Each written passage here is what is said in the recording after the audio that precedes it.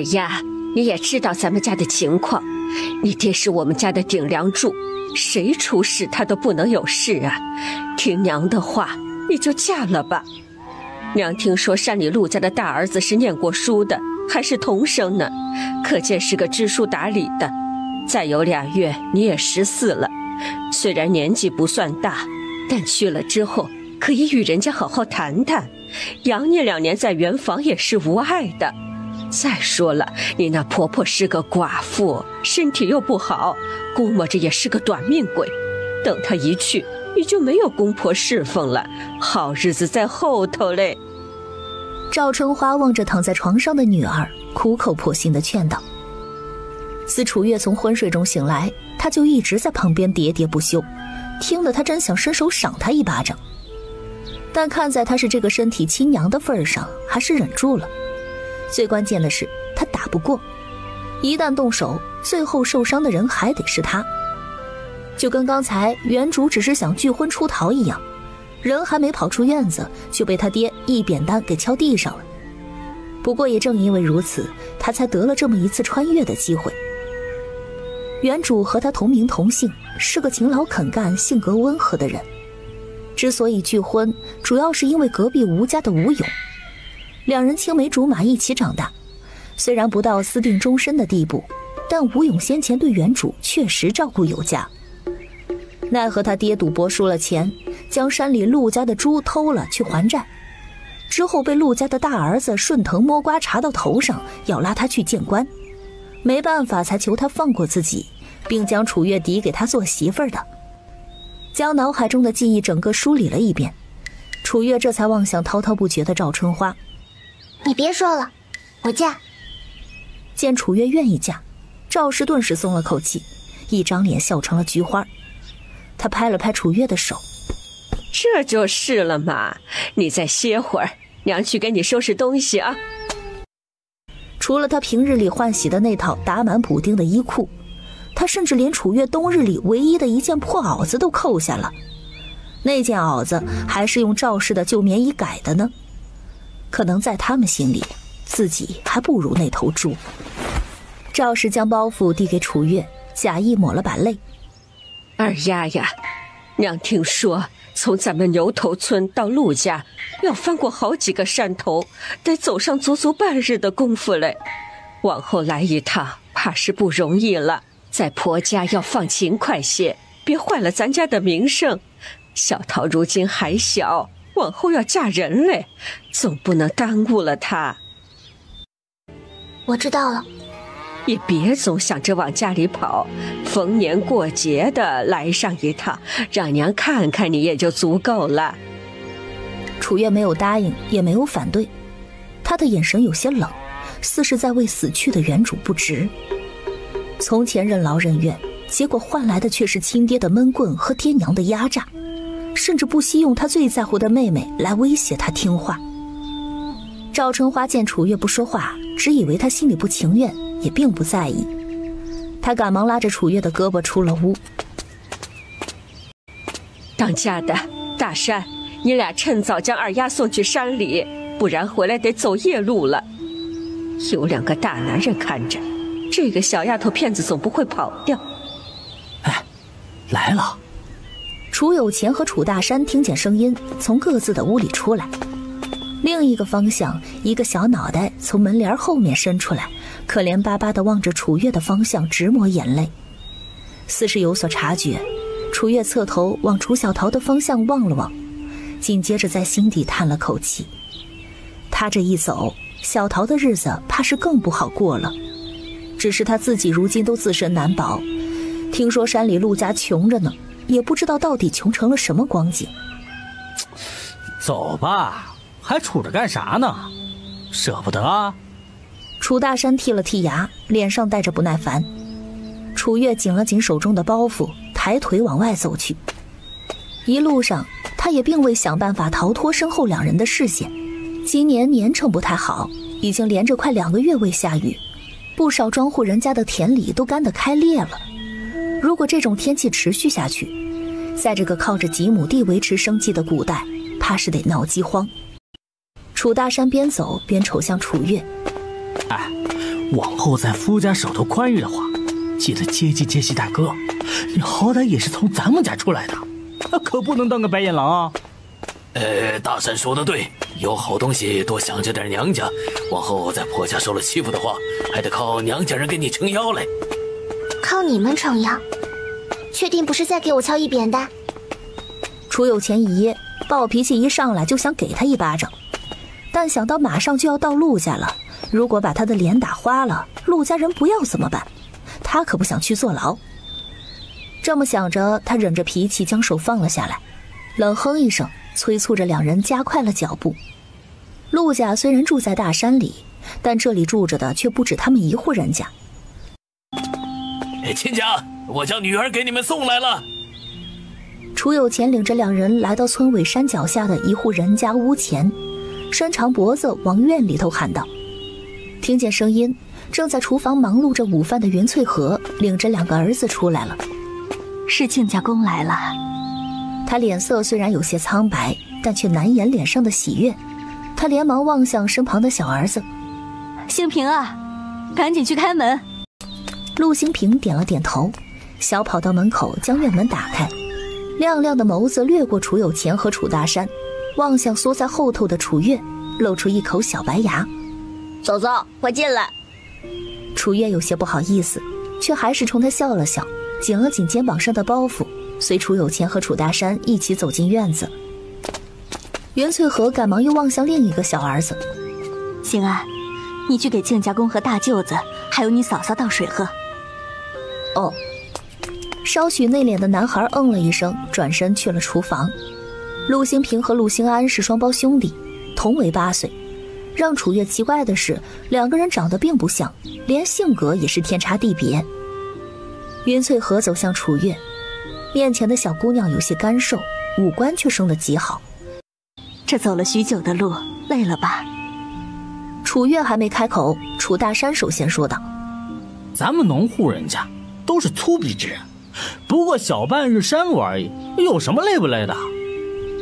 袁翠和脸上笑容僵住，难怪他昨日跟人打听的时候，人家都说楚家的女儿日子不好过，有个爱赌的爹，有个自私偏心的娘，还有个将妹妹不当人的兄弟，日子能好过就怪了。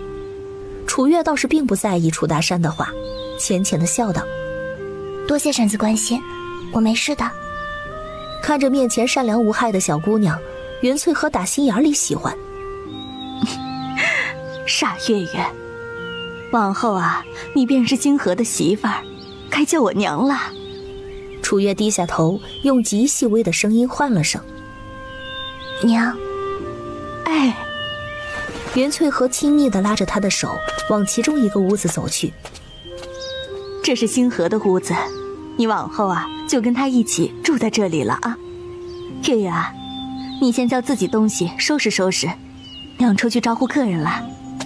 说完，他将楚月的包袱递回给他，便出门了。楚月打量着这间茅草屋，虽然陈旧，却干净整洁。因为陆家的家长就只有袁翠和一个女人的缘故，楚有钱进了陆家的院子，神色有些拘谨。一个女人带着3个孩子拉扯到如今，可想而知陆家曾经的日子过得有多艰难。哎，陆星河呢？楚大山问。袁翠和从屋里搬出来2把椅子，招呼着两人坐下。楚家父子毕竟是外男，他又没有男人当家，让人进屋的话只会平白招惹闲话。这会儿听到楚大山问到自家大儿子，袁翠和面露愁容。星河一早啊就去挑水浇田了，天干了快2个月，别说田里，河里的水都快见底了，也不知道今年能不能有点收成。他说着望向门口处的陆兴平。兴平啊，你大哥应该在回家路上了，你叫陈快去接一接，让他快些回家。好嘞。陆兴平话音刚落，就不见了人影。前一听陆星河快到家了，心里有些犯怵。这陆家穷归穷，他家大儿子却一点都不好糊弄，不仅脑瓜子聪明，一身力气更是出奇的大。万一他觉得二丫太小不同意了，让自己领回去怎么办？想到这里，他端起茶水一饮而尽，便着急忙慌地拉着楚大山离开了。云翠和挽留了2句，见两人确实没有留下的意思，便转身进了厨房继续忙活去了。楚月将自己仅有的2件衣服整理好之后，也去了厨房。娘，我来帮你吧。云翠和忙摆手，不用，只2个饼子了，要是闲着，月月帮忙摆上碗筷吧。好。楚月欣然答应。就在这时，陆星平兴奋的声音从远处传来：娘，大哥回来了。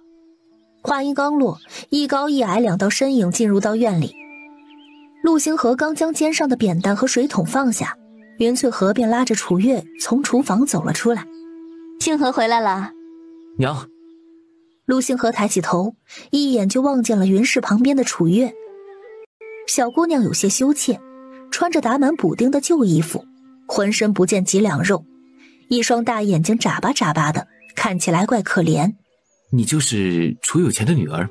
她的声音很好听，长得也很好看，高高大大的，比楚月至少高出2个头。楚月点头，小声应道：是。顿了顿，陆星河继续开口：其实我之所以答应你爹将你换来，没有别的意思，主要是想找个人照顾我娘，她身体不好，往后你就跟着她吧。他一边说着，一边蹲下身洗了把手。家里有人照顾我娘，我在外头忙活也能放心一些。云翠和听罢提高了声音：星河，你说什么呢？人楚家可是说得明白清楚，月月是送来咱们家当媳妇儿的，不是来照顾我的。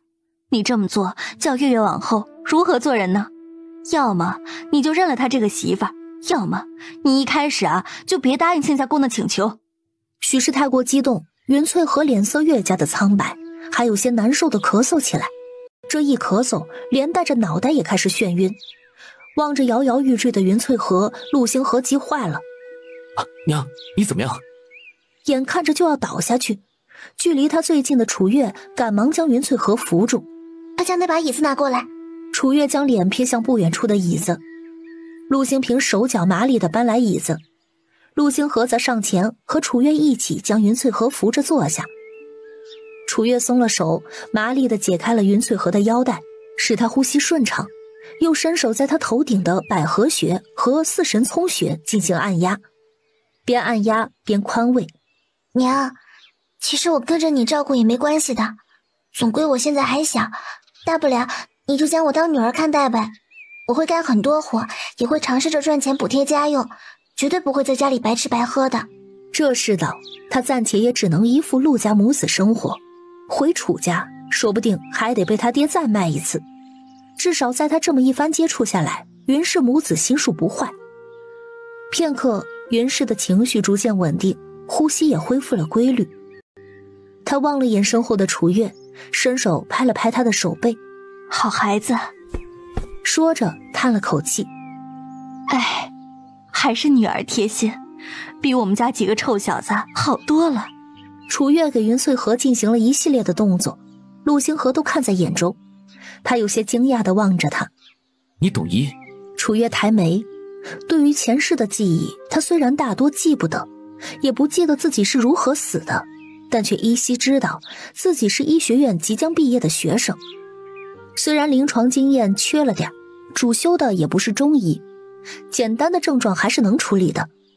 只是当着陆星河的面他不能这样说，否则人家指不定把他当成怪物了。楚月摇了摇头：没有可以去学，住我家隔壁的吴叔叔就是村里的行脚大夫，看得多了就懂了点皮毛。听得楚月的回答，陆星河显然信了。如此甚好。陆星平则满脸崇拜地朝着楚月竖起大拇指：嫂嫂好厉害。楚月抿唇一笑，露出2个浅浅的小梨窝。听得动静从厨房出来的陆星安见云翠和无恙，不由得松了口气：娘，大哥大嫂先吃饭吧。哎。云翠和在楚月和陆星平的搀扶下站起身，便往厨房的方向走去。行了，都饿了就先吃饭去吧，其余的事儿吃完饭再说。无论如何，他都是家里唯一的长辈，他的话陆星河还是听的。饭菜很简单，每人一碗糙米粥，一个饼子，就着桌上的一小碟盐菜，饥肠辘辘的楚月吃得津津有味。待吃完饭，云翠荷望向楚月：“月月，你先回房歇息，这会儿外头太阳大着呢，别乱跑啊。”楚月听话的点头，离开了厨房。也不知道云氏在厨房和陆星河说了什么，没一会儿，他便乖乖地回到了屋里。对于刚才让他照顾他娘的话，闭口不提，只坐在窗前，认认真真地抄写着桌上堆放的空白册子。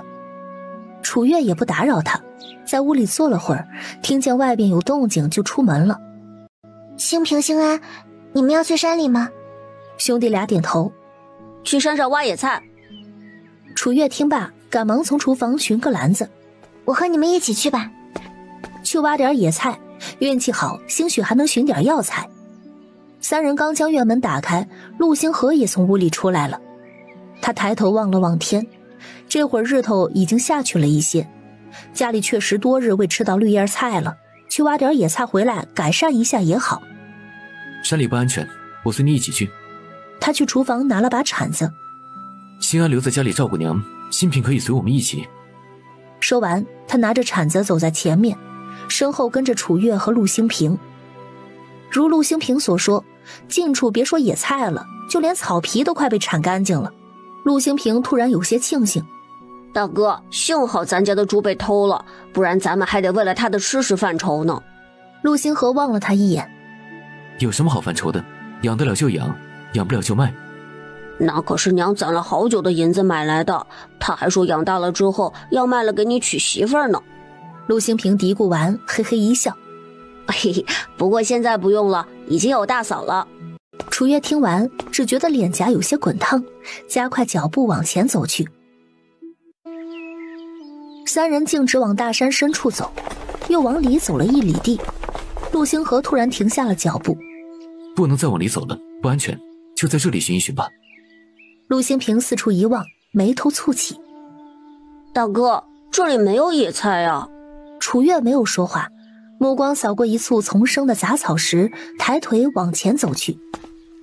陆兴平神色好奇地紧随在楚月身后：大嫂，你发现什么了？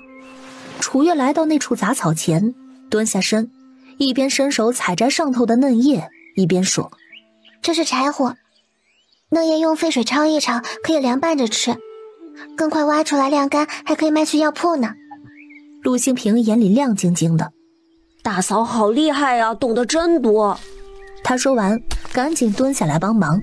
楚月浅笑：不过我听说柴胡叶微苦，味道可能不怎么好。陆兴平嗨了一声：嗨，有得吃就不错了。因为从楚月口中得知他娘家隔壁就是行脚大夫的家，所以对于他知道这些，陆星河也没觉得奇怪。新平，和你嫂子在这里别乱跑，我去那边瞧瞧。陆兴平欣然答应：好的，大哥。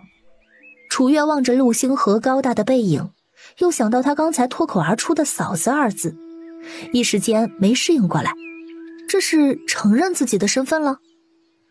陆星河离开没一会儿就回来了，回来的时候背上背着一大捆干透的柴火，柴火是用已经泛黄的蒲草随意的拧成了草绳绑起来的。也只有往山里多走走才有干柴打，外边那些树就差树皮没被扒拉干净了。陆兴平感慨。陆星河将柴火往地上一放：如果这天继续旱疹，冬日里你恐怕连树皮都见不到。陆兴平张了张嘴没有说话。他虽然人小，也不太懂得这些事情，但是大哥既然这么说，肯定有他的道理，所以接下来这段时间他得拉着兴安多拾点柴火存着。楚月听着兄弟俩的对话，心里则寻思着，如果入秋之后还是这光景的话，今明2年老百姓的日子绝对不会好过，恐怕得提前囤点粮了。毕竟如果真闹饥荒的话，严重起来可是能吃人的。将最后一片嫩叶摘进篮子，楚月站起身来：嫩叶摘完了，接下来把根挖出来就行。陆星河赶忙拿起铲子：我来吧。他力气大，柴胡生长的地方土质又相对疏松，没花多长时间就将那簇柴胡根部的土壤挖松了。楚月赶忙蹲下身，将柴胡的茎从靠近根部的地方去掉，整齐地堆放在篮子的一角。陆星平和陆星河也没闲着，纷纷效仿楚月的方法处理起来。1刻钟之后，陆星河将柴火藏在回家路上的一处山坳中，领着2人继续往前走。3人走走停停，只要是能吃的，不管是叶子还是根茎，亦或者是果实，都被楚月揪出来挖了个干净。不知不觉，3人来到一处矮山崖底部的山泉旁。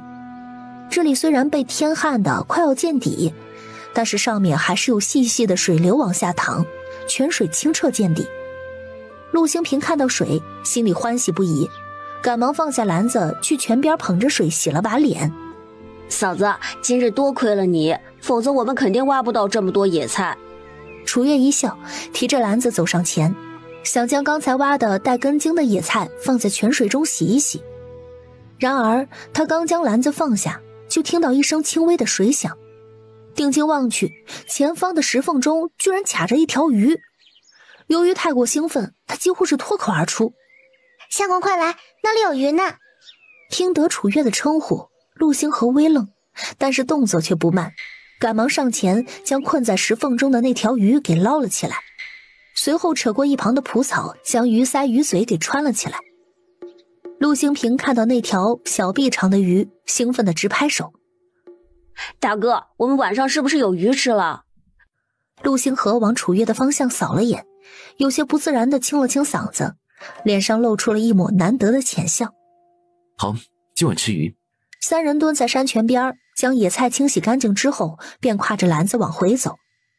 这会儿太阳已经快要下山，再不回家，天一黑就愈加不安全了。望着挎着满满一篮子的野菜，脸上还带着略带兴奋的楚月，陆星河上前伸手拿过他的篮子：我来拿吧。望着陆星河完美的侧颜，楚月小声地说道：你等会还有柴火要背呢。不碍事，跟紧我，别走丢了。他的语气不容反驳。陆星平望着陆星河轻飘飘拎在手中的篮子，一脸谄媚：大哥，你也关心关心我呗。陆星河轻飘飘地扫了他一眼：你篮子小，可以自己提。陆星平撇了撇嘴：大哥变了。已经看到藏柴火的山坳了，但从深山方向传来了窸窸窣窣的声音，却让3个人纷纷停下了脚步。陆星河神情谨慎地将楚月和陆星平2个人护在身后。陆星平心底有些害怕，他之前听人说过，山里的野兽是真的会吃人的。大哥，咱们现在该怎么办？楚月心里头也有些犯怵，隐藏在暗处的危险让他一颗心慌得砰砰直跳。陆星河没有说话，将篮子放在一旁，一手紧捏着铲子，一手提着鱼。你们慢慢往后退，能走多远走多远。如果没猜错的话，暗处那个东西是被鱼腥味儿给吸引过来的。随着哼哼一声，一头体型中等的野猪冲了出来，它速度极快，直奔陆星河手中的那条鱼。果然，陆星河眼神一亮，提着那条鱼就往一旁跑，试图引开那头野猪。野猪紧紧地盯着陆星河手中的鱼，穷追不舍。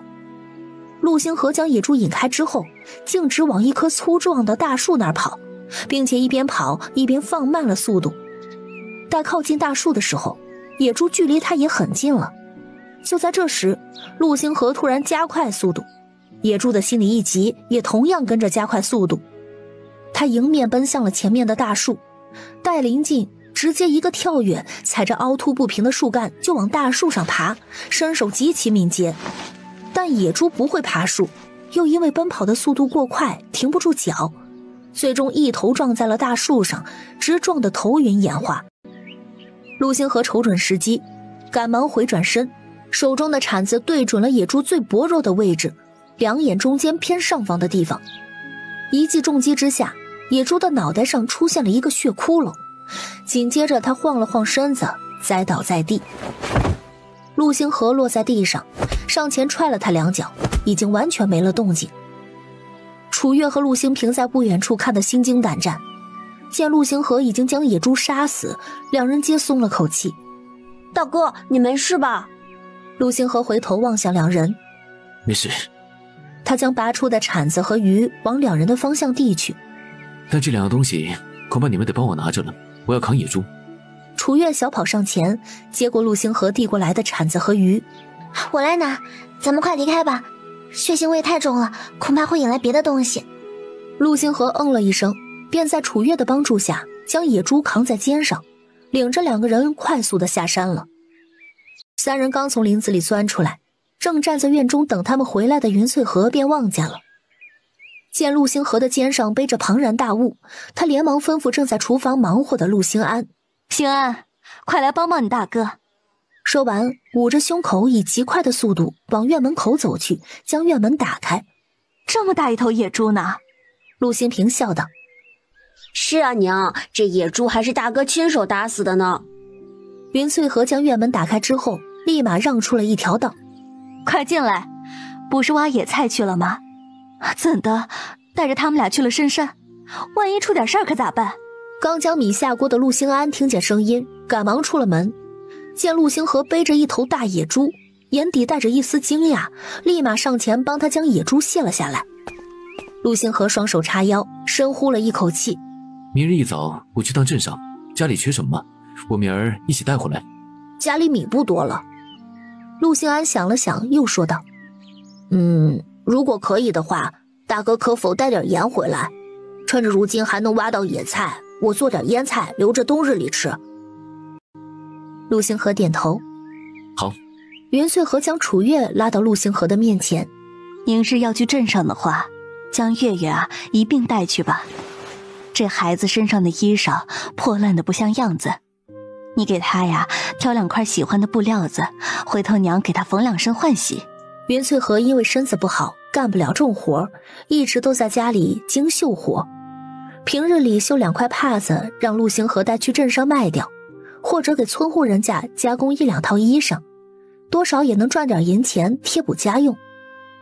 楚月听到云翠荷的话，忙摆手：“不了，我身上的衣服还能穿的，家里如今这么难，不如多买点粮食留着过冬吧。”望着这么懂事的姑娘，云翠荷有些心疼，这要是她的女儿，可不得捧在手里疼着。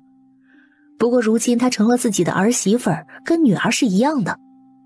她拉起楚月的手：“甭管那许多，家里还有娘和星河撑着呢，大不了娘多绣几块帕子就是了，不是多大的事儿啊。”粮会买的，衣裳也要做，不过娘身体不好，你到时候多给她帮帮忙就是了。今天要不是你眼尖，我们也发现不了那条鱼，没有那条鱼，就吸不来这么大的一头野猪。楚月抿了抿唇，最终说了个好字。云翠荷在听到这头野猪是因为楚月才被星河扛回来时，心底对他就更是满意了。他望着楚月笑道：“看来我们家月月也是个有福气的。”就在这时，院外有个头发半白的老妇人探头探脑：“哎呦，星河扛回来这么大一头野猪呢，目测得有150斤往上了吧？”这人是隔壁孙大柱家的亲娘李婆子。望见李婆子，云翠荷将野猪往身后挡了挡：“是婶子呀，也不是多大的猪，如今行情不好，怕是卖不到几个钱呢。”望着云翠荷那一脸护犊子的神情，李婆子在心里哼唧了一声：“瞧那小气巴拉的模样，难怪会没了男人。”看在好久没沾过荤腥的面上，李婆子也并未将不好听的话骂出来：“大家都是乡里乡亲的，我家大柱又与你们住得近，往后说不定得相互帮衬，有了好处也别忘了他呀。”云翠荷强挤出一丝笑：“婶子说的是。”李婆子往野猪的方向一指：“我瞧着那野猪的蹄膀就挺肥硕的，指定好吃嘞。”气氛出现了瞬间的凝滞。这野猪是他们打算扛去镇上卖了换钱的，根本就没想过要吃。再者，野猪那蹄膀可是不小，至少得有10来斤呢。这李婆子当真是好意思。就在这时，原本一言不发的楚月上前拉了拉云翠荷的袖子，一脸委屈：“娘，您不是说野猪卖了的钱要给我买布做衣裳的吗？这要是分出去了，我岂不是又没衣裳穿了？您可是先答应过我的。最后一句话，他带着众人能明显感受到的气氛。云翠和和楚月虽然相处不久，但大概知道他的性格，他不由在心底将楚月会来事儿夸赞了一番，拉起他的手轻轻地拍了拍。好，娘不将野猪分出去，卖了呀给你做衣裳。李婆子眉头一挑，望向云翠和。这就是楚家给你们送来的儿媳妇？云翠和和楚月相视一眼，扯了扯嘴角。是呢。哼，要我说呀，这丫头也忒不懂事了。这个家除了你还有星河呢，哪里能轮得到她来做主啊？且不说他爹做的那档子事儿，还不夹起尾巴做人，还有脸来找你要衣服穿，怎开得了这个口？听着这话，云翠和就不乐意了。李婶子，你是个长辈，我不跟你一般见识。我家儿媳妇儿一没骂你，二没打你，你做事要这般说他。他爹做的事，错的是他爹，他也不过是被拉出来顶包的可怜孩子罢了。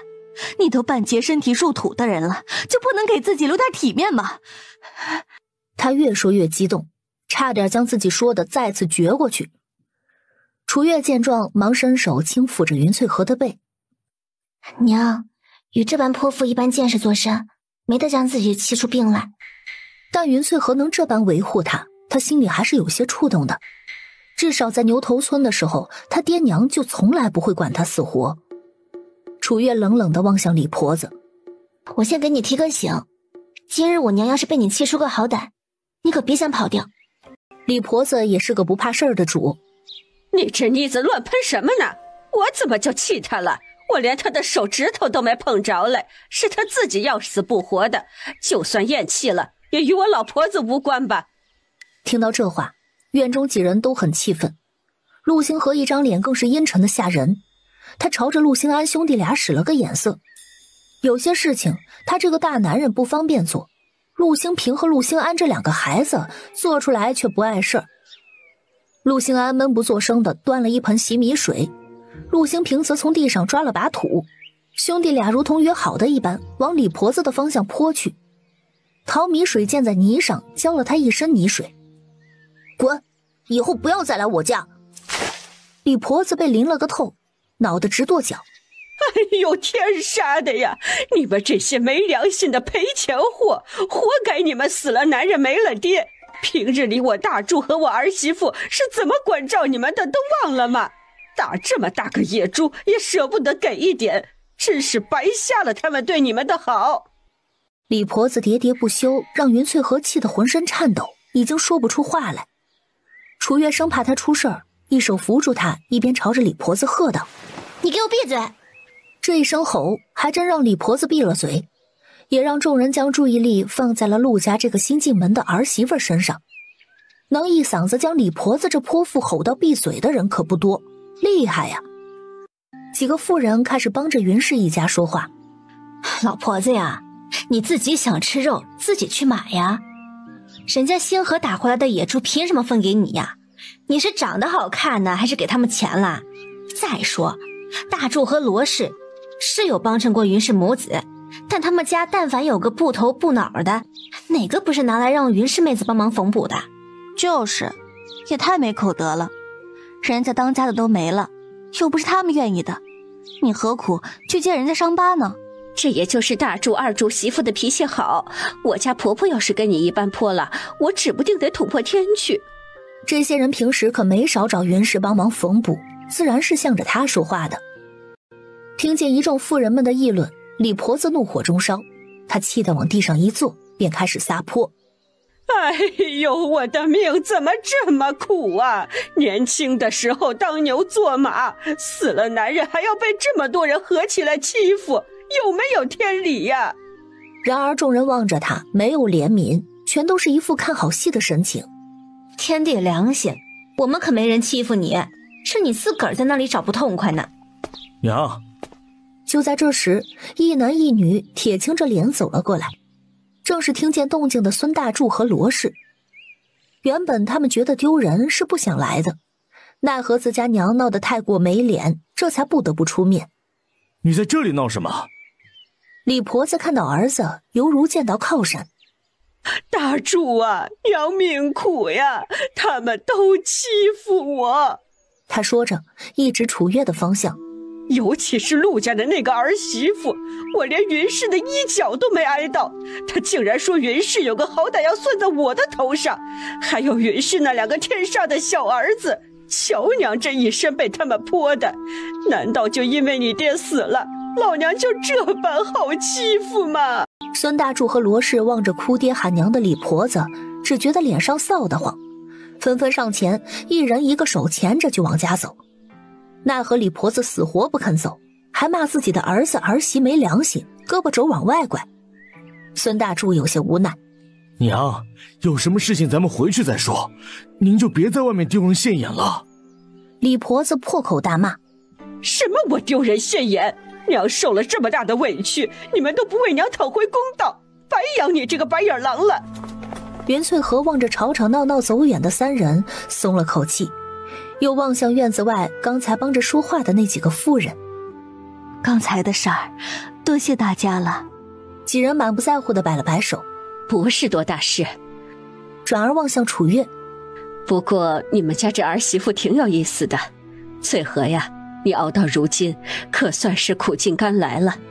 袁翠和忙说是，又和几个人拉了几句家常，因着快到饭点的缘故，便都各自回家忙着做饭去了。将众人送走，袁氏就如同虚脱了一般，一张脸又白了几分。楚月看在眼里，心底也着急。娘，要不您先去歇一歇吧，晚上的饭菜交给我们就行了，这些事情我在娘家经常做的，都会。云翠和没再坚持，点头。好。将云翠和扶进屋里坐下，楚月麻利地将2个篮子中的野菜和药材拿了出来。野菜分出一部分清洗干净，另一些松散着装回篮子里，撒上水，堆放在厨房的墙角。又从厨房拿了竹匾，将药材摊开晾在院中。吵架一结束，陆兴安就回厨房生火煮饭去了。陆星河也没闲着，楚月在整理菜篮子的时候，先将鱼杀了处理干净，随后搬出了一块木板，将野猪放在上头，就转身去厨房拿刀了。趁着这会儿野猪死的时间不长，放了一大波猪血，整个过程陆兴平都在一旁帮忙。楚月将药材晾晒完毕，就去了厨房。隔壁李婆子闻到这味儿，望着面前的清汤寡水，更是半点食欲都没有，气鼓鼓地扔了筷子，便回屋躺着去了。罗氏有些不悦地皱了皱眉，想起身去叫他，却被孙大柱拦住了。左右饿一顿无大碍，他不吃我们吃。说完便将李婆子碗里的粥给面前的3个孩子分了。楚月将鱼汤从锅里盛出，小心翼翼地端去了桌上。陆兴安已经将碗筷都摆上了桌。娘，大哥，兴平，吃饭了。没一会儿，3个人便来了屋里。云翠和眉眼带笑，在屋子里呀，就闻到鱼汤的味道了。没想到月月做菜竟这样的香，我们有口福了。陆兴平忙端着碗，先给云翠和盛了一碗汤，又给他加了一块鱼肉。娘，您多吃点鱼汤补补身体。陆兴安依葫芦画瓢给楚月也装了一碗。大嫂今天辛苦了。看起来有些严肃的小脸上带着一丝紧张，似是害怕楚月会嫌弃似的，一双眼睛都不敢往他的方向看。楚月大方地接过陆兴安递过来的汤。谢谢兴安。陆星河望了眼自家2个弟弟，没有说什么，低头便将糙米粥往嘴里扒。因着有了这一大锅鱼汤，一家人难得的吃了个7成饱。袁翠和望了眼外边的天，太阳虽然已经望不见，天却仍旧亮着。星河啊，野猪可都处理好了。陆星河嗯了一声，已经杀好了。袁翠和转头望向他，趁这会儿啊，天还亮着，你将猪肉剁一部分下来，分成小块小块的，也不消多，给邻近的几个关系好些的叔叔婶子们送过去。乡里乡亲的，平日里多亏他们的关照。哎，另外再切2块大一些的，大概2、3斤就行，一块呢送去李正家，一块啊送你爷奶家。哎，对了，猪血啊，也给你爷奶端一碗去，你爷好这口，剩余的咱们就自个儿留着。对于云翠和的吩咐，陆星河连连点头。行。说完便出门分肉去了。陆星平连忙跑去帮忙，陆星安则自觉地开始收拾起碗筷，放在盆里搬出去洗了。楚月出了厨房，一眼便看见被陆星河如同扔垃圾一般和扒下来的猪毛一起堆放在角落的猪大肠。这可是好东西，难道他们想扔掉？楚月当即来到那堆杂七杂八的垃圾面前，蹲下身，想要伸手去将猪大肠给捞出来，却听得身后传来陆星河的声音：别动，脏。楚月有些不解地转过头：这些都不要了吗？陆星河嗯了一声：都是脏秽之物，你别碰了，等会儿我来清理。楚月咬了咬唇，带着些许试探的语气：猪下水能留着吗？一旁的陆星平已经将要送去几个叔叔婶子家的猪肉装进篮子里，听得楚月的话，有些疑惑地望向他：那都又脏又臭的东西，咱们半坡村虽然穷，但向来也是没人吃得下的，大嫂还留着做甚？楚月面带惋惜：丢了可惜，要不还是留着吧，我或许可以将它做得好吃点。略一沉思，陆星河点头：姑且留着吧。总不过是费点油盐，若实在吃不下，倒去给爷奶家的鸡吃便是。星河，我听说李婆子今日欺负上门来了。陆星河回头望去，是他的奶奶王雪兰。奶，你怎地来了？王雪兰眉头一拧：还不是听人说起李婆子的事。你们兄弟三又都是男娃，你娘那泥捏的性子没在那悍妇手里吃亏吧？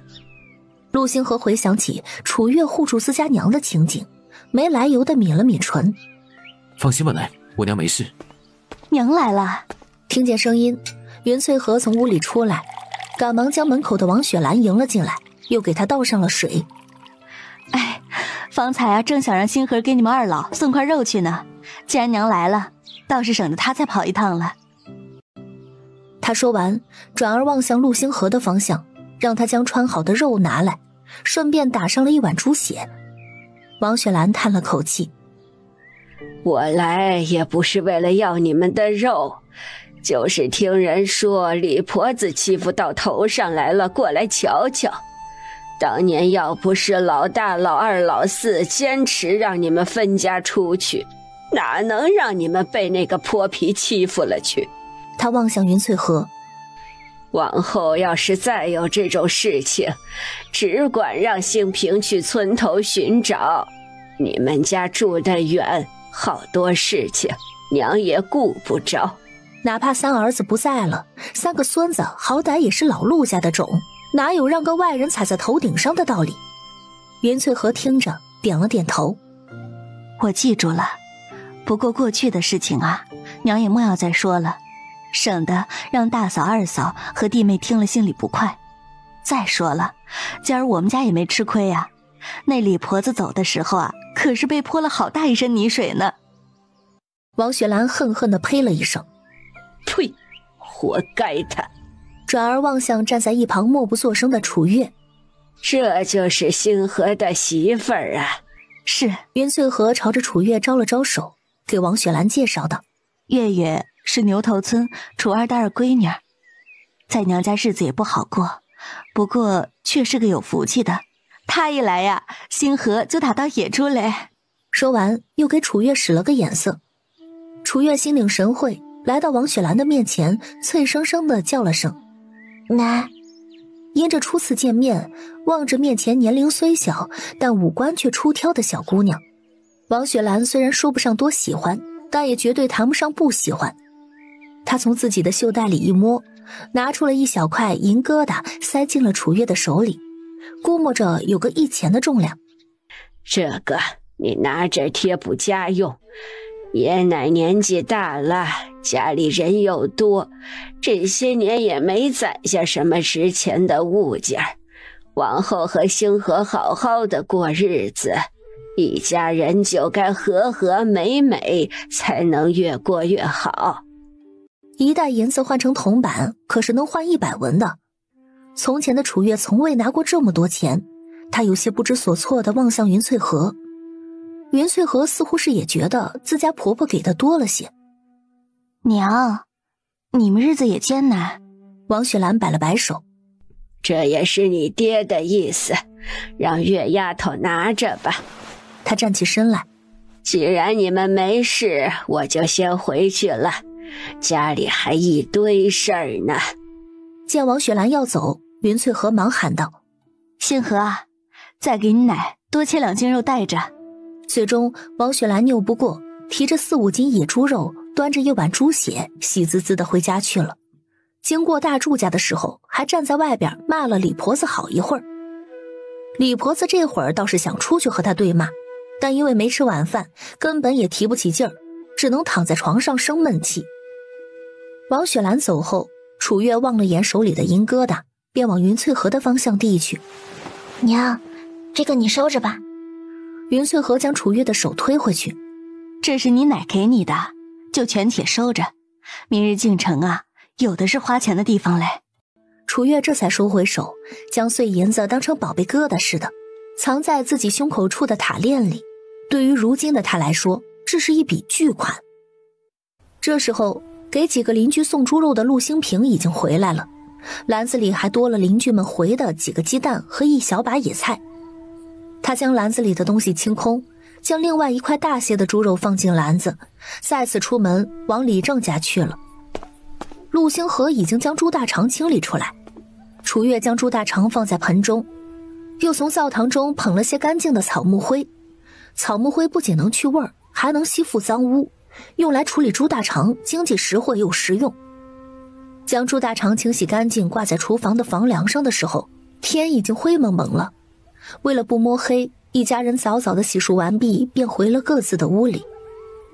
2人自进了屋，一个坐在炕上的角落里坐着，一个则坐在窗前，借着微微亮的灯光，聚精会神地抄写小册子。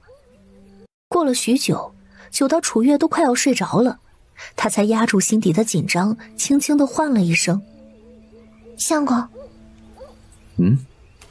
伏案抄小书的陆星河自然而然地应了一声。楚月壮着胆子：“你不睡觉吗？”他回过头，望着缩在炕上看起来像个小可怜虫的小姑娘，突然意识到这是他来这里的第1个夜晚，心下有些不忍。明日就要去镇上，省得过2日再跑一趟。我先将这些本子抄了，你先睡。楚月打了个哈欠。那你别忙太晚。见他关心自己，陆星河唇角微微扬起。好。楚月实在是困了，倒头就睡，根本也不知道陆星河什么时候上的炕，只知道第2日醒来的时候，陆星河已经起床了。望了眼屋外蒙蒙亮的天，楚月忙踩着鞋子起床，稍稍洗漱一番，便去厨房里忙活早饭了。早饭蒸了个糙米粥，炒了1碗野菜，每个人烫了个饼子。吃完早饭，陆星河将野猪肉和昨日在山上挖的药材放在一早借来的板车上，又抱了稻草桔梗，整齐地铺盖在野猪肉上，便推着板车带着楚月一起出发了。距离半坡村最近的一个镇是南平镇，半坡村因为穷，路也不好走，连牛车都没得坐，从这里走到南平镇需要足足1个时辰。楚月边走边擦汗，整个过程一言不发。刚出村口不远，陆星河便将板车停了下来。要不要上来？我可以推你。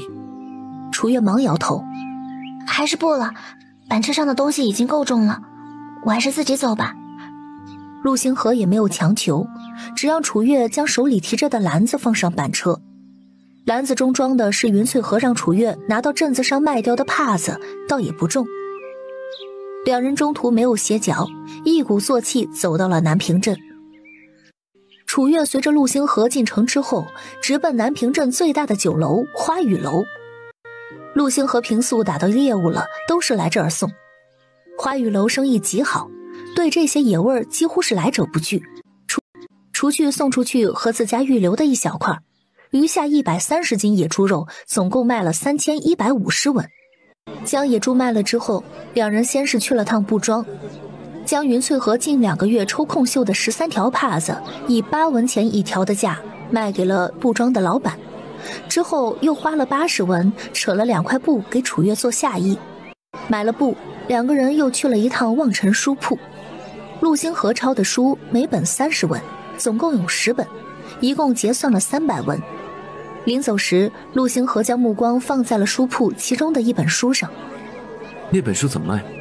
书铺小厮忙回道：那本列国传是3两银子啊。楚月心底惊讶，这里的书还真是贵。听到这个价格，陆星河当即收回目光。今日里没有要抄书的活了吗？小厮摇了摇头：近日怕是没了。您今日教的这批还是书院里一个先生批量定下的书，今年年成不好，下半年入学的学子怕是更少了。陆星河点了点头，跟小厮道了谢，便领着楚月往陈记药铺去了。陈记药铺在南平镇还算是良心药铺。两人进了药铺，正在柜台后面扒拉算盘的掌柜便抬起头来：两位是抓药还是看诊？掌柜，你们这里收药材吗？新鲜药材，我们昨日在山上采的。楚月上前问道。掌柜一听，当即说道：可否给老夫瞧瞧？楚月点头，将装入篮子中的药材拿出，除了柴胡根，还有2头3七和几味常见的药材。分量虽然不多，胜在采摘和处理的方式得宜。内行人看门道，陈掌柜一看便知晓，这怕是碰上懂行的人了。小丫头怎么称呼？楚月。他又望向楚月身边的陆星河。那这位是？楚月面色微红。他是我相公，星陆。陈掌柜有些惊讶，原本以为这陆星河和楚月是兄妹，原来竟是夫妻。小娘子这么年轻便嫁人了。楚月含糊道：家里穷，没办法。掌柜的点了点头，毕竟是人家的私事，也没有继续追问。这药材是你处理的？楚月点头：是，可有不妥？并无不妥，楚丫头可是懂医。掌柜的也没有拐弯抹角。是这样，最近有个夫人到处在求女大夫，如果姑娘懂医的话，老朽或可引荐你去试一试。据老朽观察，她应该不是太难处理的毛病。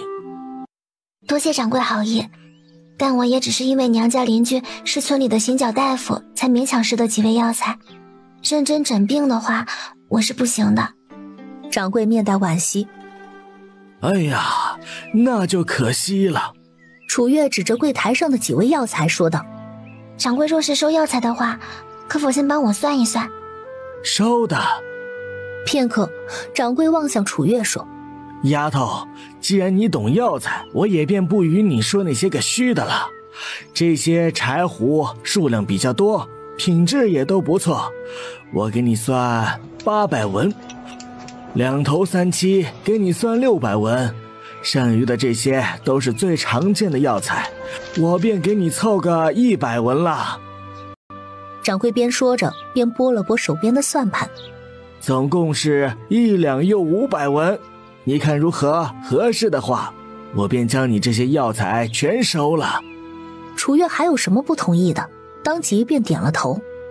行，我卖。陆星河有些意外，这么一篮子药材居然能卖这么多钱。到此刻他不禁觉得，兴许娶了她倒也是个不错的决定。掌柜给楚月结算了银钱之后，陆星河又花了260文给云翠河抓了点药，两人就一起离开了药铺。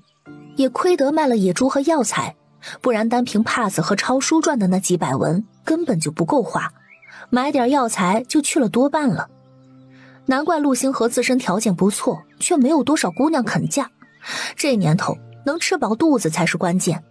楚月不禁想，他本就有医学基础，只要是能拜个厉害的师傅，重新将中医给拾起来就好了。这些药铺坐诊的向来以男大夫为主，他如果懂医的话，应该会比较受那些夫人们的欢迎吧。两人在镇上转悠到这会儿，已经到了正午，垂直的阳光晒得两个人眼睛都快睁不开了。陆星河推着板车，领着楚月去了一处小摊位，两人花了13文钱，点了2碗面和1壶水。一上午没喝水，让楚月干的喉咙像是要裂开似的。茶水刚上来，便给自己关了3大杯。累了吧？陆星河突然问道。明明还是个孩子，一整个上午跟着他东奔西跑的，没有半点怨言，也不知道从前在牛村过的是什么日子。楚月微微一愣，摇头。还好。但其实他的腿早就酸痛了，只是没说罢了。毕竟两个人不太熟，他也不好意思说出口。陆星河知道他在逞能，一张俊脸上带着不容反驳的神色。等会儿吃完面我们就去买东西，回家你可以坐板车。楚月抿了抿唇，原本是想要拒绝的，只是话还没说出口，面摊老板便将已经下好的面端来了。吃过面，将茶水喝了个干净，两人留下13文钱便往粮店去了。这会儿正值中午，外头又极热，粮店并没有客人。陆星和楚月刚推着板车到粮店门口，守在门口处的小厮便眼神一亮，赶忙的上前招呼：哟，两位客人，需要点什么？要30斤糙米。陆星河开口说道。糙米是5文1斤，30斤就是150文。这要不是今日赚了点钱，陆星河也不敢这么买，平日里都是10斤1买的。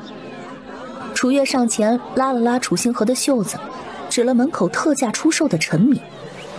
相公，我们再买点陈米吧。陈米虽然味道不怎么好，但却比糙米好下咽。新米是8文钱1斤，陈米的价格和糙米差不了太多才是。而且以如今这形势，多囤点粮食肯定是明智的选择。一旁的小厮听罢，忙笑着给两人介绍道：这位姑娘好眼光，这米是去年压仓的粮食，是前年产的货。哎，因着这2年天相对干燥，保存的还算好，霉味也不重。我们自家都是吃的这米嘞，才5文钱1斤，跟糙米一个价，划算着嘞。刚才楚月也抓了把米闻了，确实如小厮所说，况且才5文1斤，这样的好事可不是一直都有。楚月面露兴奋，刚好今天推了板车来，多买点儿也是能够拿回去的。他轻轻地捏着陆星河的衣袖，踮起脚尖靠近他耳边小声说道：相公，要不咱们多买点陈米吧，如今这天旱着呢，万一没收成，接下来肯定要闹饥荒的，到时候粮食指不定会涨价呢。耳畔糯糯的声音让陆星河略带紧张地咽了下口水，侧头望着楚月亮晶晶的眸子，他喉咙微动。好，总归家里这么多张嘴要吃饭，手里又有点余钱，多买点粮食有备无患。转头望向小厮：你们这里陈米总共还有多少？小厮竖起2根指头：大概200斤。略一沉思，陆星河再次开口：都给我吧。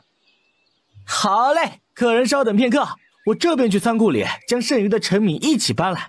小厮有些兴奋，没想到大中午的还能遇上这么一个大客户，这单要是成了，他能得好几个铜板的抽成呢。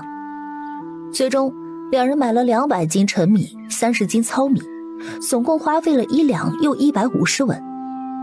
楚月又好一通的软磨硬泡，让粮店半卖半送了5斤白面才罢休。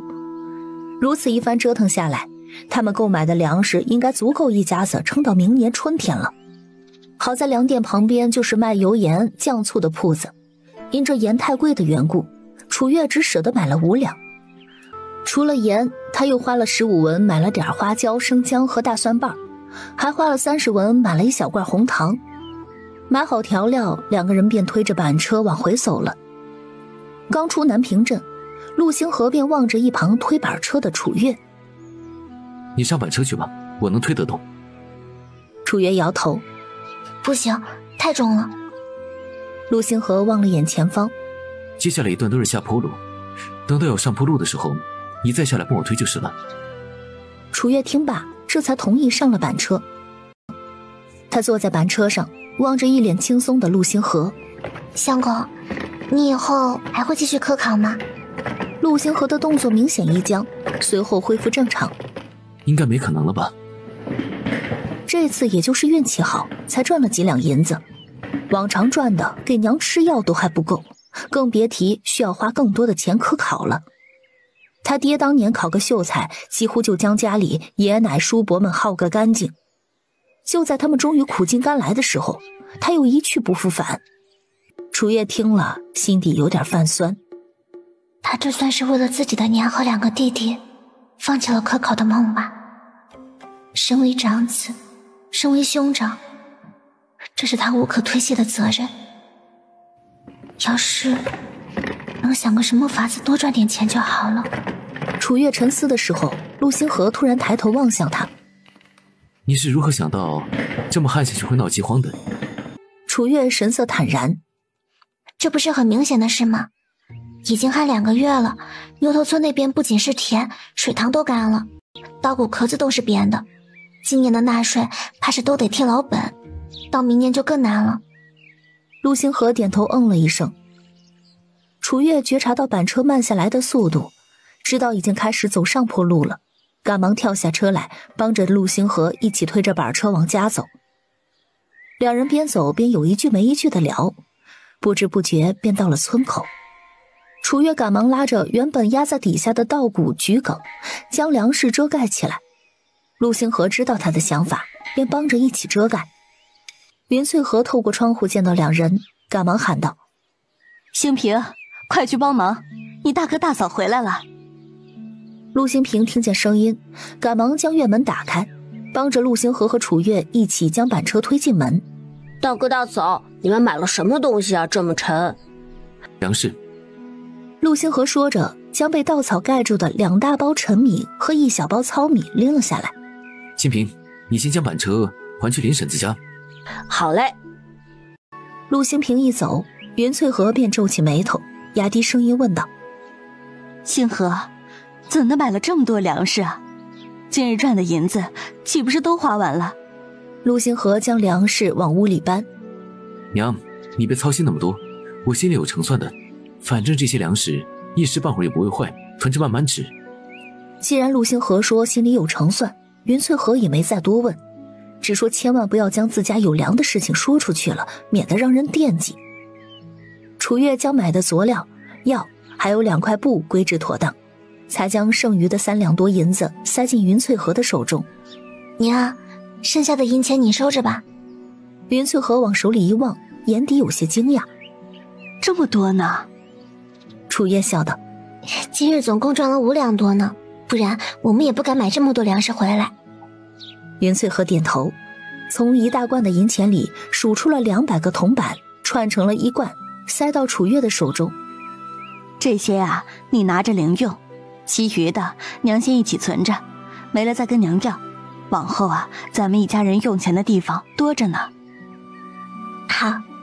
楚月没有推辞，将200文收回了屋里，找了处隐蔽的地方放下了，便出了屋。他将昨日让陆星河用草木灰搓洗过的猪大肠取下来，切了1/3放进大锅，倒水没过大肠，又放了几块姜片，先煮一煮，打算晚饭的时候做一份爆炒肥肠。剩余的大肠被他搓了点盐，继续挂在房梁上，做成熏肠慢慢吃。大嫂，我来生火吧。陆星安见楚月在厨房里忙活着，赶忙进来帮忙。陆星河将陈米放好，就担着水桶去田里了。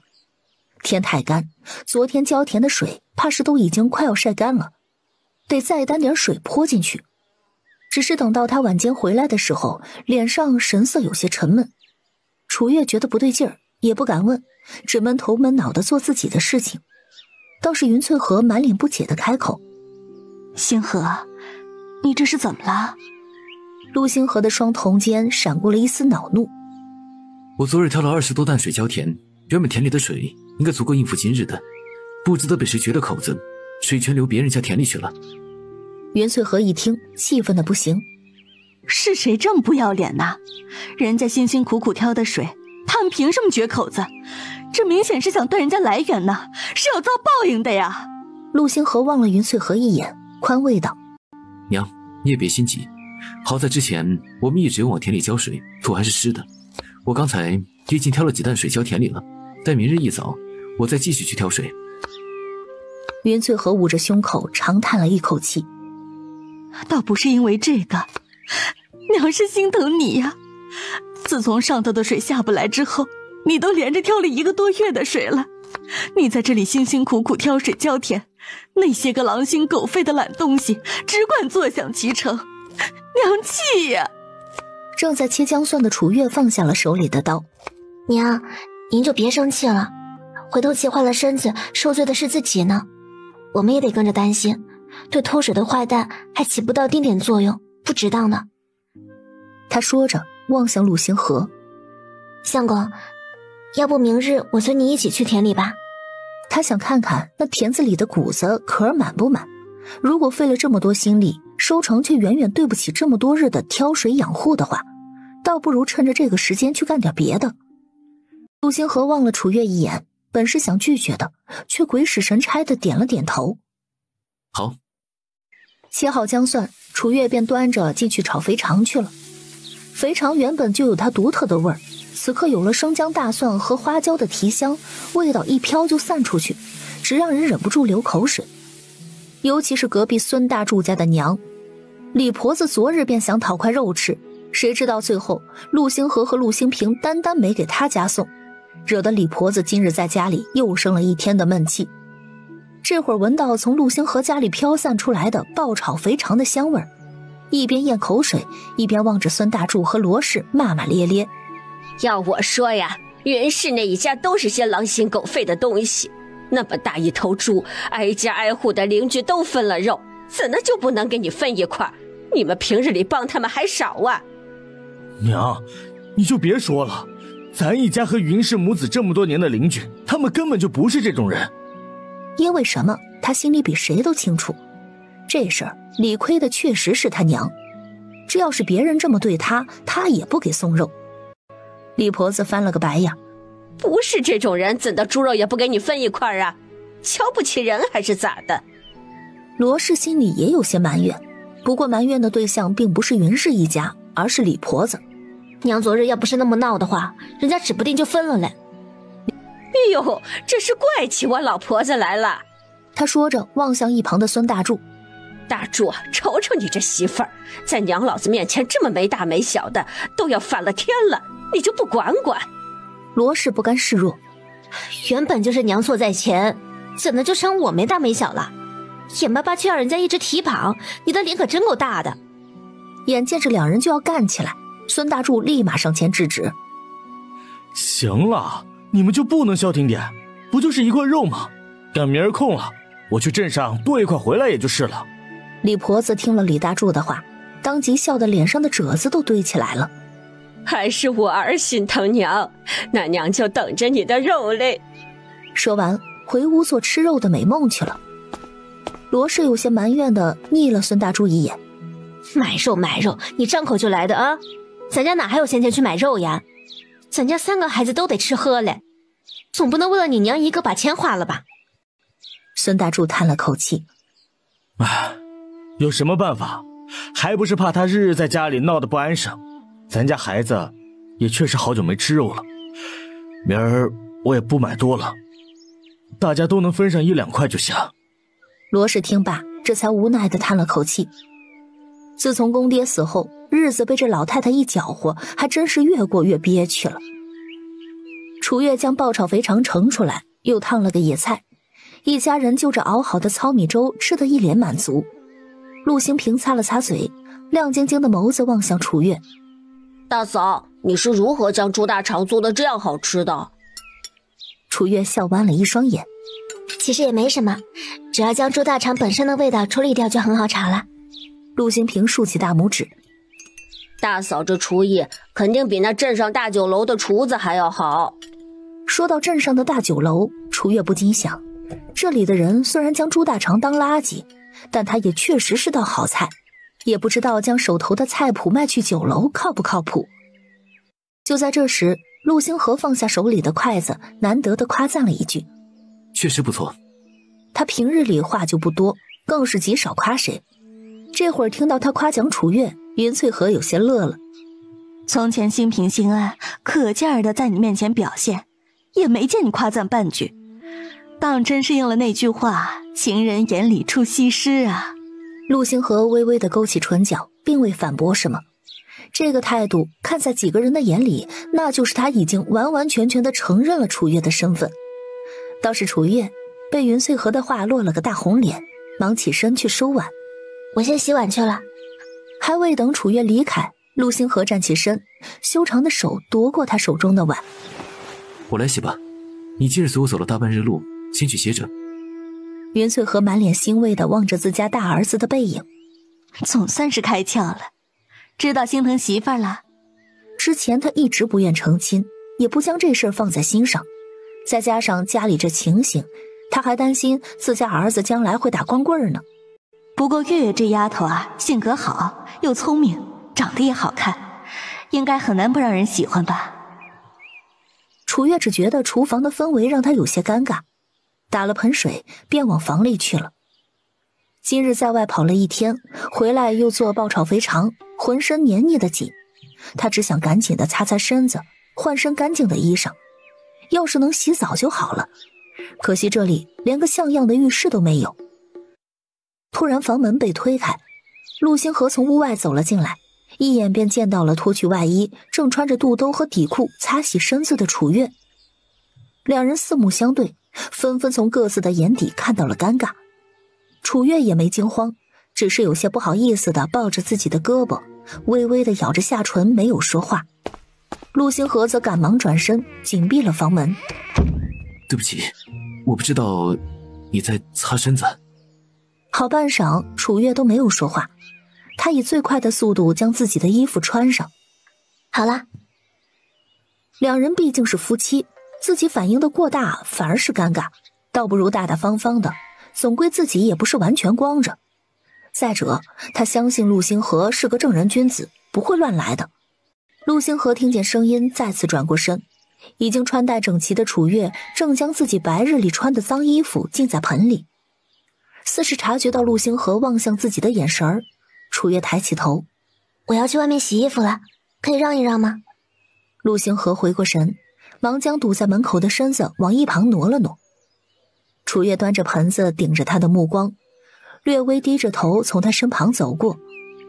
陆星河则在窗前的书桌旁坐下，原本还想提起毛笔蘸着水在桌上练几个字，脑海里却如同魔怔了一般，全是刚才进门时候撞见的画面。半晌，他甩了甩脑子，努力让自己恢复冷静。她还是个不到14岁的小姑娘呢，自己在想什么乱七八糟的。楚月将自己的衣裳洗干净，晾在屋外之后，云翠荷趁天还亮着，将楚月叫到屋里去给她量尺寸。如今的楚月正是长身体的时候，云氏便想着在她原有的基础上将衣服稍稍的做大一些，这样今年穿了，明年还能继续穿。还没问过呢，月月具体是几月几日生人呢？云翠荷边给楚月量身边问道。8月15。楚月回答。云翠荷一笑，难怪你爹娘啊会给你取名个月字，原来你是在拜月节这一日出生的。如今才7月初，想来在你生辰之前做2套新衣裳能做好了。楚月摇头，娘，我不着急的，总归还有衣服穿，您身体要紧呢。听着楚月的话，云翠荷心底一暖。你这孩子就是心善，也是我们家仙和运气好才能找着你。放心吧，做2套衣服而已，这点子力气娘还是有的。量完尺寸，云翠荷将楚月打发回自己屋子里了。如今人家小夫妻2个感情刚有进展，她这个做娘的当然不能拖后腿儿。楚月回屋的时候，陆星河正蘸着水在桌子上练字，他看着有些心酸，但也无比佩服他的毅力。那一手字写的是真的漂亮。在炕上坐了许久，楚月突然开口：“相公，咱们如果赚到钱了，家里也不用你操心，你还会继续科考吗？陆星河握笔的手一顿，回头望向楚月。那你希望我继续科考吗？这句话将楚月给问住了，他没想到陆星河会将这个问题反抛给他。半晌，楚月神色认真的回答：如果科考是你追求的话，我还是希望你能坚持自己的梦想。听到这里，陆星河笑了。这个傻丫头，罢了，总归家里这个情景，科考的可能性怕是也不大，便好与她过日子吧。这么想着，陆星河放下了手中的笔，出门洗漱一番，便往炕上走去。楚月有些紧张地往里挪了挪。陆星河见状，忙宽慰道：放心吧，你如今年岁尚小，我不会将你如何的。楚月支支吾吾的：我没这么想，只是第一次与你同床共枕，有些紧张。陆星河好看的唇角微微上扬，背对着楚月躺在了靠外侧的炕上。可不是第一次，昨夜我就睡在这里，只是早晨起的时候见你睡得正熟，便没闹醒你罢了。楚月望着陆星河的背影，心里有些微的触动。他在床的里侧躺下，背对着陆星河，缩在靠墙的位置。相公，你知道是谁撅的咱家的田吗？紧闭着双眼的陆星河嗯了一声。大概能猜到。那你打算怎么办？楚月又问。半晌，陆星河才睁开眼。我今日回来之前谢了他们下边的整个田坎，想来他们会喜欢这份回礼。楚月一听，有些意外地回头望向陆星河。你将人家田坎都谢了？陆星河也回望向他，朦胧的月色中，小丫头的双眼亮晶晶的。反正他们家的谷子都是鳖壳，谢不谢田坎都不会影响收成，但我至少得出口气，省得叫人家以为咱们好欺负。楚月听罢，笑弯了一双眼。那人估计会恼得跳脚呢。转而又一脸的担忧。咱们是泄愤了，那户人家明日看到田坎都没了，不会来咱家找麻烦吧？望着那一脸担忧的小丫头，陆星河原本想伸手揉一揉她的脑袋，但手刚伸出去便又缩了回来。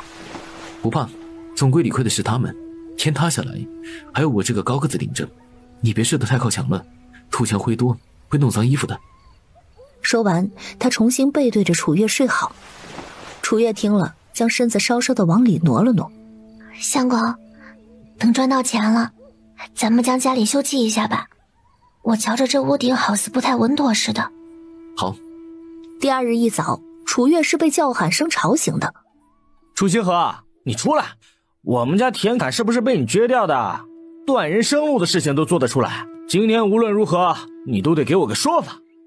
楚月醒来的时候，见陆星河已经穿好了鞋子，他也赶忙下床，踩着鞋子和他一起出去了。出门的时候，见陆星平和陆星安从一个屋里钻出来，兄弟俩恐怕是都被吵醒了。陆星河打开院门，那人便要冲进来，却直接被陆星河拽着胳膊甩出去了。去外面说，别吵着我家的人了。那人因为力气比不过陆星河，只能在陆星河摄人的目光中随着他去了稍远一些的山脚下。楚月望了眼陆星平兄弟俩，小声问道：你们知道那是谁吗？是李正的侄子，叫陆大贵，因为又懒又爱占便宜，刚成亲便被他爹娘分了家。陆星平满脸不屑地往陆大贵的方向瞥了眼。旱了这么2个月，田里也干了1个多月了，就没见他去挑过一次水。掘田放水这事儿，他也不是第一次干了。楚月点头，望着不远处陆大贵在陆星河面前丝毫不占优势的模样，突然也就不担心了。洗了把手脸，他就去厨房做早饭了。楚月将昨日粮店掌柜半卖半送的5斤白面匀出来了3斤，早饭打算给一家人做个面条。将面揉好，先放在一边醒着，将锅烧热，挑了点猪油放在锅里煎出油来，之后将邻居们回的几个鸡蛋拿出来1个打在锅里，煎好之后倒水开汤。待面条煮熟之后，楚月先将5个装着蒜末的碗浇上面汤，然后将洗过的一小把野菜也下进面汤里，烫了烫便起锅了。星安，火可以熄了，快去叫娘和你大哥他们来吃饭吧，面条放久了就不好吃了。好。陆星安赶忙将灶堂里的柴火抽出来浇湿，便去厨房喊人去了。没一会儿，几人一起进了厨房。楚月将唯一装着煎蛋的那碗面推到了云翠荷的身前。娘，这个你吃吧，你的身体需要好好补一补呢。我都这么一大把年纪了，补不补都不碍事。你们正长身体呢，还是你们吃吧。云翠荷用筷子夹起鸡蛋，正不知道往谁碗里放，只见几人都将自己的碗捂得严严实实的。娘，我们以后有的是机会吃，一个鸡蛋而已，你就吃了吧。陆兴平说道。陆兴安将嘴里的面条咽下。娘吃鸡蛋，我们吃面就行了，大嫂做的面很好吃。陆兴平嘿嘿一笑。那是，大嫂做的什么不好啊？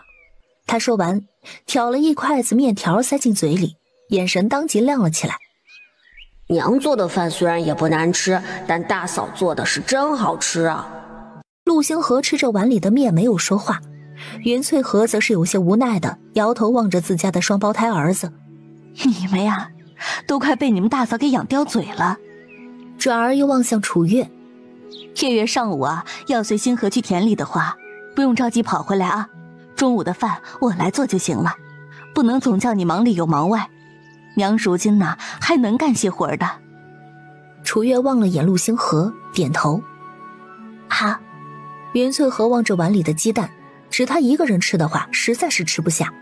最终，他将原本就不大的煎蛋分成了5小块，往每人的碗里夹了一块。一起吃。大家相视一眼，都笑起来。这样的日子虽然清苦，但一家人整整齐齐，心里总归是暖洋洋的。吃了饭，楚月便和陆星河下田去了。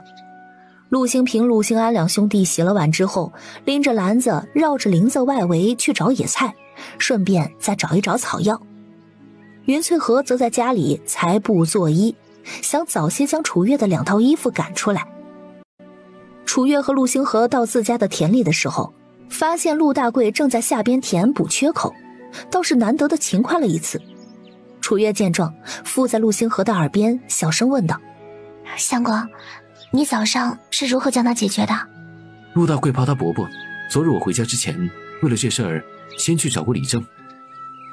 陆星河回答：李正之前得了他家的野猪肉，吃人家的嘴软，而且这事儿本也是陆大贵的错，他当然没理由不站在陆星河这边了。陆大贵远远的便望见了2人，早上被李正伯伯骂了一顿，这会儿还在气头上呢。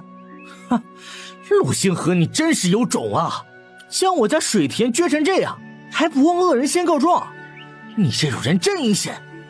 陆星河毫不在意的笑了笑，根本不想跟他一般见识。楚月却不想陆星河被他欺负了去。也亏你这人有脸说出这话来，要不是你先觉我家水田偷水的话，谁会没事跑去挖你家田勘啊？要我说，你就是该。陆大贵怒地将手里的锄头一扔：你又算哪根葱？凭什么掺和老子的事儿啊？难道你爹做的事情就光彩？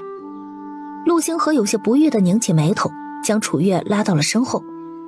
你要是不服气，尽管冲我来，跟一个女人吱哇乱叫，算什么本事？楚月知道他爹偷猪的事情会让半坡村的人瞧不起他，只是这2日先被李婆子骂，这会儿又被陆大贵指着鼻子骂，着实让他心底有些憋屈。偷猪的又不是他，为什么来个人就得抓着这件事说一遍？更气的是他爹偷猪是事实，自己也无从辩解。望着挡在身前的高大身影，楚月突然觉得也没那么气愤了。他拉了拉陆星河的袖子：相公，咱们别跟这种人浪费时间了，你去挑水浇田吧，我去田里拔草。你自个儿小心点，有事叫我，水塘就在那边不远。陆星河给楚月嘱咐了一声，便挑着水桶顺着田坎往水塘的方向去了。楚月将鞋拖在田坎上，便踩着水田里的稀泥往中间走去。陆星河这段时间日日在家里和田里打回转，四周倒是没见什么草。往中间走，偶尔能看到几株水竹叶，可以作为野菜食用，营养价值极高。这要不是从前学医的时候兼修了中医，认了几味药材，他也不会知道的这般具体。楚月也没想到自己跟着陆星河来一趟田里还能有些收获，心底一阵雀跃，顺带着找水竹叶也找得愈加的投入了，并未注意到陆大贵在离开之前将他唯一的一双鞋子踩进了田泥里。陆星河挑着水来到田埂另一边的时候，见楚月已经钻到了水田的正中间，他眉头微拧：月月，不必找得这般仔细，小心田里有蛇。楚月朝着陆星河摆了摆手，但眼睛仍旧在田里寻找。没事，田里的蛇毒性一般不大的，我会小心。陆星河无奈地摇了摇头，心底也不禁感叹，这丫头的胆子真大。他将水桶的水倒进田里，便又继续挑水去了。楚月在田里寻了一刻钟，已经寻完了水田的一半，但这会儿怀里的一大捆水竹叶和水草已经快要抱不下了。他深一脚浅一脚地往自己拖鞋的方向走去，只是才走了不到10步，便察觉自己的脚下踩着一个硬物。因这突然出现的硬物让他浑身一僵，随即满脸忐忑地低头望去，竟是一只鳖，还是一只不小的鳖。似是知道被人踩着了，那鳖将脑袋伸出来就想去咬楚月。楚月惊得大叫，赶忙将手里的水草抽出来一把，快速地往鳖的嘴里塞去。陡然被塞了一把草，那鳖的动作就停顿了片刻。楚月见状，赶忙抬起头来去寻找陆星河的身影。陆星河这会儿正从水塘往这边走，听到楚月的惊叫声，赶紧加快了脚步。相公，你快来，我踩到鳖了。陆星河担心鳖会咬人，赶忙放下水桶，便脱了鞋往楚月的方向跑。离那个东西远一点，别被它咬了。因为害怕鳖会跑掉，楚月并未离开。等陆星河3、5步赶到他身旁的时候，便见他脚下的那只鳖嘴里还咬着一大把草，仍旧维持着刚才扭头想要咬人的姿势。他松了口气，弯腰将那只鳖捡起来，放在手里掂了掂，大致有3斤重。紧接着他上下打量楚月。你没事吧？楚月望着陆星河手里的鳖，脸上带着一丝兴奋。我没事。怕这鳖跑掉，陆星河将桶里的水倒了，至于一个桶里还剩了一碟水，随后将鳖放进去，便与夏田和楚月一起拔草了。至于水竹叶，则被陆星河放进了另一个桶里。因为有陆星河的加入，剩余的半块田没多长时间草就拔干净了。只是在楚月拔完草，深一脚浅一脚地往田埂上走时，脚底相似的触感让他再次激动起来。为了避免鳖反过来咬自己，他用力地将鳖踩进泥里，随后仰起头喊道：相公快来，这里还有一只鳖。陆星河满脸惊讶，这田他也不是第一回种，这么几年下来，别说王八、泥鳅、鳝鱼都少见，这小丫头一来居然就踩着2只。虽然他不信鬼神之说，但这事儿也确实玄乎，将已经被他踩到泥里的鳖给抠出来，比方才那只略小一些，大致2斤重。楚月的脸上带笑，又圆又亮的大眼睛神采飞扬。下午去镇上将这2只鳖卖去花雨楼，咱们又能赚上一笔了。鳖一直是大酒楼想收又收不到的食材，是有钱人家里的滋补之物，向来值钱。陆星河望向他，小姑娘天真烂漫的笑容深深地印在了他的眼底。楚月并未察觉到陆星河的神色，只催促道：这会也不早了，咱们先回去吧。说完便转身往放鞋子的方向走。陆星河深深地望了眼楚月的背影，转身往水桶所在的方向走去。他挑着水桶来到楚月的面前的时候，见小姑娘正光着白皙纤细的脚丫子，低头四处寻找着什么。怎么了？见到陆星河，楚月赶忙蹲下身，将自己的双足给遮挡起来。我记得我将鞋脱在这儿的，怎么都找不着了。他的眼底带着一丝懊恼，望着面前弱小无助的小姑娘，陆星河心底一软，便将自己的鞋脱下，送到她的脚边。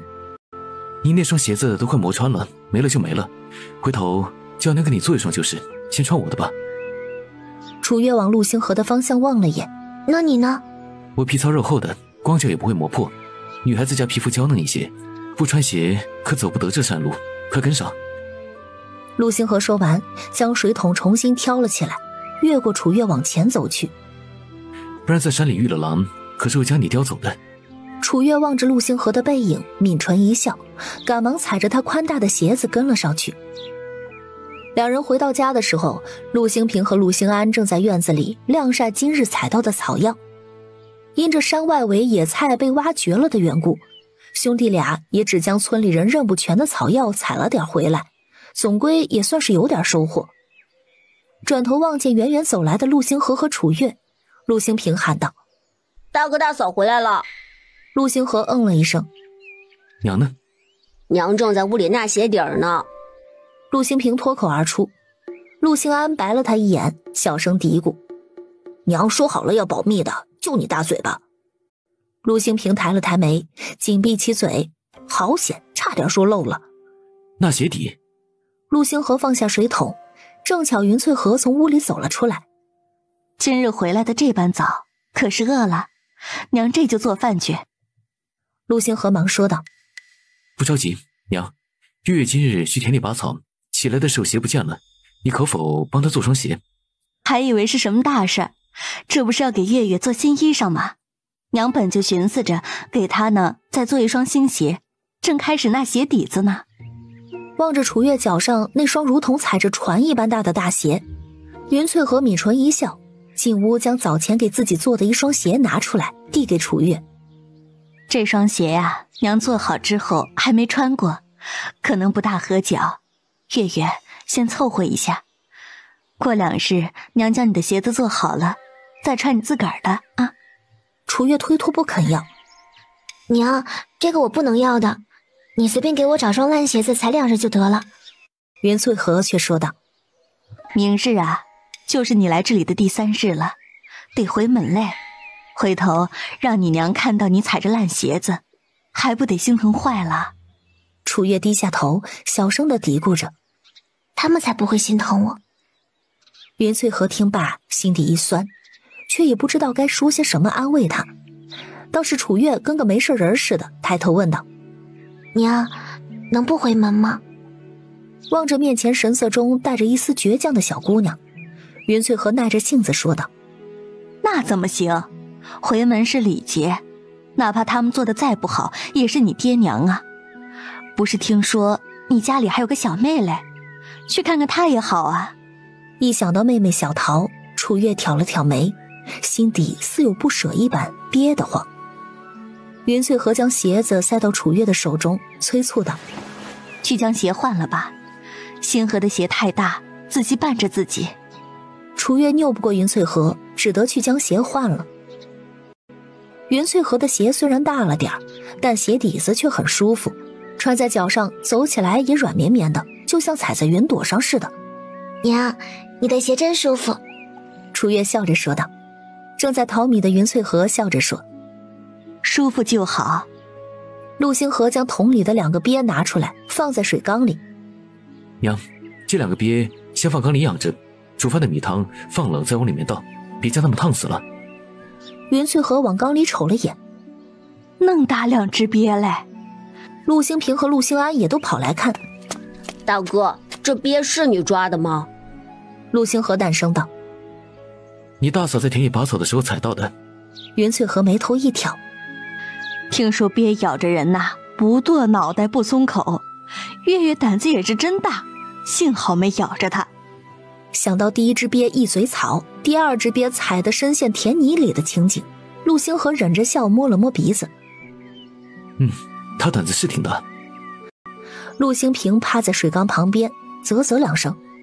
要我说，大嫂肯定是天上派下来拯救我们家的仙女儿，每次出门运气都好到让我羡慕。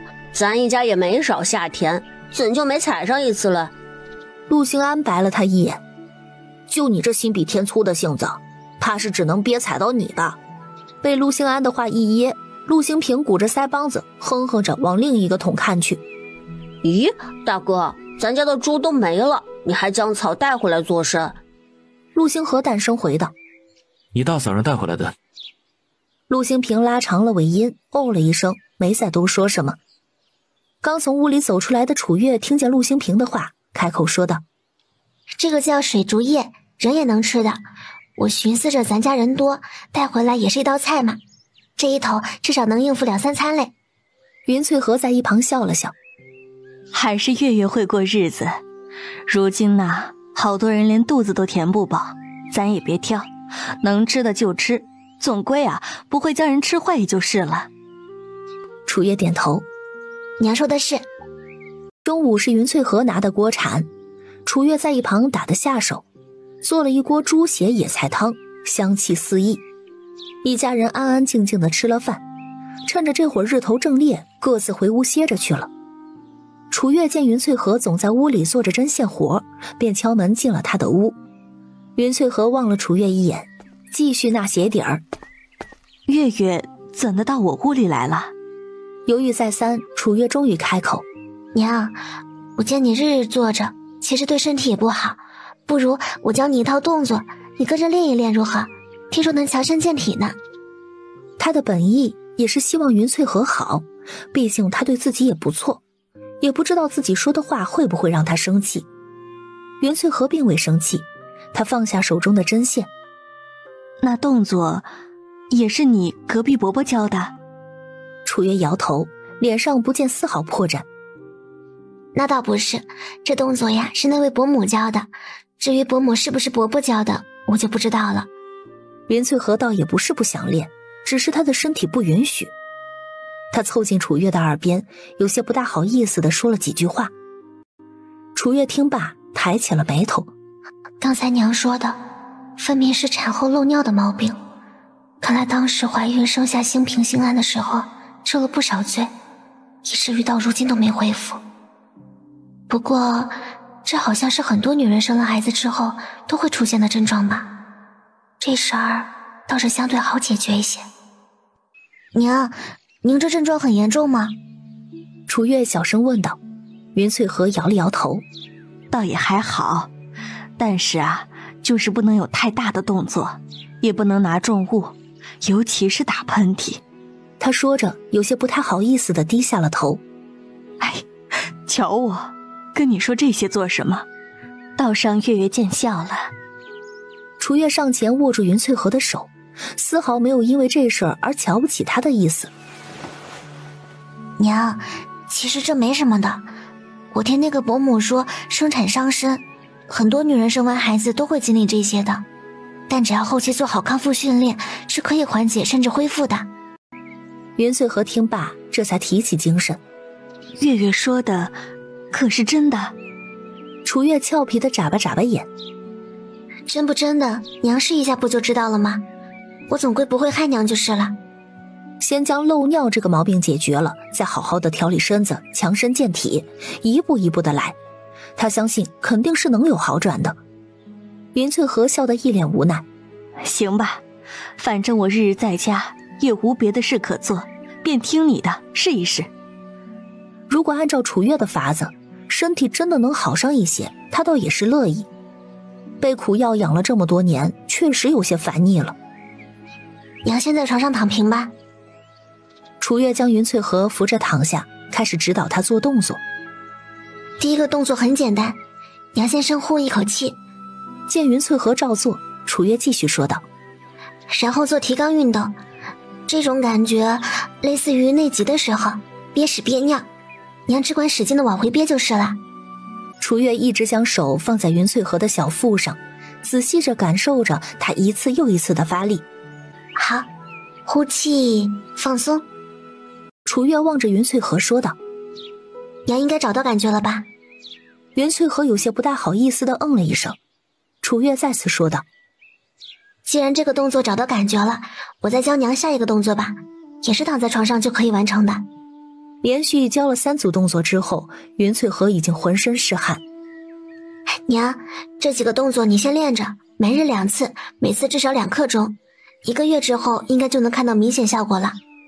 云翠禾瞪大双眼：就这几个动作就行，不用吃药？楚月一笑：这种问题吃药可解决不了呢。你要信我一次，就这几个动作就行了。既然楚月这么说，云翠和索性将心放回了肚子里。行，娘听你的，每日好好练。楚月嗯了一声。那娘再熟悉熟悉，我先回屋了。云翠和一边继续练习楚月教的动作，一边说道：去吧去吧，出去的时候啊，帮娘将门带上就行。这些动作可不消叫人看了去。楚月回到屋里，坐在窗前蘸水练字的陆星河嘴唇微起，想要问点什么，最终还是没开口。倒是楚月走进陆星河，望着桌上还未干透的自己，一脸艳羡地说道：相公，你能教我认字吗？字他虽然认识，但毕竟他是出自一穷二白且无人识字的农家，能认得几味药材，对他们来说已经是让人很惊讶的事儿了。要是还认字的话，指不定人家真的会将他当成怪物。陆星河点头，行。好在楚月聪明，不过半日的功夫就能认出并且写下来20-30个字，着实让陆星河惊讶了好久，直呼可惜他不是个男儿。这般聪明的脑子，要是男儿的话，指不定真能考出个功名出来。楚月只是抿唇笑了笑，并不语。第二日，因着要回门的缘故，元翠和一早便给楚月准备了20斤陈米，又从房梁上将2块野猪肉中大一些的那块取了下来，大致有2-3斤重，还串了100个铜钱塞进篮子里，和肉放在一起用布盖着。楚月吃过早饭，云翠河便开始催促两人：该动身了，到牛头村哪要走上半日嘞，早去早回。楚月提过篮子，发现挺沉，于是揭开布一看，他惊呆了：娘，这么多东西啊！云翠河摆了摆手：不多不多，拿去吧，也让你爹娘知道，他们当草的女儿啊，咱们家重视着嘞。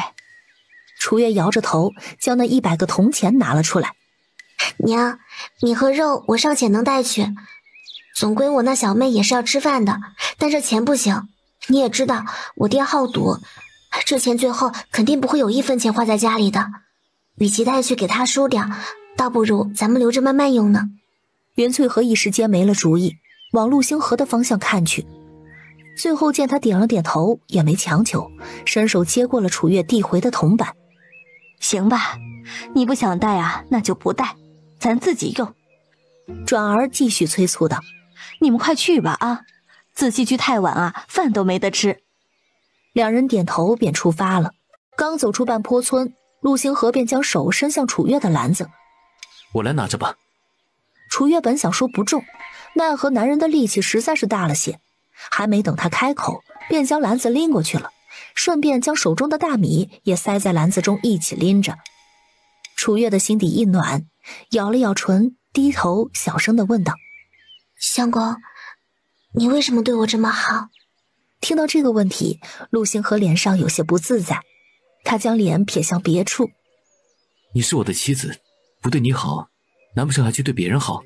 因着望向别处的缘故，所以他脸上一闪而过的神情，楚月并未注意到。听到这个答案，他的心里没来由地闪过一丝失望，心想着如果他的妻子是别人的话，他是不是也会对他很好？虽然知道自己这么想有些矫情，也觉得他的回答没毛病，但心底里却还是别扭得很，以至于这一别扭，接下来的小半日的路程没主动和陆星河说过一句话。陆星河没有和女孩子相处过，也并不知道自己刚才那句话会让楚月心里不舒服，只以为他是走路走累了才如此沉默，心里还在暗想着带回来篮子里的东西空了，兴许能背他一段距离。终于两人在太阳顶着脑袋照的时候到达牛头村。不少人家见楚月和一个高大的男人并肩从自家门前路过，纷纷与他打招呼：二丫，这是你男人嘞。听到你男人这3个字，楚月一颗心砰砰直跳，原本就因为赶路而被晒得红彤彤的脸颊愈发的滚烫。他略微的低垂着脑袋，点头说了一声是，声音小的得竖起耳朵才能听见。那些人在听到这个答案后，紧接着又会感叹上一句：哎呀，你家男人可真好看。楚月望见那些人直勾勾盯着陆星河的眼神儿，不知怎的，心底泛起一股酸意，拉着陆星河逃一般的快步往家走。好不容易来到自家门口，楚月终于舒了口气。陆星河抿唇笑了笑，拉过自己的袖子，将楚月额角的汗蹭掉。跑得这样快做甚？他们又不会吃人。他们不会吃人，但会吃你。这句话楚月没有当着陆星河的面说出来。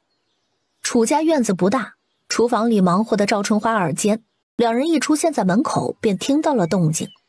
他出了门，在望见楚月和陆星河的时候，赶忙上前去开院门，还一边喊道：当家的大山，二丫领着姑爷回门了，快出来招呼客人。二人听见动静，赶忙从各自的屋里出来。楚有钱在望见陆星河的时候，眼神还是没来由的出现了闪躲。如果可以，他是真不太想跟这个男人有往来。楚大山一出门，望见陆星河手里沉甸甸的篮子时，赶忙上前接过，还笑嘻嘻地说道：哎呀，来就来，还带甚东西呢，多见外啊。他一边说，一边将篮子里的东西拿出来。在望见陈米下的那块肉时，喉咙一阵翻滚，吞咽口水的声音，饶是站在1米开外的楚月都听得清清楚楚，真够丢人的。赵春花和楚有钱相视一眼，忙笑着打破刚才的尴尬一幕。瞧我总在外头站着做甚，赶紧进屋，外头热着嘞，进屋聊去。又望着楚有钱说：当家的，你好好招呼姑爷，我去厨房忙活了，咱家也没什么好吃的，等会儿二丫和姑爷将就着吃个饭再走。好好好。楚有钱连忙朝着屋里做了个请的手势。姑爷，快随我进屋。姐姐。就在这时，小桃从之前和楚月一起住的屋里钻出来，站在门口小声地喊道。她的眼底带着激动和恐慌，眼眶微红，一双小手更是无处安放。楚月压住心底的情绪，望了一眼陆星河，又望了眼楚有钱。我去陪陪小桃。楚有钱一挥手：去吧去吧。楚月拉着小桃进了屋，笑着抚了抚她的脑袋。可想姐姐啦？小桃忙点头。楚月蹲下身，望着她小声问道：这2日过得可好？她看得很仔细。小桃原本是想摇头的，但就在准备有摇头的动作的时候，小脑袋突然又上下点了2下。小桃很好，就是好想姐姐。姐姐这次回来还会走吗？望着面带委屈的楚小桃，楚月心底有些不忍，却还是如实说道：会走的，姐姐嫁人了，往后就不能总回来看你了。虽然心底知道答案，但在听到楚月的话之后，他的心底还是没来由的闪过了惊慌。小桃拉着楚月的手，打着哭腔说道：大姐姐可以带小桃一起走吗？她从小就是楚月带着，从换尿片、哄睡到爬到走到学说话，没有离开过楚月一日。如今楚月一走，她的心底充满了恐惧和不安。楚月红着眼眶将楚小桃轻轻抱进怀中。好小桃，姐姐也想带你走，但是姐姐不能。你是爹娘的孩子，他们不会让我带走你的。往后姐姐尽量多来看看你可好？楚小桃听到这句话，眼泪当时就掉下来了，压抑的啜泣让她消瘦的小肩膀一直不停地抖动。待楚小桃情绪稳定了一些，楚月如同变戏法一般拿出了一个小纸包。他将纸包打开，里面是2小块精致的糕点。糕点是他前天去镇上回来的时候买的，当时花了5文钱买了1小包。楚月从纸包中拿出1块糕点，放到小桃的手里。尝尝，姐姐特意给你带的呢。楚小桃没吃过糕点，只姐姐在的时候，趁娘出门，将她藏在房梁上篮子里的1小罐红糖偷偷取出来，用筷子蘸了点儿给她尝过，那是唯一她吃过的一次甜食。因为怕被娘发现，姐姐也只敢用筷子蘸了一点儿给她舔一舔。也因为味道过于美好，她便深深地记住了。望着手里印着精致花纹的糕点，仍在打着哭嗝的楚小桃伸出小手轻轻地摸了摸，真好看。随后她将糕点往嘴里送去，踮着牙尖咬了绿豆那么大的一点儿，细细地在嘴里品尝它的味道。姐姐真好吃。楚月摸了摸她的脑袋，喜欢就好，快吃吧，还有一块呢。楚小桃摇了摇头，姐姐也吃。这么好吃的东西不能只她一个人吃。楚月心底一暖，笑着说道：傻小桃，姐姐还能带来给你吃，自己肯定也是吃过的。这2块都是你的。那……楚小桃有些不确定地望着楚月，小桃可否将另一块留着肚子饿的时候再吃？听到这里，楚月心底没来由的一阵心酸，但情绪刚起来便被他压下了。小桃还不知道娘吗？咱们这里聊了许久，她定会以为我给了你什么好东西，回头将糕点翻出来，你不仅会没了糕点，恐怕他们还会因为你吃独食而将你打一顿呢。都说子不言父过，女不到母奸，但这些他们俩在楚家都经历过，并非他要故意去离间小桃和父母的关系。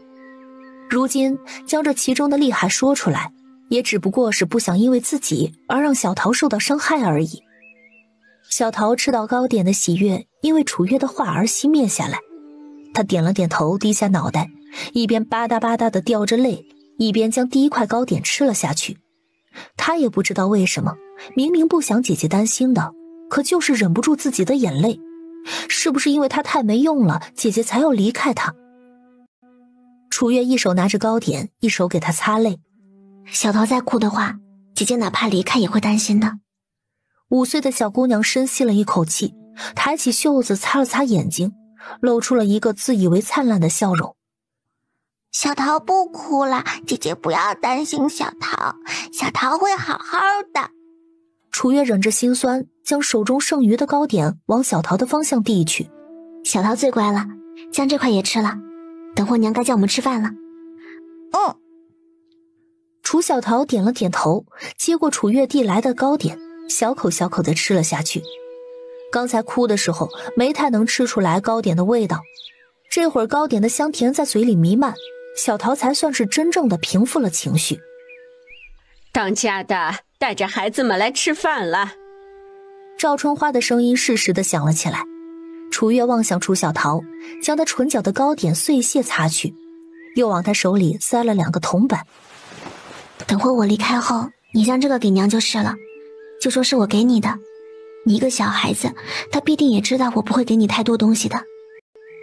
楚小桃紧抿着嘴唇，点了点头，再次抬眼时，水汪汪的大眼中多了一分坚强。楚月会心一笑，便拉着她出门往厨房走去。午饭是一碗稀的只能看见几颗糙米的米汤水，许是舍不得家里那点米，赵春花只是在原本给一家4口熬的粥里多添了点水，除此之外倒是破天荒的挑了点盐菜出来。这盐菜还是原主亲手腌制的。赵春花望着楚月和陆星河，咱家条件不富裕，本也没什么吃的，你们又来得及，一时间没什么东西招待你们，月月和星河不要见外。这是赵春花能干出来的事儿，所以楚月也没说什么。他往陆星河的方向望去，从他的眼里看不出丝毫的不满，便也松了口气。吃过饭，赵春花便将楚月拉去了屋里。赵春花嘿嘿一笑，一副讨好的神情。二丫呀，娘听说你去半坡村的第1日，姑爷就扛回了一头野猪。娘这消息还挺灵通的。楚月在心底腹诽了2句，继续说道：不过是半大的野猪，给邻里们分了之后，便也没剩多少了。既然他都打听到了，瞒着也没用，反而会让他觉得自家赚了多少钱似的。赵春花有些埋怨，又有些心疼，就如同他们割的是自己的肉一般。好不容易打了头野猪，怎的还分了别人来？有那些个好处，咋也不给娘家多捞点来，带个20-30斤的，咱一家也能吃一项好的了。楚月紧了紧拳头，想骂他2句，但又忍住了。娘也知道，野猪是我相公扛回去的，我又才到陆家不久，哪里有什么话语权啊？他的话语中带着明显的不悦。而且爹干了那么多光彩的事，别人不清楚，您还能不清楚？我在陆家几乎日日被人指着鼻子骂爹呢，人家防我还来不及，还捞好处。末了还小声嘀咕：就算我想了，人陆家也得有才是。那野猪前脚才卖了钱，后脚就贴给我婆婆抓药了。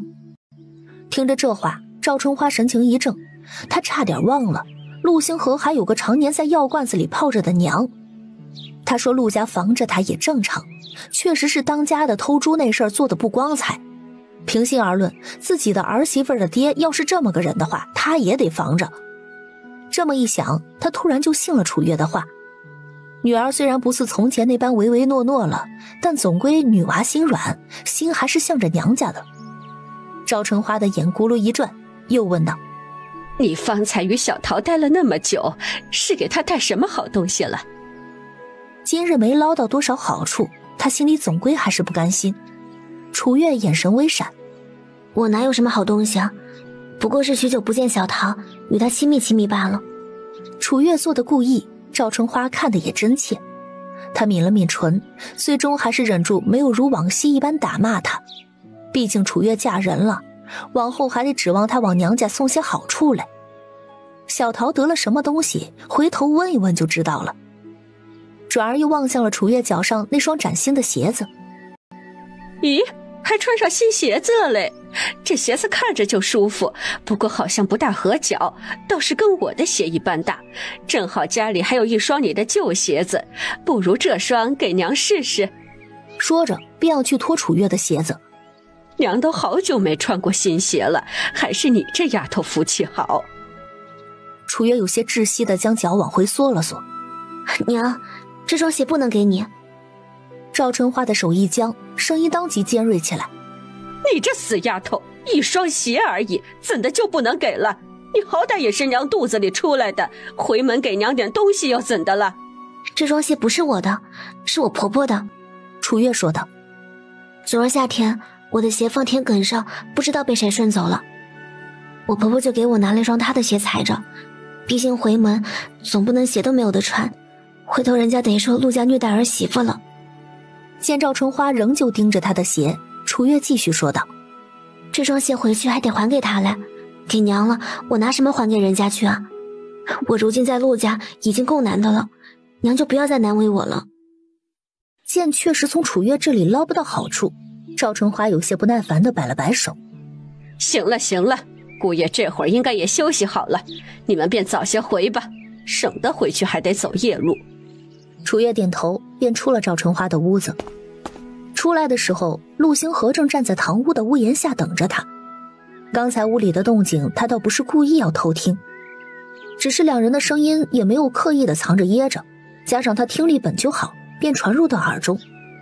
他清楚楚月一个劲儿的卖惨，只是为了让赵春花不要纠缠，也有些心疼他从前在楚家的处境竟是这般的艰难。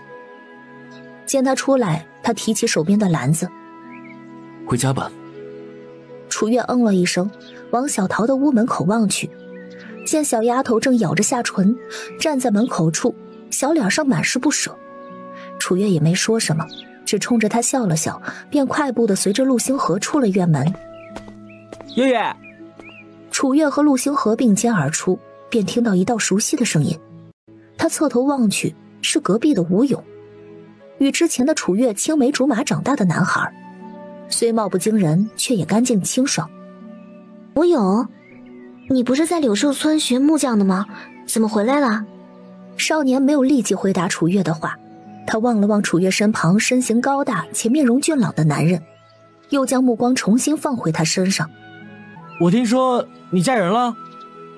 少年的神色阴霾压抑，一改往日在他面前阳光开朗的模样。他鼓起勇气，拉过陆星河稍显粗粝的大手，点头说道：是，我嫁人了，给你介绍一下，这是我相公陆星河。陆星河感受着大掌中温柔的触觉，反将他的小手握在手中，望着两人紧握在一起的手，吴勇的神色中闪过了一丝受伤。片刻，他强挤出一抹笑：恭喜你。楚月颔首，谢谢。他的脸上带着一丝歉意。不过，我恐怕不能和你多聊了，不然回去得摸黑了。吴勇笑了笑。嗨，快回去吧，路上当心啊。楚月点头，忙拉着陆星河转身离去。只是两人还未走出10步，便又听得吴勇喊道：“陆星河！”陆星河眉头微挑，转身望向吴勇：“何事？”“好好待我妹子，不然我可是会将她抢回来的。”他说完，还举着拳头，故意做出一副凶狠的样子。望着面前张牙舞爪的少年，陆星河突然觉得有些好笑。他紧了紧楚月的手：“放心吧，你不会有这个机会的。”说完便拉着楚月离开了。吴勇望着两人远去的背影，一直到完全消失在自己的眼前，才转身往自家走去。离开的时候还时不时地抬起袖子往脸上蹭。院子里，望着院门外已经走远的2道身影，楚小桃来到赵春花的面前。她摊开手，将手中的一枚铜板往赵春花的方向递去。娘，这是姐姐给我的钱，小桃怕自己保管不好，还是娘拿着吧。赵春花笑着接过了小桃手中的那枚铜板。小桃可真懂事。她蹲下身望向小桃：“你姐就只给了你1个铜板？”小桃乖巧地点了点头。姐姐说她现在日子也不好过，姐夫只肯给她1个铜板，因为太少了，给娘的话又拿不出手，便让我拿着买零嘴吃。5岁大的孩子是不会骗人的。赵春花一听楚小桃的话，心底不由升起了一丝愧疚。看来他家陆家的日子确实不容易，或许自己方才是真的错怪他了。走出吴勇的视线之后，楚月便有些不好意思地将自己的手缩回来，却发现陆星河将自己的手抓得紧紧的，无奈便只能让他继续抓着。两人手拉手从牛头村不少人家面前走过，不少人还朝着他们投去暧昧的目光，更有些小声议论：“原想着楚有钱做的那事儿啊，阿丫嫁过去日子不好过嘞，瞧她男人多紧张她呀。”就是，走个路都手拉着手，小两口啊，恩爱着嘞，真是让人羡慕呀。陆星河听到众人的议论，唇角微微上扬。楚月被人这么一围观，只想早些离开这里。这么想着，脚上的步子又加快了一些。两人离开了牛头村的范畴，走向大山，陆星河才将楚月的手松开。主要是看着丫头的脸色，似乎挺难为情的。之前听你说，你隔壁的吴伯伯是行脚大夫，那个吴勇是他儿子。陆星河边走边问，还用余光观察着楚月的神色。楚月点头：“是，他比我大2岁，往常对我挺关照的。”他和吴勇之间本就清清白白，委实也没必要藏着掖着。陆星河和楚月相处的时间不长，但还算了解他的为人，所以并未多想什么。往后还是与他保持点距离吧。楚月听到这里，歪着头望向陆星河：“相公，你吃醋啦？”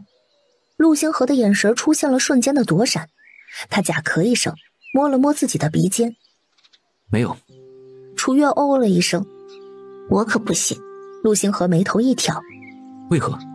楚月一笑：“相公要是没吃醋，又为何要让我和他保持距离呢？”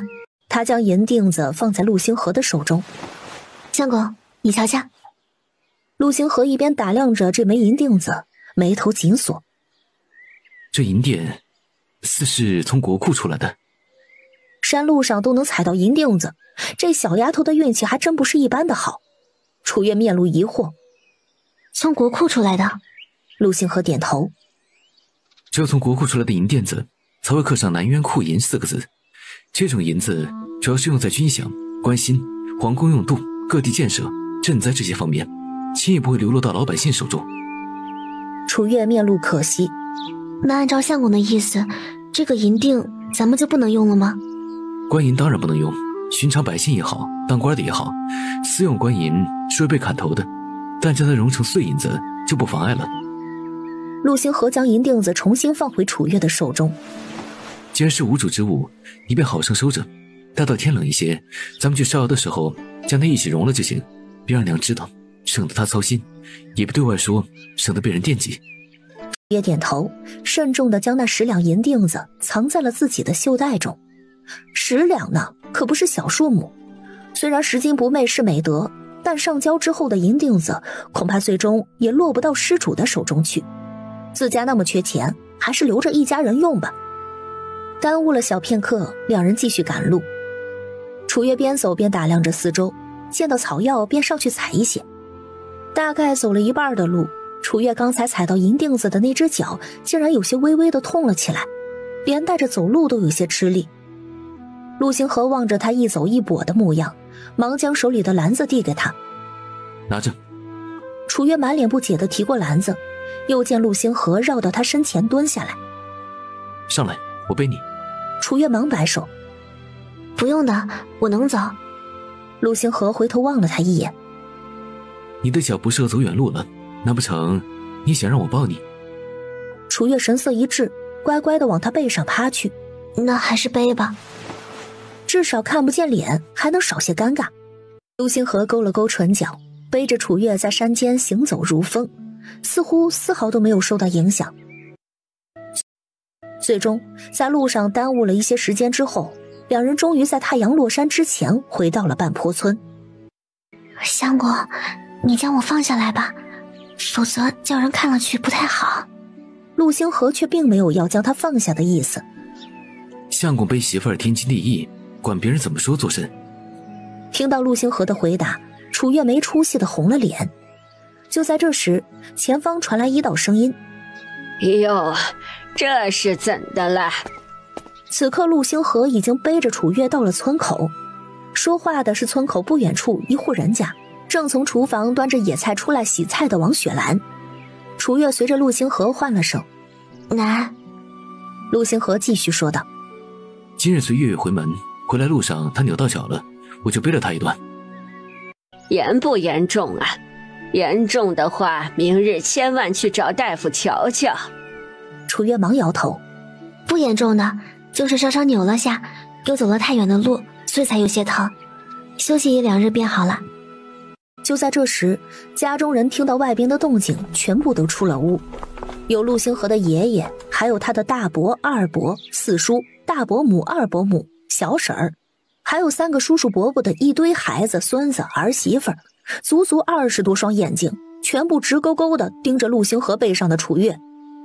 楚月原本也是个不太爱热闹的性子，这会儿被这么多人看着，委实有些不好意思，便附到陆星河的耳边小声说道：相公，你还是放我下来吧。这还只是村口，待会儿有好长一段路要走呢，他岂不是要当着这么多人当耍猴一样的围观过去？陆星河好看的唇角抿起一丝浅笑，用只有2个人能听到的声音说道：放心，等会儿咱们绕上次那条路回去就是了。转而又望向不远处的院子：爷奶、大伯、二伯、四叔，月月脚不舒服，我们就先回了，等他脚好了再带他来看你们。陆星河的爷爷陆铁生赶忙摆手：去吧，回去了好生歇着。陆星河点了点头，便背着楚月离开了。自2人离开之后，陆铁生和王雪兰所在的院子热闹了起来。四叔陆守成望着陆星河远去的背影，啧啧称奇：原本以为星河那性子讨媳妇儿难呢，没想到楚氏那小丫头进门之后转变还挺大。大伯陆来福满脸的不认同：转变大又甚用？多了张嘴要养活，怕是日子更难过了。二伯陆来才点头：大哥说的有理。小婶江秀琴小声地说道：一个女娃能吃多少东西啊？说不定有人看着这个家呀，星河在外打拼也能安心些，日子会好过下来。二伯母赵桂琴冷哼：楚氏那模样瞧着也不是个勤快的，哼，几步路都走不了还让人背，不过是个绣花枕头罢了，能帮上多少忙？可不是，也就是运气好，刚来那日碰巧星河扛回了一头野猪，就将自己当宝了。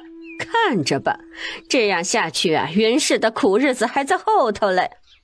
大伯母田春燕满脸的幸灾乐祸：陆铁生望着自己的3个儿子3个儿媳，有些不耐烦地摆了摆手。行了行了，一个个都是当爹娘又当爷奶的人了，别整日的在人家背后嚼舌根。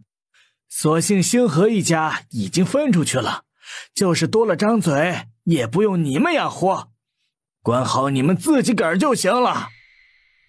大儿媳田春燕眼睛咕噜一转，赶忙问道：爹，分家的事情你和娘考虑的如何了？您二老如今都这般年纪了，我们也不好再继续让你们为一大家子操劳，我们又都是当爷奶的人了，家里这么多人紧紧囊囊的聚在一起，实在是不合适。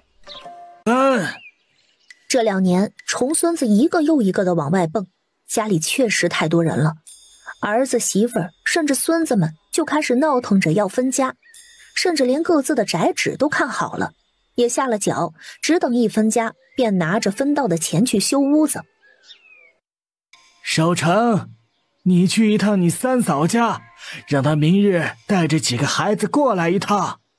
陆守成点了点头，便出门往陆星河家里去了。其余的几个人相视一眼，大儿媳田春燕忙问道：爹，咱家分家还将云氏一家叫来做甚啊？陆铁生再次吸了口寒烟。之前老三媳妇一家分出去的时候，除了你们帮忙建起来的屋子，什么都没得。这次分家，他们也该有份的。他这么一说，几个媳妇儿子的脸上神情就有些不愉快了。爹，您做事可得凭良心呐！老三一家都分出去那么些年了，没有为家里做一点贡献，老三也没了那么多年了，凭什么他们也有份儿？大儿媳田春燕说道。二儿媳赵桂琴赶忙附和：就是啊，爹，您可不能这样偏心。老三从前在的时候，也算是咱们一家人供着他才能考上秀才，那时候就指望他出人头地，咱们也好跟着沾光。谁知道最后人财两空也就算了，还给咱们丢下那么大个烂摊子，咱对他已经仁至义尽了。众人吵吵嚷嚷的，都不同意自家白花花的银子和田地分出去。见几个儿子在边上也想说什么，陆铁生抬起手：你们先听我说几句。众人这才安静下来。陆铁生的脸上闪过一丝沉痛。首先，老三是个有本事的，年纪轻轻便考上了秀才，咱们家的田至少因为他免了12年的赋税，这是一笔不小的钱，咱们一大家子都是有享受过他的好处的。再者，老三原先在的时候，每次农忙他可有躲赖。云氏那就更不用说了，因为老三要念书的缘故，家里有事儿从来都是抢着干，从无半点怨言。如今不仅生下了老三的3个孩子，还独自抚养他们成人，也算是咱们家的大工程。哪怕老三没了，他这个儿媳妇儿，老头子还是认的。他边说边拍了拍自己的胸脯。问我凭什么？他环视众人一圈，语气中带着一丝激动。手心手背都是肉，都是我和你们娘的子孙，为何你们有的，他们就不能有？儿子儿媳妇听了，纷纷低下头。但是人都是为自己考虑的，哪怕云氏一家过得再难，与如今的他们也无关，他们还有自己的日子要过呢。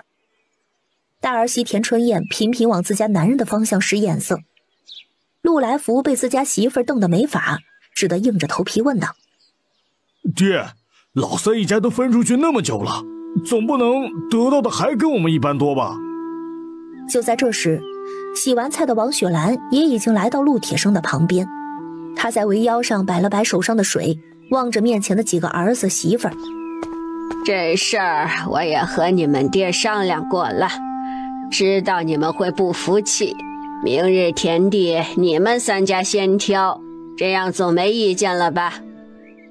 几人听了这才作罢。陆星河背着楚月回家的时候，将云翠禾吓了一跳。这是怎的？咋还背着回来了？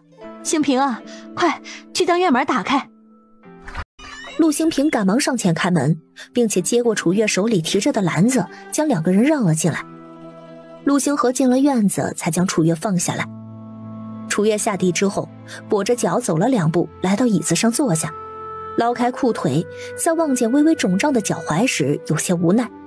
明明当时也没多痛的，怎么就肿了呢？只是望了眼，他便赶快放下裤腿。但那肿起来的地方，袁翠和和陆星河却看得真切。袁翠和蹙着眉头，满脸关切地望着楚月。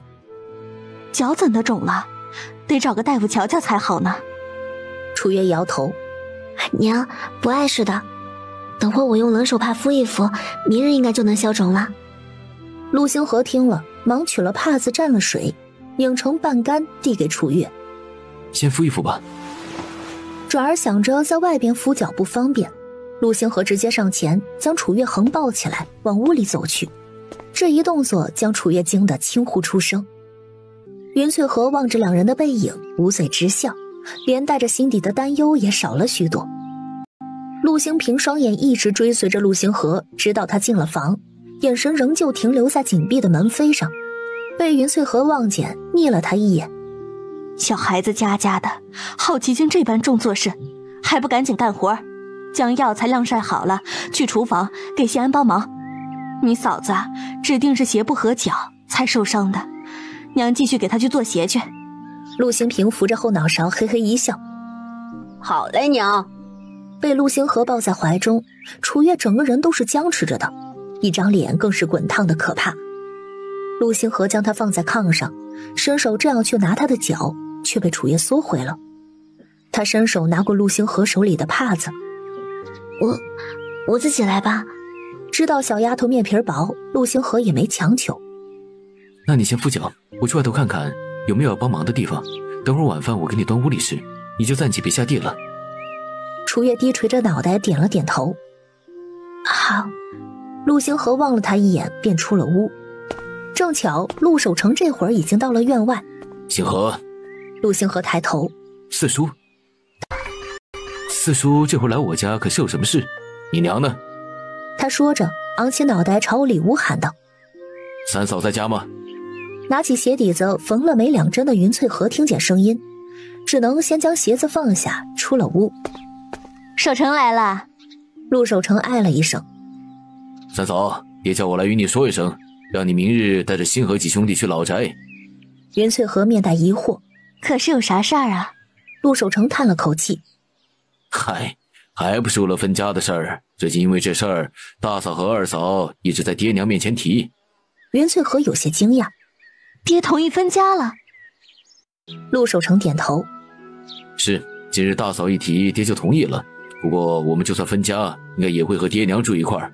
他们年纪大了，放他们独自生活我也不放心。云翠和连忙说。那是肯定的，爹娘都是快60的人了，身边呢还是得有人看着才妥当啊。陆守成说完，转身出了院门。话我带到了啊，嫂子记得明日带星河他们来就是了。袁翠和往院门的方向走了几步。哎，守成，吃了饭才走啊？陆守成一边走一边摆手。不了，家里做了饭，就不叨扰嫂子了。陆星平从厨房跑了出来，站在云翠和身旁，望着自家四叔远去的背影，小声问道：娘，爷奶叔伯们分家，叫上咱家做事，咱们不是早就已经被分出来了吗？袁翠和摸了摸陆星平的脑袋。甭管叫上咱们做甚，叫咱们过去，咱们去就是了。你们都是你们爷奶的孙子，给咱们什么呀，咱就拿着，不给的咱也不争抢，总归得了好处，往后好好孝顺你们爷奶就成了。他说着叹了口气。人呐，就这么一辈子，其实也就这么回事儿，与其计较这个计较那个，倒不如让自己活得舒坦一些，至少啊心里快活。说完便去厨房炒菜了。陆星平半懂不懂地哦了一声，转身去了房里。楚月将鞋子脱掉，敷着冷帕子坐在炕上，听着外边的话，心底不由得感慨，还真是家家有本难念的经啊。没一会儿，陆星河端着一盆冷水进来了，他将楚月敷了一小会儿的帕子拿了放在冷水中泡了泡，拧干水之后重新放在了楚月的脚踝处。这鸡蛋是娘特意给你煎的，你吃就是了。她猜到你会推辞，还特意打了一碗蛋花汤，今晚上大家都能吃到鸡蛋。楚月听了心底一暖，代我谢谢娘。休息了一晚，楚月第二天早上起来，发现脚腕处微微肿起的地方已经消下去了。吃过早饭，一家人便要去老宅了。云翠和有些忧心地望着楚月的脚。月月，你这脚能走得这么远不？还未等楚月回答，陆兴平没心没肺地接过了自家娘的话。反正大哥有力气，走不了就让大哥背背，娘操这心做甚？陆兴安翻了个白眼，兴平也太没谱了。本以为自家娘会责备陆兴平，却没想他只是点了点头，说了声也是，便当先往院门走去。2刻钟后，一家人到达老宅。哎呀，三嫂一家来啦！袁翠和笑着进了门。四弟妹近日可还好啊？江秀琴笑了笑，什么好不好的，日子就那样过呗。这会儿大房、二房和4房的所有人，包括孩子、孙子，都已经规规矩矩地站在院子里了。见到姗姗来迟的云翠和，赵桂琴翻了个白眼，开始冷言冷语：三弟妹当真是个大人物呢，叫爹娘等了好些时候了，还以为你不来了呢。哼！因为知道他的性格，也知道今日分家，公婆将他们叫来，他肯定心里不愉快，所以云翠和也并未跟他一般见识。二嫂言重了，我身子不好，走不得太快，倒是让爹娘久等了。说完，睁着歉意的眸子往陆铁生和王雪兰望去。楚月咬了咬嘴唇，其实他们本不至于这样慢，是因为考虑到他的脚伤才故意放慢速度的，倒是连累的娘被二伯母编排了。他本想上前说话，却被陆星河拉住了手臂，俯身在他耳边轻声说道：爷爷会处理的。话音刚落，便见陆铁生摆了摆手：无妨，你身子不好，慢慢来才妥当。转而又望向赵桂琴：老二媳妇儿，今儿想顺利分家的话，你也少说2句。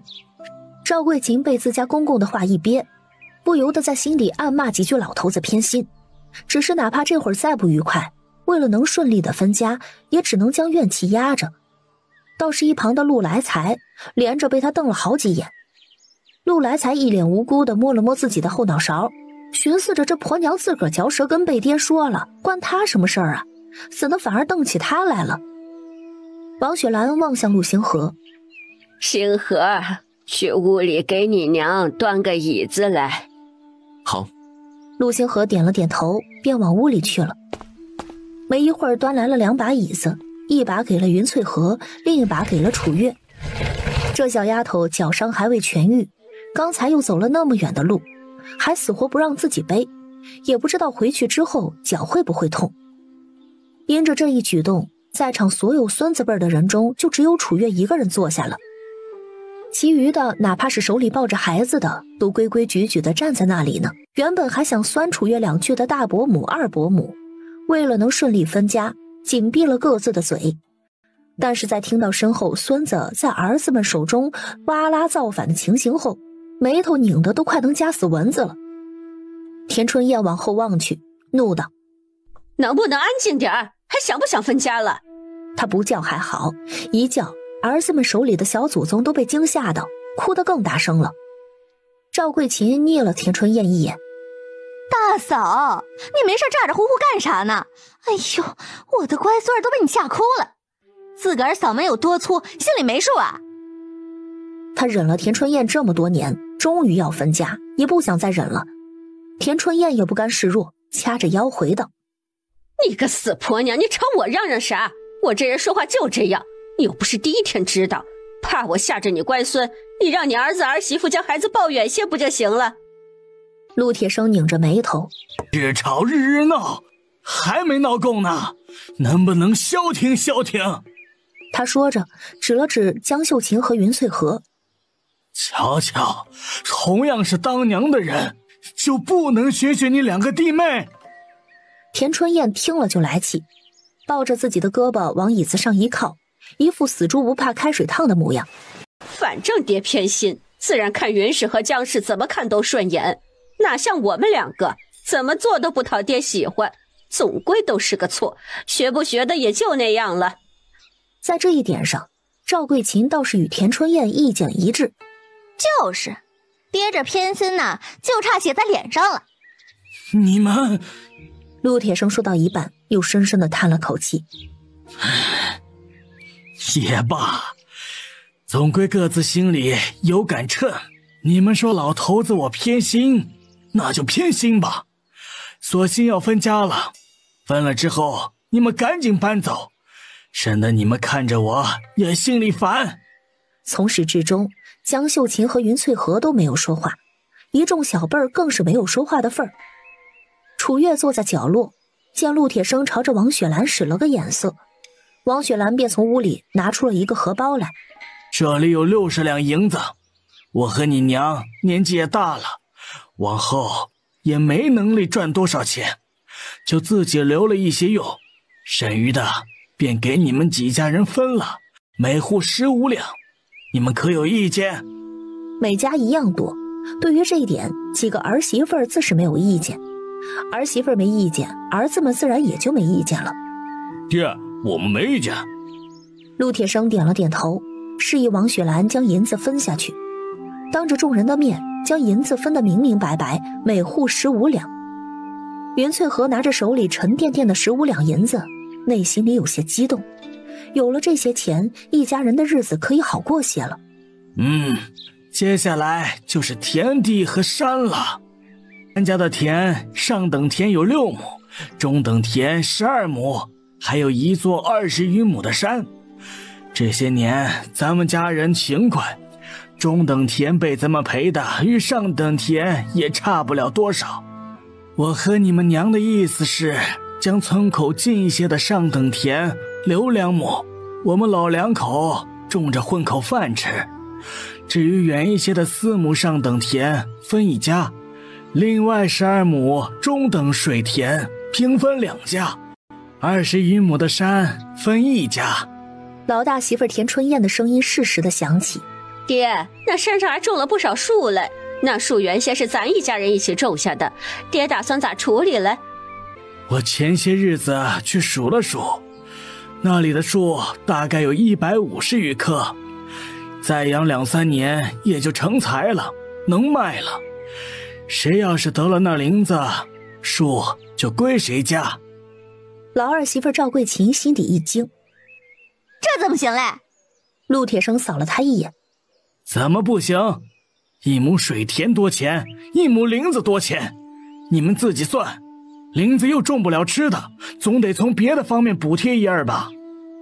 王雪兰也说道：你们爹说的没错，那林子至少还得养上2、3年嘞，又不是马上能卖，而且也不是多值钱的木材。你们要是眼红，自个儿先将那林子挑了去便是。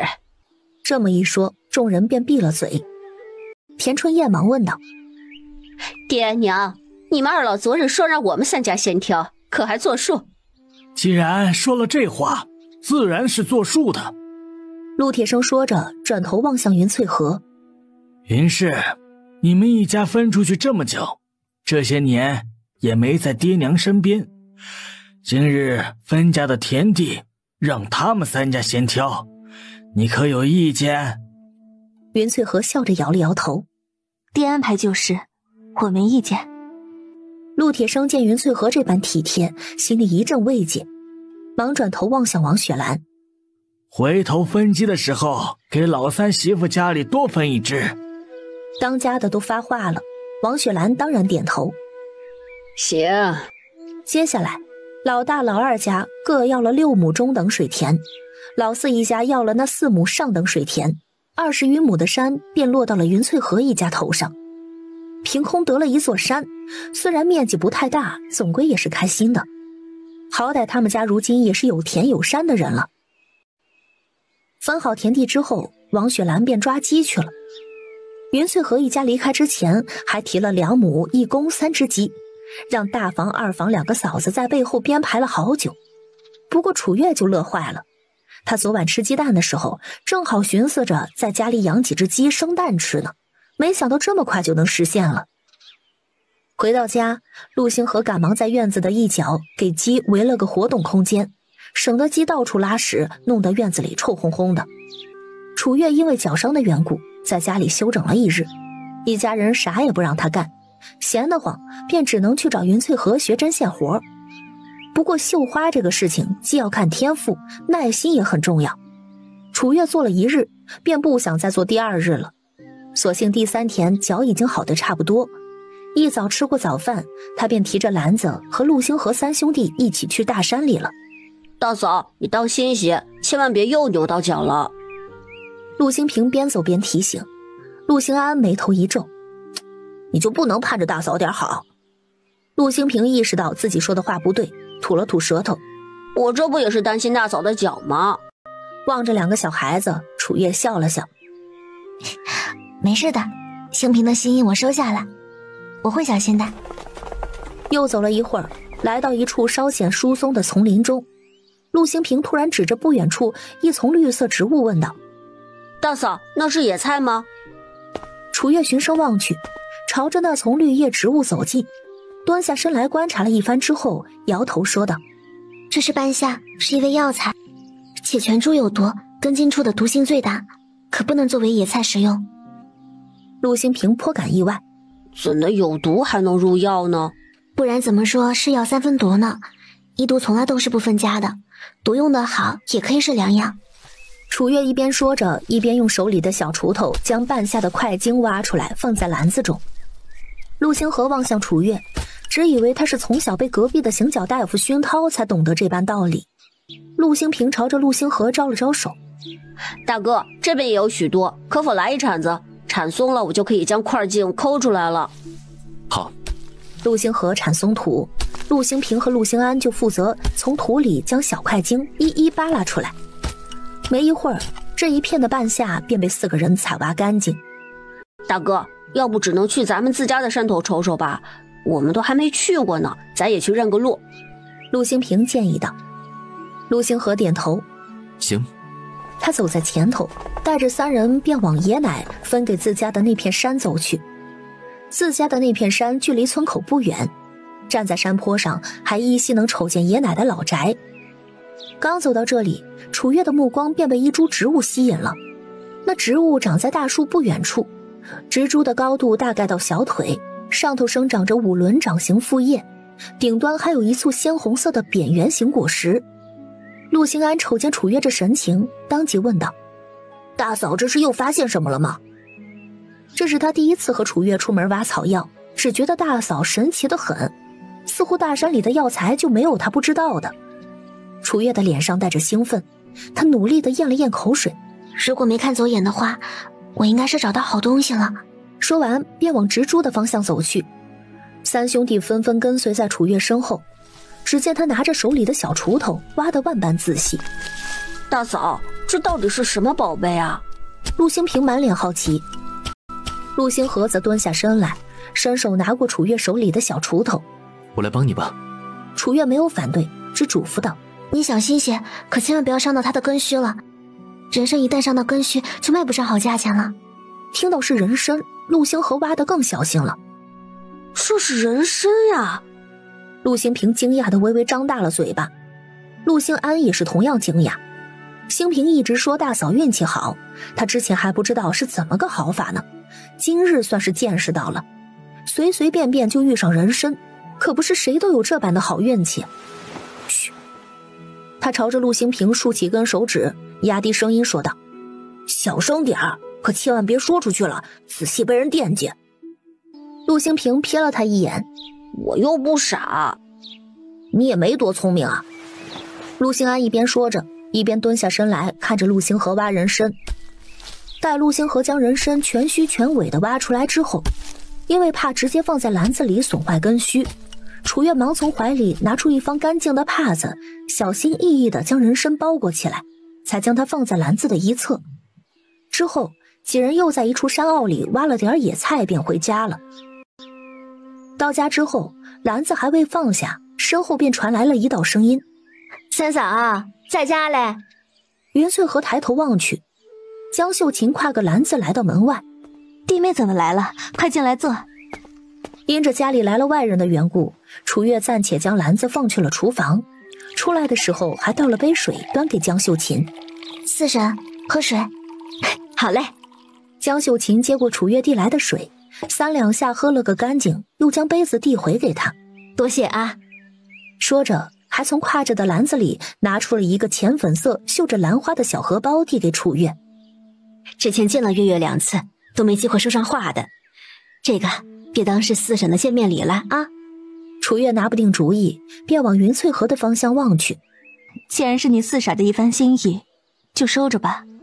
得了云翠河的准许，楚月这才接过荷包：“多谢四婶。”“不必客气，你不嫌弃就好。”云翠河笑着道：“乔四弟妹说的这话，你绣工好，荷包又精致，女孩子家家的，喜欢还来不及呢，怎会嫌弃？”“三嫂啊，我听我家小伟说，最近几日，兴平和兴安都在采药材呢，可是有这事儿？”这事儿本来也不是什么秘密，自家屋前日日晒着药材呢，云翠河也不好否认。“是这样，月月从前在娘家的时候啊，隔壁是行脚大夫，识得几味药材，就叫兴平兴安认了些，让他们挖野菜的时候遇见了药材就一起采回来，回头啊带到镇上去换点钱。”江秀琴一听，有些惊讶地望向楚月：“没想到月月还有这本事呢。”楚月忙摆手：“四婶别这么说，我这也不算啥本事。”江秀琴一笑：“能赚到钱就算本事的。”他说着转而又望向云翠河：“三嫂，我也就不与你绕圈子了。我家小伟和玉芳啊，这几日也依着兴平和兴安找的药材寻了几种，我和星河他叔对药材都是一窍不通的，便想着拿来让你们帮忙瞧瞧，回头去镇上卖的话，帮我们一起带去卖掉可好？”这次轮到云翠河拿不定主意了，药材他也不懂，方才人家来的时候又给楚月送了荷包，拒绝的话有些不近人情，便只能往楚月的方向望去。“月月，你看。”楚月走上前来：“四婶能否将药材拿出来给我瞧瞧？我们明日会去一趟镇上，这篮子里的药材就数这头3-7值点钱了，这篮子大概能卖个300-400铜钱吧。四婶要是信得过我们的话，倒是可以帮你一起代卖了。”江秀琴一听能卖这么多钱，心里不知道有多高兴，忙笑着点头：“信得过，你们去卖吧啊，总比我们两眼一抹黑的人好呢。”他说完便站起身来：“卖药材的事情就拜托月月和星河了，家里还有一堆事儿呢，我就先回去了啊。”云翠河将江秀琴送到门口，转而来到处理草药的楚月身旁：“月月，如果是为了你四叔四婶一家，大可不必特意跑一趟镇上的，你这脚才刚好，哪里能走得这般远的路？”楚月将药材收到篮子里，忙拉着云翠河进了厨房，将包裹在帕子中的那根人参拿了出来，微微的压低的声音中透着一丝兴奋：“娘，我们今日在山上挖到人参了。”云翠河也喜不自胜：“难怪你说明日要去镇上，可你的脚……”就在这时，陆星河进了灶房：“晚些时候我去将林婶子家里的板车借来，明日用板车推着月月去。”云翠河一听点了点头：“也成，总归家里药材和鳖呀都得拿去卖，用板车推着轻便一些。那明日你们早些动身，下午也别着急赶路，晚些回来没事的。这几天呐，日头烈着嘞。”两人忙点头：“知道了，娘。”第二日一早，云翠河便将楚月喊进屋里，将做好的鞋子拿给了他：“来试试看。”楚月踩了上去，鞋子底儿纳得又厚又柔软，踩在脚上刚刚好，淡紫色的鞋面上还绣着几朵小花，很是精致。楚月穿在脚上，眼底满是欢喜：“娘，这鞋子真好看，我从来没有穿过这样好看的鞋子呢，谢谢娘。”“喜欢就好。”云翠河往楚月的方向望了望，自这丫头来了之后，家里的日子倒是一天比一天好了，兴许她真的是自家的福星吧。楚月走进云翠河，小声地问道：“娘，你这几日有坚持做那几个动作吗？”云翠河小心翼翼地望了眼屋外，压低声音说道：“有呢，没一日落下的，好似是有些效果了。这2日我走动的时候，也不似之前那般坠得厉害。”听到已经初见成效，楚月很是开心。很好呢，既然在慢慢恢复，娘每日凉快的时候都在院中活动活动。待过些时日，我教娘另外几个难度大一些的动作。等有机会，最好找个厉害点的大夫给他调理调理。看到效果了，自是楚月怎么说，云翠河便怎么应着。行，都听你的。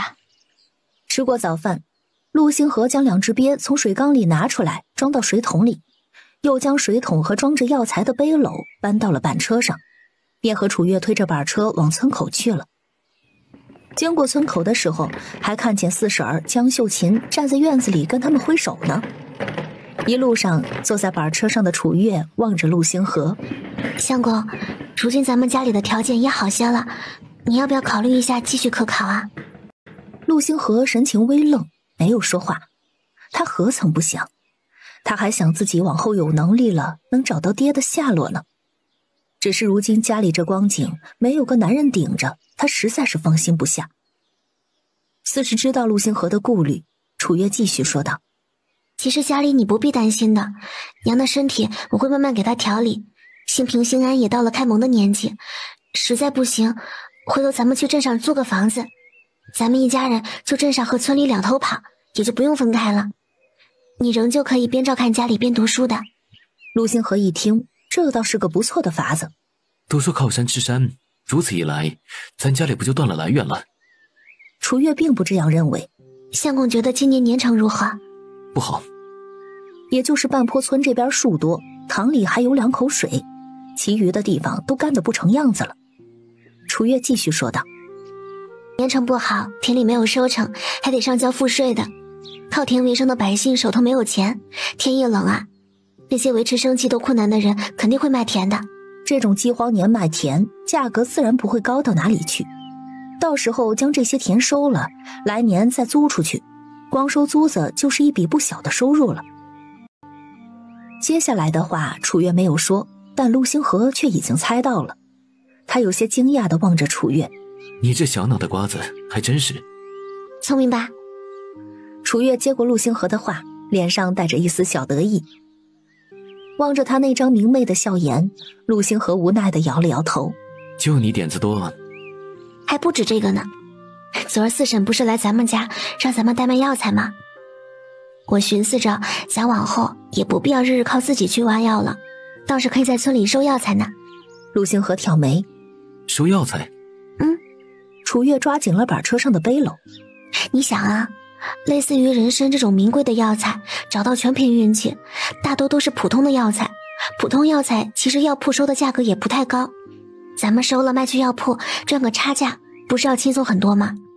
那些个不懂药的村民们自个儿去卖的话，还不定能卖到好价钱呢。”这么一想，陆星河就笑了：“倒也是，到时候咱们每个半个月、1个月的回村收一次药材，再回镇上卖掉。”转而又望向楚月：“不过到时候收的药材量大的话，光靠咱们自个儿2条腿来去可不行。”这事儿咱们也不必着急，到镇上住估计也得是明年的事情了。今年年成不好，先熬过去再说。说到这里，楚月的眼神突然亮了起来：“相公，反正今日不着急回去，有时间的话咱们去牙行看看怎么样？”望着小丫头亮晶晶的眸子，陆星河点头：“好。”2人一路说说笑笑的，楚月也会趁着上坡的时候从板车上跳下来，帮着陆星河推车。1个时辰后，总算是到了镇上。因着有人参的缘故，2人到了南平镇之后，径直将板车推去了陈记药铺。陈记药铺今日有大夫坐诊的缘故，人格外的多。2个伙计在柜台后面抓药，忙前忙后的，都有些手忙脚乱。上次见过的那个陈掌柜则满头大汗的在一旁拨着算盘，抬头往药铺外边瞅了一眼，再见到楚月和陆星河时，先是因为面熟愣了愣，随后似是想起来什么一般，暂且将算盘放在了一边。2位今日也是来出药材的？陆星河将背篓背进了药铺，楚月望了眼铺子里火热的场面，走进柜台。陈掌柜，这会可有时间借一步说话？他一边说着，一边将手里挽着的篮子揭开了一条缝。在望见那只人参时，掌柜当即睁大了眼。就在刚才，还有人匆匆忙忙的来找他高价求购人参呢。奈何这种名贵的药材都是可遇不可求的，他铺子里也没了存货。这下可巧，转过身便有人给他送来了。陈掌柜喜笑颜开，忙从柜台后面绕了出来，朝着后院做了个请的动作。哈哈哈，两位里边请。陆星河随着楚月来到后院，楚月这才将篮子里的人参小心翼翼地捧了出来。陈掌柜，我来您这也不是第一回了，您长长眼，看看我这人参如何？陈掌柜将人参拿在手中仔细地打量，片刻之后说道：哎呀，这人参的炉碗有7个，年份应当在10年左右。楚月点头，倒是与他看的不相上下。陈掌柜给个实在价吧。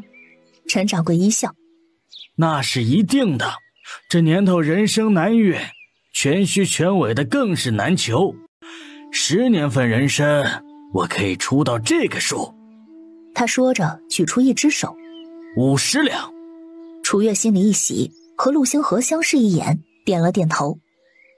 行，掌柜再瞧瞧另外这些药材吧。陈掌柜得了人参，因着心里着急，便也没有心思再与楚月细算了。两位今日来的凑巧，我如今前头正忙着。另外这些药材啊，想来也是寻常药材，我也不具体算了，便一起算作2两银子如何？似是怕楚月不同意，连忙解释道：其实两位也知道，具体算的话，恐怕还不到2两银子。楚月从背篓里将四婶昨日交给他的那头3七拿了出来。掌柜，不是我小气，只是这一筐子药材里头还有1头3七呢，卖2两银子的话，我们确实有些亏了。陈掌柜一愣：倒是鄙人没考虑到这些。既如此，2两半如何？再多我就得亏本了。楚月笑着点头：行，那就2两半吧。刚从后院出来，楚月便见一个丫鬟装扮的女子匆匆忙忙地跑进药铺。朱大夫在吗？求求大夫救救我家夫人！正在给众人看诊的朱大夫一脸的为难。这位姑娘，方才我不是说得很明白了吗？老夫又不是稳婆，就是去了也无能为力啊！而且老夫面前还有一堆人等着治病呢。在南渊国，男大夫向来忌讳给产妇看病，所以女子生产请一个经验丰富的稳婆尤其重要。那丫鬟在朱大夫面前跪了下来，哭着求道：大夫，求求您了，我家夫人已经晕过去了，都说医者仁心，您就去瞧一瞧吧。朱大夫叹了口气：你家夫人那情况，老夫去了又能改变什么呢？就在这时，排着长长队伍的众人也纷纷说道：朱大夫，咱们这些人也都不是扛不住的病，索性等一等还是没问题的。要不您先随这位姑娘瞧瞧去。众人这么一说，朱大夫便往刚从后院出来的陈掌柜望去。老陈，你看这……陈掌柜捻了捻手里刚从楚月处收来的人参。既然如此，朱大夫便先去一趟吧，无需太大压力，尽力就好。想来黄员外也不会怪罪你的。朱大夫叹了口气，有些不大情愿地收拾起了自己的药箱。楚月心底实在好奇，便上前问那丫鬟：这位姐姐，你家夫人可是生产上遇到什么问题了？面前的小丫头虽然看着比自己小，丫鬟却也并没有轻视的意思。她擦了擦脸上的泪：我家夫人难产，生了3日孩子还未出来，就在方才已经力竭晕过去了。魂婆说孩子再不出来的话，恐怕大人孩子都不保了。她说着，眼泪又不自觉地落了下来。原来是难产。像这种情况，如果不采取特殊措施的话，基本上就是没救了。朱大夫过去也不过是走个过场罢了。这种事儿没遇上还好，既然遇上了，楚月便也想跟着过去瞧瞧。他回头望向陆星河：相公，这黄员外你了解吗？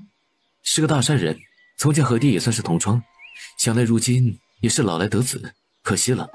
陆星河语气中带着一丝惋惜。楚月听罢，这才下定决心。相公，你一人去花雨楼可好？我想跟着朱大夫去黄员外家瞧瞧。陆星河有些不大放心楚月一个人在外。你若是想去，我可以陪你去。花雨楼那事儿，咱晚点去也是一样的，只是……他有些不解地望向楚月。你一个黄花大闺女，去那里能做些什么呢？楚月小声说道。我最近运气这般好，万一我去了，黄夫人顺利生产了呢？陆星河一听，觉得这丫头说的有些道理。那就去吧，总归是爹的同窗，往昔也见过2次。从前年成不好的时候，为百姓做过不少好事。要是小丫头去了，能将好运带给他们，倒也不失为一桩善缘。楚月心底一喜，拉着陆星河出了陈记药铺。2人推着板车，便往小丫鬟和朱大夫离开的方向跑去。因着情况紧急，又考虑到朱大夫年纪过大，走得慢，丫鬟来的时候还带了顶轿子。抬轿的轿夫脚步稳健，速度极快，不到半刻钟的功夫，便到了黄员外家所在的积云巷。巷子里住着4、5户大户人家，都是南平镇上有头有脸的人物。朱大夫坐着轿子，在左手边第1户门前落了下来。丫鬟许是心急，赶忙撩开轿子遮挡的布帘，将朱大夫扶了出来。就在这时，黄府内的人似是听到了动静，赶忙将府门敞开了。朱大夫，您总算是来了。朱大夫刚在轿子上颠了一路，人还没缓过神来，便又被丫鬟匆匆忙忙地拉出了轿子，人还有点恍惚。正要跟几个下人进黄府的时候，便听得巷口处有人喊道：朱大夫，等一等！众人往巷口处望去，一个小伙子和一个小姑娘正推着板车往这边跑来。朱大夫满脸疑惑：你们是？楚月忙说道：朱大夫忘了吗？我们是刚才给陈掌柜送药材的，陈掌柜怕朱大夫行事不便，正巧我又通点皮毛，特意叫我来帮您忙呢。朱大夫一听，赶忙招手：那还愣着做甚？人命关天，快随老夫进去。好嘞。楚月赶忙提上裙子跑上阶梯，进门的时候还不忘对门边的管家说道：这位大伯，下头推板车的那位是我相公，日头太晒了，可否让他进府里等我？管家忙点头：这是应该的，姑娘赶忙随朱大夫去吧。望着楚月着急忙慌的模样，陆星河不由得摇头失笑。都什么时候了，这丫头居然还不忘惦记他。不过也正是因为楚月的这份赤诚，让陆星河的心底又暖了几分。目送楚月的背影消失在视野中，陆星河才将板车停在墙角，随着管家进了黄府。楚月随着朱大夫和那个叫小莲的丫鬟一起去了后院，进了一个叫倚梅院的院子。一位焦急的满头大汗的中年男人见大夫来了，忙从石凳上起身迎接。朱大夫，你总算是来了，无论如何还请朱大夫救救我家夫人和孩子呀。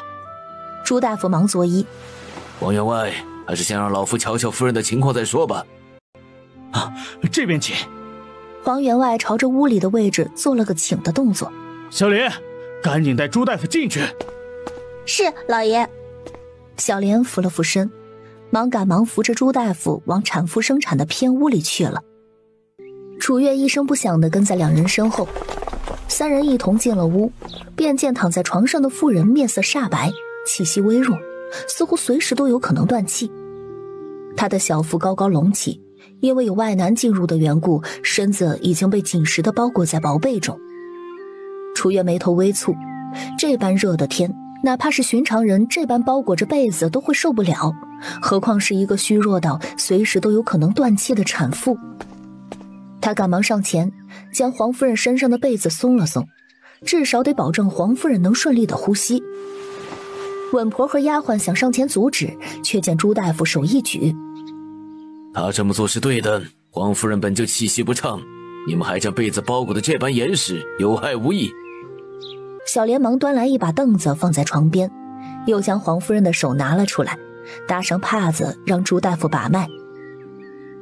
半晌，朱大夫摇了摇头。难，老夫只能时辰让他醒来，但他已经生产了3日，元气耗损的厉害，哪怕醒来，恐怕也难以坚持到生产结束了。说完还重重地叹了口气，他就知道哪怕来也是无济于事。女人生孩子那就是过鬼门关，生了3日还未出来，后果可想而知。门外黄员外听到朱大夫的声音，忙说道：还请朱大夫尽全力拯救我家夫人。孩子我已经不敢想了，只要我夫人能平安无虞，事后必定重谢。朱大夫满脸难色。倒不是我不想救。话还未说完，刚大指摸了摸黄夫人腹部的楚月抬起头来。朱大夫可听说过剖腹取子？朱大夫眼瞳一缩。剖腹取子？他神色谨慎。此法我倒是听我师父说起过，只是因为太过凶险，并未实践过，恐怕不妥。我方才摸了黄夫人的肚子，她腹中的孩子不小，想顺利生下来恐怕很难。最好的办法便是剖腹取子，方可有一线生机。顿了顿，楚月又说：但也如朱大夫所说，这种法子过于凶险，运气好母子平安，运气不好的话……他说着望向屋外。黄夫人如今情况危急，不知黄员外可愿意冒这个险？稳婆之前就与他说过，孩子太大不好生产，如今这姑娘一摸便知这其中的关键，可见是个有本事的。黄员外略一沉思，便下定了决心。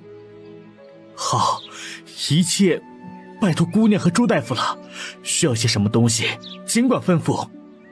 楚月将路上已经在心里陈列的器具一一的说了出来。一笔小巧锋利的匕首，一把干净的剪子，酒和针线，烧开晾凉的清水和干净的棉布。要是有金疮药的话就更好了。古代的金疮药有止血消炎的作用，用在刀口处倒是正好。屋外黄员外忙点头。有的都有。管家，赶紧去将姑娘要的东西准备好，顺便去库房将珍藏的那瓶金疮药给拿来。屋内朱大夫胆战心惊地望向楚月。丫头，剖腹取子可不是闹着玩的，如今2条人命摆在眼前呢。楚月小声说道。我也怕，可咱们还有更好的办法吗？既然有机会，咱们就试一试，万一成功了呢？朱大夫揪着一张脸。你这孩子怎地胆子这样大？转而又问道。刚才让黄员外准备的那些东西，也是你一早便计划好了的。楚月点头。黄夫人都生3日了，肯定是没力气了，当然得做好最坏的打算。朱大夫虽然觉得楚月胆大妄为的行事作风有些不妥，却也不得不承认，他提出的剖腹取子无疑是目前最好的法子，哪怕大人救不回来，至少能救下他腹中的婴孩。但朱大夫显然高估了自己，他刚拿起匕首，还未靠近黄夫人，便双眼一翻，差点晕过去。楚月和小莲赶忙上前扶住他，才不至于栽倒在地。朱大夫哆嗦着自己的手说道：不行啊，老夫实在是下不了这个手。楚月见状咬了咬唇，没办法了，我来吧。转而又望向一旁的小莲。小莲姐姐，你可以给我帮忙吗？小莲虽然不知道楚月行不行，但她刚才一系列的吩咐，总觉得她好厉害的样子。好。如今黄夫人已经昏迷，之前又生了3天，想来不用麻沸散，应当也不会有很快的痛感了。手起刀落，黄夫人的腹部被一层又一层的切开，手法看着极其娴熟。2刻钟后，孩子被顺利的取出，只是取出的时候，孩子面带青色，并未传出啼哭的声音，这是在母体内憋久了的缘故。稳婆手法娴熟地将孩子脑袋略微的朝下，拍了拍他的背，随着嘴里的羊水流出，孩子开始哇呜的大哭起来。稳婆松了口气。哎呦，谢天谢地，孩子总算是保住了。朱大夫在缓过神来之后，因为黄夫人是女子，他也不敢站得太近，但看楚月一副气定神闲的模样，他不禁有些疑惑。望着这丫头的神色，倒好似从前也这么做过一般。但一想到她的年纪，他当即便否定了自己的想法。不该呀，也就是我听师傅说起过泼妇娶子，这要是搁在寻常百姓家里，定是没有人敢如此让她去冒险的。不过这丫头也有些本事，恐怕天生便是吃这碗饭的人。又是2刻钟过去，黄夫人腹部的刀口终于缝合完毕。楚月用白酒给伤口消了毒，上了金创药之后，便用纱布给伤口包扎起来了。母子平安，只要熬过接下来的这一夜，好好将伤口养好，便无大碍了。小莲满脸崇拜地望着楚月。接下来我们需要做些什么吗？今夜黄夫人身旁不能离人，要时刻地关注她的体温。如果发烧了，就用帕子沾水给她擦拭降温。伤口的位置得早晚上药。明日黄夫人能顺利醒过来，那就应该是无碍了。只不过刚醒的时候伤口可能会疼，让她仔细些，千万莫要将伤口崩开了。如果无大碍，3日之后可以扶着她下床稍稍走动，有益于恢复。7日后我会来这里给黄夫人拆线的。将一连串要注意的事情与小莲说了以后，楚月转而又望向朱大夫。朱大夫，等会儿还得麻烦你给黄夫人开个解毒汤，防止伤口感染。散气之前少量服用，散气之后按正常剂量服用即可。朱大夫忙点头道：好。既然黄夫人这边的事情已经解决妥当了，我便不多留了。我家相公还在外头等着呢。这么一小会儿不见，好像隔了许久似的。小莲赶忙将楚月送出了屋，又在黄员外面前将楚月刚才的所作所为陈述了一番。黄员外满脸感激地望向楚月，抬手作揖：今日多谢姑娘出手相助，保下我家夫人和小儿的性命。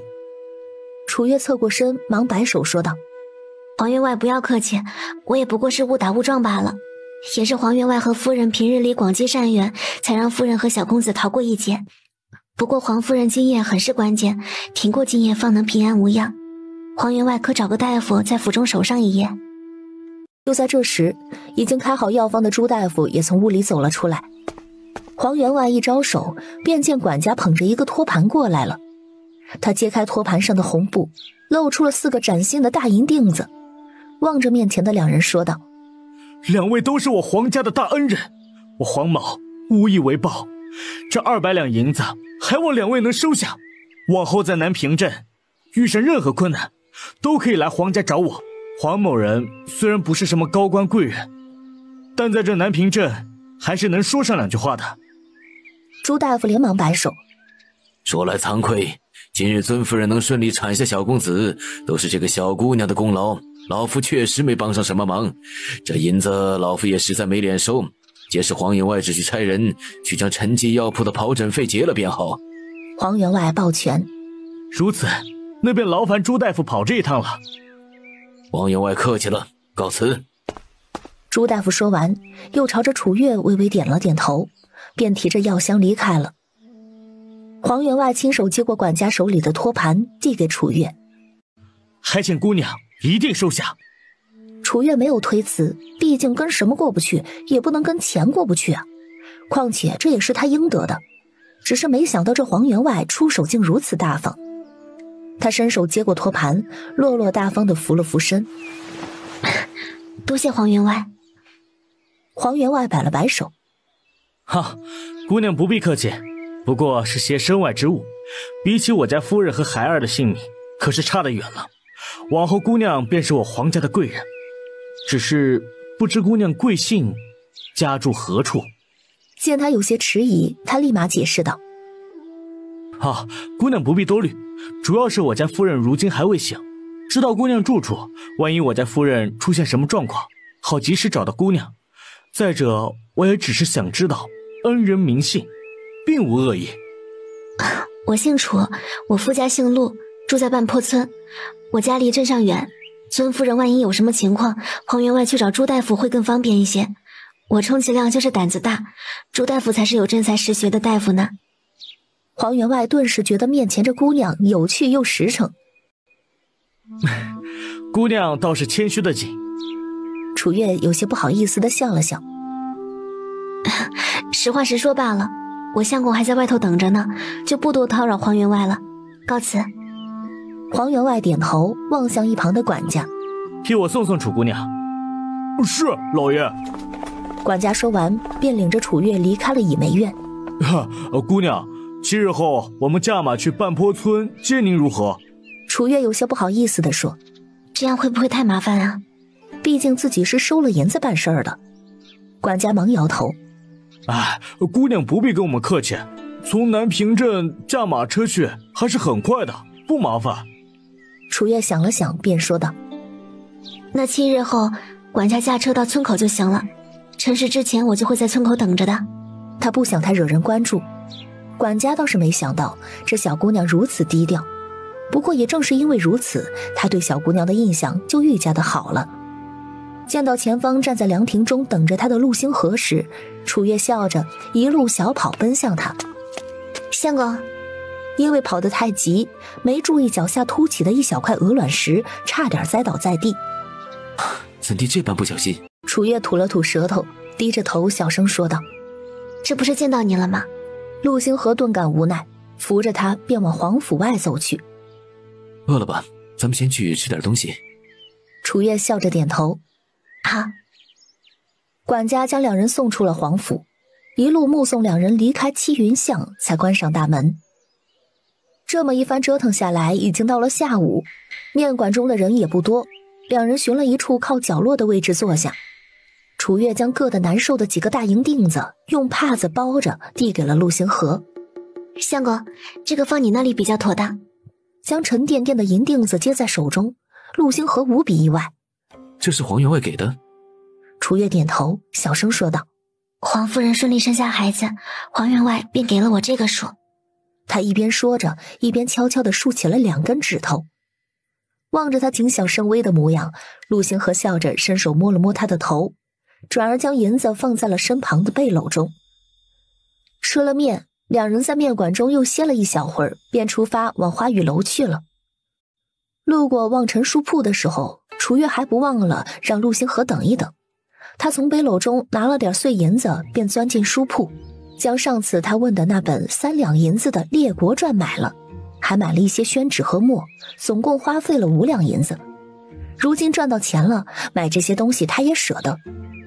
当楚月兴冲冲地将这些东西交到陆星河手里的时候，他的心底没有多少兴奋和激动，更多的是感动。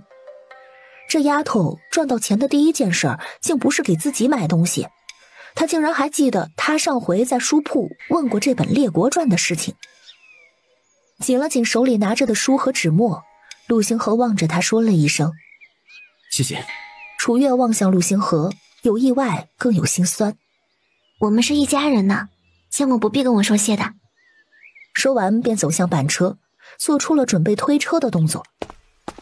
陆星河将东西在背篓中放好，转身拿起板车两边的把手：“我来吧，城里路平，我一个人能推动，你在一旁跟着便好。”如上次一般，两人直接去了花雨楼的后院。因着这会儿饭点过了，花雨楼内并不忙，管事很快便出来了。哟，这是又猎到猎物了。陆星河将手里提着的水桶放下，在田里采着2只鳌，不知花雨楼收不收？管事低头一看，这一鳖肥着来，忙点头：“收的，当然是收的。这鳖可是难得的滋补之物嘞。”他略微沉思一会儿，再次开口：“两位也是常客了，我便不与你们拐弯抹角。2只鳖一起800文，不知两位意下如何？”楚月不太懂，只往陆星河的方向望去，只见陆星河点了点头：“行。”2只鳖800文是个公道价，其余的酒楼怕是600文都难。管事与两人结了账之后，因着天不早了的缘故，楚月也就没有急着卖菜谱了。陆星河怕楚月脚痛，让他上了板车，推着他往回走：“今日不早了，咱便先回去，下次有时间了再去洋行转一转可好？”楚月自是点头答应：“相公，咱们这次回去先将家里的屋子修一修吧，等稻子收了之后，天就要冷了，要是下雨下雪的话，家里那屋子怕是不好过呢。”陆星河一边推着板车小跑，一边点头：“好，我也早有这个想法了。明日我去找大伯二伯，这事儿他们比较擅长。楚月撑着下巴问道：相公，修整瓦房贵吗？陆星河嗯了一声：不便宜，建一个适合咱一家人居住的院子，大概要50两之多。那镇上的院子呢？他又问道。陆星河略微沉思之后回道：镇上的话，至少也得1进的那种院子，才能住下咱们家这么多人。偏远一些的，至少都是80两以上。要是位置稍好的，得150两到300两不等。哦，那看来咱们暂时还只能修屋子了。陆星河点头：先修一修吧，明日让大伯二伯去咱家瞧瞧，尽量修得扎实点，过完这个冬再说。明年还不知道是什么情况呢。也是，年底要是真饥荒的话，镇上还不一定有家里安全呢。两人边走边说，在太阳刚落山的时候到达了村口。江秀琴今日在家里忙活，时不时的便往村口的方向瞅。这会儿见到陆星河推着板车进了村，立马开了院门，往两人的方向小跑过去。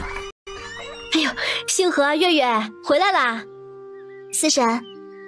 楚月跳下板车，将自己篮子里串好的400文卖药材的钱塞到了江秀琴的手里。这是卖药材的400文，四婶数数。见到那一大串钱，江秀琴笑得合不拢嘴。她实在是没想到，那么一篮子药材居然能卖这么多钱。江秀琴立马把钱往袖袋里一藏，压低声音说道：不用数啊，四婶信得过你们。楚月一笑：四婶的篮子还在我们家里呢，到时候可要记得去取。我们就先回去了，娘肯定在家里等着我们回去吃饭嘞。行，你们这一走啊，就是1日呢。三嫂在屋子里怕是也等急了。江秀琴说着，回头望向老宅。玉芳，到屋里拿2个鸡蛋，随你哥嫂去三伯母家，将咱们篮子给取回来。屋里的女孩应了一声，没一会儿便追上了陆星河和楚月。星河哥哥，嫂子。楚月回头望去，身后是一个比她略高的女孩，她穿着素净的衣裳，手里捏着2枚鸡蛋，正快步地往2个人这边走来。陆星河望了她一眼，只微微的点头，回头继续推板车。难得遇到同龄人，楚月上前挽过他的手臂。玉芳今年多大呀？快15了，嫂子呢？他有些疑惑地望向楚月，楚月一笑，露出了2个小梨窝。我快14了。陆玉芳有些惊讶，你还这么小，你爹娘就将你嫁出去了？他都快15了，爹娘还没给他说亲呢，说等他满了15再说亲，说亲之后还得再养2年再出嫁。楚月一脸无所谓的神情，并未有任何遮掩的意思。我倒觉得没什么不好的。这倒是。陈玉芳捂嘴一笑，附到楚月的耳边小声地说道：星河哥哥长得好看，对你又这般体贴，大伯母二伯母家的嫂子们都羡慕着呢。楚月没好气地睨了他一眼：你净瞎说。陆玉芳吐了吐舌头：我才没有瞎说，我说的可都是真的。这几日那几个嫂子一和哥哥们拌嘴，就拿星河哥哥说事，我听得真真的。他突然叹了口气：唉，再过2、3个月，我爹娘也要给我说亲了，还不知道会落在哪家嘞。那人要是有星河哥哥1半好，我也就知足了。楚月笑了笑：会的。陆玉芳的脸上带着一丝憧憬：那就接嫂子吉言啦。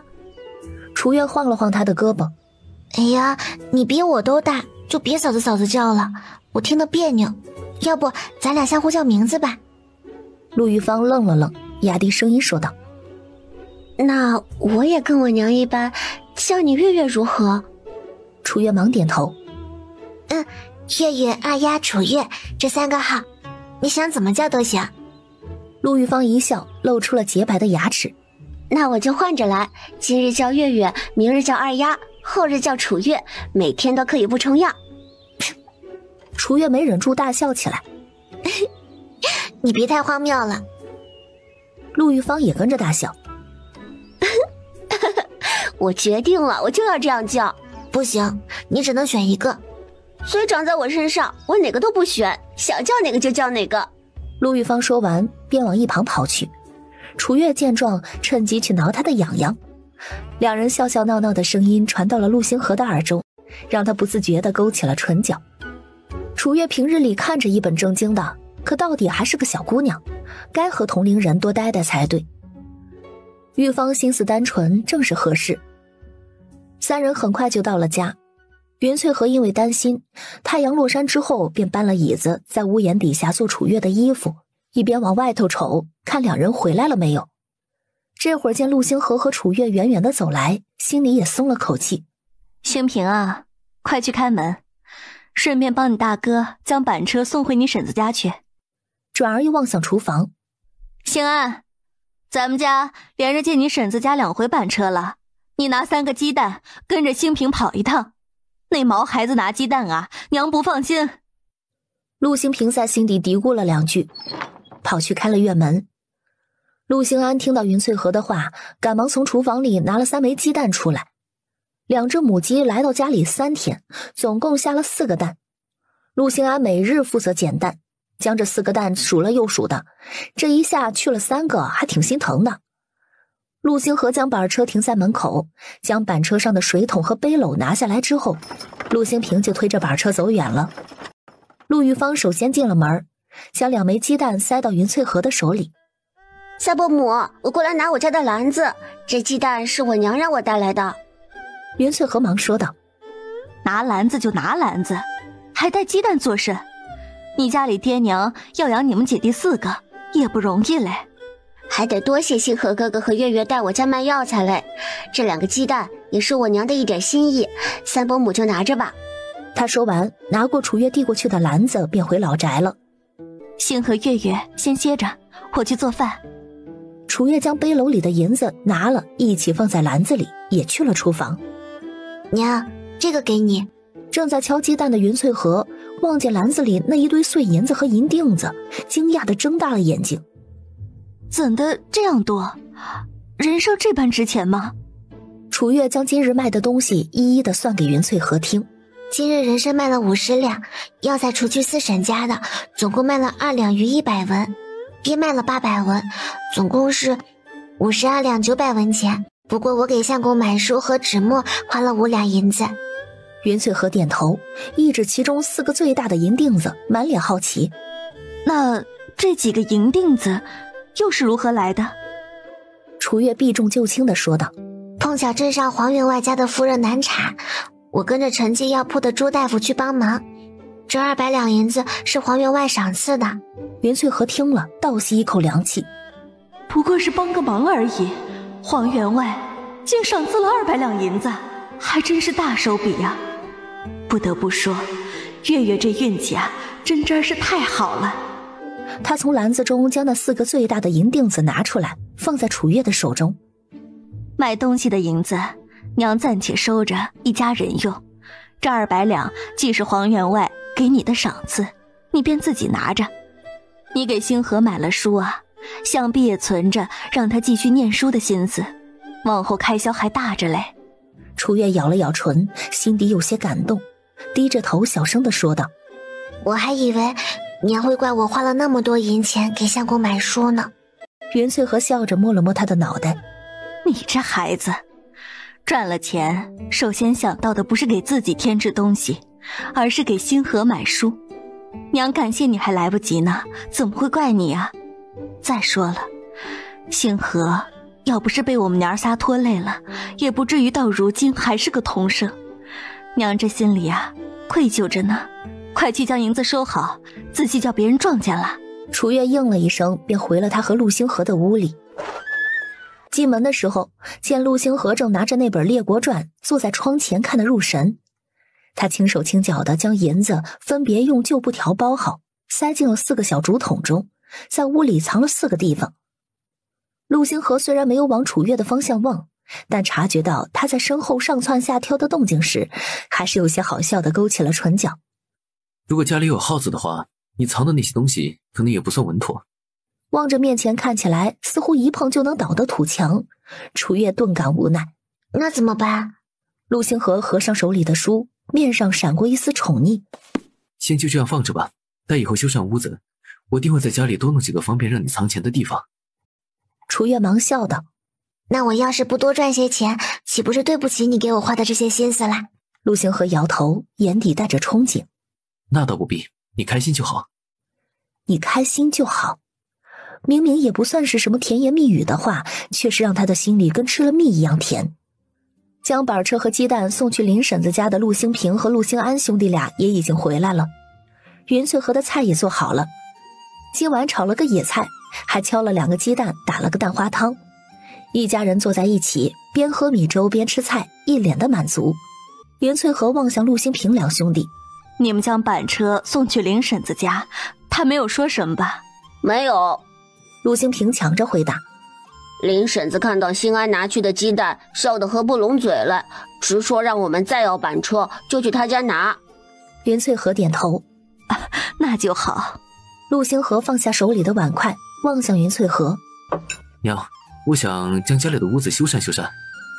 云翠河微愣，望着他好一会儿没说话，随后抬头瞅了一眼屋子。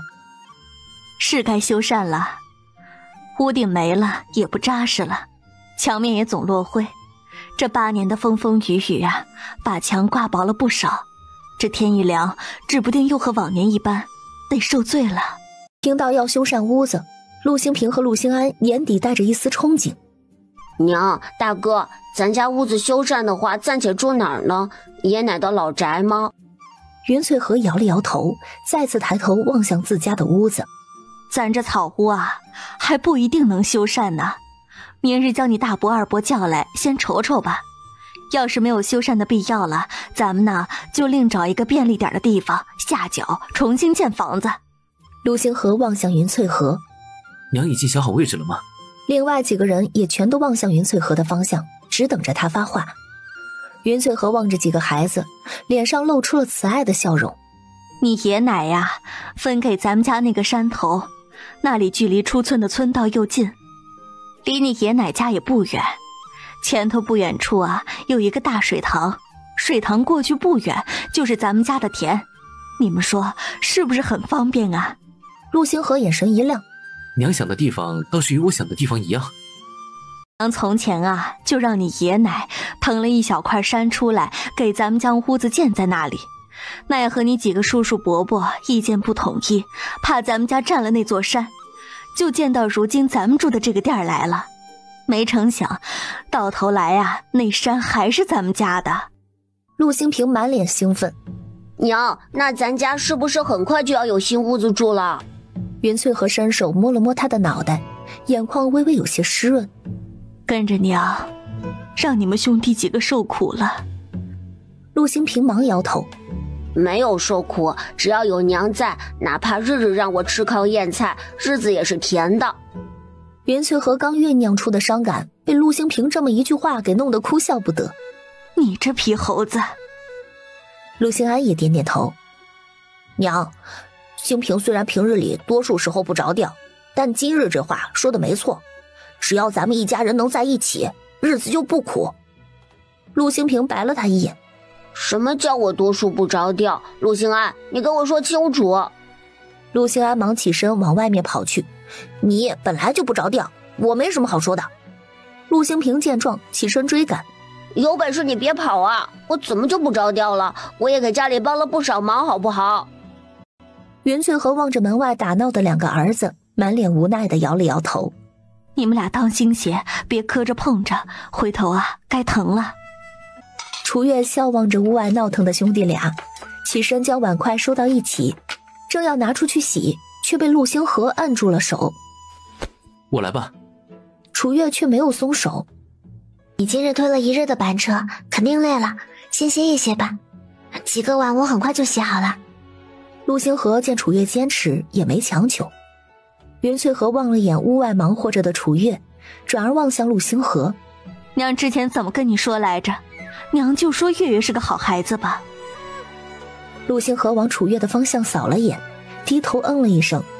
虽然声音清冷，但是细看的话，会发现他露在外面的耳朵已经变成了粉红色。袁翠和看破不说破，笑着回了自己的屋。第二日一吃过早饭，陆星河便将大伯陆来福和二伯陆来才请来了，同行的还有四叔陆守成。三人刚进院子，楚月便端来茶水让三人喝。待三人喝了茶，他又将杯子收去水缸边上洗了，拿进厨房。整个过程话不多，做事却利索，让陆来福和陆来才两个兄弟对他的印象有了些改观。三人在几个屋子里转了一圈，又回到院中坐下。陆来福摇着头说道：这草屋在8年前修的时候，本也不是多牢固的屋子，屋顶虽然换过一次，如今也完全要不得了。这墙壁更是脱落的厉害，要我说，修缮不如推倒重建省事。陆来才则有些不同意见。你张嘴就来，推倒重建费工费钱嘞，星河赚点钱也不容易，哪里经得起这般折腾？陆守成则望向陆星河和云翠河，不知三嫂和星河是甚想法？都是长辈在说话，陆星河自是将话语权交给了自家娘。云翠河见几人望着自己，连声说道：昨儿啊，我便和星河商量过了，如果实在不行的话，我们就重新起房子。我家土墙这样薄，修缮起来费时费工，还不好看。关键修缮的房子维持不了1年2年的，又要重新请人修，倒不如重启一个。陆来福、陆来才和陆守成三兄弟有些惊讶。三嫂预算可够？暂且应该是够的。一想到自己婆娘那厉害模样，以免她给自己递刀子，陆来才便想着将丑话说在前头。弟妹可得考虑清楚，咱几户都是财分家，手头可没有多余的银钱借你。如果重新起屋子的话，得手里头有钱才行，可不是张嘴就来的事儿。陆来福忙点头：是啊，虽然我也希望你们能重新起房子，但也要量力而行啊。一旁的陆守成则无所谓地说道：土坯房倒是花不了多少钱，关键是耗工时。嫂子要是不够的话，可以去找秀妻拿点，不过我家孩子多，能借出的也不多，怕是最多1、2两。这年头愿意给家里借1、2两银子的，可都是天大的恩情。袁翠和笑了笑：多谢大哥二哥提醒，也多谢四弟的慷慨。建屋子这事儿啊，我和星河也是心里有成算，才这般打算的。银钱的事儿不劳几位哥哥弟弟操心，只是到时候起房子。三兄弟一听松了口气，纷纷地拍着胸脯说道：起屋子这事儿，三弟妹就别操心了，大哥二哥保管给你弄得妥妥的。不过他们也有些惊讶，三嫂家里居然还有些余钱能建屋子，该不会是将爹娘分的那个山头给卖了吧？但也没在村里听见风声啊。云翠和喜笑颜开：那行，那就多谢大哥二哥了。陆来福、陆来才兄弟忙摆手：嗨，好说好说。云翠和忙望向陆星河：星河啊，领你大伯二伯和四叔去咱们晚上商量好的要起房子的地方瞧一瞧，等会儿看好房子就带你叔叔伯伯回家里来吃饭啊。陆星河点头：好。陆守成第一个出了院子：那我回去拿把锄头，等会儿到了地方好做记号。四人出了院子，楚月才望向云翠和：娘，咱家是建青砖房还是土坯房啊？云翠和望向他：月月的想法呢？他现在越来越觉得楚月就是家里的福星，下意识就觉得他的想法也很重要。楚月想了想，认真的说道：其实我觉得咱家如今也不是没钱，要建的话还是青砖房最好。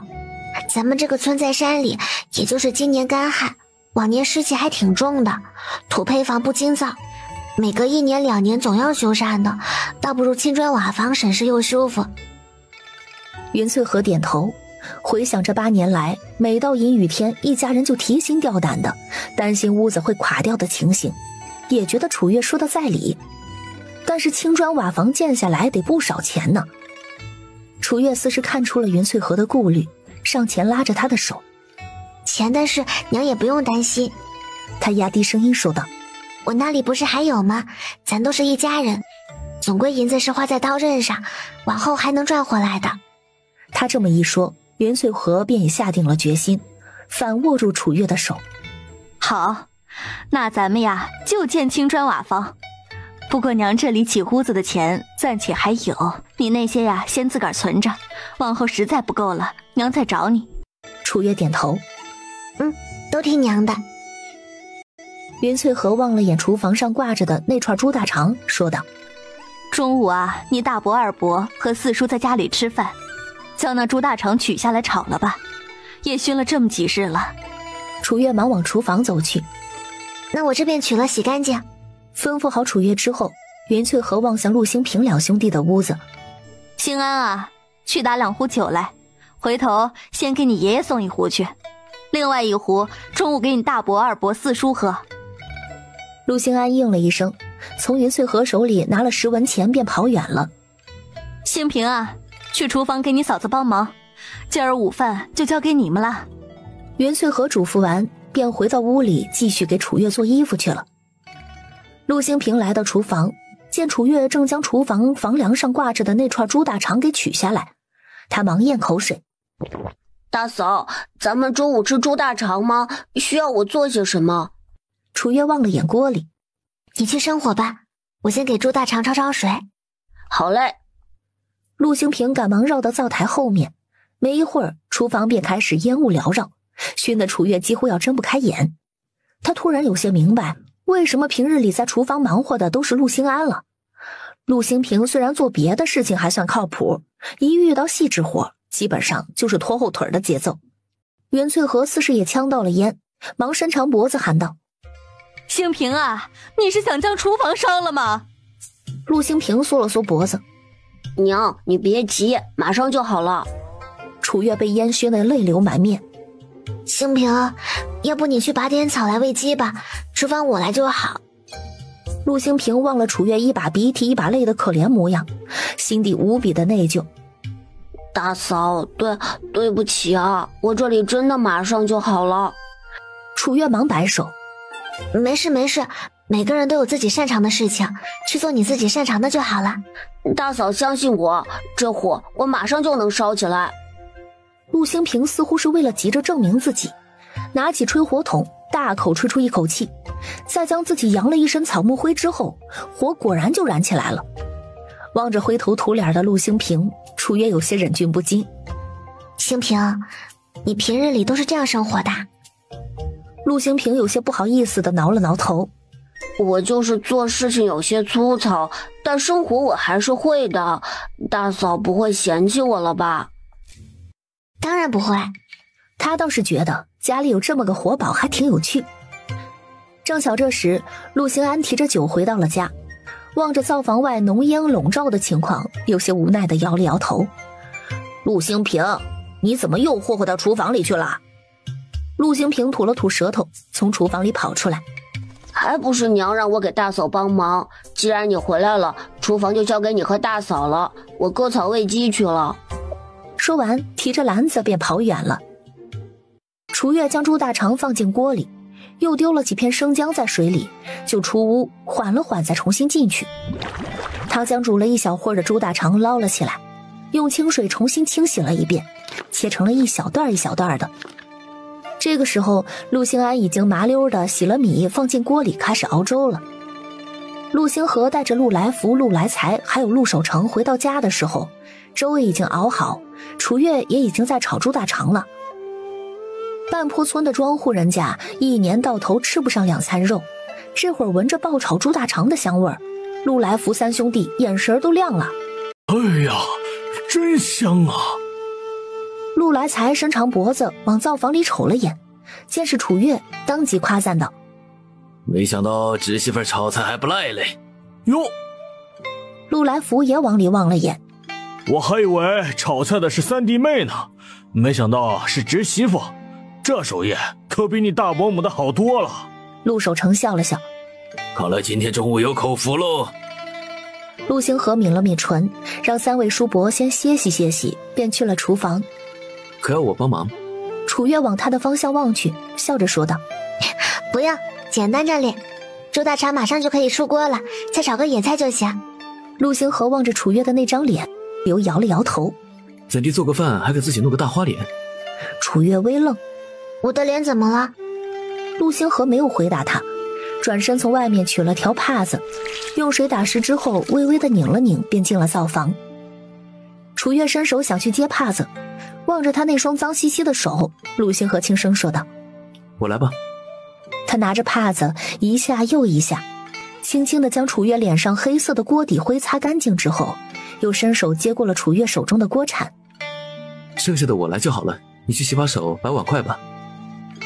楚月哦了一声，他伸手接过陆星河递来的帕子，便略微低着脑袋出了厨房。灶堂后面，极力降低存在感的陆星安眼底带着惊讶，大哥还从未对谁这样过呢。幼时他和兴平玩得脏兮兮的，大哥也只会将帕子扔给两人，让他们自己擦。因着厨房太小，桌子被搬去了屋外院中的那棵大树下。陆来福、陆来才和陆守成坐在一块儿。陆兴安将打的酒给三人各倒了一杯，三人一阵惊讶，一边欢呼终于能喝上一杯，一边又在心里埋怨三嫂乱花钱。星河赚点钱也不容易，好不容易分家分到点银子，这般不精打细算的话，迟早会败干净的。存钱犹如针挑土，花钱好似浪淘沙，他们都是过日子的人，深知赚钱不易。云翠和并不知道兄弟三个人心里的想法，指着桌上那一大锅爆炒猪大肠说道：“这猪大肠啊，是月月的拿手菜，味道很不错呢。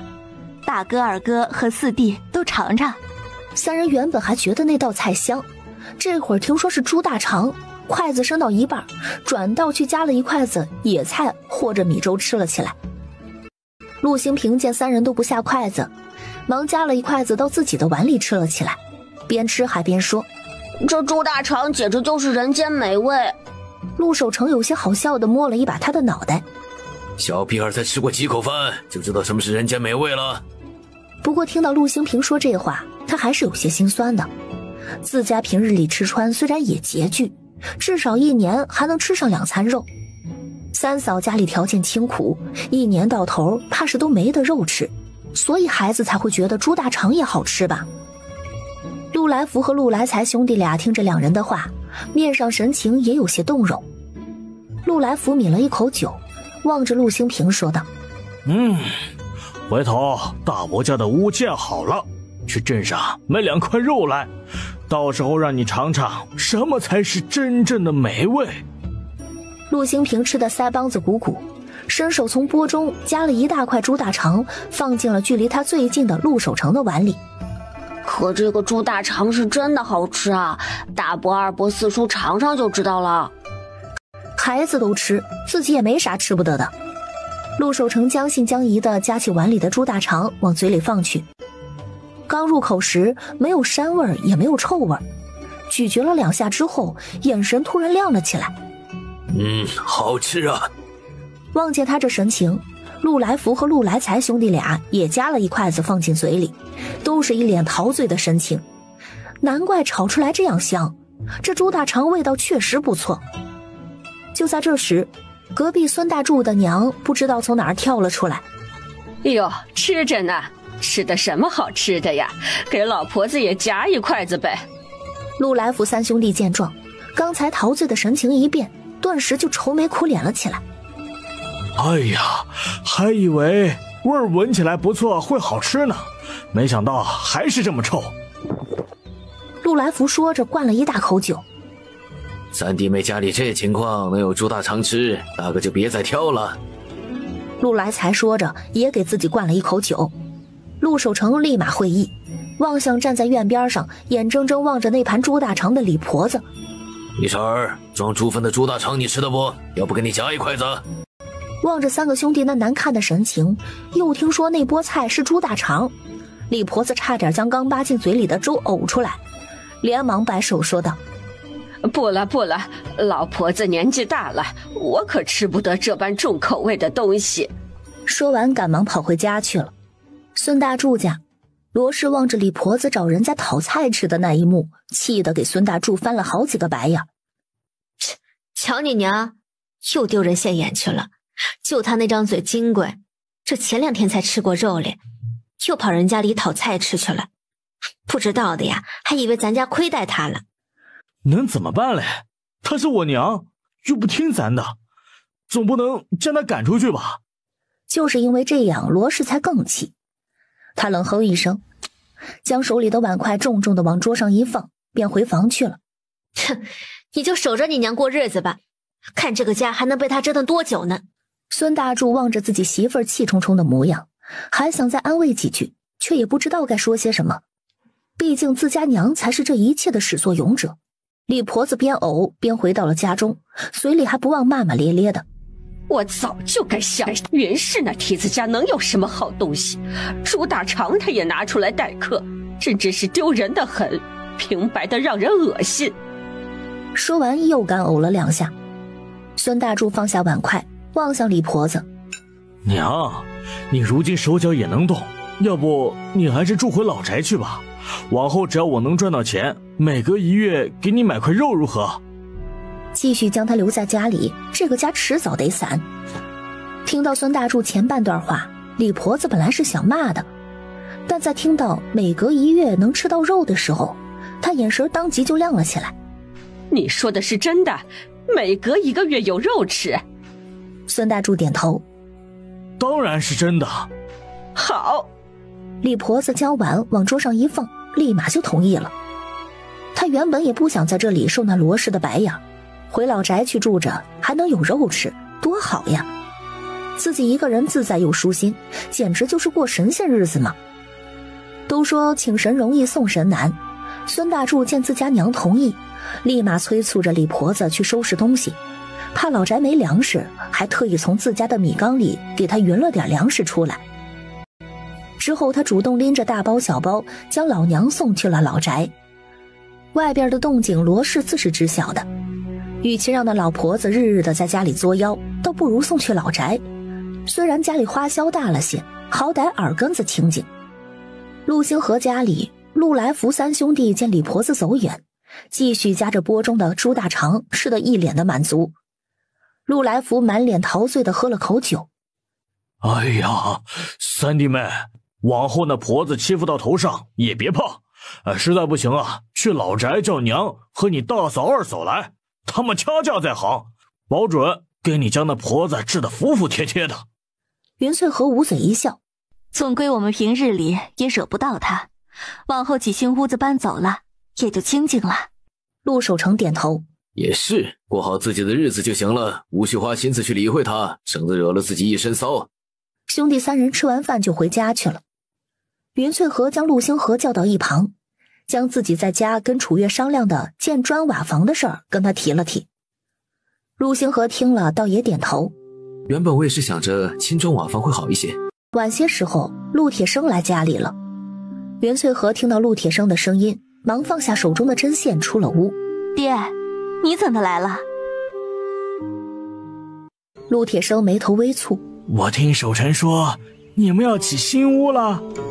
云翠和忙点头，是呢，等大哥二哥家的屋建好之后，我们家的新屋也可以开建了。陆铁生嗯了一声，拿起旱烟吧嗒吧嗒地抽了2口。钱够嘞？不够的话去找你娘拿点，回头赚到钱了再还给我们就是。袁翠和一听心里有些感动，忙说道，够呢，我们也是盘算好才建屋的，不然啊也不敢开这个头不是。不过还是谢谢爹了。听云翠和说建屋的钱足够，陆铁生点了点头。日子是自己过的，你们心里有杆秤就行。开工的时候跟爹知会一声，爹跟去帮帮忙。哎，到时候让星河告诉爹。陆铁生嗯了一声，转身出了院子。哎呀，我回去了，往后不必要给我买酒，你们过好自个儿的日子，比什么都强。看着陆铁生离开，袁翠和有些动容地蹭了蹭眼角。关好院门之后，转身回了屋。这几日楚月的2套新衣服已经做好了，因着这些日子养得好了些，穿上崭新的浅粉色棉质上衣和藏蓝色的襦裙，衬得她整个人越发的好看了。袁翠和上下打量了一眼楚月，笑得合不拢嘴。要我说呀，还是月月好看，这衣服啊才能穿出这样的效果。星河，你说是不是？他说着往陆星河的方向看去。陆星河原本就在看楚月，听到云翠荷的声音，先是愣了愣，随后微微的点头，嗯了一声。好看。望见她那粉红色的耳尖以及不自在的神情，云翠荷乐得笑出声来。楚月低着头，只觉得面颊热热的。很快就到了与皇府约定的日子，该去镇上给皇夫人拆线了。陆星河因为不放心楚月一人前往，自然是要跟着去。楚月原本想将云翠荷一起带上的，回来的时候让朱大夫给他诊诊脉的，奈何云翠荷不想去花那个钱，说等屋子起好了，手头宽裕点再去。还不到辰时，楚月和陆星河就出了半坡村，只是才出来走了没一会儿，便见一辆马车停在路旁等着。毕竟这个村里来了一辆马车，那绝对是稀奇事，一旦有人知道，肯定会有很多的人围观。管家就是知道楚月不想兴师动众，才将马车停在相对隐蔽的位置。自楚月和陆星河刚露面，皇府的管家便跳下了马车，朝着两人作了一揖。楚姑娘来了。楚月笑着与管家打过招呼，便和陆星河一起钻进了马车。管家立马调转马车，载着两人往南平镇的方向驶去。马车的速度比走路要快上许多，不到半个时辰便已经到了南平镇。因着马车上有明显的皇府标志，入了镇子之后，路上的行人纷纷避让。马车稳稳当当地停在了皇府门口。陆星河首先跳下马车，随后转身将楚月一把抱了下来。楚月下了马车，整理了一下自己的衣服，便和陆星河一起随着管家进了皇府。陆星河一个男子自是不方便进后院的，便只得跟上次一般在前院等着。楚月则被丫鬟带去了倚梅院。夫人，楚姑娘来了。屋内，小莲得到皇夫人的授意，当即说道：快去让姑娘进来。楚月进屋的时候，小莲正和一个婆子扶着皇夫人在屋里走动。望见她进来，两人赶忙扶着皇夫人上了床。皇夫人靠在床上，往楚月的方向望去。多谢姑娘前些日子救了我和我的孩子。楚月忙摆手：夫人莫要如此客气，当时情况紧急，我也是赶鸭子上架，好在上天保佑，夫人和小公子福大命大，否则此事定要在我心底留一辈子阴影了。望着一脸后怕的楚月，皇夫人不禁捂嘴轻笑：你这孩子也是个有勇有谋的。我听小莲说呀，当时朱大夫都无法了，这法子还是你想出来的呢。我醒来之后，小莲就差没将你夸上天去了。他一边说，还一边望向站在旁边的小莲。小莲有些不好意思地低着头：哪有夫人说的这般夸张？奴婢只是见楚姑娘小小年纪，竟能有这般本事，心生钦佩罢了。楚月有些不好意思地笑了笑：运气好罢了，当不得小莲姐姐这般夸奖。他转而望向皇夫人：不瞒夫人，我家住在山里，靠采药为生，这些日子跟着我家相公在药铺进进出出的，这法子也是无意听到的。当时见夫人情况危急，便想着试一试，就与朱大夫提了。皇夫人听罢点了点头：难怪，原是个有底子的。楚月抿唇一笑：不如我先给夫人看看伤口吧。好。皇夫人说完，便由小莲和那婆子扶着躺了下去，并将皇夫人腹部的衣服撩开来。楚月走近一看，皇夫人腹部的伤口已经愈合，伤口部位的疤也已经脱落完毕。他不禁感慨，这金疮药的功效可当真是不错。他在皇夫人腹部轻轻地按压了2下。夫人，可还有之前那般疼了？皇夫人微微摇头：比前几日好多了。就在这时，小莲已经将用酒抹过的干净剪子用托盘装着端来了。楚月拿起剪刀，细心地将皇夫人腹部的线拆卸干净之后，站起身来：夫人伤口恢复得极好，这些日子还是得让伤口保持干净，3个月以内不要干重活，以免让愈合的伤口崩开。皇夫人将楚月的嘱咐一一地应下，事后跟小莲使了个眼色。小莲会意，将早已准备好的首饰盒端了过来。皇夫人一边打开首饰盒，一边说道：这里有一对金镯子，是我成亲的时候从娘家带来的嫁妆，楚姑娘想必刚成亲不久，这便算是我的一点心意吧。楚月忙摇头：夫人，这青镯子我可不能要。前几日离开的时候，黄员外已经给了我不少银子，再拿夫人镯子，倒显得我贪心了。望着这样的楚月，黄夫人倒是更加欢喜了。谁人都爱财，只是这姑娘却知道取之有度。傻姑娘，也就你会拒绝这些好东西。楚姑娘要是不介意的话，往后或可叫我一声江姨。楚月一愣，可夫人看着这般年轻，真的可以这样叫吗？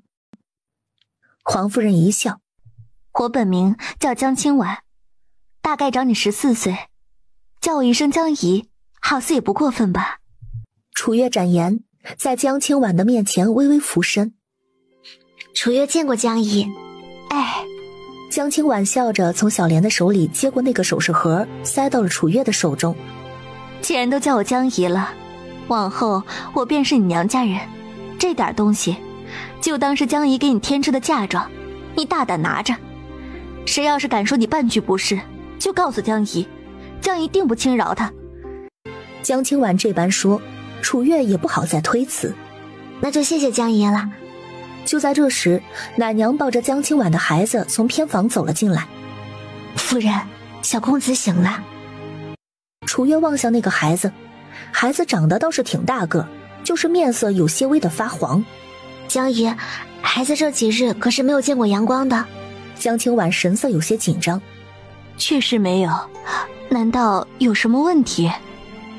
倒是没什么大问题，只是他瞧着似乎有些阳黄，每日趁日头不烈的时候，或许可以让他见见阳光，多吃多拉，不是便能恢复正常了。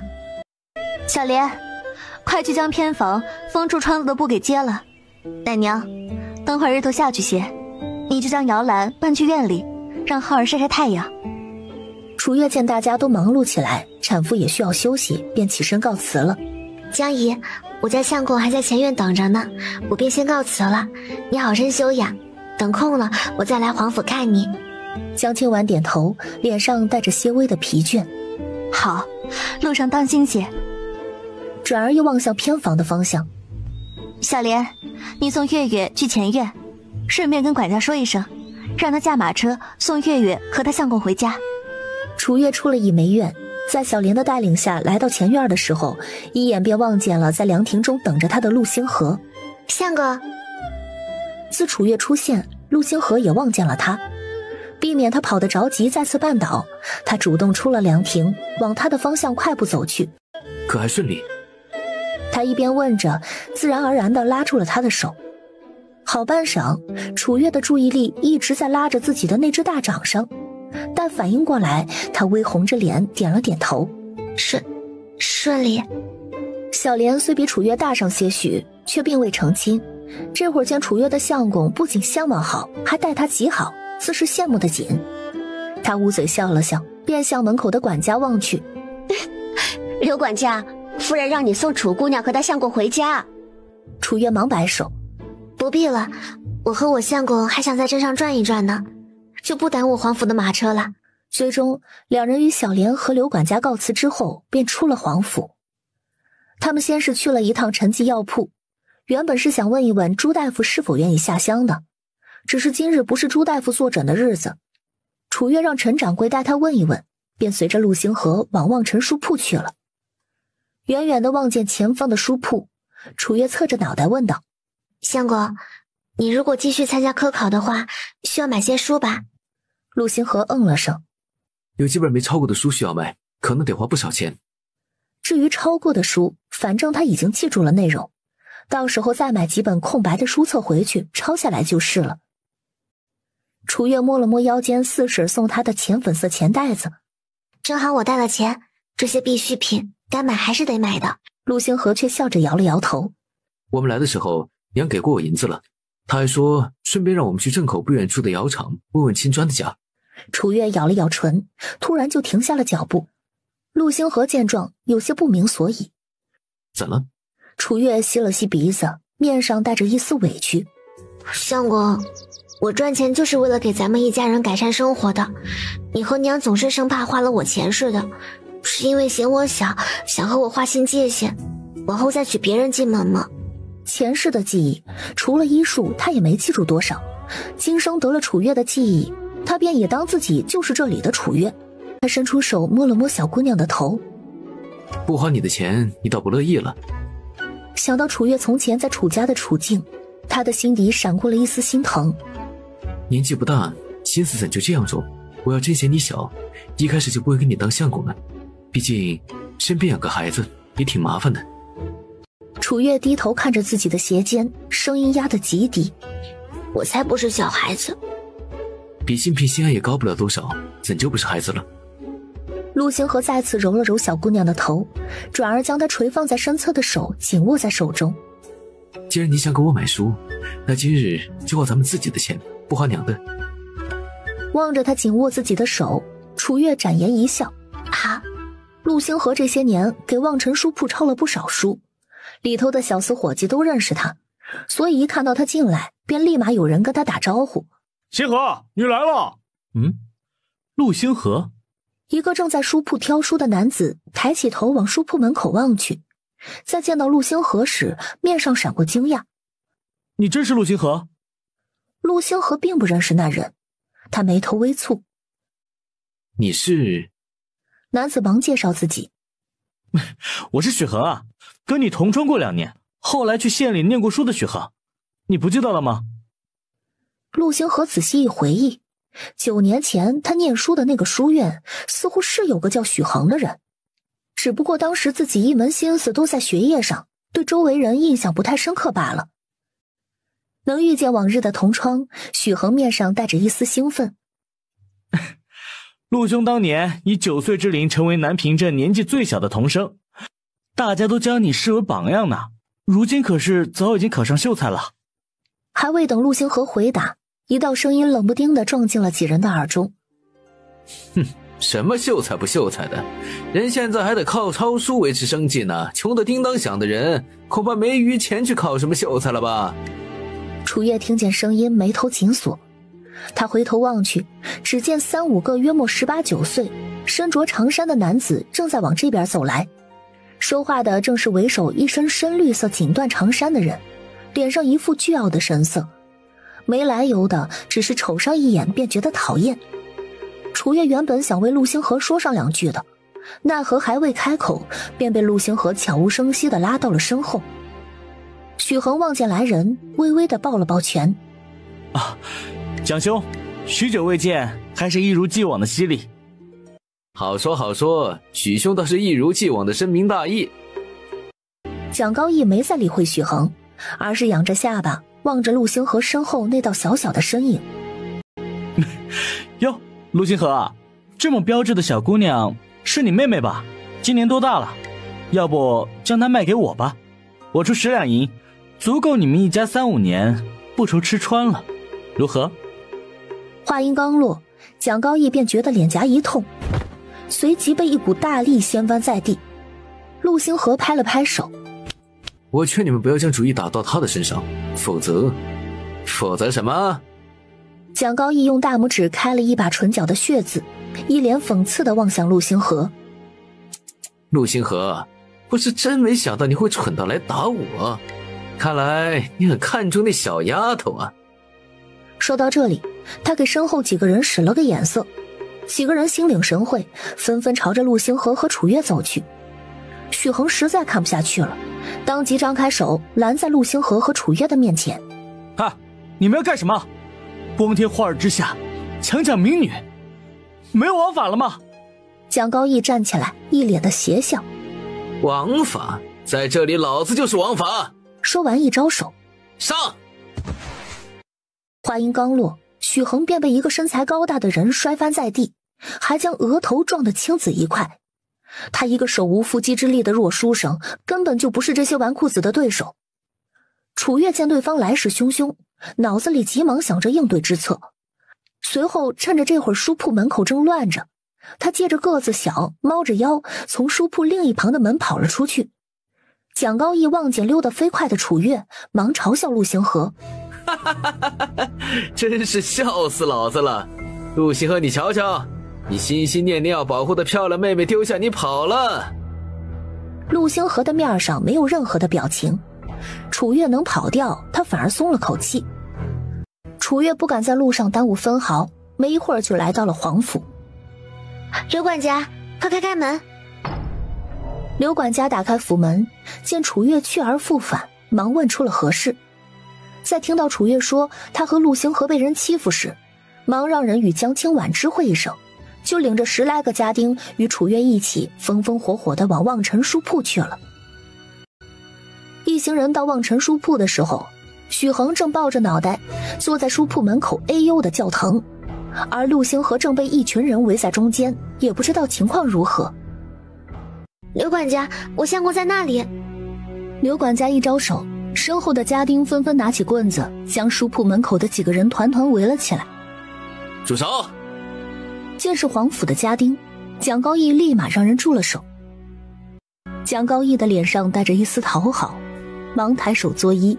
刘管家怎地有空来这里了？我不过是在教训1、2个不听话的贱民，皇府不会连这种事情都要管上来吧？刘管家眉头一挑，贱民？蒋公子将我家夫人的侄女和侄姑爷称之为贱民？皇夫人的侄女儿？蒋高义难以置信地指向楚月。刘管家说的是她？他没想到自己随便惹到的一个小丫头竟然有这样的来头，他的唇角带着一丝嘲讽。哼，蒋公子啊，你往日在南平镇上横行霸道也就罢了，如今竟还明目张胆地欺负到我皇府之人的头上来，这是不将我家员外放在眼里了嘞。蒋高义一听，连忙狡辩：刘管家这是哪里话？今日可是那陆星河先动手的，我这完全是正当防卫啊！刚将陆星河从蒋高义几人的包围中拉出的楚月，望着陆星河青肿的嘴唇，满脸的愤怒。你撒谎，我们才是正当防卫呢。蒋高义冷笑：你看看我们这边的人，哪个比你男人伤得轻？是不是撒谎？这么多人在场都可以为我作证，你说是吧，许兄？望着蒋高义那张有恃无恐的脸，许恒第一次对他产生反感的情绪。事情的始末就是这样，陆兄虽然先动手，却也是因为蒋高义出言不逊在先，若非他出言轻佻，甚至还想强抢民女，陆兄不会动手打他。蒋高义听见许恒的话，忙指着他喝道：许恒，你卑鄙，能不能实话实说？你哪只眼睛看到我碰那个丫头了？咱们两家也算是世交，你竟这般胳膊肘往外拐！许恒望着气急败坏的蒋高义，脸上神情未动。我不过是实话实说而已，况且刚才让我作证的也是蒋兄不是吗？你……蒋高义气得咬了咬牙，知道自己理亏，冷哼一声，便想带着自己的人离开。谁知还没走出2步，便被刘管家带来的家丁全部扣起来了。蒋高义大骂：刘管家，你这是作甚？我爹好歹也是员外郎，在南平镇的地位并不比黄员外低，你凭什么抓我？哼，可不是我要抓你，强抢民女的事情你都干出来了，要是不将你送去衙门长长记性，当我黄家是泥捏的嘞！说完，一招手便领着一众家丁扣着蒋高义等人往衙门走去。楚月望向陆星河，伸手碰了碰他青紫的嘴角，满脸的心疼。相公，你疼不疼？他有些内疚。如果不是为了我，你也不会与人打起来了。陆星河摇头：没事，我不疼。其实我刚才没想要跑的。陆星河摸了摸他的脑袋：我知道你不会丢下我的，事实证明月月很聪明。楚月笑了笑，转身望向许恒，朝着他微微的俯身：今日多谢许公子了。许恒侧过身，摆了摆手：姑娘不必谢我，我也不过是看不得人当街作恶罢了。陆星河望向他：蒋家和许家是世交，你今日如此帮我们，回头蒋高义回了蒋家，可会怂恿蒋老爷伺机报复打压许家？许恒满脸不在乎：那也得他们有那个本事才是，此事不必陆兄担心，许家还有我爹撑着呢，我家那老头可不好糊弄。听到许恒的回答，陆星河和楚月相视一笑，这许恒倒是个性情中人。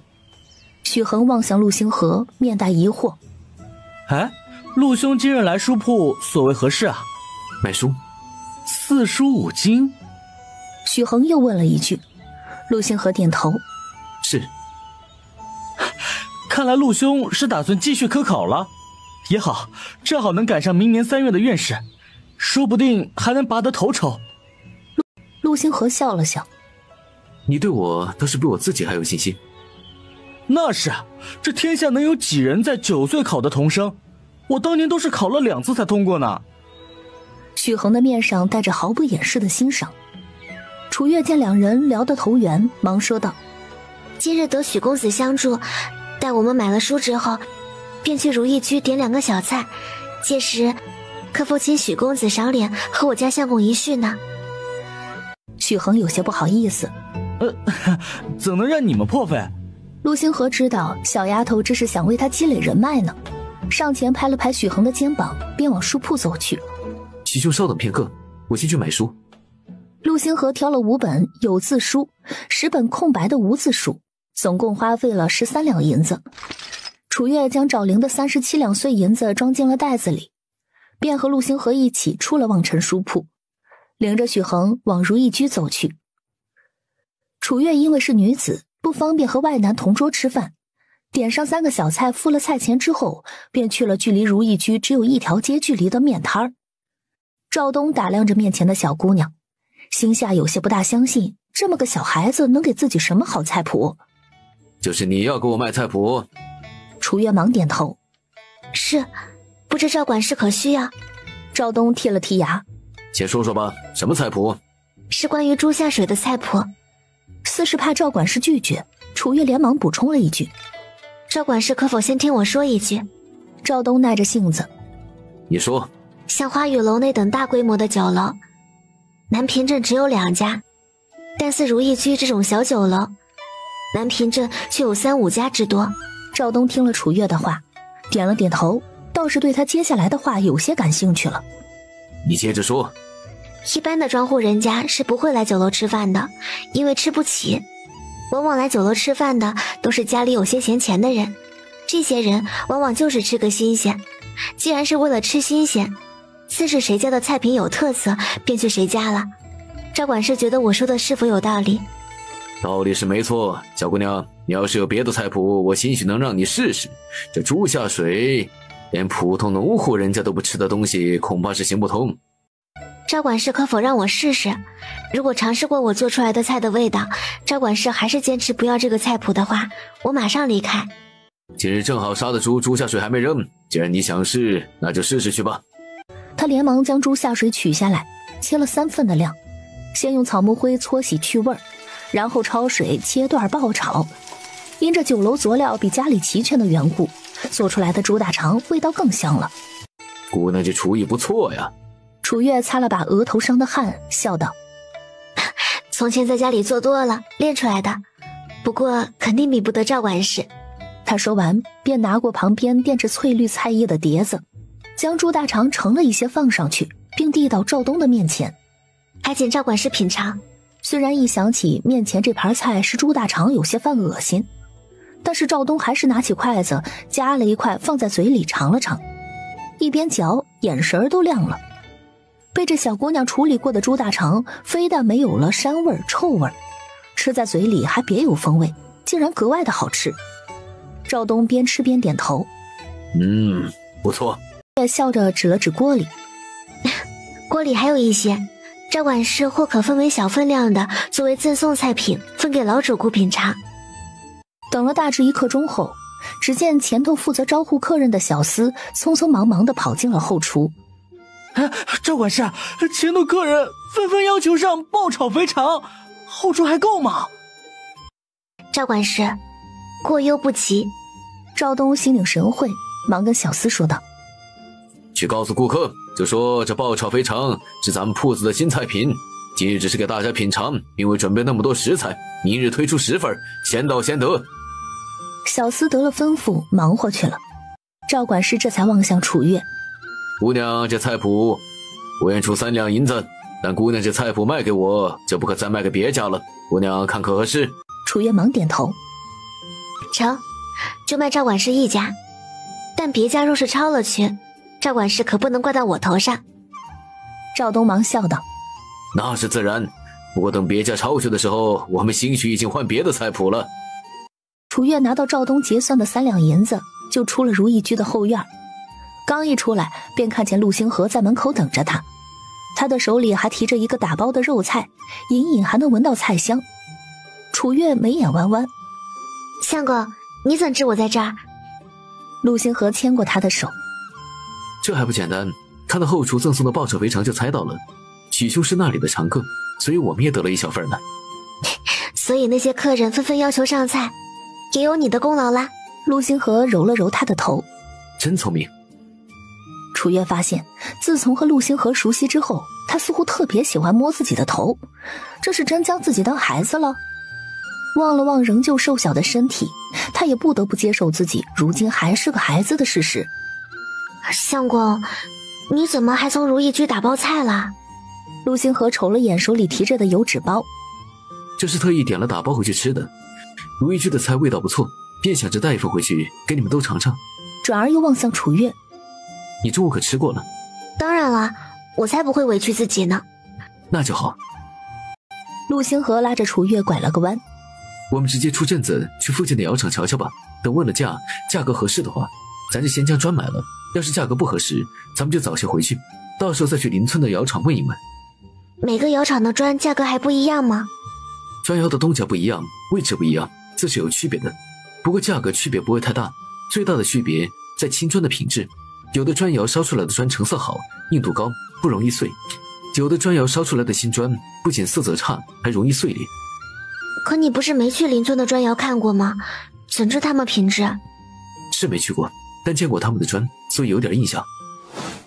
2刻钟后，两人终于到达窑厂。砖窑很大，到处都码放着烧制好的青砖，因为常年烧窑的缘故，窑厂周围没有草背树木，温度也比别处要高上许多。一小厮远远地望见两人，边擦着汗边跑上前来问道：哈，两位是想看看青砖吗？陆星河点了点头。不知你们这儿的青砖是什么价？哎，2文3块。小厮忙指着身后的砖：两位可以来看看我们的青砖，我们的这个砖窑啊，在南平镇上百年了，镇上有半数以上的屋子都是用的咱们家的青砖嘞。陆星河上前瞧了瞧，又在青砖上敲了敲。小厮见状，忙拿着2块青砖敲击在一块儿，声音清脆不沉闷，也没有出现断裂的情况。不愧是老砖窑，烧出来的青砖品质还是相当不错的。陆星河望向他：这青砖的价可否再便宜些？姚家沟那边也有砖窑，比你们窑厂的便宜。小厮立马笑道：嗨，就姚家沟那小砖窑，跟咱烧了上百年青砖的老砖窑哪里能比啊？客人既然了解过姚家沟的砖窑，却又没去那里买砖，嘿，想必也知道他家那品质。咱做生意啊，都是1分钱1分货，客人想要品质过硬的青砖，方圆百里还真就非咱家开阳砖窑厂莫属了。陆星河心里早有数，他将自家要建的屋子大小大致与小厮说了说，小厮立马便给他算出了要用砖的大致数量。大致需要用到6万块，多想必是不会多的。要是到时候少了，您可以再来补。实在多了，如果您家里不需要那么多砖的话，只要砖没有损坏，您还能拿来退。您看如何？陆星河回头往楚月的方向望了眼，又在心底思忖了片刻，才点头说道：好。紧接着他又问了瓦的价格，瓦总计是6两银子。最终陆星河支付了10两银子的定金，定下6万青砖和需要的瓦之后，便领着楚月往回走了。楚月回到屋里，将身上的碎银子用竹筒装好，分几个地方藏了起来。那放金镯子的盒子太大，墙洞藏不下，就被楚月用旧衣服包了，塞进了炕里。将东西藏好之后，他就去了厨房，将陆星河在如意居打包的肉菜从油纸包里拆出来。陆星河闻着香味进了厨房。大嫂，这是什么？你大哥在镇上打包的菜，说带给你们也尝尝。他用碗将菜装出来，往陆星平的方向递去。尝尝看。陆星平有些不好意思地摆了摆手。还是不了，再过会儿就到饭点了，到时候咱一家人一起吃。楚月笑了笑，将手中的菜用一个大一些的钵倒扣在灶台上，以免进灰。刚出了灶房，便见云翠荷从屋里走出来。月月，你随我到屋里来。楚月满脸不解地跟着云翠荷进了屋。娘，怎么了？云翠荷将陆星河给她的银子拿了出来。我记着早上给了星河50两银子，让他买书和青砖的。青砖定金花了10两，怎的这里还有40两嘞？那么多本书，没花钱呐。家里出了2个读书人，他心里明白得很，镇上的书比金子还贵呢。楚月笑了笑。娘，相公买书用的是咱们自个儿的钱。你这孩子，都是一家人了，还什么我的你们的？你们往后花钱的地方啊，还多着嘞。科考这条路，哪怕是顺风顺水，都得折腾好几年。星河一旦继续走这条路，家里帮不上忙不说，你还得跟着忙前忙后。过几年，等你成年了，家里再添个大胖小子的，那花销啊就更大了。楚月没想到云翠荷会想得这样远。娘，还没到那时候呢，往后咱们努力多赚点钱就是了。云翠荷拍了拍他的手。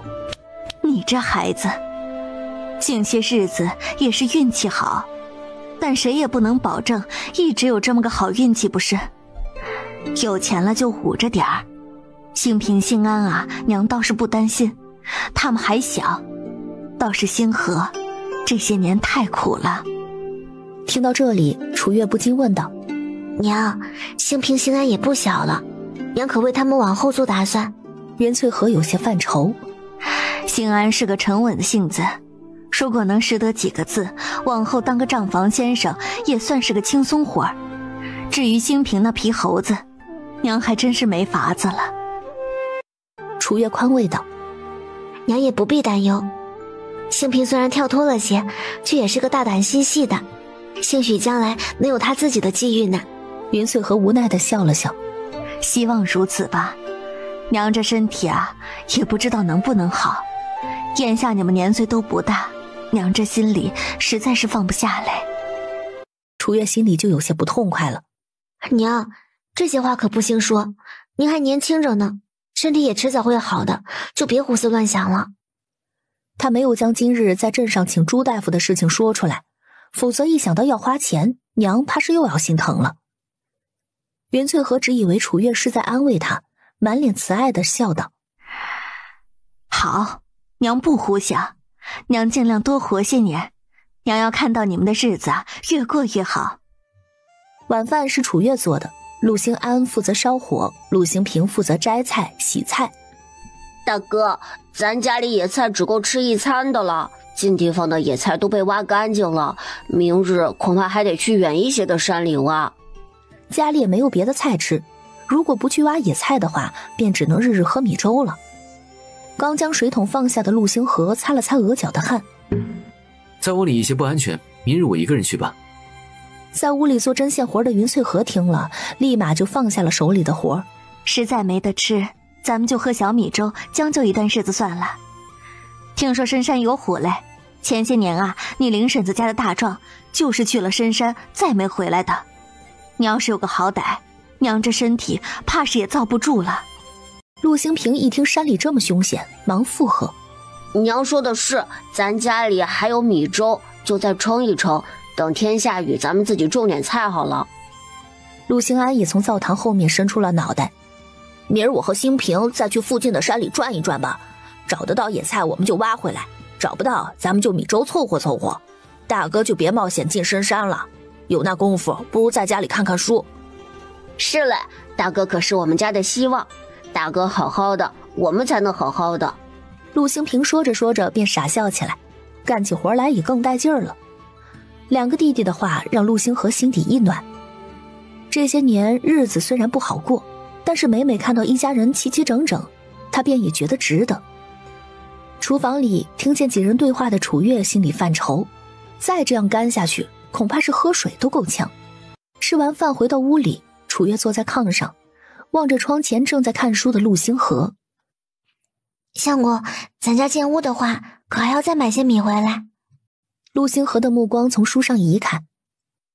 要的，镇上的陈米怕是再难遇到，到时候将糙米买回来，建屋的时候咱一家人也跟着吃糙米，陈米留着搬家之后再吃吧。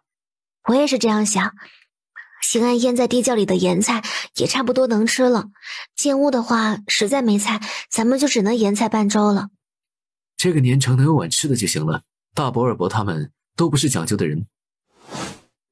上次楚月去陈记药铺找朱大夫没遇上人，第5天的时候，朱大夫抽空来了一趟半坡村，他牵了头驴子，背着药箱到了村口，站在村口第一户人家的院门外喊道：有人在吗？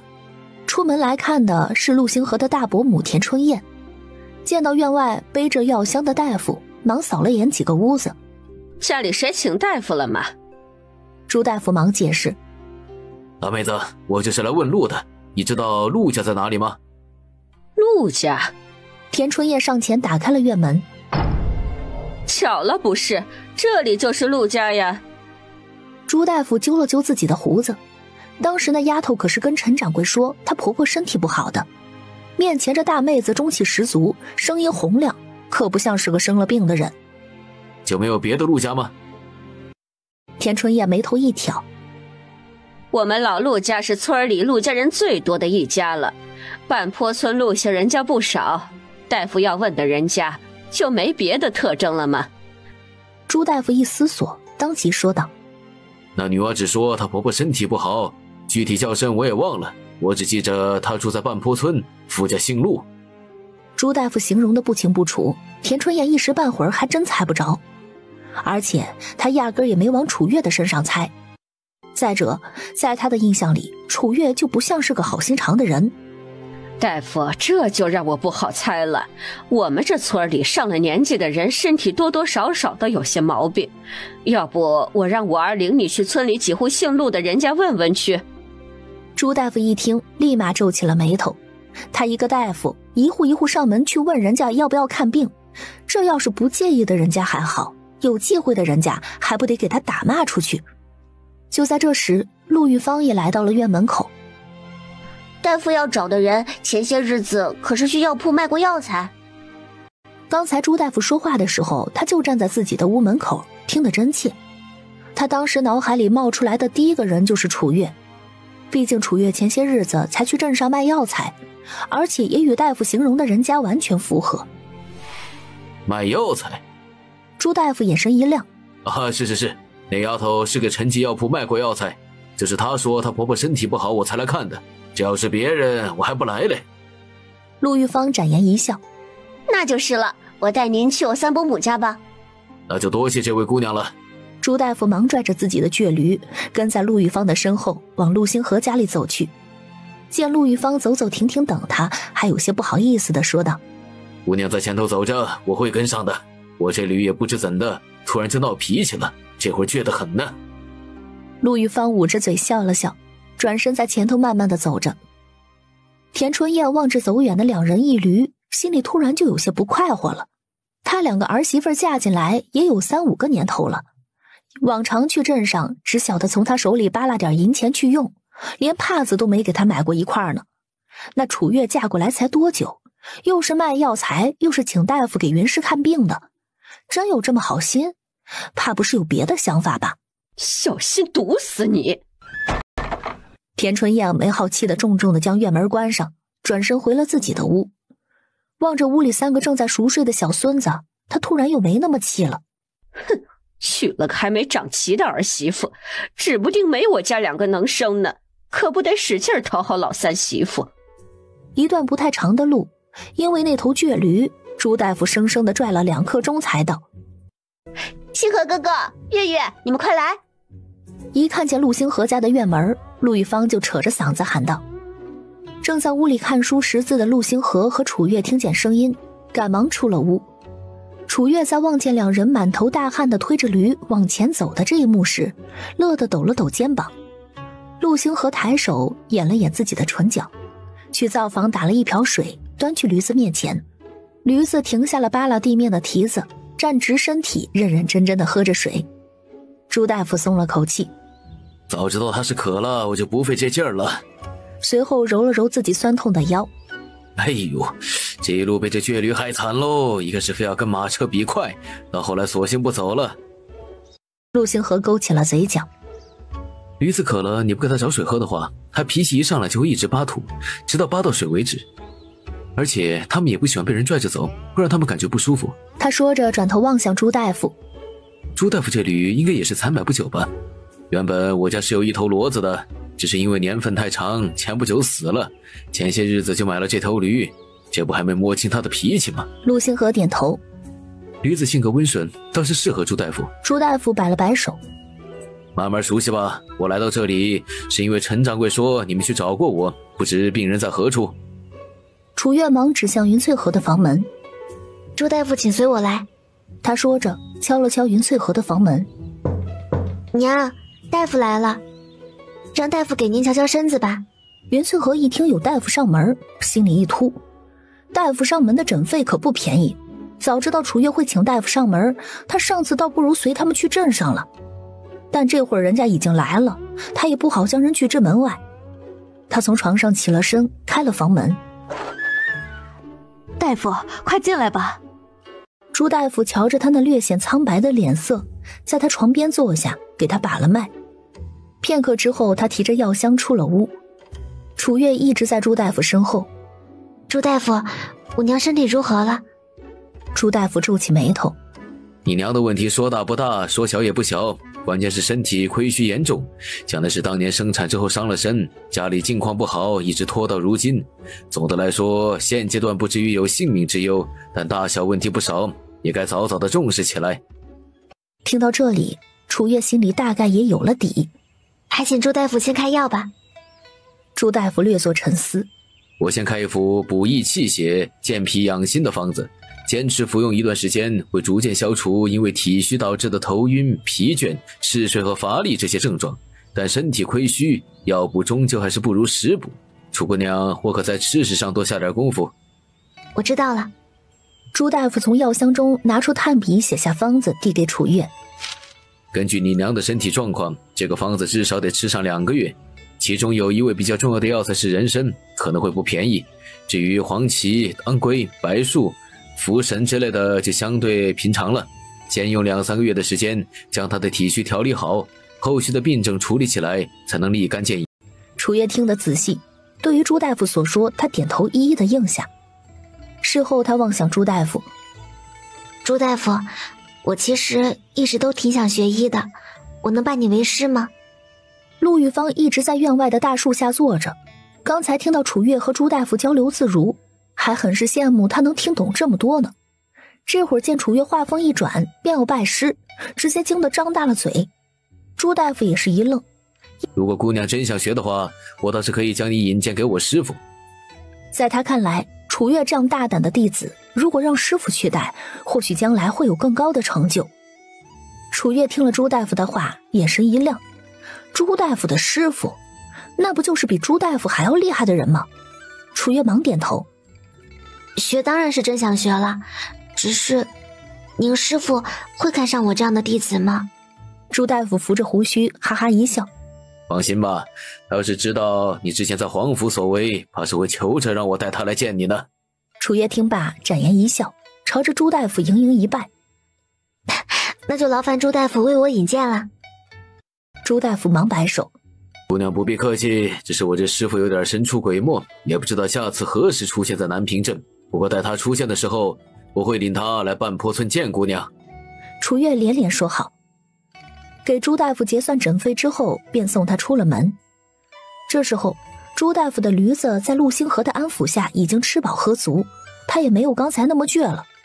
他亲自将朱大夫扶上了驴子，又将驴子的注意事项与他说了说，便看着他骑驴远去。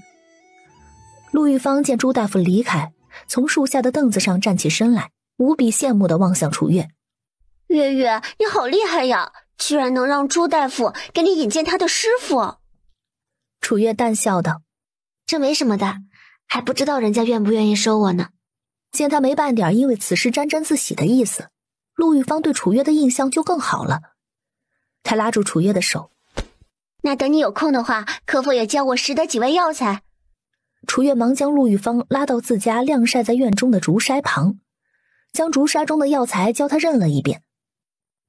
家里目前就这些药材，也只能教你这么多了。待下次采了新的药材，我再与你说。陆玉芳侧着头，又将竹筛里的药材认认真真的认了一遍。够了够了，再多我一时半会儿也记不住。谢谢月月，我先回去记一记这几种药材，回头采了药材再来找你。去吧。目送着陆玉芳离开，楚月才敲了敲云翠河的门。娘，你歇下了吗？云翠河叹了口气。月月，进来吧。楚月进了屋，站在门口，有些忐忑地望向床上的云翠河。我自作主张让朱大夫来咱家给娘看病，娘可是生气了。云翠河揉着脑袋摇了摇头。怎会？月月这般孝顺，娘高兴还来不及嘞。只是今日觉得头有些晕，怕摔倒便没起来罢了。头晕？楚月想了想，便去了厨房，从房梁上取下了吊篮，将第一次去镇上买的红糖从里头拿了出来，随后在锅里加了水，煮了一碗红糖鸡蛋羹，端去了云翠河的屋里。汤羹里还放了2片生姜，这3样东西配起来可以补血活血、温胃健脾，最适合因为贫血导致的头晕症了。幸好家里还有这3种食材，不然他真是束手无策了。娘，先将这碗红糖水喝了吧，喝了头便不会那么晕了。云翠河支撑着坐起身，伸手端过楚月递来的一大碗红糖水。怎的还放了鸡蛋嘞？你们都没吃。楚月将瓷勺递向了云翠河的手里。娘，你的身体能好起来比什么都重要呢。我们年纪小，身体也都康健，平日里多吃2个少吃2个的不碍事。唉，你这孩子。云翠河不得不再次感叹，这样好的闺女，楚家人之前怎的就不懂珍惜呢？真是瞎了他们的狗眼。将一碗暖烘烘甜滋滋的红糖鸡蛋汤喝下，云翠河发了一身的汗，便也觉得脑袋没那么晕了。月月这汤啊，倒是真见效。见效果不错，楚月也松了口气。娘先在屋里待着，我去给你烧一壶热水，等会用盆端来给你擦擦身子吧，再换上一件干净的衣裳。云翠河点头。好。云翠河起床，将身上的汗擦洗了一遍，换上了干净的衣裳，只觉得整个人神清气爽，只觉得身子许久都没这么轻松过了。他将换下的脏衣服放在盆里，端着便出了屋。楚月见状忙上前。娘，衣服我来洗吧。云翠河将身子偏了偏，避开了楚月的手。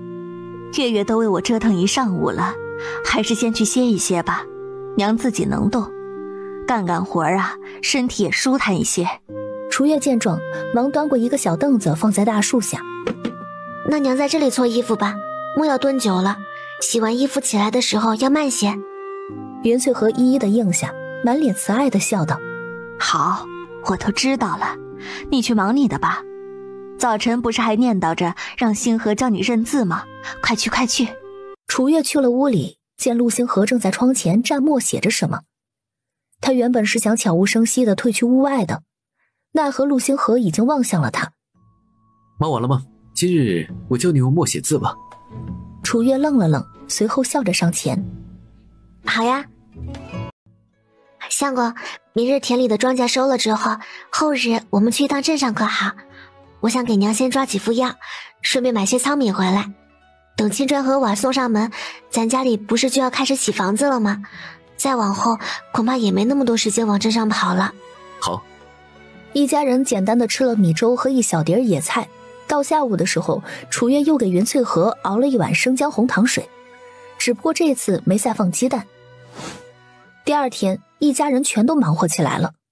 陆星河和楚月拿着镰刀，在田里将成熟的稻穗割下。陆星河一边割，一边将稻穗捆成捆。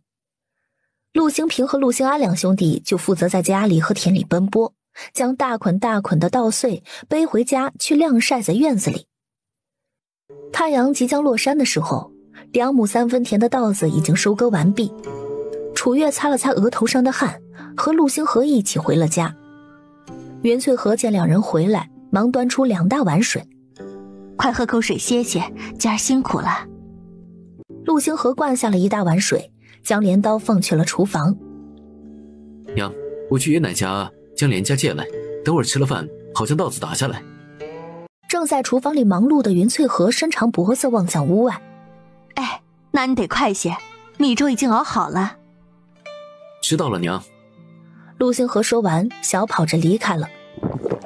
楚月喝完水，将碗放去了厨房，先打了盆水，用皂角将头发洗了，又打了第2盆水进了屋。他将身上的旧衣服脱下，又将手臂上包裹着的布套子给取下来，用清水将身体擦洗了一遍，再换上干净的新衣裳，才终于舒服了不少。浅蓝色的上衣搭配着藏蓝色的襦裙，倒是将它衬得多了一分书香气。刚端着衣服出门，便见陆星河正在屋檐下坐着，听到开门声，他才起身望向楚月。先去吃饭吧，衣服等会儿再洗。好。楚月将装着脏衣服的盆放在屋前，便跟着陆星河一起去了灶房。吃饱喝足，楚月就洗衣服去了。陆星河则拿着镰夹将晾晒了1日的谷子敲下来。最近大家都在收谷子，都要用到镰夹，他也只能趁着天黑将谷子敲下来，明日爷奶、叔伯他们都要用，总不好耽误了他们。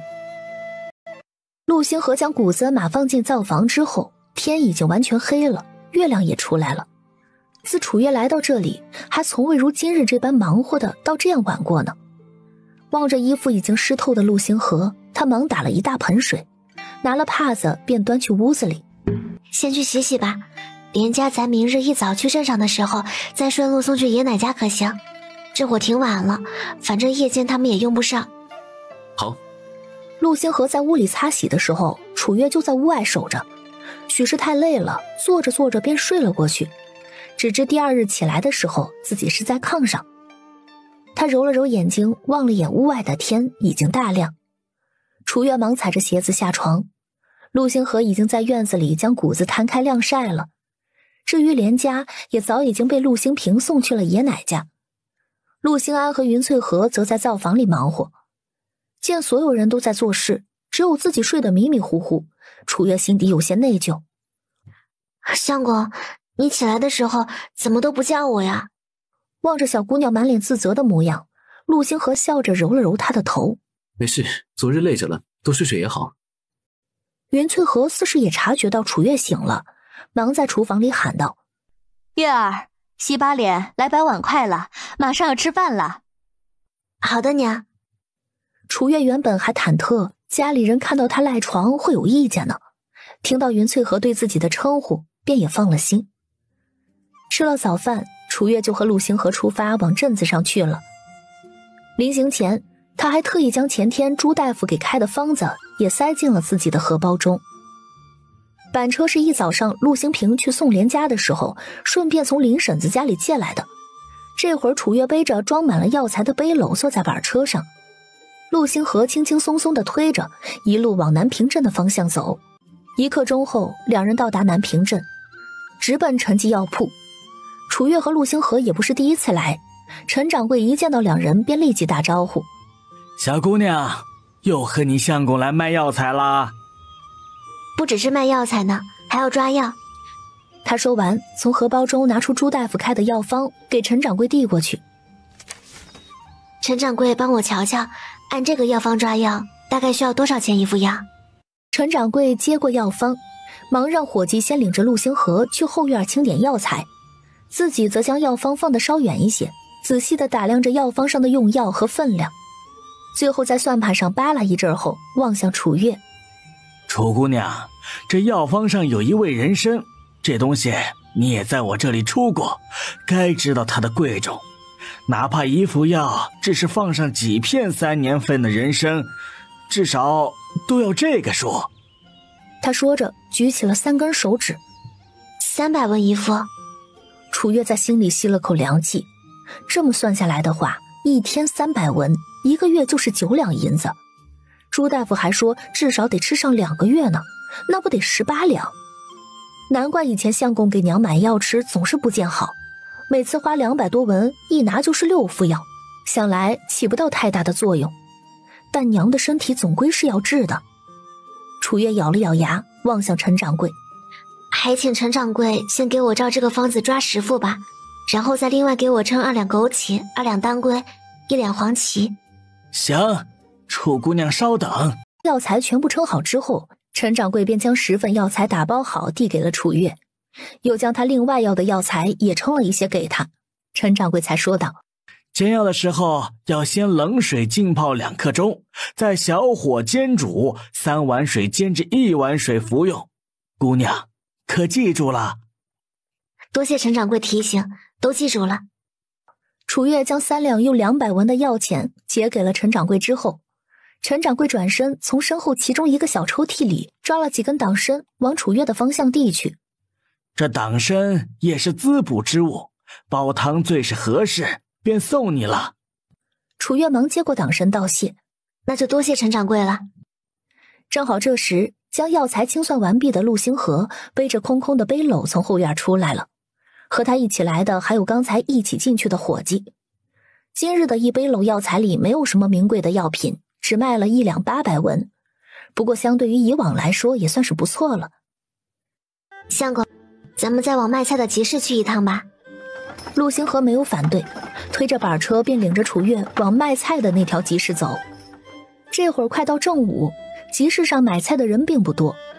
原本近日因为天旱的缘故，卖菜的人也不是很多，到了这个时候，菜摊子就更少了。楚月径直去了卖肉的摊子，指着摊位上2根猪大骨问道：大婶，这大骨怎么卖呀？卖猪肉的大婶声音爽朗：大骨上都没剩肉嘞，姑娘可要顺带买点肉，我们家猪肉18文1斤，买2斤的话，大骨5文钱，就当送姑娘了。紧接着，楚月又一指旁边的一小堆猪皮：那就麻烦婶子给我切2斤肉，要瘦一点的。好嘞。大婶，这猪皮卖吗？那大婶说话也直，这猪皮是之前的客人嫌膻味重又难嚼，让我给剔下来不要的嘞。姑娘要的话，一起送给你得了。多谢大婶。大婶称好肉，往楚月的方向望了眼，见面前的姑娘长得干净漂亮，便问了一句：瞧着你年纪不大嘞，可是镇上那户人家的姑娘，正好我家老二还未说亲，姑娘要是愿意的话，别的不敢保证，但一定是餐餐有肉吃的。一愣，正酝酿怎么回复这位大婶呢，陆星河已经来到了身旁了。肉买好了吗？一边说着，还悄悄地将他的手握在大掌中。望着陆星河脸上有些僵硬的神情，楚月掩嘴笑了笑，忙望向卖肉的大婶儿：大婶，不好意思，我已经嫁人了。他弯弯的眉眼往陆星河的方向望了眼：那他就是我相公。大婶有些不好意思地笑道：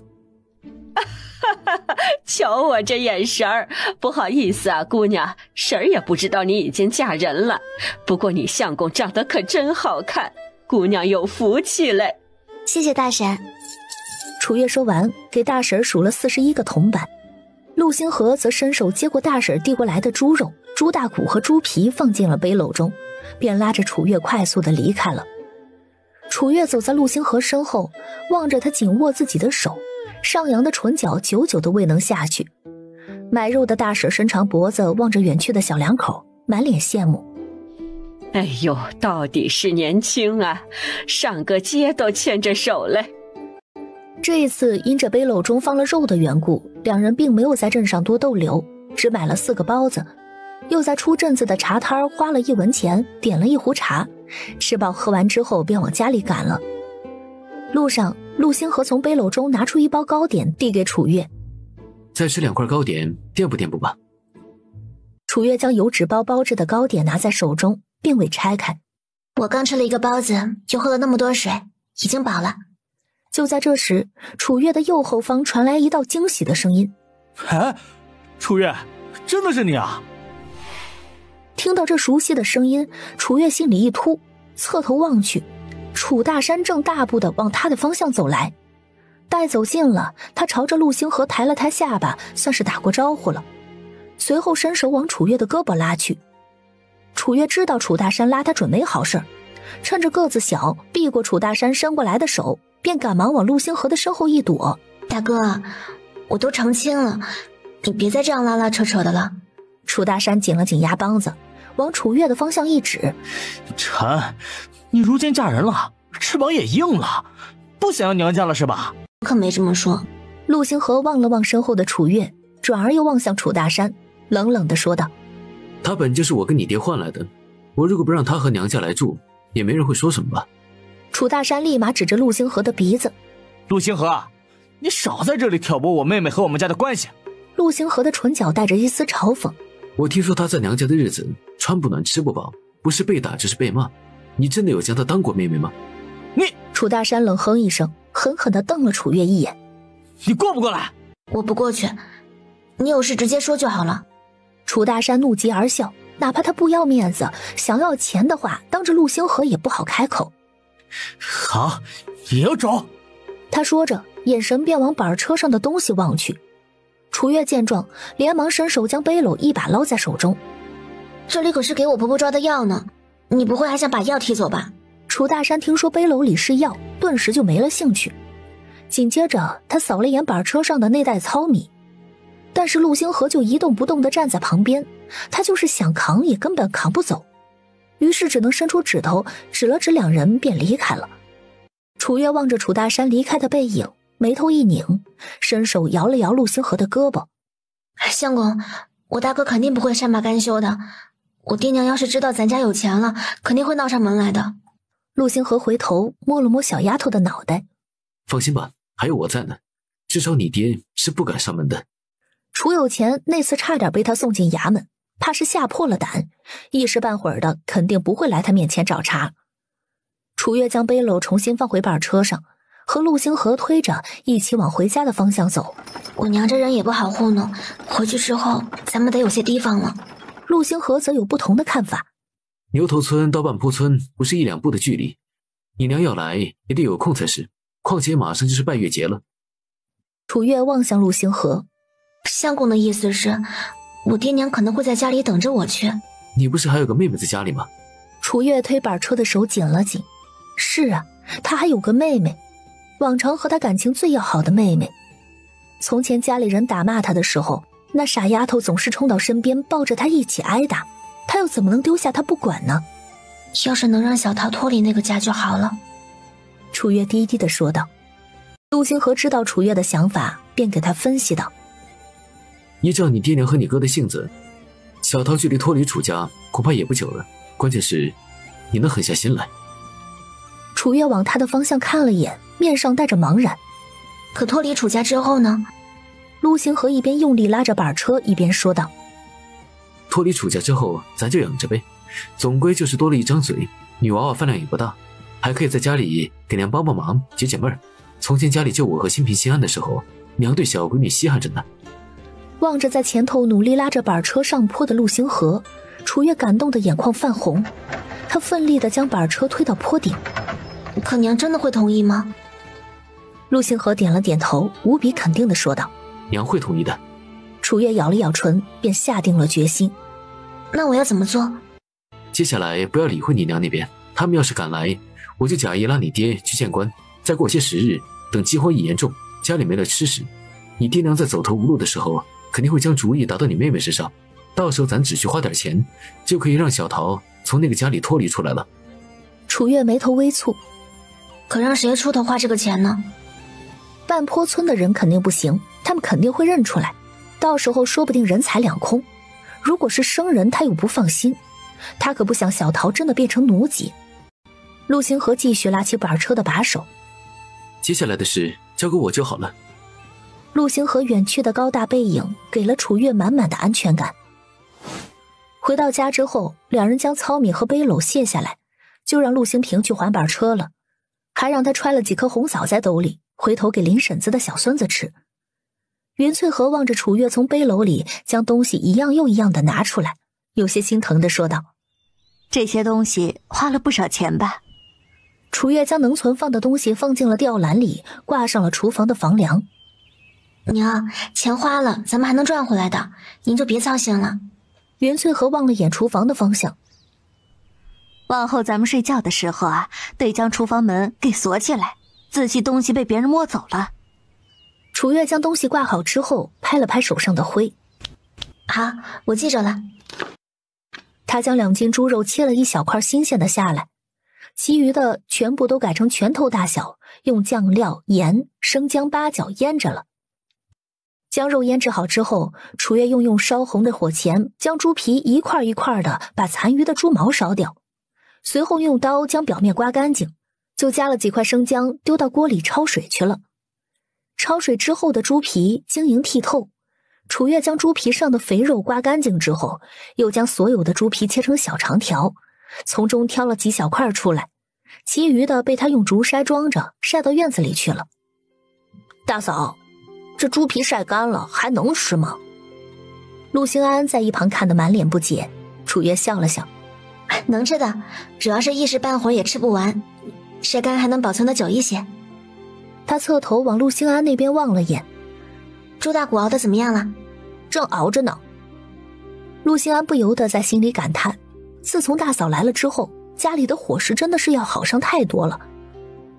楚月从厨房里翻出了一个陶罐，清洗一番之后，将熬得差不多的大骨汤盛出来一些，往里面倒了个7成满，随后放入刚才挑拣出来的猪皮，以及清洗干净的枸杞、红枣和姜片，放到灶堂里的火边上煨着了。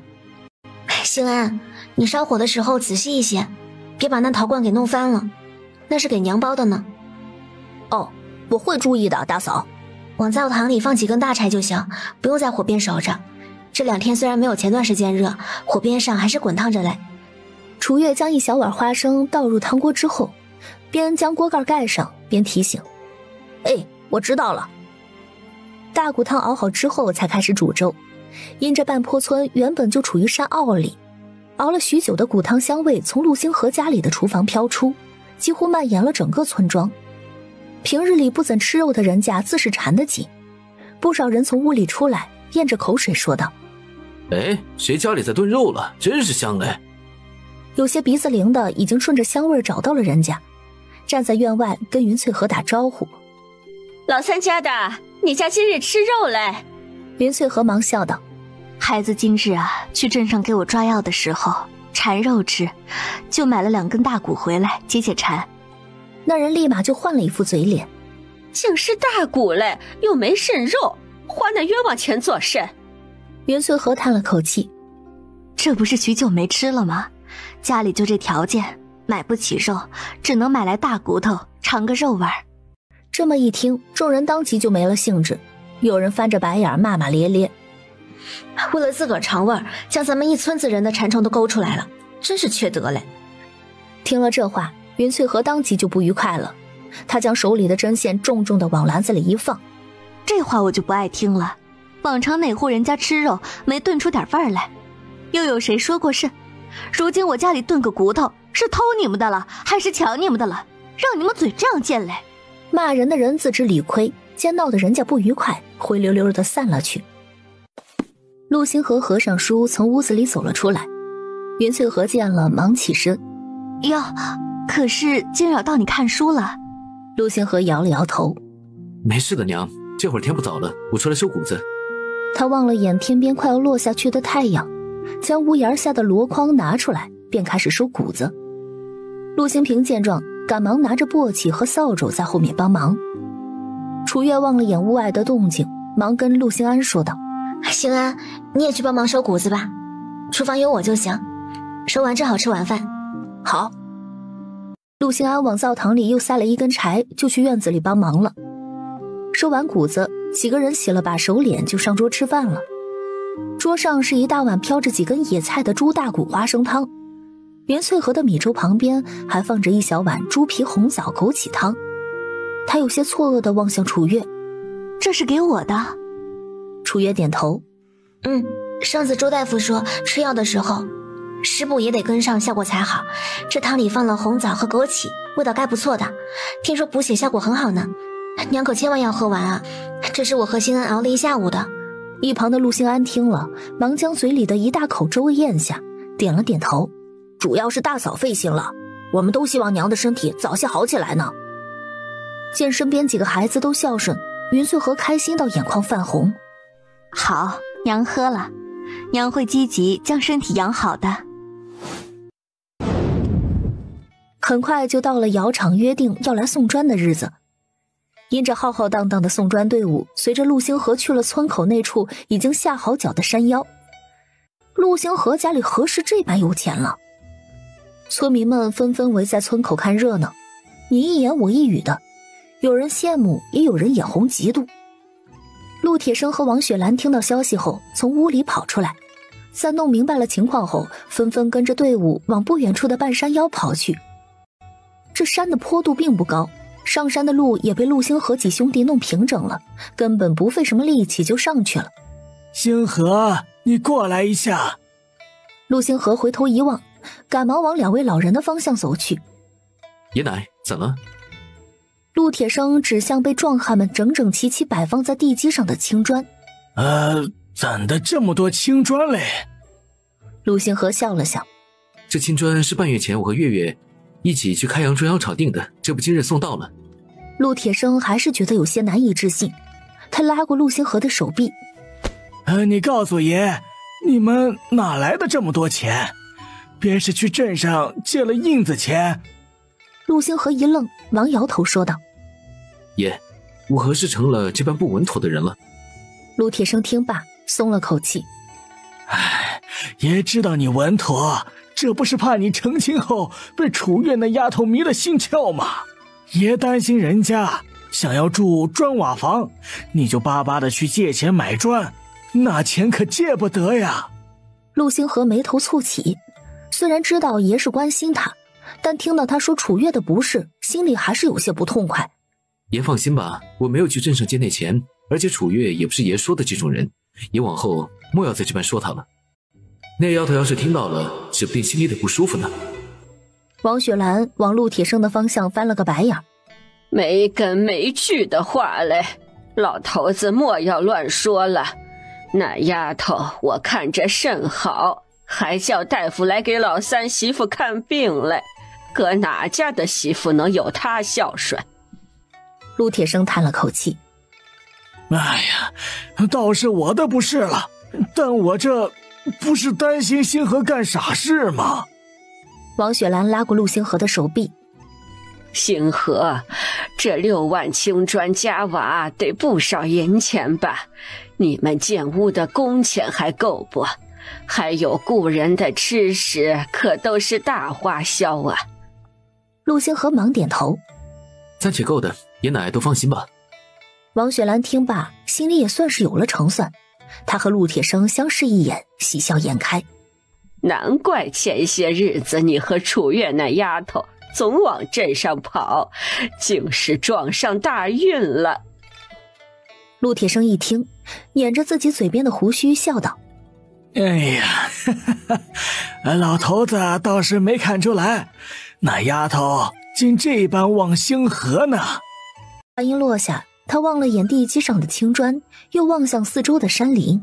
这么多砖放这里恐怕不妥当，带我去你剑奇伯伯家里牵条狗来，今儿晚上我就睡这里给你们看砖了。爷，陆星河原本想叫住陆铁生，说他自己看砖，奈何王雪兰一把拉住了他。让你爷去吧，你们能建上砖瓦房，你爷高兴着呢。他许是要去李正家里炫耀去了。陆星河听罢，也就随着陆铁生去了。大不了晚上自己陪着他一起守砖，毕竟放一个老人家在这里，他还是不放心的。没一会儿，云翠和楚月和陆星平兄弟俩都来了。娘，你也在呢。因着身体好了不少的缘故，云翠和说话的声音也比从前大了些。王雪兰见着两人，忙笑道：这不是动静闹得大了就来瞅瞅吗？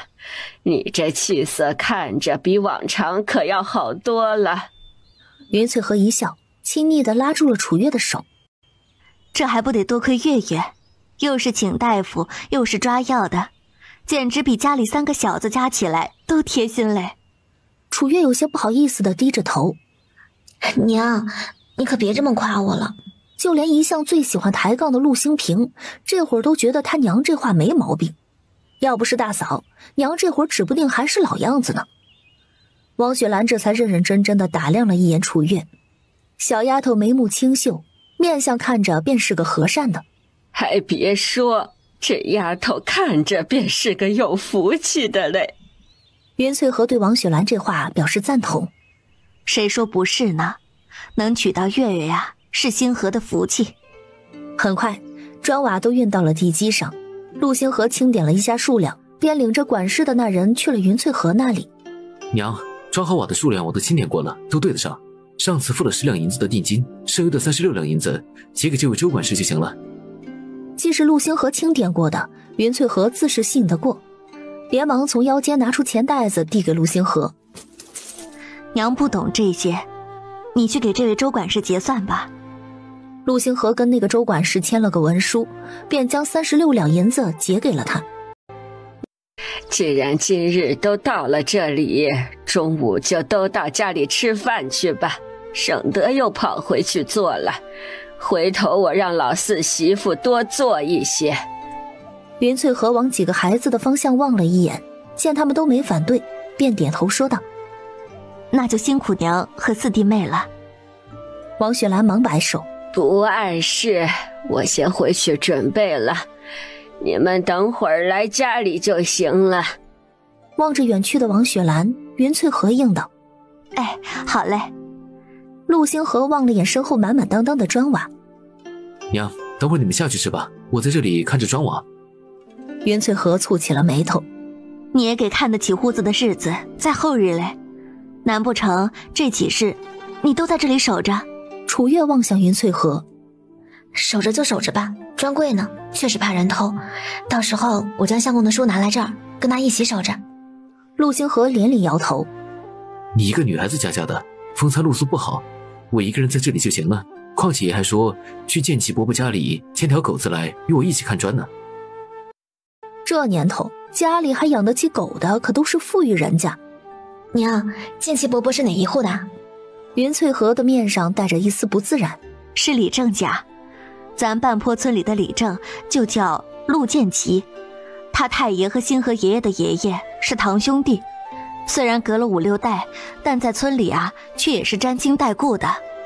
楚月哦了声，心想这亲戚扯的还真是挺远。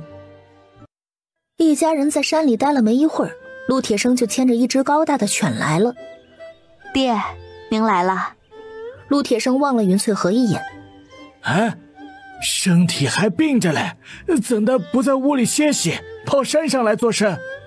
云翠河笑道：爹，我如今身体好多了，前2日还能跟兴平、兴安上山找野菜嘞。陆铁生往常不苟言笑的脸上突然绽放笑颜：好，身体好了就好，下山去吧。你娘刚嘱咐我，让我叫你们先下去吃饭嘞。和立马牵过陆铁生手里的狗绳：爷爷去吃吧，我在这里看着就好了。陆铁生没好气的抢回陆星河手里的狗绳：臭小子，赶紧吃饭去，爷还不到你管的时候嘞。回头你要来就晚点过来，白天在屋里多看看书，你四叔就在山脚下，有事喊上一嗓子他也就来了。陆星河拗不过自家爷爷，便也只能随着云翠河一起下山了。给几个人开院门的是陆玉芳，待几人一进来，他就拉着楚月去看自己近些日子采的草药了。月月，你来帮我瞅瞅，我有没有认错药材啊？2个小姑娘正交流着的时候，云翠河去了厨房。这会儿4弟妹江秀琴正在和自家婆婆王雪兰在厨房里忙活着。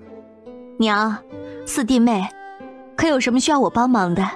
江秀琴忙说道：哎呀，不用了，三嫂，你身体不好就坐着去，不过是几个人的饭菜，很快就好了。王雪兰听了忙拦住江秀琴：老四家的可不消这么说，老三媳妇如今身体好着嘞。哦，江秀琴有些惊讶地望向云翠禾。三嫂的身体好了是好事儿，瞧这张嘴呢，净瞎说了。云翠禾无所谓地笑了笑。不碍事的，四弟妹，我还想与你商量个事儿。怎么了？江秀琴擦了擦额边的汗。哎呀，三嫂说便是了，之前我还让你们帮我卖草药嘞。最近我们家玉芳啊又采了些来，到时候恐怕还得麻烦你们帮忙卖掉呢。这些都是小事儿，到时候啊，月月和星河去镇上的时候来家里拿就行了。他抿了抿唇，正色道：是这样，星河最近白天啊都在念书，从前耽误他太多年，如今他好不容易将书本捡起来，家里的事情便不能再耽误他了，所以我想问问老四有没有空，想着他去我家里新屋的地基上帮忙看着嘞。江秀琴和王雪兰对视一眼，连忙伸长脖子喊道：守城啊，你来一下。正和陆星河兄弟坐在一块说话的陆守成听见自家媳妇儿在召唤，赶忙应了一声，往厨房小跑过去。怎了？啥事儿？江秀琴将云翠禾刚才的话复述了一遍。反正你最近也闲着，去帮帮忙呗。陆守成一拍大腿：嗨，我当是什么事儿？之前不就说好了会去帮忙吗？那些砖瓦三嫂就放心吧，有我和爹看着嘞，保管少不了。云翠禾一喜：那就老四费心了。不过呀，我们也不是要你白帮忙，星河也与我说了，大哥二哥家里建屋子，我们家人少，没人去帮忙。我们家起屋子，大哥二哥和老四帮忙都会给算工钱的。大哥二哥是起屋子的正式劳力，按规矩是30文一日。老四做小工，顺带夜间看砖的话，从今儿开始啊，我也给你算30文一日。你们看可合适啊？他不喜欠人人情，总归是星河的叔伯，自己人帮忙还是相对稳妥的。云翠禾话音刚落，陆守成当即举手表示决心：嫂子放心，从今儿开始我就睡地基上去，直到你家新屋落成为止，绝不会少你一块砖。江秀琴见他这模样，捂嘴一笑：行，你去睡地基，我便日日让玉芳和小伟轮流给你送饭去。王雪兰在围腰上擦了把手：老三媳妇啊，你这是打算让星河重新走科考了？云翠禾点了点头：其实这是月月的意思，所幸星河自个儿啊也想走这条路，我们支持就好了。三嫂一家如今是苦尽甘来了。江秀琴笑道。云翠禾叹了口气：算不上多好，不过比起从前饿肚子的时候强上一些罢了。等屋子一起，家里恐怕又要揭不开锅了。王雪兰忙宽慰：总归起好了屋子，一家人至少能住得舒坦，钱嘛后头还是能挣的，总不会比从前还要潦倒去。云翠禾点点头：娘说的是。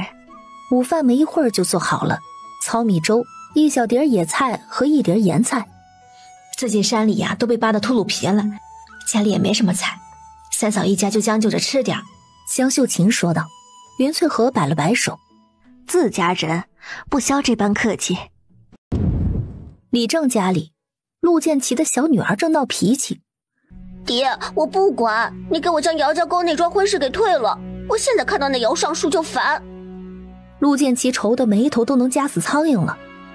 哎呦，我的祖宗哎，这婚哪里是说退就能退的呀？你当是过家家嘞？陆珊珊一脸的气急败坏：将他们的彩礼退回去不就成了？李正的媳妇儿陈淑芬上前拉住陈珊珊滑嫩的手：快瑶啊，姚家来的那些彩礼可一直是你收着的，爹娘是半点没有沾过呀。你前一向是又买簪子又买手镯的，确定咱还能将彩礼退得回去？咱家里可没姚家那么有钱，爹娘是万万拿不出那么多钱去贴补你的亏空的呀。说着还给陆建奇使了个眼色。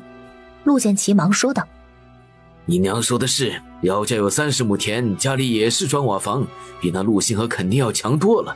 且不说那陆星河已经娶了媳妇儿，听说那云氏对自家的媳妇儿紧张着呢，你插不进去的。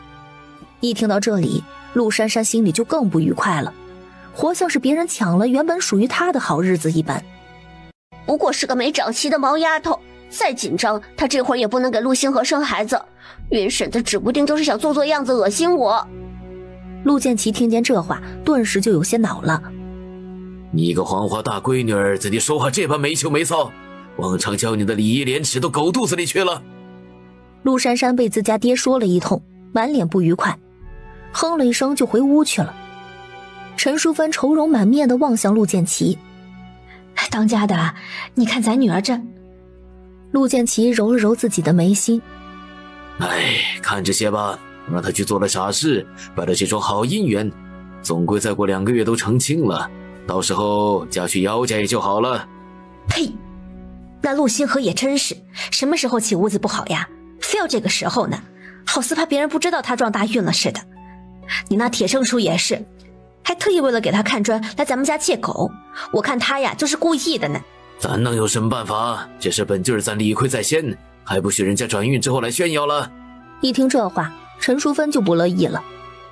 什么理亏不理亏的？他陆家当时那样的条件，难道要将咱们幺儿嫁过去吃苦呢？况且从前也就是嘴上一说，一没信物，二没文书的，咱怎就理亏了？陆建奇还想说什么，最终叹了口气，转身去了屋外。陆家老宅，一家人吃过饭，陆守成就抱着一捆水稻的秸秆去半山坡的地基上睡觉去了。云翠荷则将王雪兰和江秀琴拉到一旁，小声地说道：娘，四弟妹，星河让我提醒你们一句，今年年称不好，年底粮食许是会涨价的，你们最好啊能囤点粮食在屋子里，省得回头啊花冤枉钱去买。我们家前些日子也买了100斤的糙米，还不知道能不能撑到明年呢。两人听说是陆星河让提醒的，心里当时就有了成算。星河这孩子平日里话不多，做事情向来稳妥，看来咱是得买些粮食回来了。王雪兰说着望向江秀琴：老四家的，去你大哥二哥家的新屋跑一趟，将这事儿告诉你2个嫂子一声，顺便让他们嘴上把个门儿，莫要声张出去了。这事儿也是猜测，谁也说不准的。自家人买也就买了，反正家里人多，吃着便是。如果让别人知道了跟风，年底粮食真的涨价了，人家也不会感谢星河。万一没涨价，恐怕人家还会怪星河胡乱的散播谣言呢。他可不想让自己人去当这个冤大头。江秀琴说了句是，就跑出去了。王雪兰见江秀琴走远，忙从厨房的房梁上取下来3个鸡蛋，塞到云翠荷的手中。星河念书得多吃点好的，娘这里没什么好东西，这3个鸡蛋你拿去一家人吃。云翠荷忙摆手：娘，上次分的2只母鸡也在生蛋呢，你和爹呀也上了年纪，需要补身子，这鸡蛋我不能要，你们自个儿吃。王雪兰不由分说的将鸡蛋塞到云翠荷的手里：让你拿着就拿着，从前咱家都指望老三，往后还得指望星河嘞。云翠荷没办法，只能收了他的鸡蛋，便领着几个孩子回家去了。星河，这些年娘身体不好，也没往你外祖家里去过，每年都是你2个舅舅轮流着来送点东西。马上就是拜月节了，所幸这2日地基上有你爷爷和你四叔看着，咱们明日啊一起去一趟苍河镇可好？陆星河面露担忧：娘，你这身体……云翠荷轻轻地拍了拍他的胳膊：娘这身体，娘心里有数，左右坐船也不需要走多少路，明儿咱们回来的时候，可以让你大舅赶牛车送咱们到渡口，便不碍事了。想着这8年一家人都没往外祖家去过，陆星河便也点了点头：好。云翠荷听了，红着眼眶去了屋里。这8年他不仅拖累了星河，还亏欠了自己的爹娘，让这一对老人一把年纪了还为他担心。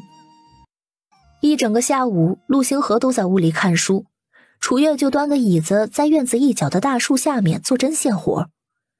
他的针线活也是最近学的，看陆星河腰间的荷包都打上补丁了，便也想着给他做个荷包。坐下没一会儿，便察觉到侧边有道目光在打量着自己，回头望去，是个比他要大上3、4岁的姑娘。这姑娘虽然不是长得很惊艳的那种类型，却也小家碧玉。楚月忙放下手里的针线，你是？转而望向云翠河的屋，想跟他说来客人了，却听得那姑娘嘘了一声，压低声音说道：嘘，你别喊。楚月有些不解地后退2步，这姑娘他也没见过，来家里却不让他喊人，还这般鬼鬼祟祟的，难不成是想来偷东西？还真是人不可貌相啊，他可在家里藏了不少银子呢。快来人，有贼！陆珊珊见楚月将他当贼，脑袋跺了跺脚，未免让人误会，赶忙撒丫子跑远了，没一会儿就不见了人影。袁翠和和陆星河都从屋里跑了出来。袁翠和抄起竖在门边的扫把，来到楚月的身旁。月月，贼在哪儿呢？楚月一指刚才那姑娘逃跑的方向。是往那边跑了。袁翠和松了口气。你没事就好。楚月摇头。娘，我没事，就是看刚才那个人怪怪的，怕是贼嘞。陆星河望了眼楚月刚才手指的方向，又重新将目光放到他身上。去屋里吧，别在外头待着了。就是。云翠和也忙说道。屋里待着去，今年啊，还真是不太平嘞。楚月点了点头，就跟着陆星河一道去了屋里。陆星河继续在窗前看书，他就坐在床上做荷包。等快要到饭点的时候，陆星平和陆星安提着篮子回来了，一脸无精打采的神情。袁翠和见状忙问道：这是怎么了？兄弟两人皱着眉头说道：娘，近处的山上连草都难寻了。袁翠和摸了摸两人的脑袋。寻不到就寻不到吧，索性明日啊要去你外祖家，干脆近些日子都不要去山里了。你大嫂今日还看到贼了嘞，别是偷拐人家孩子的。两人一听，纷纷望着楚月的方向。大嫂没事吧？正在淘米的楚月笑了笑。我没事，那贼鬼鬼祟祟的，还没进院子里来，被我一嗓子喊得跑不见了。陆兴安将篮子放回厨房，就去烧灶了。陆兴平将路上扯来的嫩叶子剁碎，掺在前几日筛出来的瘪稻壳里喂鸡，还对着3只鸡念念叨叨。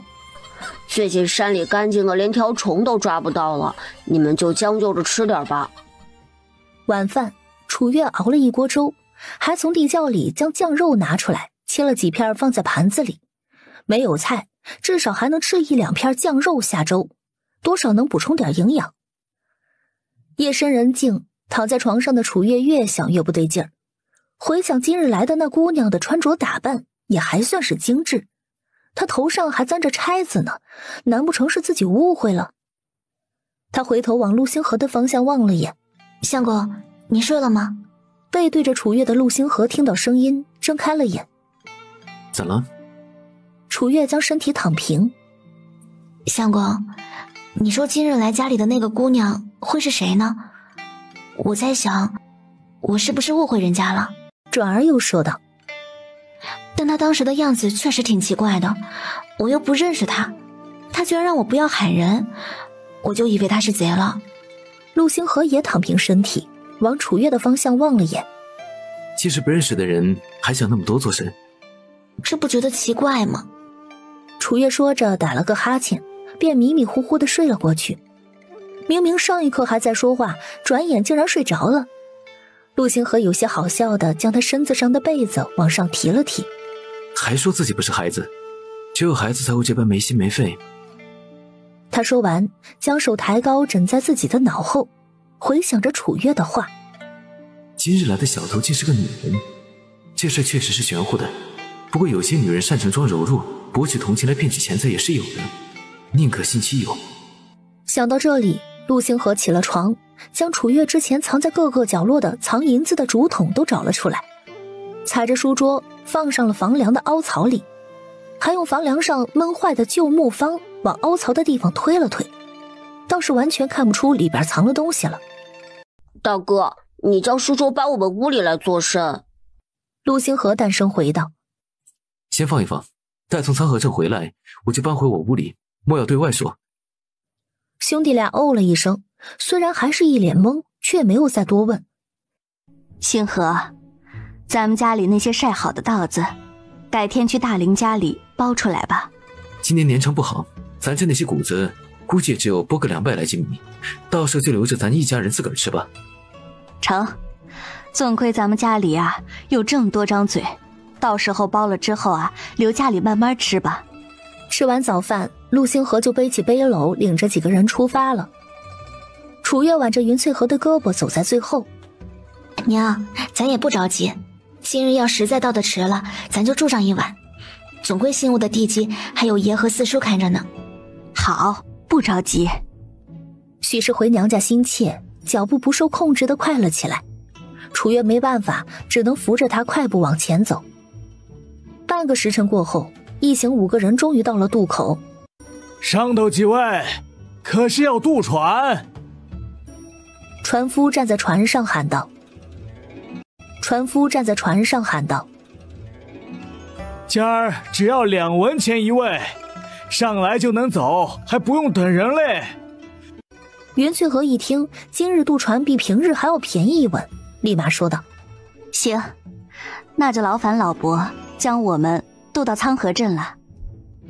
船夫哎了一声，便将竹竿往水里一撑，让船尽量的靠近河堤，好让客人上船。陆星河是第一个上船的，他上去之后便转身将云翠河扶上了船。楚月和陆星平兄弟俩随后也被他拉了上去。几位坐稳了，开船喽！船夫用竹竿往岸边一撑，几个人就出发了。从这里的渡口到苍河镇得2刻钟的功夫。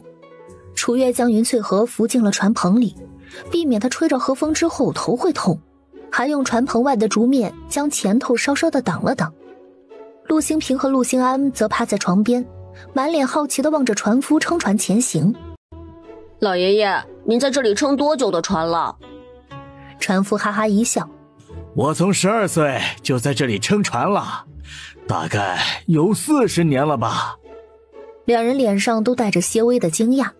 陆星平往船夫的方向看去：是撑船很赚钱吗？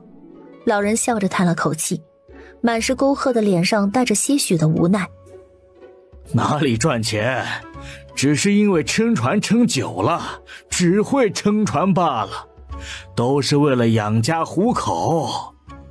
他转头望向2个小男孩：嘿，小家伙，别想着跟老头子一样一辈子困在船上，这世上比撑船有趣的事情多着嘞。2人不懂什么大道理，只懵懵懂懂地点了点头。楚月坐在船棚边缘，将手放进水里划拉着。河水的水位虽然不高，却是很清澈。河中的水草随着水流的流动微微地摇摆着。突然，楚月的手被一个冷冷的滑滑的东西触碰了一下。他本想缩回手，低头望去，见是一条鱼时，便趁着那条鱼从手边经过，直接扣住了他微微活动的鱼鳃。因为被拿捏住命脉，水中的鱼奋力地摆动着尾巴，劲道之大，楚月一下子无法将它提起来，导致船身也开始晃动。相公，快来帮忙！陆星河赶忙上前，将楚月抓住的那条鱼给拎上了船。胳膊长的鱼怕是得6、7斤呢。船上几人望见这一幕，哑口无言。半晌，船夫难以置信地摸了摸自己的脸颊：哎呀，怎的这般好运气呢？老头子撑40年的船，还从没见过哪个船客在船上捉到过鱼呢。袁翠和忙笑着打哈哈：像今年这般干啊，也少见呢。许是水太低了，才让我们家孩子有了机会。那船夫一笑便释然了：哈哈哈哈，也是，今年这般干的天也是少见呢。说完继续撑船前行。陆兴平和陆兴安对视一眼，眼底都带着笑。玩个水都能抓到大鱼，确实很大嫂。2刻钟后，船在沧河镇外的渡口靠岸。云翠河给船夫支付了10文钱的渡船费用，嘱咐自家晚些的时候还会渡船回去，便在陆星河和楚月的搀扶下上了岸。陆星河背着背篓，提着鱼走在前头，云翠河由楚月扶着走在后头。陆兴平来到楚月的身旁，小声地问道：大嫂，刚才那条鱼你是怎么抓到了？楚月抿唇一笑，脸颊边露出了2个浅浅的小梨窝。可不是我要去抓它，是那条鱼自个儿碰到了我的手，本不知道是什么怪物，后面见是鱼才扣住它的鱼鳃的。陆兴平抓了抓脑袋，眉头挑得额头都堆起了褶子。竟还有这般邪门的事！云翠河有些无奈地望着2个小儿子，嘴巴都严实点儿，别将这事儿说出去了，免得不知情的外人将你嫂子当怪物了。陆兴平微微抬着下巴，大嫂再不济也是个仙女，才不是什么怪物。半个时辰后，一行人走走歇歇，终于到了清酒村。刚到村口，便有人认出了云翠河。呵，翠河回娘家了。云翠河忙笑道：是呢，婶子。那妇人将手中正打着补丁的衣裳放回了针线篮子里。哎呀，都8年没见你了，你娘总念叨着，要不是她走不了了，早要去看你了。云翠河心底一突，我娘怎的了？那妇人见云翠河似乎不大了解家里的状况，便也没再多说什么，只说道：回去瞧瞧吧，你娘在屋里盼着你呢。云翠河有些慌，忙加快脚步往娘家的方向走去。没一会儿，几人来到一处小院前，云翠河红着眼睛敲了敲院门。爹娘，大哥二哥，我回来了。屋里的人听见声音，纷纷出了屋。云大宝赶忙上前将院门打开，见真的是云翠河，满脸的激动。小妹今日怎的回了？娘还唠叨让我过些日子给你们送点米过去来。想家了就回了。云翠河一边说一边往屋里瞅。大哥，娘呢？娘在屋里嘞。云大宝打量着他，面带关切。哎，走这么远的路，身体可还受得住啊？大哥放心，我的身体已经好多了。转而望向一个又一个从屋里出来的亲人，云翠河抹了把脸上的眼泪。爹，大嫂，二哥，二嫂，我回来了。2个嫂嫂没说话，却都跟着红了眼眶。袁正平望着许久不见的女儿，眼中也泛着泪花，微微颤抖着声音说道：好，回来了好，去屋里看看你娘去吧。袁翠河哎了一声，便进了屋子。娘，我回来了。听见声音，李秋莲挣扎着从床上坐起身来。我的囡囡，你可算是回来了。母女俩抱着哭了好一会儿才松开。袁翠河摸了摸李秋莲的腿。娘这腿到底怎么了？李秋莲叹了口气。哎呀，娘这老寒腿也不是1日2日了，放心吧，只要你好好的，娘就没事。云翠河望见自家娘苍老了不少的面容，既心疼又内疚，眼泪忍不住的又流了出来。是我不争气，让娘担心了。李秋莲满脸慈爱的抚了抚云翠河的背。从前将你嫁去半坡村的时候，就是因为打听到老陆家一家心善，家辉那孩子又是个秀才，想着你往后日子能好过，娘也没想到他。48触碰到云翠河的伤心事，李秋莲重重地叹了口气。哎呀，苦了你了。云翠河摇了摇头。娘，我不苦。这些年他虽然不在，但3个孩子都很听话，也孝顺，我不后悔，也从没怪过爹娘。李秋莲蹭了蹭眼角的泪，转而拍了拍云翠河的手。今日赶了半日的路，身体可还吃得消啊？云翠荷吸了吸鼻子，脸上带着一丝笑。娘，我的身体好多了。月月前段时间给我请了大夫，又抓了药，还买了不少东西调理身体。要不是因为身体好了些，我走不了那么远的路。李秋莲坐直身体。我听人说星河娶媳妇儿了。是呢，叫楚月，是个善良孝顺的孩子。等会儿啊，我便让几个孩子进来，一一给娘瞧过。李秋莲满脸欣慰，连说了3个好。屋外，陆星河将手里的鱼和背篓中的米和红枣一并交到了云大宝的手中。大舅，这些是我娘让带的，你拿去厨房吧。云大宝眉头紧拧。你们自己个日子都不好过，还往这里拿东西做甚？这么大条鱼，花了不少钱吧？陆星河将空了的背篓放去了屋檐下。鱼是我们在河里抓到的一并拿来的，并未花钱。大舅先归置这些东西吧，我们去屋里看看外婆了。说完，便带着楚月和陆兴平、陆兴安2兄弟去了屋里。袁正平则望向不远处的2个儿媳妇儿。老大媳妇儿，你和老二媳妇儿快去做些饭，中午将那条鱼剁了，咱一家人吃。好嘞，爹。2人赶忙从云大宝的手里接过鱼，就去厨房忙活去了。陆星河4人进了屋，纷纷的开口叫了声外婆。李秋莲笑着应了声之后，满脸慈爱的朝着楚月招了招手。孩子，过来让外婆瞧瞧。楚月望了一眼云翠荷，落落大方的走了过去。陆星河3兄弟毕竟是男子，在跟李秋莲打过招呼之后便出去了。李秋莲抓着楚月的手，从枕头下面的帕子里摸出了一个细银镯子，套到他的手上，脸上带着一丝缅怀。这镯子还是外婆年轻的时候家里给置办的吉吉礼，后来做活多了，手腕粗了，便也就戴不下了。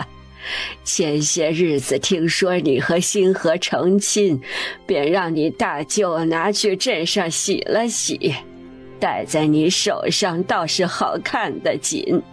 楚月望着手腕上看起来崭新的细银镯，有些无措地往云翠河的方向望去。既是外婆给的，就拿着吧。李秋莲将楚月的衣袖往下拉了拉，遮住了那个细银镯子。拿着吧，外婆的一点心意。楚月抚了抚自己袖子下面的细银镯，心底附上了一层暖意。娘家人巴不得能从她身上剥层皮下来，但嫁给陆星河之后，这里的亲戚似乎每一个都善待她。云翠荷望向楚月，月月，你之前可有听你隔壁那位伯伯说起过如何治疗老寒腿啊？楚月这才望向李秋莲的腿。外婆的老寒腿很严重吗？可否先让我瞧瞧？娘，月月之前啊，在娘家的时候，隔壁就是行脚大夫，他多少还是懂一些的，您就让他给瞧瞧吧。听到楚月是有些本事在身的，李秋莲叹了口气，点了点头。这几年膝盖总是酸麻胀痛的厉害，近几月天旱都还稍稍好一些，多少能下床走上2步，要是碰上阴雨天，脚不沾地都疼，冬天里更是不敢下床。想到这天马上就要凉下来，他心里就直犯愁。楚月往李秋莲的腿望去，膝盖处微微有些肿胀，再伸手捏住他膝盖骨的位置摸了摸，随后又抬起他的一条腿活动了一番。望见他脸上痛苦的神情，楚月重新将他的腿放回床上，又将他的裤管给放了下来。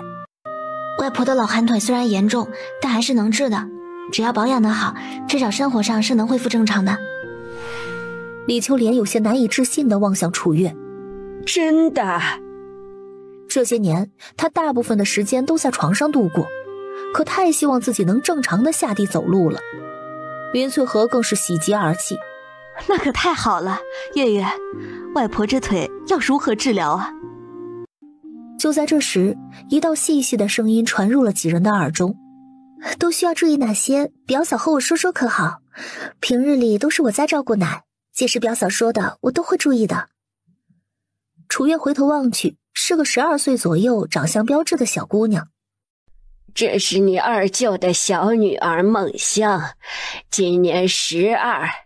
这丫头啊，又孝顺又妥帖。李秋莲说着，忙朝着云梦香招了招手。云梦香走近了，望向楚月，微微的俯身。梦香见过表嫂。楚月忙跟着行礼。梦香妹妹，家里可有艾草？云梦香忙点头。有的，端阳的时候家里搁的那把艾还在厨房里挂着呢，我这就取来。没一会儿，云梦香就取来了艾草。楚月抽了一根点了，指着膝盖上几个重要的穴位给云梦香做示范。这里是鹤顶穴，这2个地方是内外膝眼穴，这里是三阴交穴和阳陵泉穴，隔日一次给外婆灸这几个穴位，需要长期坚持。似是被艾草的烟味给呛到，楚月咳嗽了2声才又说道：我手里的艾草是没有经过处理的，回头可以让大舅二舅将这些艾草捣碎成艾绒，做成粗一些的艾柱，也没有这么大的，效果也会更好一些。云梦香忙点头，我记着呢，还有吗？天寒的时候可以买一些粗盐和花椒混合在一起炒热，放到布袋中，给外婆外敷在膝盖上，能驱寒通络，再泡上一些杜仲酒，泡7日之后饮用，每日2次，每次1小杯，可千万要盯着外婆，莫要贪杯了。楚月望向云梦香，其余就是多按摩，适当下地活动，不要负重和受寒了。见楚月说的这般具体，又头头是道，云梦香既羡慕又佩服。表嫂可真厉害，比咱们村里的大夫还厉害呢。楚月有些不好意思地笑了笑，我不过是学了些皮毛罢了，也就是从前见大夫给人这么治疗过，要真遇上棘手的，我可没辙。李秋莲望向云翠荷，南从哪里找来的宝贝疙瘩？年纪不大，竟这样厉害。云翠荷捂嘴一笑，那可不，月月如今啊，还真是我们家的宝贝疙瘩呢。连南平镇药铺里的坐堂大夫都说要给他引荐师傅，可见这孩子还是有些天赋在身上的。李秋莲点了点头，好啊，孩子们越出息，老婆子就越高兴。大夫的地位还是比较高的，若能习得一手医术，往后便有了安身立命的本事。云梦香望着楚月，满脸的崇拜，她要是能有表嫂这般能干就好了。厨房那边的大舅母、二舅母便叫吃饭了。午饭是糙米粥，一大锅熬得浓稠的鱼汤，一碟盐菜。楚月盛了一碗鱼汤，将帕子里包着的几颗枸杞放进了鱼汤里，递到云翠荷的身前。这个动作做得极其自然，并没有刻意的去博取关注，看得一旁的大舅母许氏满脸的羡慕。翠荷，你这儿媳妇儿可真孝顺呢。云翠荷一点头，忙笑着说是。二舅母江氏则小声的哼唧道：哼，莫不是做样的吧？谁出门还随身带着枸杞子的呀？厨房里的气氛因为江氏的话突然凝滞了。云翠荷有些不悦地蹙起眉头，因为是娘家人，所以没有立即反驳。陆星河眉眼微沉，陆星安则是板着一张小脸，差点就将不满2个字写脸上了。陆星平放下手里的筷子，撅着嘴闷闷地说道：二舅母这话说的不对，我大嫂在家里就这样，又不是1日2日了。大嫂在家里对娘有多照顾，他们几个兄弟比谁都清楚，谁要说大嫂的坏话，他是第一个不同意的。就在这时，袁正平将手中的筷子重重地往桌上一戳：儿媳妇儿，吃饭都堵不住你的嘴。江氏这才讪笑着打圆场：哎，你们别在意啊，我也就是嘴巴上没把门的，这么一说，三妹将我当个屁放了就是了啊，都快些吃饭吧。因着江氏是自己的嫂子，吃完饭再过会儿就要离开的缘故，云翠荷便也没再和他计较什么。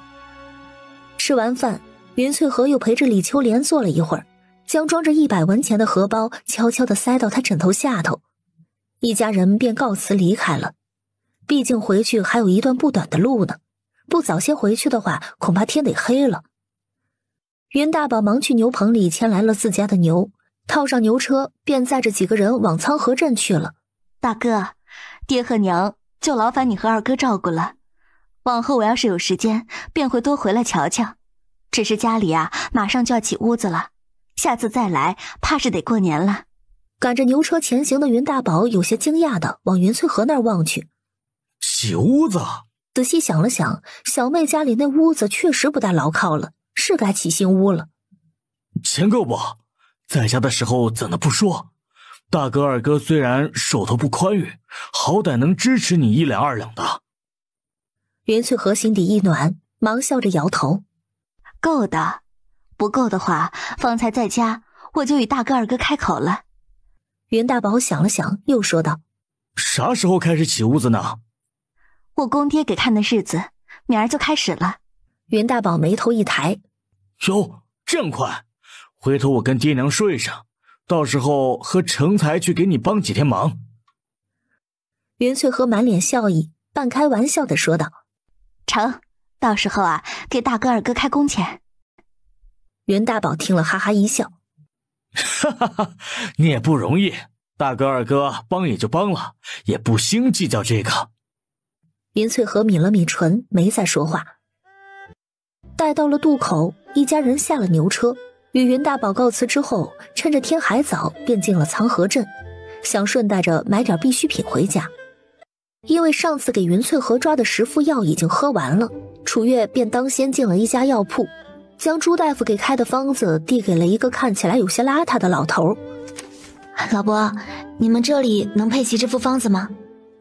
并非他要这么问，实在是面前这个药铺看起来比陈记药铺要潦倒太多了。那老头眉头一挑，接过楚月递来的药方看了看，转而又望向他。你们之前可是去南平镇看过诊？楚月略微意外地点了点头。您是如何看出来的？老头望向那张方子，嘿嘿一笑。哈哈哈！我那徒弟的开方习惯和这手狗爬的字，老头子我可太熟悉了。楚月有些惊讶地望向他。您就是朱大夫的师傅？他虽然看着邋遢，却比朱大夫的精气神还要好呢。老头眉头一挑。哟，那老小子还与你提起过我呢。楚月一时间不知道要如何回答他，总不能说你徒弟要将你引荐给我做师傅吧。就在这时，药铺后头进来一个中年人，望着老头说道：师傅，里头的客人已经可以进行施针了。老头忙将手里的方子往那个中年人递去。那这个小姑娘是你朱师兄的客人，你来给她抓药吧。好嘞。中年人忙笑着接过方子。不知这药姑娘要开几副？要10副。那中年人跟楚月说了声稍等，便去柜台后面抓药了。楚月望着忙活的中年人问道：刚才那个老伯是这个药铺的老板吗？中年人忙摇头。哦，我才是这里的掌柜，他是我师傅。最近来了个棘手的病人，恰巧师傅他老人家来苍河镇吃烤田螺，我才有机会将他老人家请来这里来。难怪说话不像这里的口音。他来苍河镇就只是为了吃烤田螺的。中年人哈哈一笑。哈哈哈，师傅随性自在，走到哪儿诊到哪儿。他走过的地方有不少大夫得过他的指点，这些人无论年龄高低，一律叫他师傅，可谓是桃李满天下。中年男人的脸上满是崇拜。我们这些弟子的医馆也变成了老头觅食的落脚处，不过他也不是免费在这里吃喝，要么会帮我们解决一些棘手的病症，要么会给我们解答医术上的疑难。看来朱大夫这位师傅还真是挺厉害了，喜欢美食。楚月伸手挠了挠自己的脸颊，寻思着要是想让老头能多教他一些医术，他是不是得多研究些好吃的东西出来，每天换着花样的做给他吃。接下来他会去南平镇吗？中年男人再次笑了笑。哈，还真是。师傅他老人家最近总念叨南平镇出了一道新菜式呢。要不是我们这儿有个病情复杂的病人将师傅给拖住了，他老人家老早就去了。中年男人将给楚月抓的药材打包好，便交到了他的手中。哈，那姑娘，你要的10副药总共是3两银子。楚月付了钱，因着等会儿要去渡口的缘故，便直接离开了。出来的时候，陆星河和云翠河不知道去了何处。陆星平和陆星安兄弟俩正在门口等着，见他来，陆星平忙上前接过他手中的药。嫂子，娘在对面的布庄买布，说要给你做衣裳呢，让你抓好药也过去瞧瞧去。做衣裳？楚月瞅了瞅自己身上才穿了不到1个月的衣裳，这不是才做了吗？待到对面布庄的时候，便见云翠河手里正捆着一大包棉花，手正捏着一块红色的布捻着。望见楚月来，他忙招手：“月月，快来看看这个红布怎么样？”楚月进了布庄，将云翠河手里的棉花捆在自己的肩上。娘，怎么又要给我做衣裳了？云翠河的手得了空，这才拿过红布，在楚月的身上比划了一番，海边说道：“这都8月了，天看着都凉了，不提前给你做好衣裳，回头你不得挨冻了。”说完还满意的笑了笑，说着便望向掌柜：“我瞧着这红布正好，回头做好了冬天里穿喜庆。掌柜啊，就这块红布吧，襦裙要青色，给我扯够做2身衣裳的布就够了。”哎，掌柜的应了一声，就去裁布了。买了布和棉花，出门的时候，陆星河正等在布庄外面。他将抓的药以及棉花和布全部都放进了背篓中。云翠河和陆星平兄弟走在前头，楚月故意落在陆星河的身旁，小声地问道：“相公，你方才去哪儿了？”陆星河笑着看着他：“怎么？”楚月抿了抿唇：“没怎了，这不是好奇吗？不过你要是不想说的话，就当我没问就好了。”陆星河摸了摸他的头，转而从自己的搭帘里取出了一朵粉白色的小簪花，簪在了她的头上。小姑娘五官本来就生得精致，养了1个多月，原本受到脱相的面颊也饱满了不少。刚才路过一处小摊的时候，瞧着这个挺别致的，便想着给你也买一朵，果然很合适。楚月伸手摸了摸自己脑袋上的簪花，唇角上扬，转而望向前方脑袋上空无一物的云翠河：“你给我买簪花做什么？娘都没有呢，万一给人看见了多不好呀。”陆星河从搭帘里再次取出一根简单朴素的簪子：“娘也有的。”楚月展颜一笑：“哎，这个很适合娘嘞，相公真会挑。”陆星河牵起了他的手：“咱快些走吧，娘和新平、新安都要到渡口了。”楚月望着陆星河拉着自己的手，虽然不是第一次被他牵着了，却还是有些紧张，但更多的是欢喜。袁翠和母子3人刚到达渡口的时候，原本回过头想叫陆星河和楚月快一些的，瞧见小两口手牵手的模样，忙又将脑袋给转回去了。都别看，回头啊，你嫂子该害羞了。袁翠和忙摁住了2个儿子的脑袋。陆星平望着袁翠和：“娘，你有没有觉着大哥大嫂还挺般配的？”陆星安白了他一眼：“笨蛋，人家是夫妻，当然般配了。”袁翠和有些无奈地笑着摇头：“你们俩呀，还真是一对欢喜冤家。”转而望着前方一人，面前放着2个箩筐，里头叽叽喳喳地叫个不停，忙拽着2个儿子往那边走去。“哟，那边有人卖小鸡仔嘞，咱们先瞧瞧去。”待走近了才发现，这2个箩筐里，一个装的是小鸡仔，一个装的是小鸭仔。“老人家，你这小鸡小鸭怎么卖的？”“哎呀，小鸡仔3文钱一只，小鸭仔5文一只。小鸭仔是养了半个多月了的，比鸡仔又大上不少嘞。”云翠和蹲下身，轻轻地捞起其中一只小鸡仔，仔细地观察。“您自家养了许多鸡鸭吗？”老人叹了口气：“养了一些，往年就靠这些鸡鸭过日子嘞。今年田里没收成，鸡鸭也没得粮食糊口，买粮食也不划算，便想着卖掉一些。见云翠和在观察鸡鸭，老人又继续说道：客人尽管放心，我这些鸡鸭都健康着嘞，保管存活高。云翠和笑着拍了拍手：那行，老人家便给我20只小鸡仔，5只小鸭仔吧。哎，最终小鸡小鸭被装进了陆星河背后的背篓里，至于背篓里的东西，则有几个人分别拿在手里了。回去的船上仍旧只有一家5口人，渡船的也仍旧是来时的那个老人家。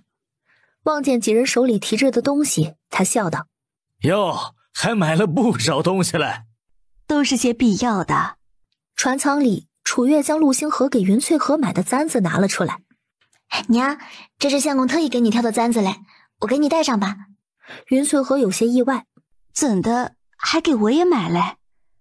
你们小丫头戴戴就行了，娘都一把年纪了，戴着像什么样子啊？话虽然这样说，眼睛却一直望着楚月手里的那根簪子。楚月笑了笑，抬手将那根簪子别在了云翠和的发间。谁说娘老了，明明还年轻着嘞，这簪子娘戴着可真好看。云翠和没好气的笑望了他一眼：哪里就年轻了，娘都35嘞，你要是年岁稍稍大一些，娘指不定啊，明年都抱上大胖孙子啦。听到这话，楚月有些不好意思的低下了头。娘，你说什么呢？可是嫌我年纪小了。云翠和忙笑着握住了他的手。天地良心，娘可没有半点嫌弃你的意思，娘就是开个玩笑。孙儿这事儿啊，娘没那么急的。再说了，星河如今还要将心思用在念书上来，待他考出个成绩，再考虑这些事儿也不迟。楚月一听，心情才放松下来。1个时辰后，一行人终于回到家中。只是刚到家，陆星河便发现了不对劲儿。院门虽然没有被损坏，但院墙一角的篱笆却是有明显的歪曲，显然有人从那里进来过。他忙开了锁：都去屋里瞧瞧，可有丢什么东西？几人一听都慌了。云翠和眉头紧锁：哎呦，咋了这是？难不成咱们屋里进贼了？陆星河摇头：不确定，先去看看吧。几人一听，忙往各自的屋子里去了。待陆星河将背篓放在墙角，进到屋子里的时候，却见屋里的小丫头急红了眼：相公，怎么办呀？我藏的银子都不见了。今日出门的时候，他总共带了不到5两银子，还有足足的190两藏在家里呢。这要是都丢了，他前些日子不就白忙活了吗？听见小丫头带着哭腔的声音，陆星河忙上前拉住了她的手：先不急，你的银子都没丢。楚月吸了吸鼻子，一脸的委屈：可是我藏的那几个地方都有被人动过的痕迹。他藏东西的地方，昨天晚上陆星河虽然全都动过，但在将银子拿出来之后，他可是全都归原了的。看来家里是真的进过贼了。陆星河敛去眼底的暗芒，笑着抚了抚小丫头的背：放心吧，我料想家里买了新砖，村里会有人眼红，便将银子换了个地方藏着了。他说着往藏银子的房梁处望了眼。楚月心领神会，忙笑着擦了擦自己的眼角：我说你今早上怎么将书桌搬去兴平和新安的屋子里呢？原来是因为……陆星河伸手捏了捏他的脸：我个小财迷时不时要去瞅上一眼，我当然不能让银子丢了。楚月有些不太敢看陆星河的眼神儿，他抿了抿唇，低着头往屋外跑去：我去看看厨房有没有少东西。望着楚月离开的身影，陆星河的眼底闪过了一抹沉思。今日来家里行窃的会是谁呢？将这个疑问放在心底，陆星河往陆星平和陆星安两兄弟的屋里搬桌子去了。楚月将厨房房梁上吊着的2个吊篮放了下来，仔细的检查了一番，倒是没少什么东西。看来那贼的目的就是银子了。没一会儿，云翠和也出了屋，见楚月在厨房，忙走过去问道：月月，你那里没丢什么吧？楚月摇头：没有。娘呢？云翠和松了口气：娘也没丢，也不知道是哪个天杀的，我屋子里被翻得乱糟糟的，针线篮子都撒了一地。这人怕是瞅准了咱们今日不在家，所以就来了，恐怕就是村里的人嘞。娘走的时候也没想到这茬啊，不过幸好娘留了一手。总归家里没丢东西，往后啊，咱们仔细这些就是了。是呢，今年年成这般差，往后世道啊也只会越来越乱，可不得仔细看着些。月月往后啊，要去哪里就让星河跟着，可千万得当心啊，莫要一个人到处跑了。好，我听娘的。云翠荷突然觉得脑子有些晕晕的，她用手揉了揉太阳穴，紧蹙起了眉头。楚月见状，连忙起身扶着她进了屋。娘今日走了这般远的路，许是累了，先歇一会儿吧。等会晚饭我来做就好了。哎，辛苦月月了。都是一家人，没这么多计较。娘只管先将身子养好便是。袁翠荷拍了拍楚月的手，寻思着还是养闺女儿知冷暖。家里3个小子虽也孝顺听话，却远没有这般的体贴舒心。楚月刚从袁翠荷的屋里出来，便见陆星平愁眉苦脸地撑着下巴坐在屋檐下，他满脸疑惑：“星平，你这是怎么了？”陆星平重重地叹了口气：“你们的东西都没少，为什么就我的少了嘞？”楚月一听，神色严肃起来：“你少什么了？”少年再次叹了口气，小小的脸上满是忧愁：“唉，每年过年的时候，娘会给我1文钱的压岁包，我还寻思着可以攒着往后娶媳妇儿了。这下好了，还不到娶媳妇的时候，攒了8年的压岁钱全没了。”见他这愁眉苦脸的样，楚月突然有些没反应过来：“攒了8年，你到底攒了多少啊？”陆星平撑着脸颊往他的方向望了眼：“8文啊。”楚月先是一愣，然后满脸淡定地哦了一声，便往厨房去了。陆星平坐在屋檐下，撅着嘴哼哼唧唧：“怎么都是这表情？难道我丢了钱不应该被同情吗？哼，大嫂和大哥兴安一样过分。”没一会儿，陆兴安从屋里走出来，一本正经地说道：“不就8文钱，也值得你这般惆怅。回头我分你一半，咱俩就又是一样多了。”楚月在厨房听得既心酸又想笑，因为家贫，这2个孩子对于钱并没有太大的概念。“兴安，我刚下好了米，你来帮我烧把火吧。”“哦，好嘞。”陆兴安应了一声，马上往厨房去了。楚月去了一趟屋里，从自己的钱袋中拿了20文钱。出屋子之后，将陆兴平也叫去了厨房，随后将20文分成2份，放在他们的手中。“那，这是给你们的零花钱。”陆兴平有些愣愣地望了眼手里的10文钱，又往楚月的方向望去。“大嫂。”楚月打开了盖着地窖的木板，从里头取出了1枚鸡蛋，边将木板盖上边说道：“拿着吧，想买点什么或者攒着往后用都行，不过往后可得藏严实点了，别再被人摸走了。”陆兴平有些感动地吸了吸鼻子：“还是大嫂最好。”“谢谢大嫂，往后我会跟孝顺娘一样孝顺你的。”楚月扑哧一笑：“我可不要你孝顺，你们好好孝顺娘就是了。”他将手里的鸡蛋给云翠荷做了份红糖鸡蛋汤，端去了他的屋里，让他先喝碗糖水缓一缓。随后又从吊篮里抓了1小把花生米，清洗干净炒了1小碟，晚上就着花生米下粥了。吃完晚饭，陆兴安和陆兴平无比积极地收了碗筷就去洗碗了。云翠荷则望向陆星河：“星河，你说来咱们家里偷钱的人会是谁呢？”陆星河摇了摇头：“不知道，总归丢的东西不多，咱往后仔细些就是了。”虽然8文钱也是钱，但明儿个家里就要开始起屋子了，他实在没工夫为了8文钱去大费周章。往后多留个心眼儿，行窃的人迟早会露出马脚的。楚月突然想到了那个莫名其妙的姑娘，会是她吗？虽然不认识，但他就是觉得那姑娘给他的感觉不怎么好。就在这时，院门外突然响起了一道声音：“云婶子，你在家吗？”听见声音，云翠和微微拧起了眉头。她出了屋，望见站在院子外边的陆珊珊时，假意热情：“是珊珊来了，可是你爹有什么吩咐吗？”如果没记错的话，似乎快要到交赋税的时候了。但是往常这种事情都是李正自个儿来，如今怎么陆珊珊上门了？陆珊珊鼓足勇气：“云婶子，我可以跟星河说2句话吗？”云翠和脸上的笑容突然消失。珊珊，你我两家从前啊，也就是多嘴开了句玩笑，如今我家星河已经娶媳妇儿了，再来见你也不合适。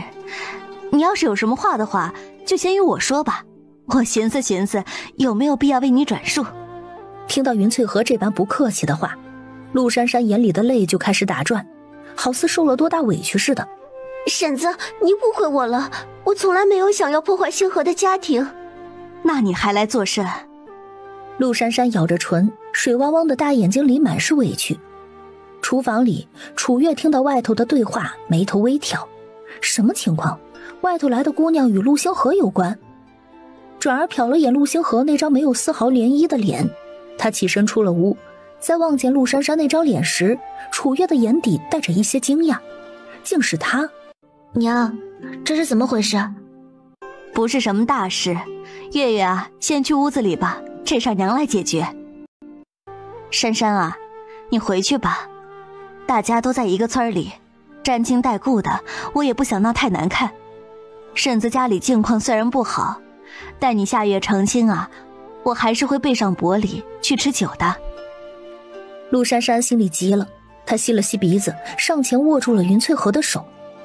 婶子，我是真的有事情要找星河，我或许知道是谁去你家里偷东西了。云翠河一愣，竟没有立即将他的手拨离开。楚月低头用脚尖揉着地上的土。星河，喊得可真够亲密的，这不知道的恐怕还真以为他们有什么了。他抬起头直视陆珊珊。我们家进贼，我们都是晚饭前到家才知道的，根本就没对外说过。你为何会这般清楚？月月说的对，你为何会知道我家进了贼呀？难道这事儿是你干的？陆珊珊心里一慌，忙摆手。不，婶子你别误会，不是我。转而又望着楚月，怒道：我爹是半坡村的李正，我根本就不可能是小偷。你不能因为我和星河曾经有过婚约，就诋毁于我。原来他们有过婚约。楚月被陆珊珊的话惊得后退了一步，落入了一个宽阔温暖的臂膀中。没事吧？怀里的小丫头有些木木地摇了摇头，却怎么都藏不住眼里的委屈。陆星河轻抚着她的背，往陆珊珊望去。你确定我们之间存在过婚约？可有信物和文书？这种造谣诽谤的话，官府向来是严惩不贷的。今日念在你是初犯，便不与你计较。你若再让我听见一次，那你便等着对簿公堂吧。对簿公堂？两人从前毕竟还是有婚约在身的。陆珊珊本以为陆星河对自己至少有那么一丝丝的怜惜的，但他此刻冰冷冷的语气，犀利的言辞，让他惊得倒退了几步。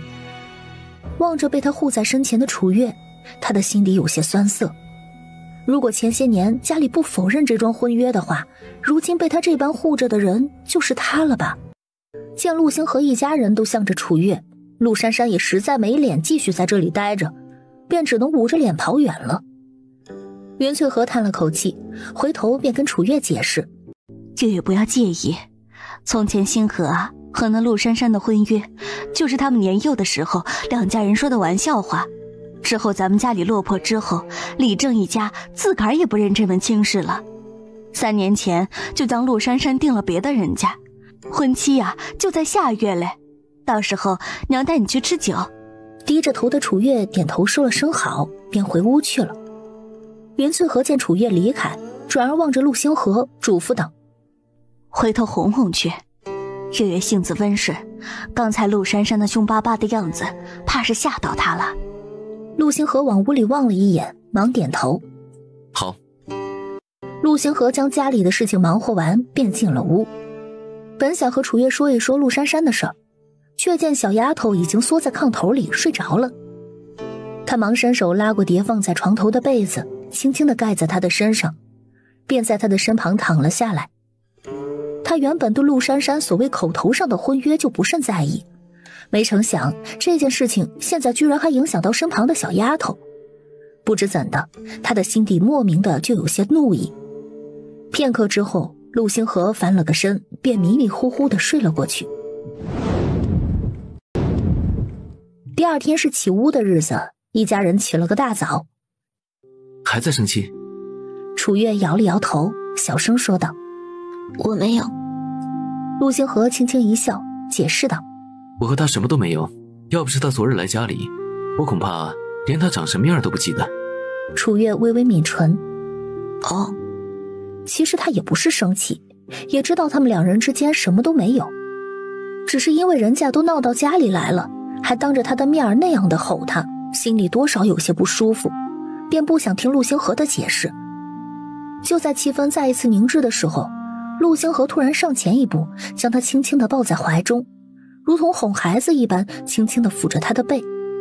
从前心平心安小时候哭闹，我便是这般哄的，心情可好些了。他的脸上带着一丝为难。我也是第一次和女孩子相处，不太会哄人，如果哄得不够好，月月可否不要生气？怀里的小丫头没忍住，扑哧笑出了声，没好气地嘟囔：“我又不是孩子，才不要你这般哄呢。”见他愿意同自己说话，陆星河才终于松了口气，紧接着便又听到怀里的小丫头说道：“我昨天也根本没有想去诋毁他，当时跟他说话的时候，我根本不知道她是李正的女儿，也不知道你和他之间有过什么联系。毕竟昨日家里进贼，连周围的邻居都不一定能知道。陆珊珊突然跑来说那些话，他问上一句是很正常的反应了。”陆星河捏了捏楚月的小鼻子，更正道：“最后一句说错了，我和他还真没什么联系。”似是想到了什么，他又问道：“所以前日你看到的那个奇奇怪怪的人就是他？”楚月点头：“是他。”陆星河想了想，便再次望向楚月：“昨晚上那事儿，想来旁人几户人家都听到了动静，若是有人问起，你就对我说咱家丢了2两银子。”“为何？”陆星河揉了揉他的头：“只管照我说的做就是了，兴许不需要咱们亲自动手，小偷便会被人给揪到咱们面前来，到时候我再与你解释为什么。”楚月满脸崇拜地望着陆星河：“相公，你好厉害呀！”陆星河笑了笑，牵起了楚月的手：“走吧，娘恐怕已经做好早饭了，等会儿吃完饭，咱还得早些去新屋地基呢。”转身推开门，面前站着的3个人，陆星河脸上的笑容凝固住了。“娘。”袁翠和脸上闪过一抹不自然，转而讪笑道：“嗨，早饭早就做好了，我寻思着来喊你们吃饭，正准备敲门嘞，没成想啊，你们就出来了。”说完，无比自然地摁着身旁2个儿子，转了身往厨房走去。“快些来，吃了饭，咱们一家人还得去地基上呢。”楚月捂着嘴笑了笑，随着陆星河一道去了厨房。吃了饭，一家人将门关好，便出门了。路过隔壁孙大柱家的时候，云翠和还将自己随手抓的一小把花生给了他的小儿子，并嘱咐罗氏帮自己看着点屋里。罗氏忙应下来，小声问道：“嫂子，我听说昨日陆珊珊上你们家作妖来了。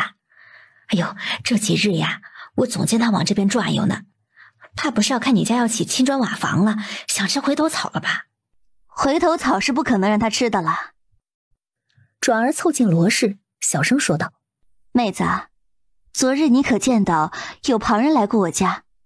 我家里昨日丢了2两银子，都是辛辛苦苦赚来的，可恼死我了。”云翠和一脸愁相，罗氏倒吸了一口凉气，2两银子可不是个小数目，几乎是一户人家小1年的吃用呢。只见陆珊珊来过，旁的人还真没瞧见。他拉住云翠和的手臂，用只有2人能听到的声音问道：“昨我在那屋里啊，恍惚听陆珊珊说，她知道是谁去你家偷东西了。哎呦，连我们都不知道的事情呢，她又是如何知晓的？她这几日总鬼鬼祟祟在你们家前后冒着，莫不是偷东西的人就是她吧？”云翠和左右瞧了瞧，忙反手拉住他。他也就是那么一说，咱也没证据，还是莫要乱传了。万一将李正得罪狠了，咱们日子也不好过。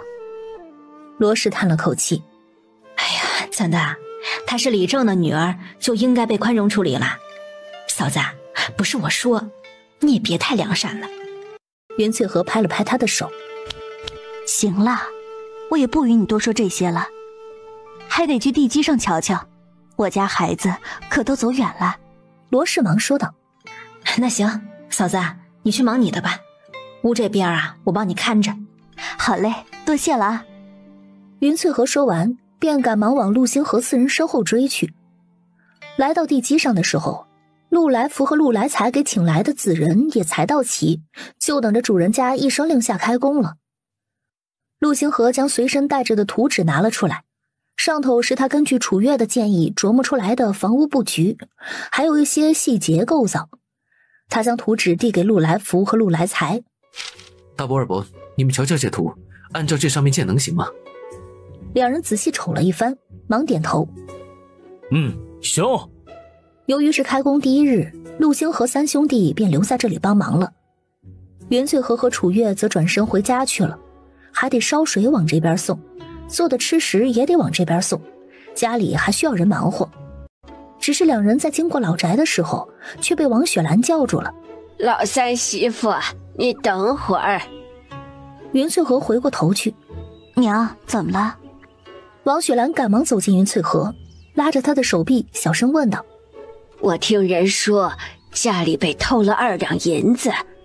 袁翠和见四周没人，这才附在王雪兰的耳边说道：娘，钱没丢那么多，只是家里进了贼，星河想将偷银子的人揪出来，才故意说的多了些。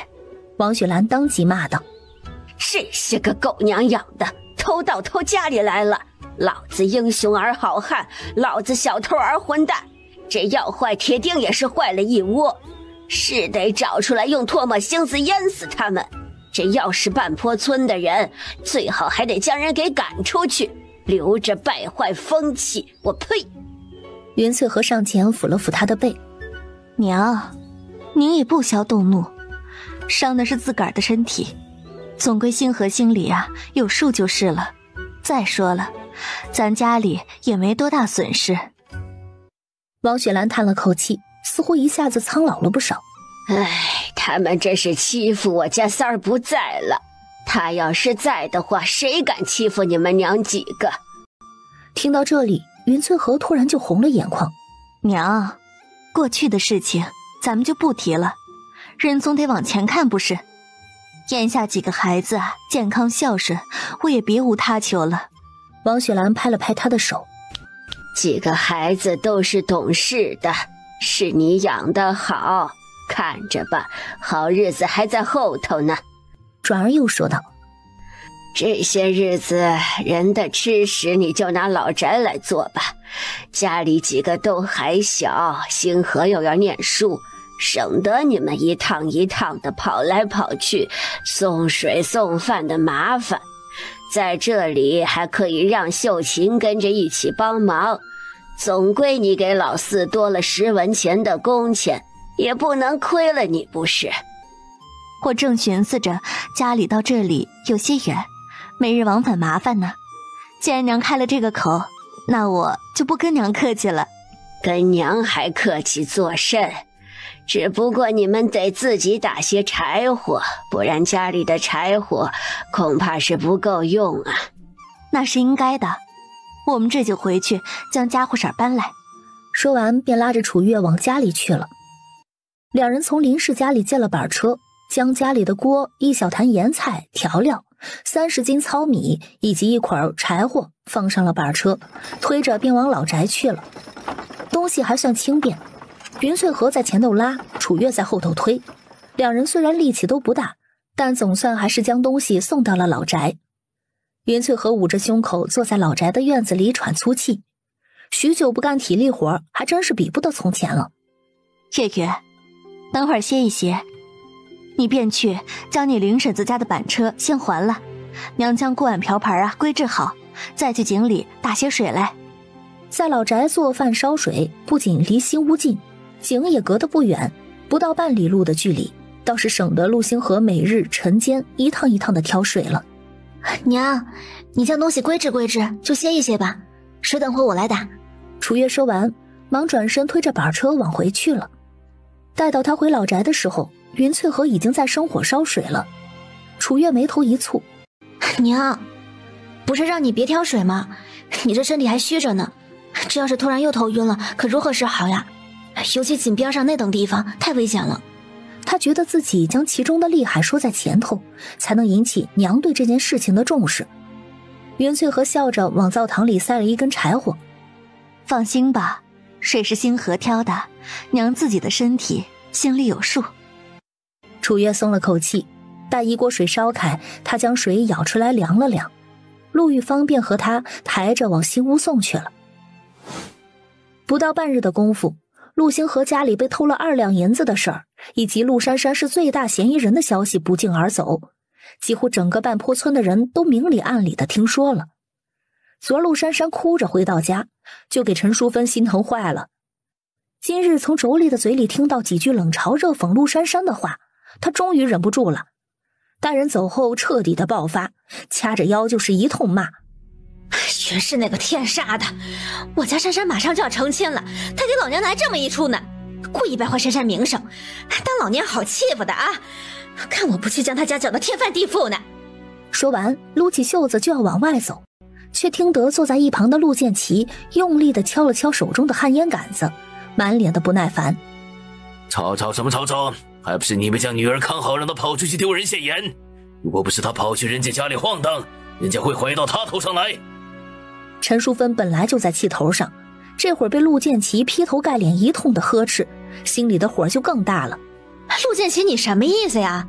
外人欺负到头上来了呢，居然还偏帮外人说话，咱家女儿如今都没法见人了，你知道不？亏你还是李正呢，自己女儿被诬陷，居然还有心思坐在这抽旱烟，抽死你去！陆建奇猛地站起身来，陈淑芬见他脸色难看，以为他要招呼到自己身上来，忙往后一躲，下一刻却听得他开口说道：你他娘的放屁！我自己的女儿我不心疼谁心疼？你以为跑去人家里闹能闹出什么名堂来？人指名道姓说咱女儿偷东西了，会不会我要跟你一起去欺负人家孤儿寡母？我可丢不起那个脸。听到陆建奇这话，陈淑芬的态度一下子软了下来。那咱该怎么办呀？陆建奇面露愁容。还能怎么办？当然是将那贼揪出来还女儿清白。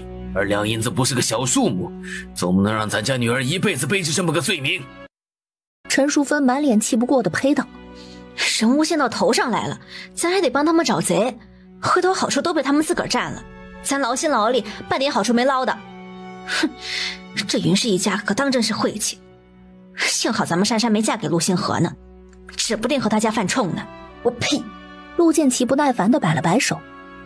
成了，也不消说这些难听的话，我去找珊珊问问情况去。说完便转身往自家女儿屋里去了。楚月和陆玉芳将喝的水送去了新屋，便提着个篮子钻进了林子里，想去碰碰运气，看能不能找到可以吃的野菜。总归家里有四婶帮着忙活，他们能找到点野菜回去，改善下伙食也好。咦，月月，你来看这里，这个能吃吗？楚月往陆玉芳蹲着的地方瞅上一眼，望着那一簇叶片成小花骨朵状，上面还长着绿色小果子的草，有些不确定地摇了摇头。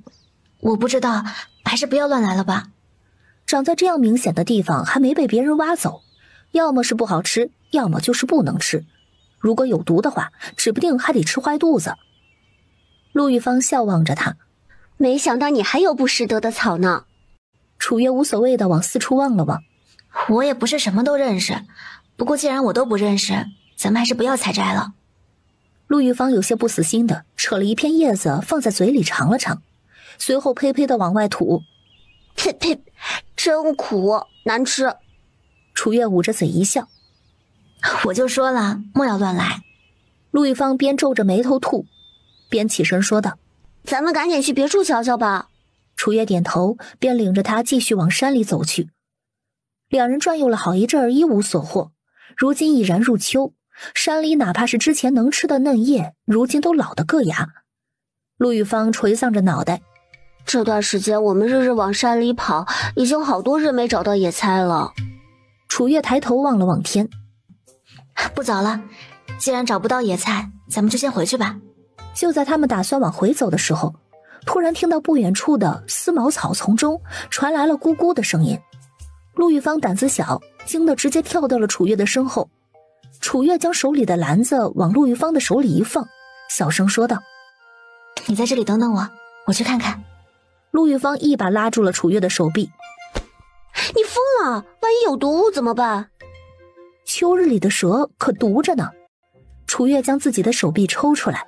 放心吧，我就远远看一眼，如果是毒物的话，我转身就逃。陆玉芳拗不过楚月，只能提着篮子站在原地干着急。月月看着娇滴滴的，胆子怎就这样大呢？楚月小心翼翼地往前走了几步，在隐约瞥见前方半青半黄的丝毛草中露出来的棕褐色带着黑斑的毛发时，心底松了口气。他猜的没错，刚才那个声音果然是野鸡。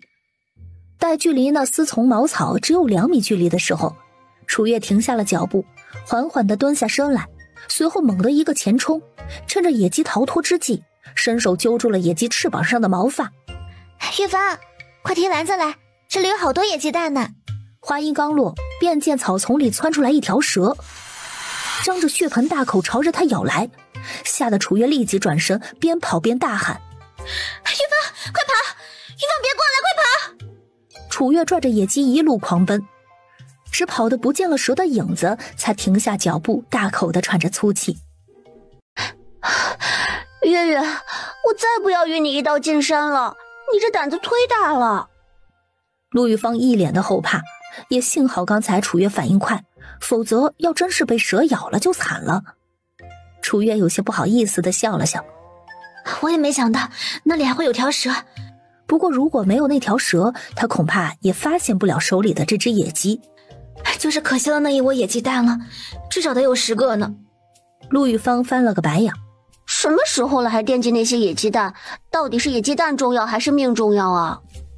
那还用说，当然是命重要了。咱们还是快些回家吧。楚月笑着挽上了陆玉芳的手臂，两人一起往山下走去。临近中午的时候，赶了2个多时辰的路的云大宝和云成才2兄弟终于到了半坡村。才刚到村口，便瞅见了不远处地势高一些的地方正在建屋。兄弟俩看热闹一般，往那处地方远远地瞅上了好几眼。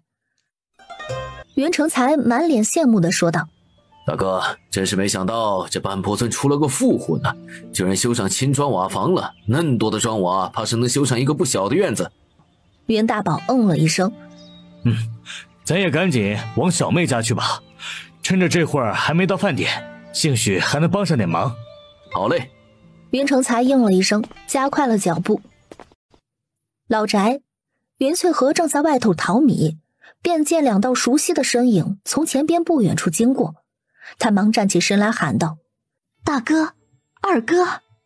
云家兄弟听到声音侧头望去，呀，小妹在这儿呢，怎地没在自己屋里？原来那老屋住不得人了。云翠和将手往腰围上擦了擦，上前开了院门。老屋还能住人，只是老宅啊离我家新屋近，就白天在这里做饭，晚间还是得回去睡的。兄弟2人点了点头。新屋在何处？我们先去帮帮忙。云翠和将2人拉进了院子里。大哥二哥，赶了一上午的路，不着急，先坐着歇会儿，喝口水，等会儿吃了饭，下午再跟着进新屋吧。他说着便往屋子里倒水去了。大哥二哥，家里可买粮食了？云大宝忙点头。买了。你昨儿在屋里那么一说，今儿我们将牛车赶到苍河镇，我和老二渡船来了这里，爹和阿广赶着牛车买粮食去了。买了就好。楚月从山上下来，经过新屋的时候，正好做活的人要收工去吃饭。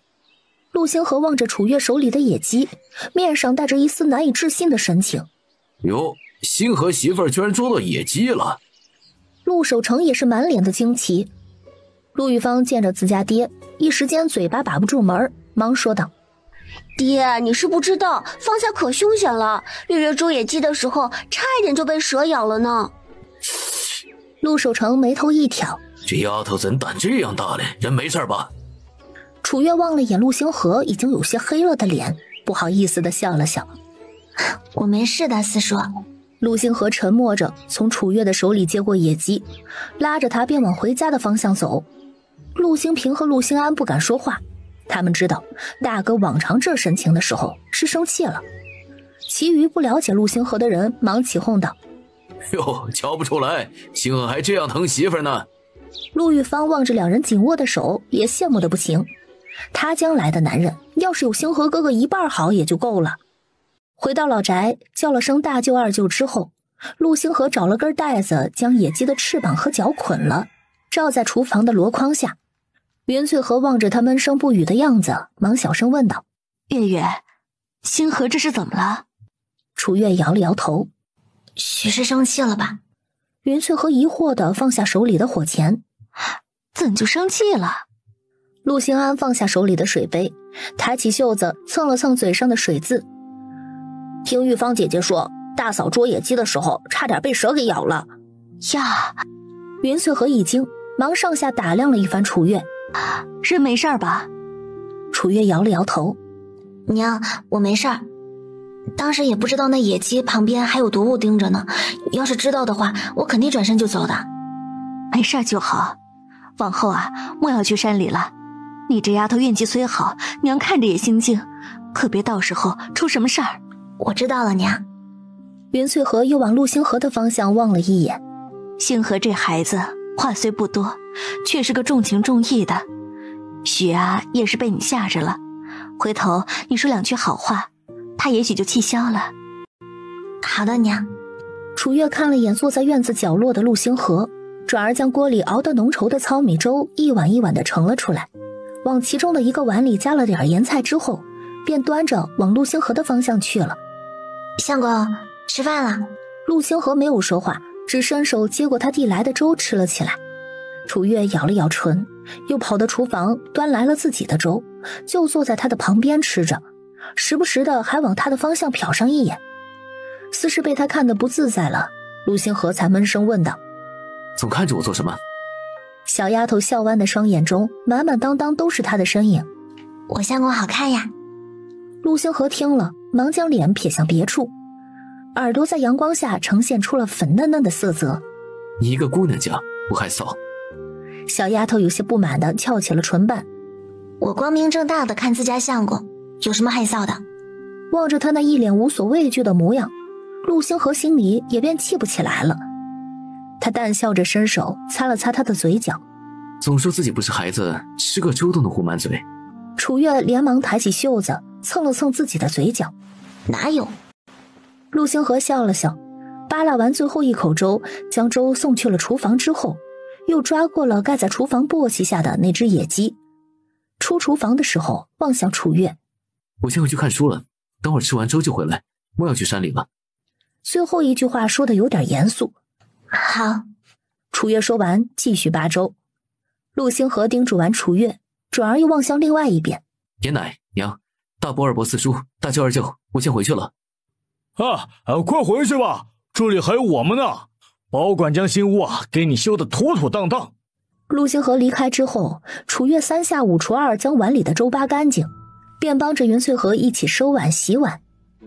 娘，家里可有菜种子，这天看着凉快了，我想着在老屋前头种些菜，到时候天冷了咱也能混口菜吃。你这一提醒还真是。袁翠和停下手里的动作想了想，家里呢倒是还有点胡萝卜种子，去年剩下的，回头你去厨房的吊篮里面翻一翻，如果没有被耗子叼走的话，应该还在里头。一旁的王雪兰听罢忙说道：去年买的种子怕是没多少能发出芽，回头从家里拿点去一起种了吧。你爹前一向从镇上买了萝卜和白菜种子，正好多买了些嘞。那就多谢娘了。袁大宝两兄弟吃完饭便被众人领着往新屋地基去了。兄弟俩越走越心惊，忙望向一旁的陆守成。星河大叔，咱没走错道吧？陆守成往地基的方向努了努嘴。哦，那边就是星河家的新屋嘞，怎会走错道？袁家兄弟对视一眼，倒吸一口凉气。竟是新砖瓦房？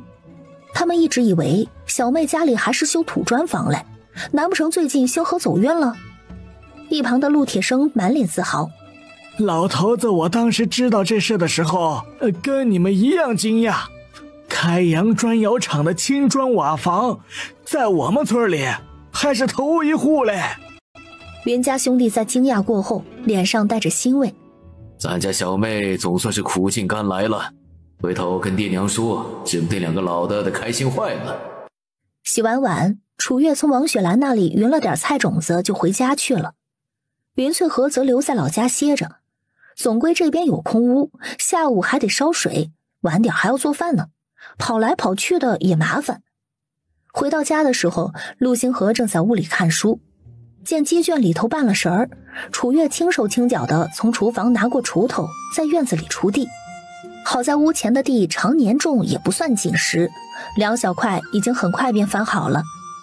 楚月忙活完后洗了手，便见一群人往家这边来了。其中一人他见过，正是之前掘了家里水田的陆大贵。这会儿许是被人逼迫着往这边走，正一脸的不情愿。楚月也不知道是什么情况，忙朝屋里喊道：相公，外头有人来了。陆星河出了屋，见来了一群人，忙将楚月拉到身后。李正来家里可是有事？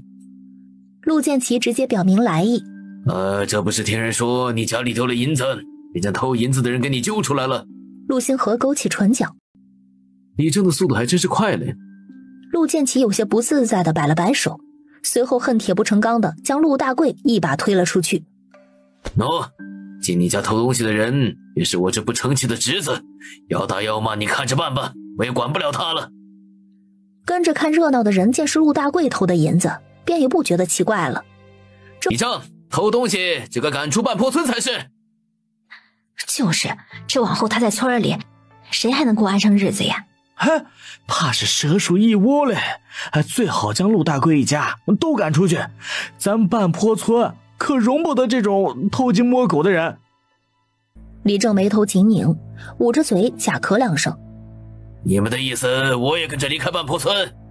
他环视一周，见没人再说什么，再次开口说道：你们无需再说什么，在这件事情之后，我会给大家一个交代，现下还是先将眼前的事情解决再说。陆星河见李正将目光望向他，云淡风轻地说道：都是一个村的，打骂就不必了，只需将我家丢失的2两银子交出来即可。陆大贵听到这里，终于忍不住开口了：陆星河，说话要凭良心，你们家根本就没有丢2两银子，而是8文。陆星河面露嘲讽：让我凭良心？你进屋行窃的时候可有良心？我家墙体本就不扎实，如今被你抠得到处是洞，你怎么不想想我们住在这里是否会有性命之忧？陆大贵被陆星河堵得哑口无言，紧拽起了双拳。上个月掘我家水田的第2天，我家月月下田拔草，起来的时候不见了鞋，当时田里除了我和他就有你去过，你不要以为我不知道是谁做的。我们家是不富裕，但既然修得起青砖瓦房，2两银子的余钱还是有的。如今我家急需这2两银子开修新屋的工钱，我也不与你多计较什么，只需将我家的银子交出来，这2件事情便一笔勾销。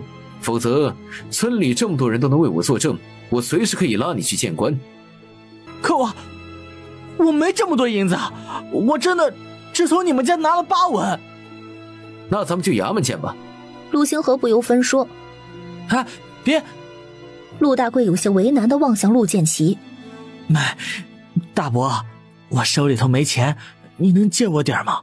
我不想蹲大牢。望着可怜兮兮的陆大贵，陆建奇狠了狠心。往常你惹出麻烦，大伯都给你兜着，这一次你还是靠自己吧，大伯家也没有闲钱借给你啊。陆大贵想了想，再次望向陆星河。我是真的没有钱，今年年成不好，家里一度揭不开锅，我婆娘前些日子跟人跑了，我家里还有一个孩子要养活嘞。陆星河并不为所动。这不是你偷盗的理由。楚月不由得唏嘘，可怜之人必有可恨之处，偷东西的时候怎么没想到自己上有老下有小，如今摊上事儿倒是想到了这一茬。陆大贵急了，忙拉着陆星河的胳膊，那我去你家帮忙起新屋，用工钱抵扣那2两银子，这样总行了吧？见陆星河不说话，陆大贵差点给他跪下了。我也是一时鬼迷了心窍，才会干出这样的事情。我知道我从前有很多地方做的不对，往后我真的不会了。求你给我一条生路吧，我真的不能去坐牢，否则我家铁蛋可怎么办呀？就在这时，一个壮汉抱着个4、5岁的孩子匆匆忙忙地跑了过来。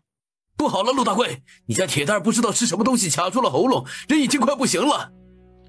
看热闹的人见状，忙让开一条道。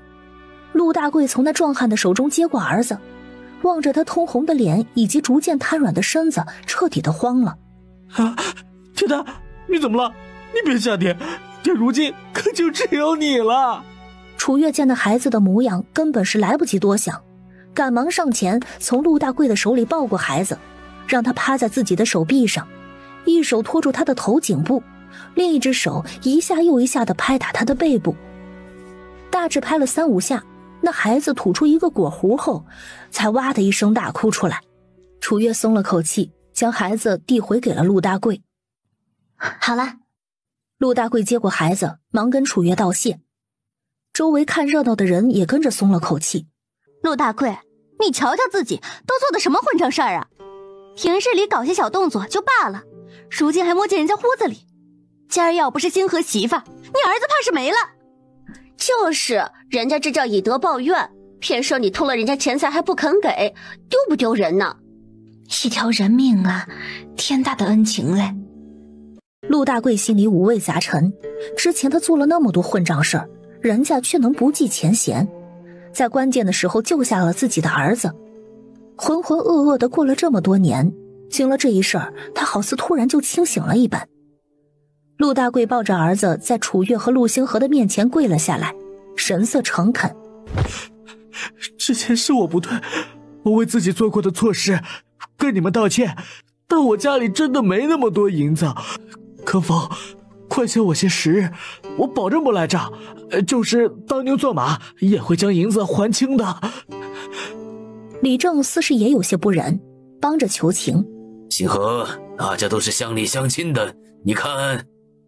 陆星河扫了李正一眼，重新望向陆大贵。从今日起，去我家新屋帮工抵债吧，千万不要再起什么歪心思，下一次我就不会这么好说话了。陆大贵忙磕头。我知道了，多谢多谢。陆星河侧过身。别拜了，先去将你儿子安顿好吧，今儿下午已经开工了。好嘞。陆大贵红着眼抱着儿子站起身来。铁蛋，爹先带你回家。众人望着陆大贵的神情，与从前相比倒像是换了个人一般，纷纷叹了口气，给他让出了一条路。如果能改过自新，都是沾亲带故的，也没人会想真的把他赶出去。如今他媳妇儿跟人跑了，孩子可怜着呢。待父子2人到了院外，只听得陆大贵边走边问道：铁蛋，你哪来的果子？怎会卡到喉咙？铁蛋红着眼睛说：我见大爷爷将爹带走，因为担心爹就一直跟着了，后面在路边上看到一个果壳，上面还有些没啃干净的果肉，我实在太饿了，就……听到这里，陆大贵突然抹起了眼泪。是爹的错，爹没照顾好你，回去爹先给你弄点东西吃，铁蛋吃饱之后就在家里不要乱跑，等爹晚间回来再给你做饭吃。铁蛋低下了头。爹，你要是因为铁蛋不听话才离开的吗？爹会不会也觉得铁蛋很麻烦，就离开我呢？陆大贵有些心疼地揉了揉儿子的头。娘离开是因为爹做的不够好，与铁蛋没有关系，往后爹会振作起来的，爹不会抛下铁蛋。父子俩越走越远，声音也越来越小，众人不禁唏嘘，这陆大贵要是能浪子回头，倒也不失是一桩好事儿。陆建奇望着自家侄子的背影，叹了口气，与陆星河道了别，就回家去了。所有人散去，院子里又恢复了清静。楚月望向陆星河，相公继续看书吧，等会晚饭我从老宅给你端过来。陆星河嗯了一声，转身进了屋。楚月朝着屋里瞅了眼，便抱着针线篮子坐在屋檐下，继续缝起了陆星河的荷包。正在书桌前看书的陆星河往屋里望了眼，看到小丫头一脸认真的神情时，唇角勾起了一丝自己都察觉不到的宠溺。将荷包给缝好，趁着天色还早，楚月便拿了竹竿和篮子，也想去附近的山里找些果子回来。这里的野果虽然酸，做成蜜饯好歹还是能吃一吃的。只是人还没走出院子，便被陆星河叫住了。月月，你去哪里？楚月忙望着陆星河回道：相公，我不会跑远的，就在附近转一转，找些果子。陆星河望下了手中的书，山里的果子那样酸，又不能果腹，叫他做甚？楚月转身开了院门。不是直接吃，我想去打下来做蜜饯。陆星河起身出了屋。那我与你一道去吧。楚月见陆星河出了屋，忙摆手道：不用你跟着，我自己去就好了。你还得看书嘞，明年开春得院试，可得趁现在有空多写几篇文章出来。陆星河不由分说的上前，拿过楚月手里的竹竿，拉着他的手出了屋，反手又将门给带上了。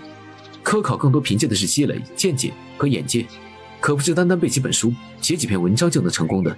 总归打果子不需要多久，等会儿打完果子，咱就一起去老宅给娘帮忙。楚月觉得陆星河说的很有道理。相公说的对，我觉得你明年肯定能考上的。陆星河唇角微微上扬。你对我这么有信心？我就是相信你。那万一没考上怎么办？没考上也没关系呀，下次再接再厉呗。陆星河笑了笑，紧了紧手里握着的小手，往印象中长的果树的方向走去。人打了满满一篮子的青梅和酸李子便回家了。出于好奇，楚月在路上还各拿了一个尝了尝，结果愣是酸的不敢再咬第二口。陆星河见小丫头酸到眼睛都睁不开，忙从她手里将果子拿了，重新放回到手中的篮子里。说了这果子酸你还不信，别吃了，回头吃坏肚子那就不好了。将果子放回屋里后，两人便去了老宅。楚月一到老宅，就忙去厨房帮着云翠和烧水做饭。陆星河则趁着这会儿还没到饭点儿，去新屋帮忙去了。他到的时候，陆大贵正在帮忙运砖，丝毫没有从前偷懒耍滑的样子，转而望向一旁揉着腰的陆铁生。陆星河忙上前扶住了他。爷，这里有大伯、二伯、四叔和我大舅、二舅看着，你就回去歇一歇吧，莫要伤到腰了。陆铁生哼了一声，推开了他的手。哎，爷还没老呢，就是弯腰久了，也有些累着，缓缓就好了。不远处的陆守成望了眼倔强的老头。爷，这会儿快到饭点了，你先回去吧，这里人多，屋子里也起得快，不差您这一会儿。陆铁生这才哼哼唧唧的起了身，边走边说道：哼，你们这些个没良心的，就是嫌我老，我如今还干得动活嘞。陆守成忙点头拍彩虹屁：是，知道爹干活麻溜，威风不减当年，这不是怕您累着了吗？爷就回去歇着吧，等会儿晚上咱还得守砖嘞。听到守砖，陆铁生一愣，也是，这才轻轻松松的回家去了。望着远去的老头，陆守成有些无奈的摇了摇头。你爷就是嘴硬，50多的人了，还半点不肯服老，天天当自己是精壮的小伙子。陆星河笑了笑，没再说什么，只帮着砌砖的人运砖。做完下工的时候，陆大贵好不容易跟着众人一起去老宅吃饭，家里又有儿子在等着，便径直回去了。云翠和知道后，忙让陆兴平、陆兴安两兄弟送了2碗糙米粥去。陆大贵原本见着冷冷清清的家以及见了底儿的米缸，心里有些不是滋味。下一刻望见送到面前的2碗糙米粥时，感动的抬手抹了把泪。他偷了人家的银子，人家不仅救了他儿子的命，还给他送吃的，真是好人呢。他接过2兄弟手里熬的浓稠的糙米粥。哎呀，谢谢兴平兴安，你们先回去吧，等会儿吃完了，我自己将碗送回去。行，那我们回了。兄弟俩说完，一溜烟的跑回老宅吃饭去了。夜里，陆星河躺平了身子。月月，以后不要往山里去了。楚月本迷迷糊糊睡觉的，听到陆星河的话，懒懒的问了一句：怎么了？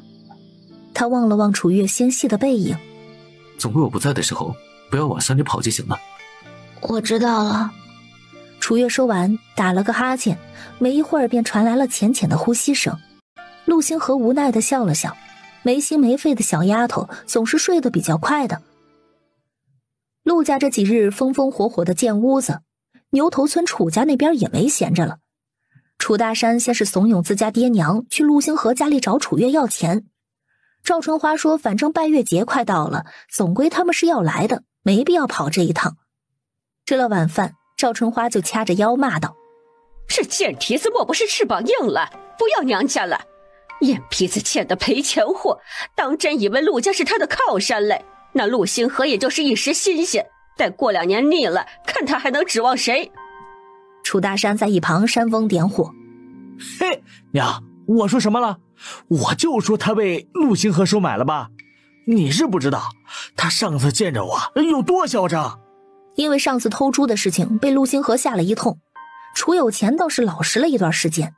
这会儿听到2人的对话，他一拍前头的桌面：明儿我去一趟半坡村，哪有嫁出去的闺女过节不往娘家送东西的道理？哎，爹，到时候我跟你一起去。小桃缩在角落里，静静地看着他们讨论着对付姐姐的话，只觉得这一家子人的嘴脸丑陋至极。也幸好姐姐嫁得远，否则日日被他们骚扰，人都得气出毛病来。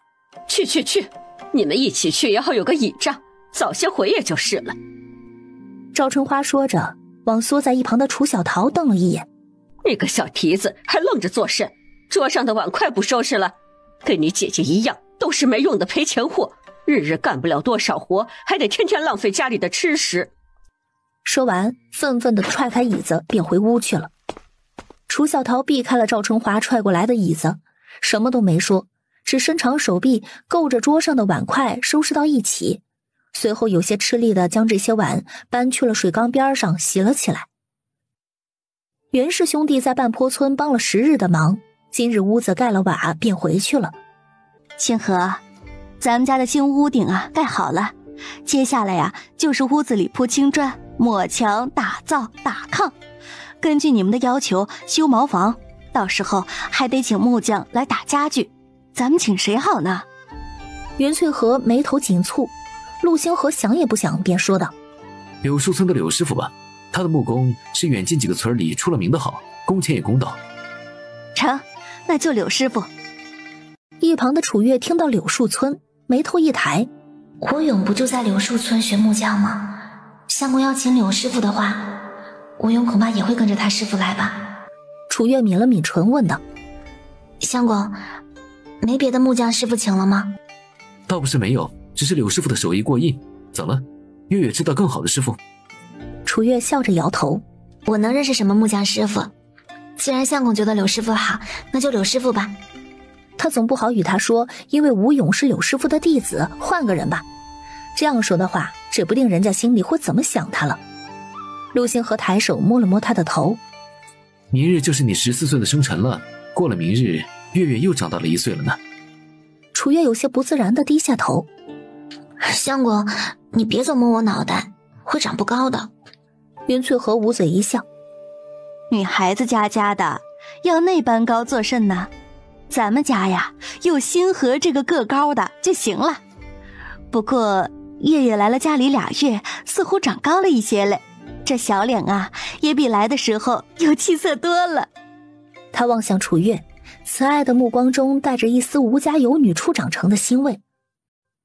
陆星河望着胸前的小姑娘，也嗯了一声：是长高了些。听到自己长高了，楚月别提多开心了。8月15拜月节，因着这一日也是楚月的生辰，云翠和起了个大早，和了面做了顿面条，又烫了5个饼子，给每个人煎了鸡蛋。陆星平来到厨房，面露惊讶：“哇，今儿早饭好丰盛啊！”云翠和边忙活边笑道：“那可不，今儿不仅过节，还是你嫂子生辰嘞，鸡已经煨好了。”“都煨好了，我办事娘放心。”望着他拍着胸脯满脸自信的模样，云翠和笑着摇了摇头：“也不知你这性子是随了谁，你爹从前也不这样啊。”坐在灶堂后的陆星安淡声说道：“他是娘从山里捡回来的吧？长得与我也不像，也不知道是谁家的孩子啊。”陆星平一听，当即就不干了：“陆星安，你别乱说话，你才是山里捡的嘞，我又不是你生的，干嘛要和你长得像？”陆星安的唇角勾起一抹浅浅的笑意：“哎，你别恼羞成怒啊，娘都还没说话嘞，是不是捡的，娘说了算。”陆星平这才满脸委屈地望向云翠和：“娘。”望着这2个冤家，云翠和有些哭笑不得。他摸了摸陆星平的头，满脸温柔：“你呀，又善良又单纯，星安说什么你都信。娘当时都自身难保了，哪里还有功夫从山里抱孩子回来？你说真不是娘生的，早就在山旮旯里喂了狼了。”陆星平听了，这才抱住云翠和吸了吸鼻子：“娘最好了。”云翠和摸了摸自家儿子的头：“都8岁了，怎么还跟个小娃娃似的爱撒娇嘞？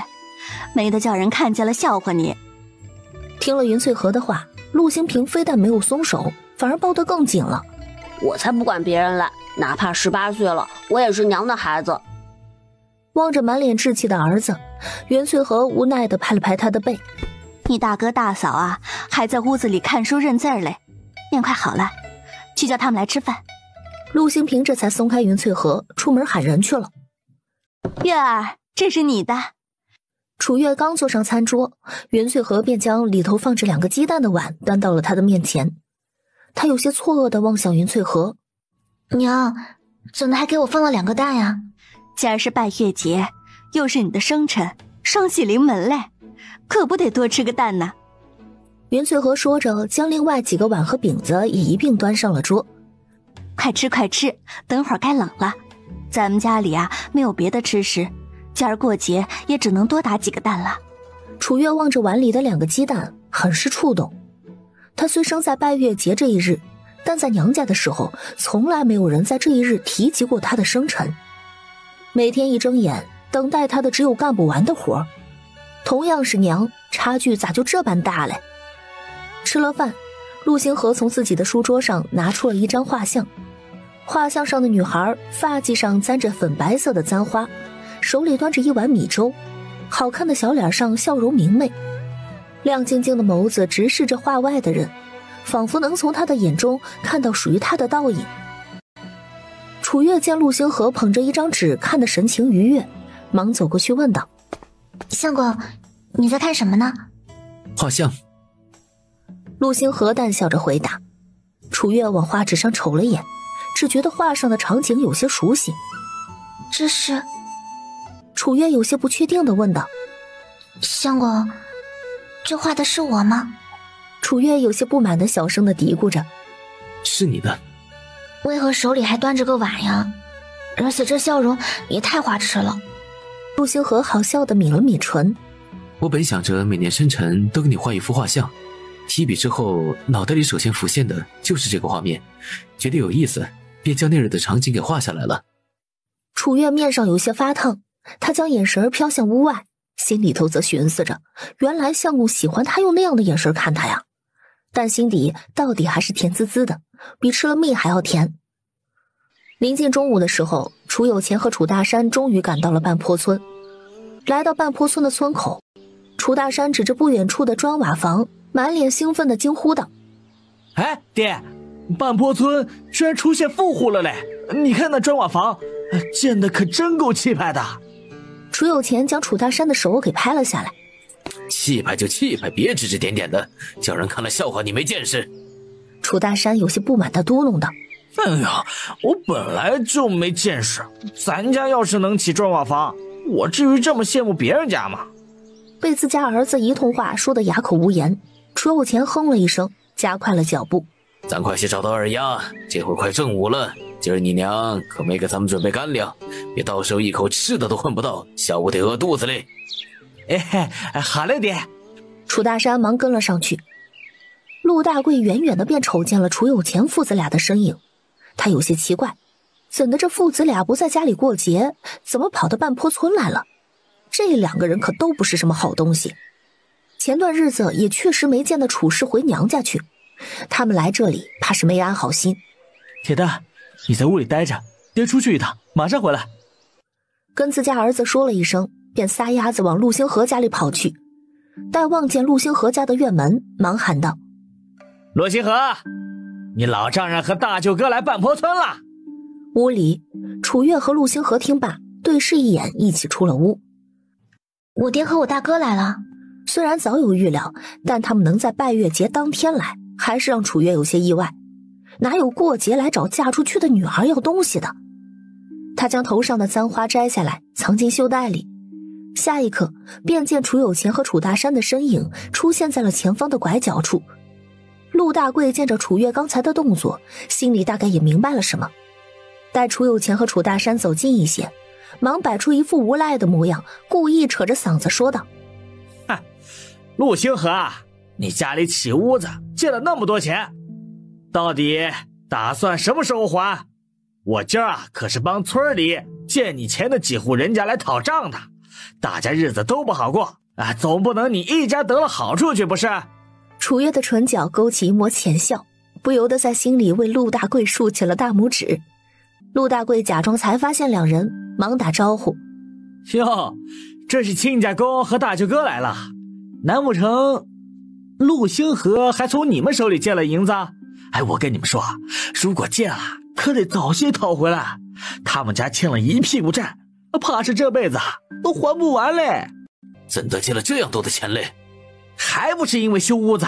陆大贵满脸痞气的嘲讽道：要我说，没钱修什么屋子，凑合住着也就得了，真能欠钱是个好法子。楚有钱讪笑道：是这个理儿。爹和大哥来了。过节被人讨债上门，兴致不高，两个人倒也能理解，并未在意。楚大山眼尖，一眼便瞅见了院子里围着的鸡和鸭。哟，家里还养这么多鸡嘞？陆大贵眉头一挑，冷笑道：哼，这些鸡啊，他们哪里能捞得着？欠了那么多银子，哼，怕是只能拿着家里的东西先抵西钱了。转而眉头一挑，望向楚大山和楚有钱。哎，亲家公和大舅哥身上可带了银子，要不先借点给陆星河还债？哎，你放心，陆星河这人啊，虽然穷，信用还是有的，我给你们做个中人。他拍着胸脯保证，随后伸出了小指比了比。嘿嘿，只是还钱的日子啊，会稍稍长那么一点点。楚有钱父子对视一眼，忙往后退了两步，与陆星河一家划出界限。我们家那情况，临近几个村谁不知道，哪能借得出钱来？你可莫要说笑了。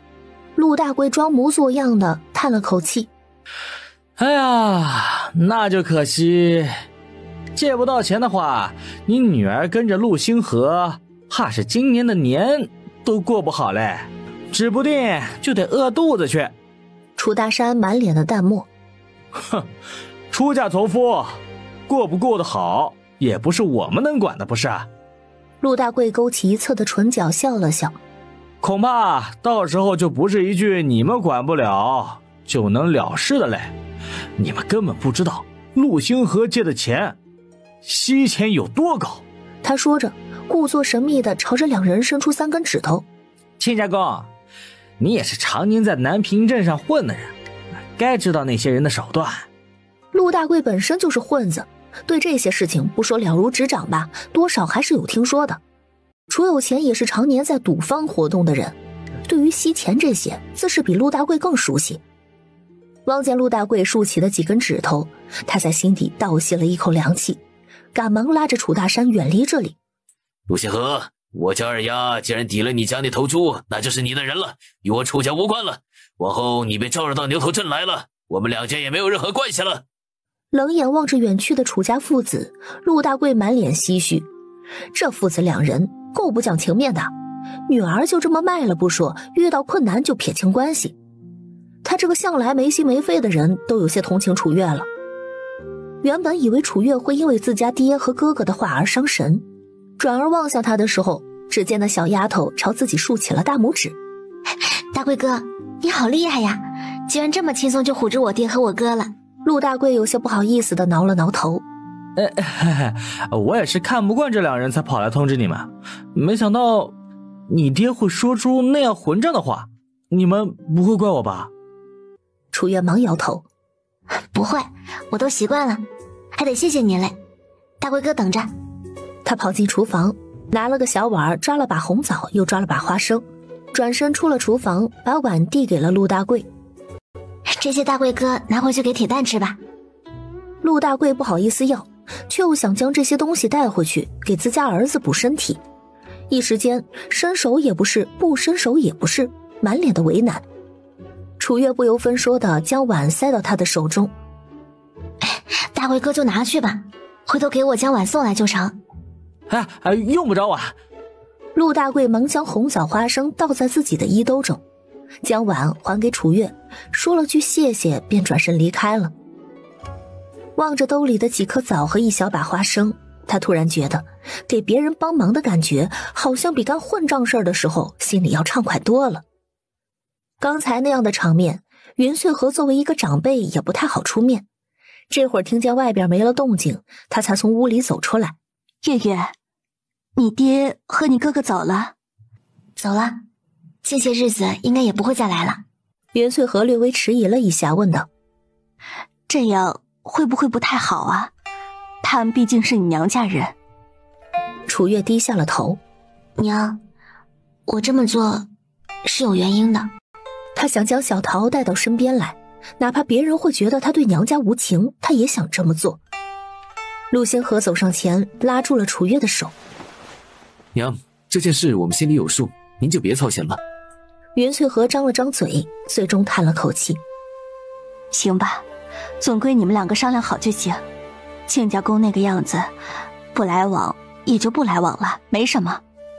咱们一家人过得舒心就好。月月，你爹今日说的话，你也不要太往心里去。从今往后啊，这里就是你的家。我知道了，娘。我回屋继续做鏊子去了啊，这几日早晚凉着嘞，早些将你那些鏊子给赶出来。袁翠和说完就回了屋。10日的功夫，屋前的萝卜种子和白菜种子，在楚月的细心照顾下，已经长出了2寸长的小苗。吃完中饭之后歇了一会儿，楚月便拿来锄头，将菜苗边上的另外3块地翻了翻。陆兴平2兄弟则跟在他后头，撒上了沤好的草木灰、菊杆、猪粪肥。这些菜肥水需求大，追了地肥，菜秧子的长势会更好。3人忙活完的时候，太阳也即将下山。陆兴平接过楚月手里的锄头，大嫂先歇会儿吧，浇水由我和兴安来就好了。楚月点了点头，洗了手，喝了水，便在树下歇息，手里还拿着根树枝在地上写写画画。陆星河正在屋里写着什么，下意识地往屋外瞥了一眼，瞧见小丫头低垂着脑袋的模样，便知道她有心事儿。他放下笔，起身出了屋，来到楚月的面前。在想什么？楚月抬头望了眼陆星河，转而继续拿着树枝在地上画了起来。我在想，朱大夫的师傅有没有去南平镇？陆星河蹲下身来，直视着他说道：不着急，到了的话，朱大夫会将他带来的。楚月嗯了一声，眼神中带着迷茫。相公，我是不是很无情，很卑劣啊？陆星河摇头。如果是因为你爹娘的事，我并不这么觉得。他站起身。有句话你或许没听过，但道理你一定懂，叫投我以木瓜，报之以琼琚，匪报也，永以为好也。你爹娘那个样子对你，根本没有任何亲情可言。你如今的反应，在我看来再正常不过。人虽活在世俗里，却不能太在乎世俗的眼光，才能活得通透畅快。楚月略微沉思之后，才抬头看向他。相公，谢谢你。陆星河伸出手，原本想去揉一揉他的头，想到他怕长不高的话，转而捏了捏他的脸，便回屋继续看书去了。楚月双手托腮，望着屋里认认真真看书的陆星河，眉眼中满是笑意。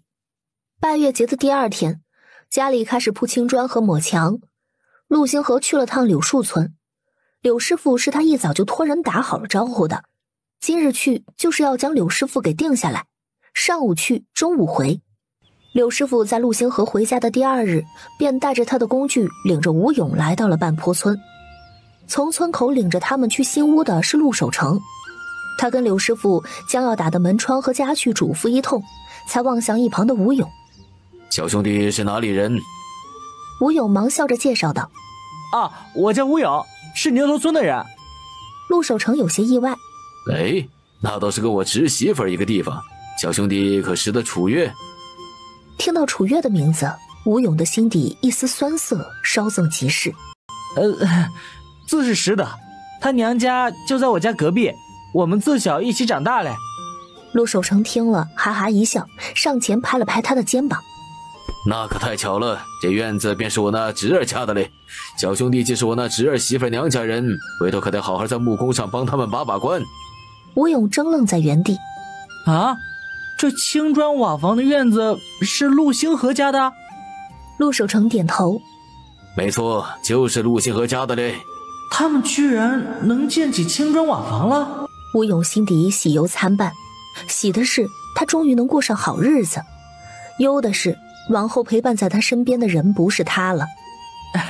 叔叔放心，这里的事情我不会打马虎眼的。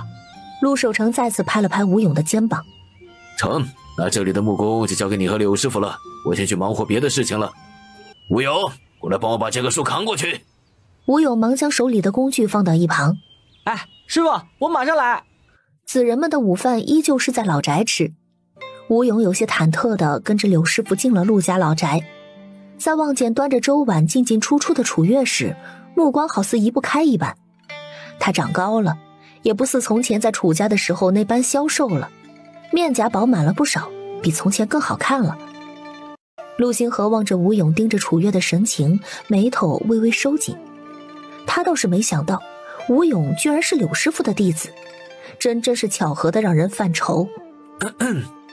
陆星河假咳2声，吴勇听见声音，赶忙收回自己的目光，随后有些不好意思地挠了挠头。陆星河瞥了一眼吴勇，用只有2个人能听见的声音说道：不该看的不看，不该想的别想，否则便是害人害己。小丫头清清白白的，她不想因为吴勇而沾上名声的污点。虽然她不在乎世俗的眼光，但小丫头似乎容易钻牛角尖。吴勇一怔，点了点头，便收敛心思，随着自家师傅在桌前坐了下来。陆星河转身进了厨房，接过楚月手里端着的粥碗。我来吧。楚月点头，见陆星河将最后一碗粥端上了桌，自己便也端着2人的粥碗去了院墙的一角。她毕竟是个姑娘家，不太方便和外男一桌吃饭。见陆星河朝自己走来，楚月笑着将粥碗往他的方向递去。相公，这是你的。陆星河望着碗里多了几片菜叶子的粥，无奈地摇了摇头，随后用筷子挑了些到楚月的碗里。你也许久没吃菜了，多吃点。正在扒粥的楚月一愣，抬头望向陆星河。这还是我特意给你多夹的几片菜叶子了。小孩子得多吃才能长身体，我都成年了，多吃少吃点没所谓。楚月一抬眉毛，不断地嘟囔道：我都说好多次了，我不是孩子。陆星河忙顺着他：好，不是孩子，是我想要我媳妇儿多吃点总行了吧？楚月赶忙低头继续扒粥，上扬的唇角却久久未能下去。陆守成望着小两口腻腻歪歪的模样，面上带着一丝羡慕。年轻真好啊。不远处的江秀琴给他飞个刀子眼。从前年轻的时候，怎的也没见你和星河一般会疼人嘞。就你这德行，哪怕再年轻一次呀，也就这样了。陆守成有些不好意思地摸了摸鼻子。媳妇儿，你别戳穿不是，我也就是想一想，别太当真了。江秀琴不想与他多说话，哼了一声便回灶房放碗去了。见江秀琴不在场，忙小声的打趣：“哟，守城，真没看出来啊，你还怕自家婆娘嘞？”陆守成哈哈的笑着摆了摆手：“哪里是怕，我这不是怕我话说重了，那娘们掉豆子吗？回头不让我上她的炕了，我这下半辈子可怎么熬？”众人听罢哄堂大笑，忙说：“哎呀，是这个理儿。”这一桌吃饭的人也就吴勇没成亲，听着几人嘴里的荤段子，只觉得面红耳赤。他赶忙将碗里的粥扒完，便放下碗回新屋继续干活去了。这日，云翠和从老宅那边回到家之后，便跟陆星河说道：“星河，你明儿去一趟镇上可好？家里调料没了，眼看着屋里的活儿到了尾声，还得买上一块肉啊，祭一祭新屋，顺便犒劳犒劳大家伙儿。之前月月抓的那只野鸡，咱们也绑在鸡圈里养了快1个月了，到时候啊，一并拿到镇上去卖了。那明日就让四婶给娘帮忙可好？月月跟着我一道去镇上，给娘再抓点药来。娘的药也停了小半个月，好不容易身体好些，还得吃上一段时日才行。”一想到吴勇还在这里，他就半点不想让他有跟楚月接触的机会。云翠和听了捂嘴一笑：“成，月月跟你一道去，走不过就是熬个粥，还有兴平、兴安在家里帮忙嘞，没多少事儿。你呀，如今是上哪儿都得捎上月月，生怕他跑了似的，到时候科考可得好几日嘞，难道没办法将他带进考棚，你就不去了？”那倒不会，明日就让月月跟着去吧，总归上午去下午就回了，路上有个伴儿也好。云翠和说完便转身进了屋。这些日子他也算是看出来了，柳师傅的徒弟和楚月是同村，又是邻里，从小一道长大，怕是对小丫头有意呢。他都能看出来，星河本就聪慧，自然早就清楚了，只是未说罢了。2日一早吃完早饭，陆星河和楚月便背上背篓往南平镇去了。相公，家里还有那么多事要忙活嘞，怎能让我也跟你一起去镇上啊？陆星河瞅了眼旁边的小丫头：“你不想与我去？”楚月忙摇头：“那倒不是，这不是怕娘一个人忙不过来吗？”“放心吧，家里还有兴安和兴平，还有四婶呢。这中午一餐饭，咱们下午就回来。”说完便拉着楚月加快了脚步。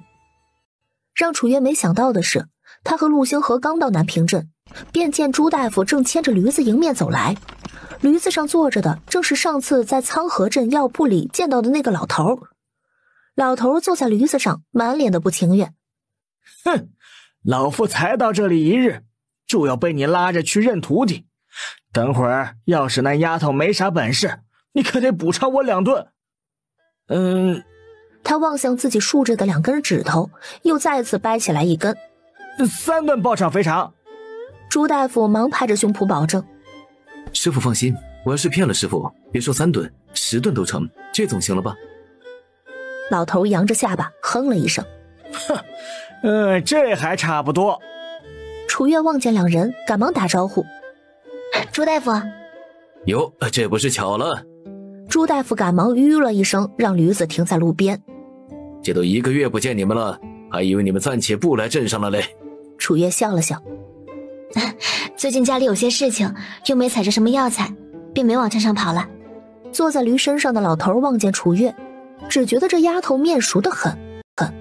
哎，小姑娘，我们是不是在哪里见过？朱大夫翻了个白眼：“师傅这老不休，竟用这般拙劣的方式来搭讪长得好看的小姑娘。他一个云游四方的人，怎会见过山旮旯里的楚月？这也就是要给小丫头引荐师傅，要不是这个缘故，他早拆穿师傅的真面目了。”下一刻便见楚月点了点头：“不知老先生可还记得这个月初，我曾拿着朱大夫开的药方去苍河镇抓过一次药，当时那药铺就是您给我接待的嘞。”老头想了想，便哈哈大笑起来：“确有这么一事儿。老夫当时还说我这徒弟的字儿是狗爬呢。”朱大夫听到狗爬2字，赶忙捂着嘴假咳2声：“师傅慎言。”原来他们真的见过，看来方才是他误会师傅了。不过这老头也说了他坏话了，2人算是扯平了。老头瞥了他一眼，嘴边的小胡子抖了抖。哼，人小姑娘又不是没瞧过你的字儿，还不让说了。原来他就是朱大夫的师傅。陆星河悄悄打量了一番面前的老头，刚才听他的口音，倒不像是同知县这边的人，也不知道来自哪里。不过看着朱大夫毕恭毕敬的模样，想来这老头是有点本事在身上的。朱大夫有些尴尬地笑望向楚月。楚姑娘，我师傅就是爱开玩笑，你别听他的。他便是我之前说要给你引荐的师傅，既然在这里遇上，看来我也不必要再往半坡村跑一趟了。哟，原来你之前跟我说的就是这姑娘呢。没错，她叫楚月，旁边这位是她的相公，叫陆星河。楚姑娘，这是我师傅，叫什么名字我也不知道，我只知道师傅的医术挺厉害的。楚月大大方方地朝着老头扶了扶身。楚月见过老先生。那老头哈哈笑着虚扶一把。哈哈哈，好说好说。我听小猪说，之前黄夫人的孩子是你帮忙接生的。哎，可否跟我说说具体的过程和你当时的想法？楚月往陆星河的方向望了眼，因为怕耽误太久，下午回去的晚了，便说道：正好我们今儿要去陈记药铺抓药，老先生可否随我们一边走一边说？哎，成。老头说完，便硬挤入陆星河和楚月中间。你说，我听着。陆星河跟在三人后头，望着被两个老头夹在中间的楚月，眉头逐渐拧紧。他突然有些后悔将楚月带来南平镇了。一路到了陈记药铺，楚月先去抓药了。那老头则靠在陈记药铺的大门边上，沉思着楚月方才说的话。这小丫头哪里只是略知皮毛，她懂的东西分明多得很嘞。看来小猪那老小子说的没错，这丫头是个有天赋的女弟子，倒也收的，但是不是要收做亲传弟子还有待考量。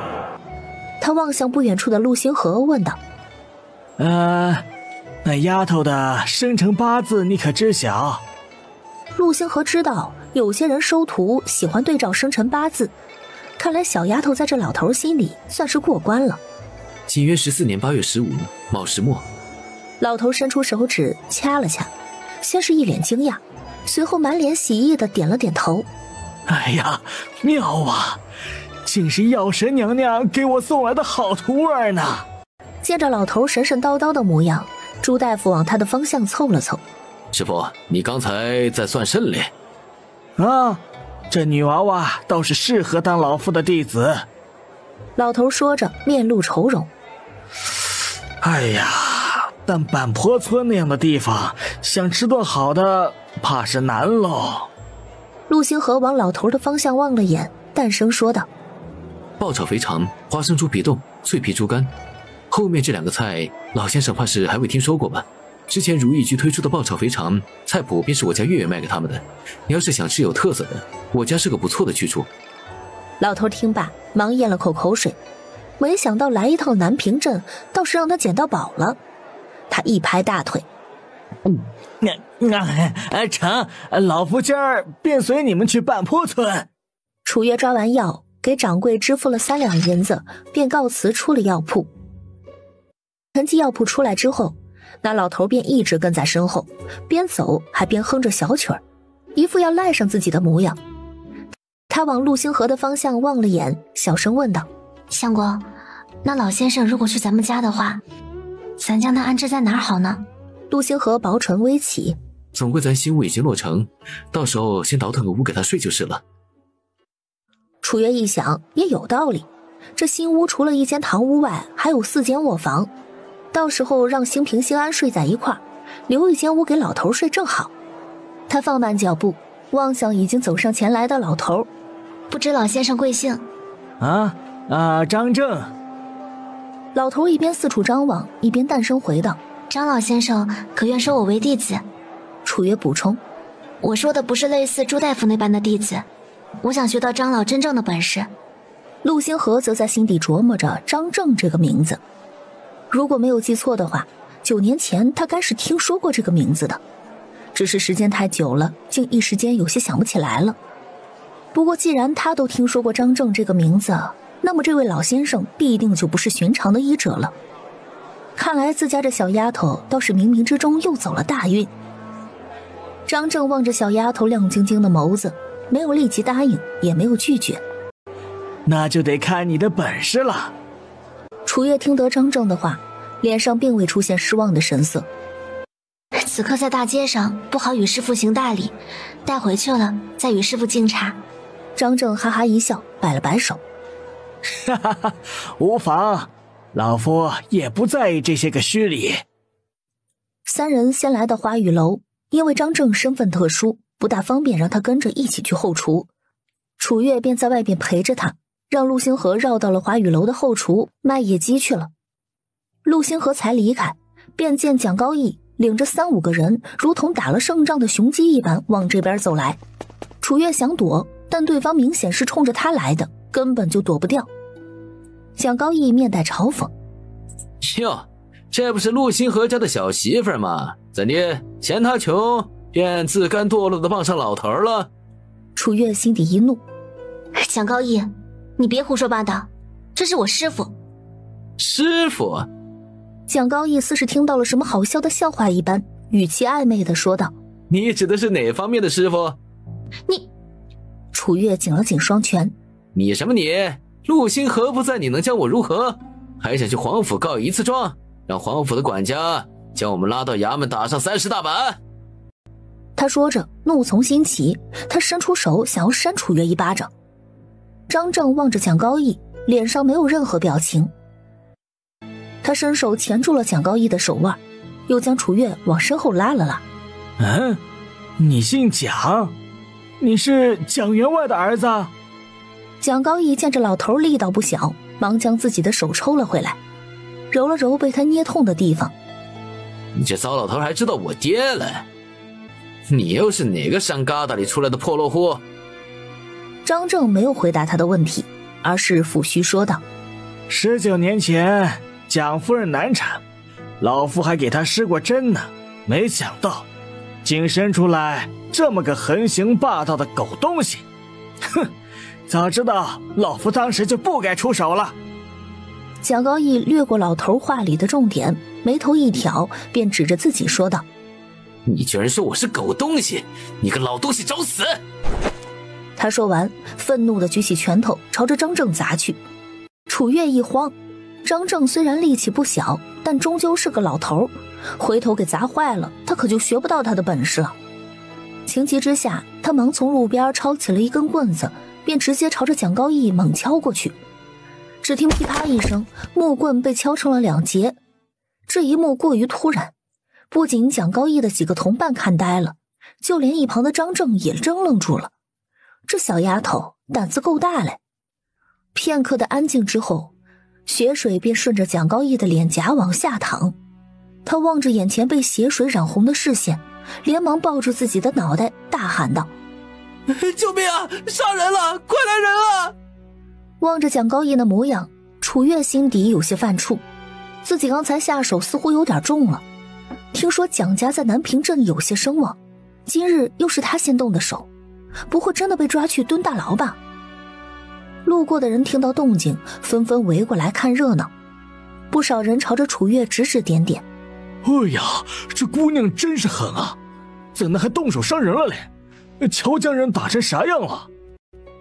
手劲大嘞，那么多血，看着就吓人嘞。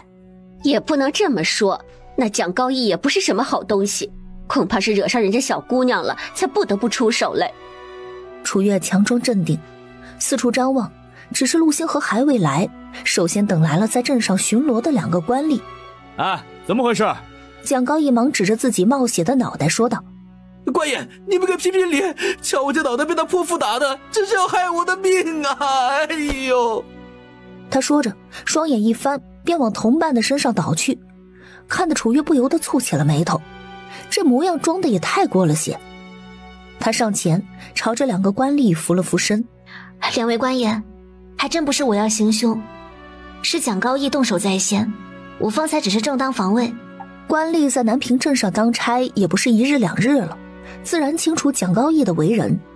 两人点了点头，此事我们会调查清楚。蒋高义见状，假意哭诉：官爷可得为我做主啊！光天化日之下行凶伤人，此等凶神恶煞之人，就是要被拉去砍头才好。说完便直接晕了过去。两个官吏对视一眼，纷纷从对方的眼中看到了茫然。原本以为蒋高义的伤情无大碍，能糊弄就糊弄了，眼下他晕过去了，便只得将人先带去衙门了。这蒋高义还真是惯会给他们找事儿。还未等两个官吏说什么，楚月忙望向张正：师傅，蒋高义是我伤的，我一人做事一人当，就不连累师傅了。不过可否劳烦师傅带我去一趟七云巷左手边第一户人家，与黄夫人将这里的情况说明一啊。张正望着面无惧色、冷静勇敢的小丫头，眼底闪过了一丝惊艳。行，老夫这边去。张正说完，便悄悄地退出了人群。一行人将蒋高义运到了衙门。仍在晕厥中的蒋高义被一行人放置在衙门厅堂的地上。楚月望着他满脸是血的模样，当即望向两个官吏：官爷，可否为我备上一小份盐、一盆冷开水、伤药和纱布？我出钱买都行。我想将蒋高义的脑袋上的伤口处理一下，别到时候真死在这儿，我可就有理都说不清了。你竟不怕我们？楚月大大方方地回道：官爷也是人嘛，而且还通情达理的，也并没有任何仗势欺人的意思，我为何要怕嘞？见楚月回答的诚恳，两人对他的印象很是不错。你会处理伤势吗？别回头给他弄残了，你麻烦更大了。楚月微微俯身：官爷放心，我家里靠采药为生，对于岐黄之术也略知一二，不会出错的。其中一人这才望向自己的同伴：老方，你去将这丫头要的东西弄来吧。那人点了点头，便往后院走去了。只片刻的功夫，那人便将楚月要的东西给拿了过来。他不禁在心底嘀咕，自己也没下多重的手啊，这蒋高义也太不抗揍了。他给蒋高义脑袋上的伤口撒上药粉，再用纱布包扎好，最后将纱布挽到他的头顶，系上一个标准的蝴蝶结，就算完事儿了。许是楚月包扎的时候动作重了些，蒋高义的眉头蹙了蹙，顺带着睫毛也有些微微的颤抖起来。楚月距离他近，看得真切。难不成他在装晕？不过他也并未拆穿他，而是将手边的东西整理好，拍了拍手便站起身来。官爷，不知我方才用的这些东西需要多少银子？望着小丫头娴熟的手法，两个官吏面带惊讶。哎呀，没想到你真会包扎嘞！银子就不必了，在衙门里当差，碰伤擦伤是常有的事儿。这些东西也都是常年备着的，都是公家的东西，不必你另外给钱。月听了，忙笑着说：两位官大哥人真好，是南平镇百姓的福气哩。这话听在两个官吏的耳朵里，很是受用，对面前这个好看的小姑娘就更加和蔼了。他再次往蒋高义的方向瞅了眼，只见他的鼻孔突然扩充的老大，许是想说些什么，却不能开口，只能通过鼻孔出气了。楚月离开一小会儿，陆星河才从花雨楼后厨绕出来，只是出来的时候却不见了楚月和张正的身影，但却看到他们方才站的地方有零星的血迹。他心里一急，忙抓住一旁摆摊的人问道：麻烦问一下，这里方才发生了何事？嗨，你还不知道吧？刚才一小丫头还差点将蒋员外的儿子给敲开瓢了呢。听到受伤的不是楚月，他心底松了口气。可知是何缘故？那人朝着一个方向指了指。哎呀，还能是什么缘故？那蒋高义许是看上人家小姑娘长得好看，故意找茬呗。那你可知他们现如今去了何处？被官爷一起带衙门去了，走了有一小会儿了。陆星河怎么也没想到，他不过是在后厨等了一小会儿管事，竟会发生这样的事情。转身便赶忙往衙门的方向跑，边在心底祈祷小丫头没事儿。月月，听见熟悉的声音，楚月忙转过身，一眼便望见了人群中的陆星河。相公，他也不知怎的，方才只他一个人的时候理智的可怕，如今见着陆星河好似有了依靠一般，心底竟生出了一丝委屈。他来到楚月的身旁，牵起他的手。没事吧？楚月吸了吸鼻子，摇头说道：我没事，有事的是他。他边说着边指向躺在地上的蒋高义。陆星河瞥了蒋高义一眼，他那是活该，你没事就好。就在这时，张正领着几个人也从人群中挤了进来。官吏见是黄员外和蒋员外，忙将人放了进去。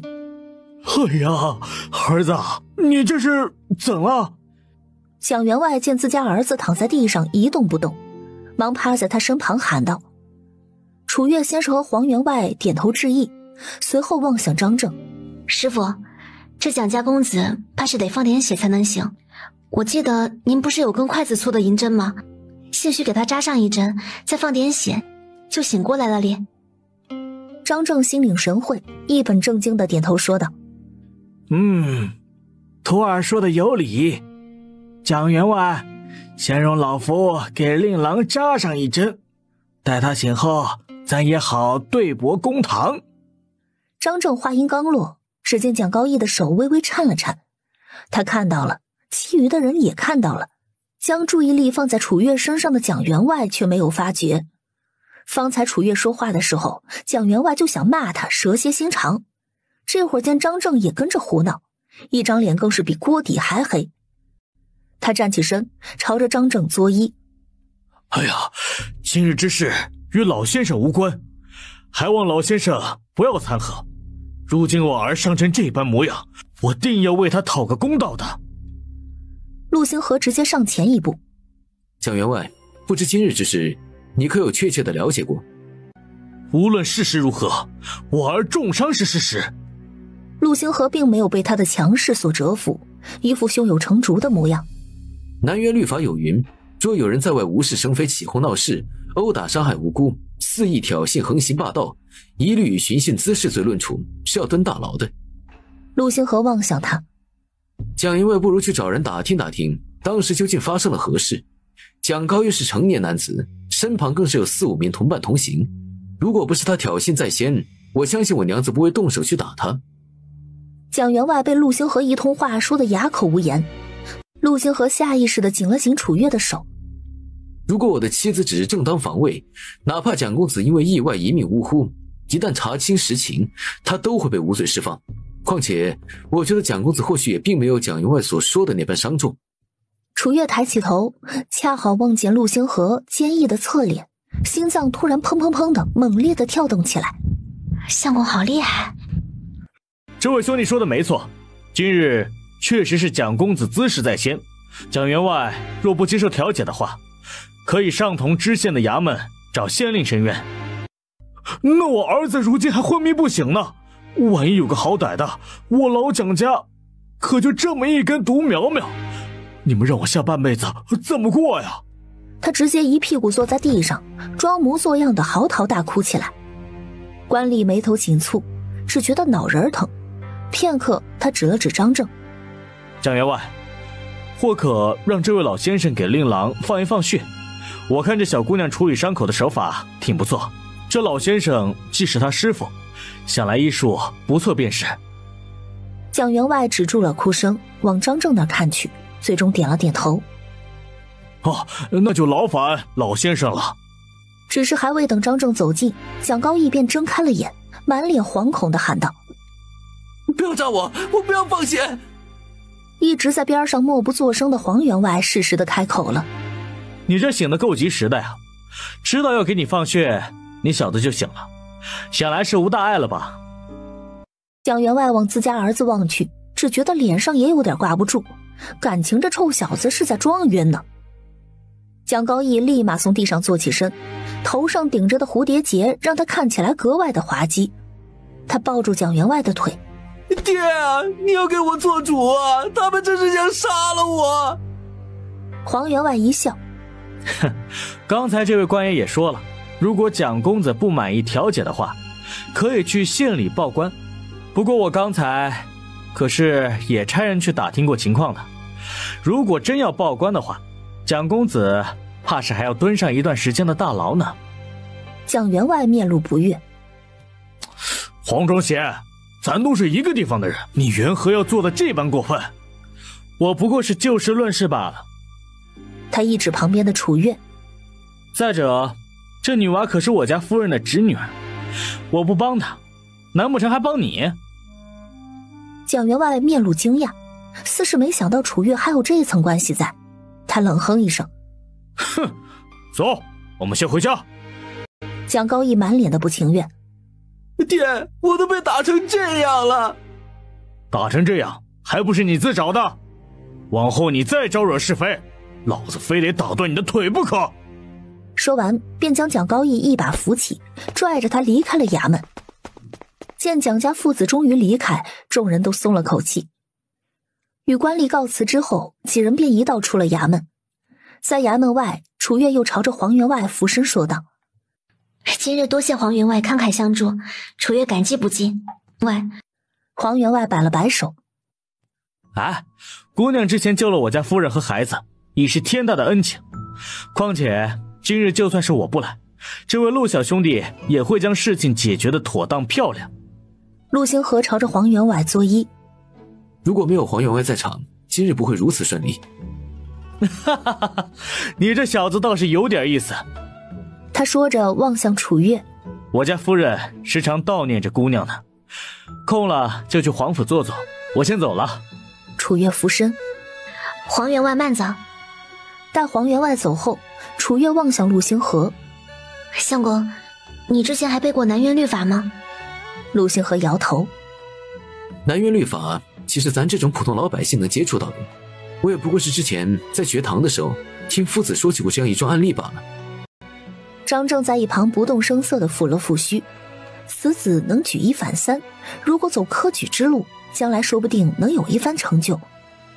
楚月边走边问道：那位夫子如今还在教书吗？没教书了，他之前便是京城的大官，因为朝廷的风气隐退下来的，前些年就被一道圣旨给召回去了。楚月哦了一声，心底带着一丝遗憾。相公若能拜得一个好夫子，说不定科考之路会更加顺畅呢。在衙门耽误了这许久，这会儿已经是正午了。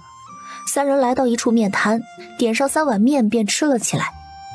张正的胃口出奇的大，1碗面条吃完不够，再次的点上了1碗，直到2碗面条下肚，他才一脸满足的摸了摸自己的肚子。楚月看着心底有些犯愁，师傅吃饭一个顶2，他真的能养得起吗？陆星河放下碗筷之后望向楚月：月月，我先去一趟许家，你们就在这里等我，我很快就回来。楚月知道他去许家肯定是找许恒有事儿，忙点头：好。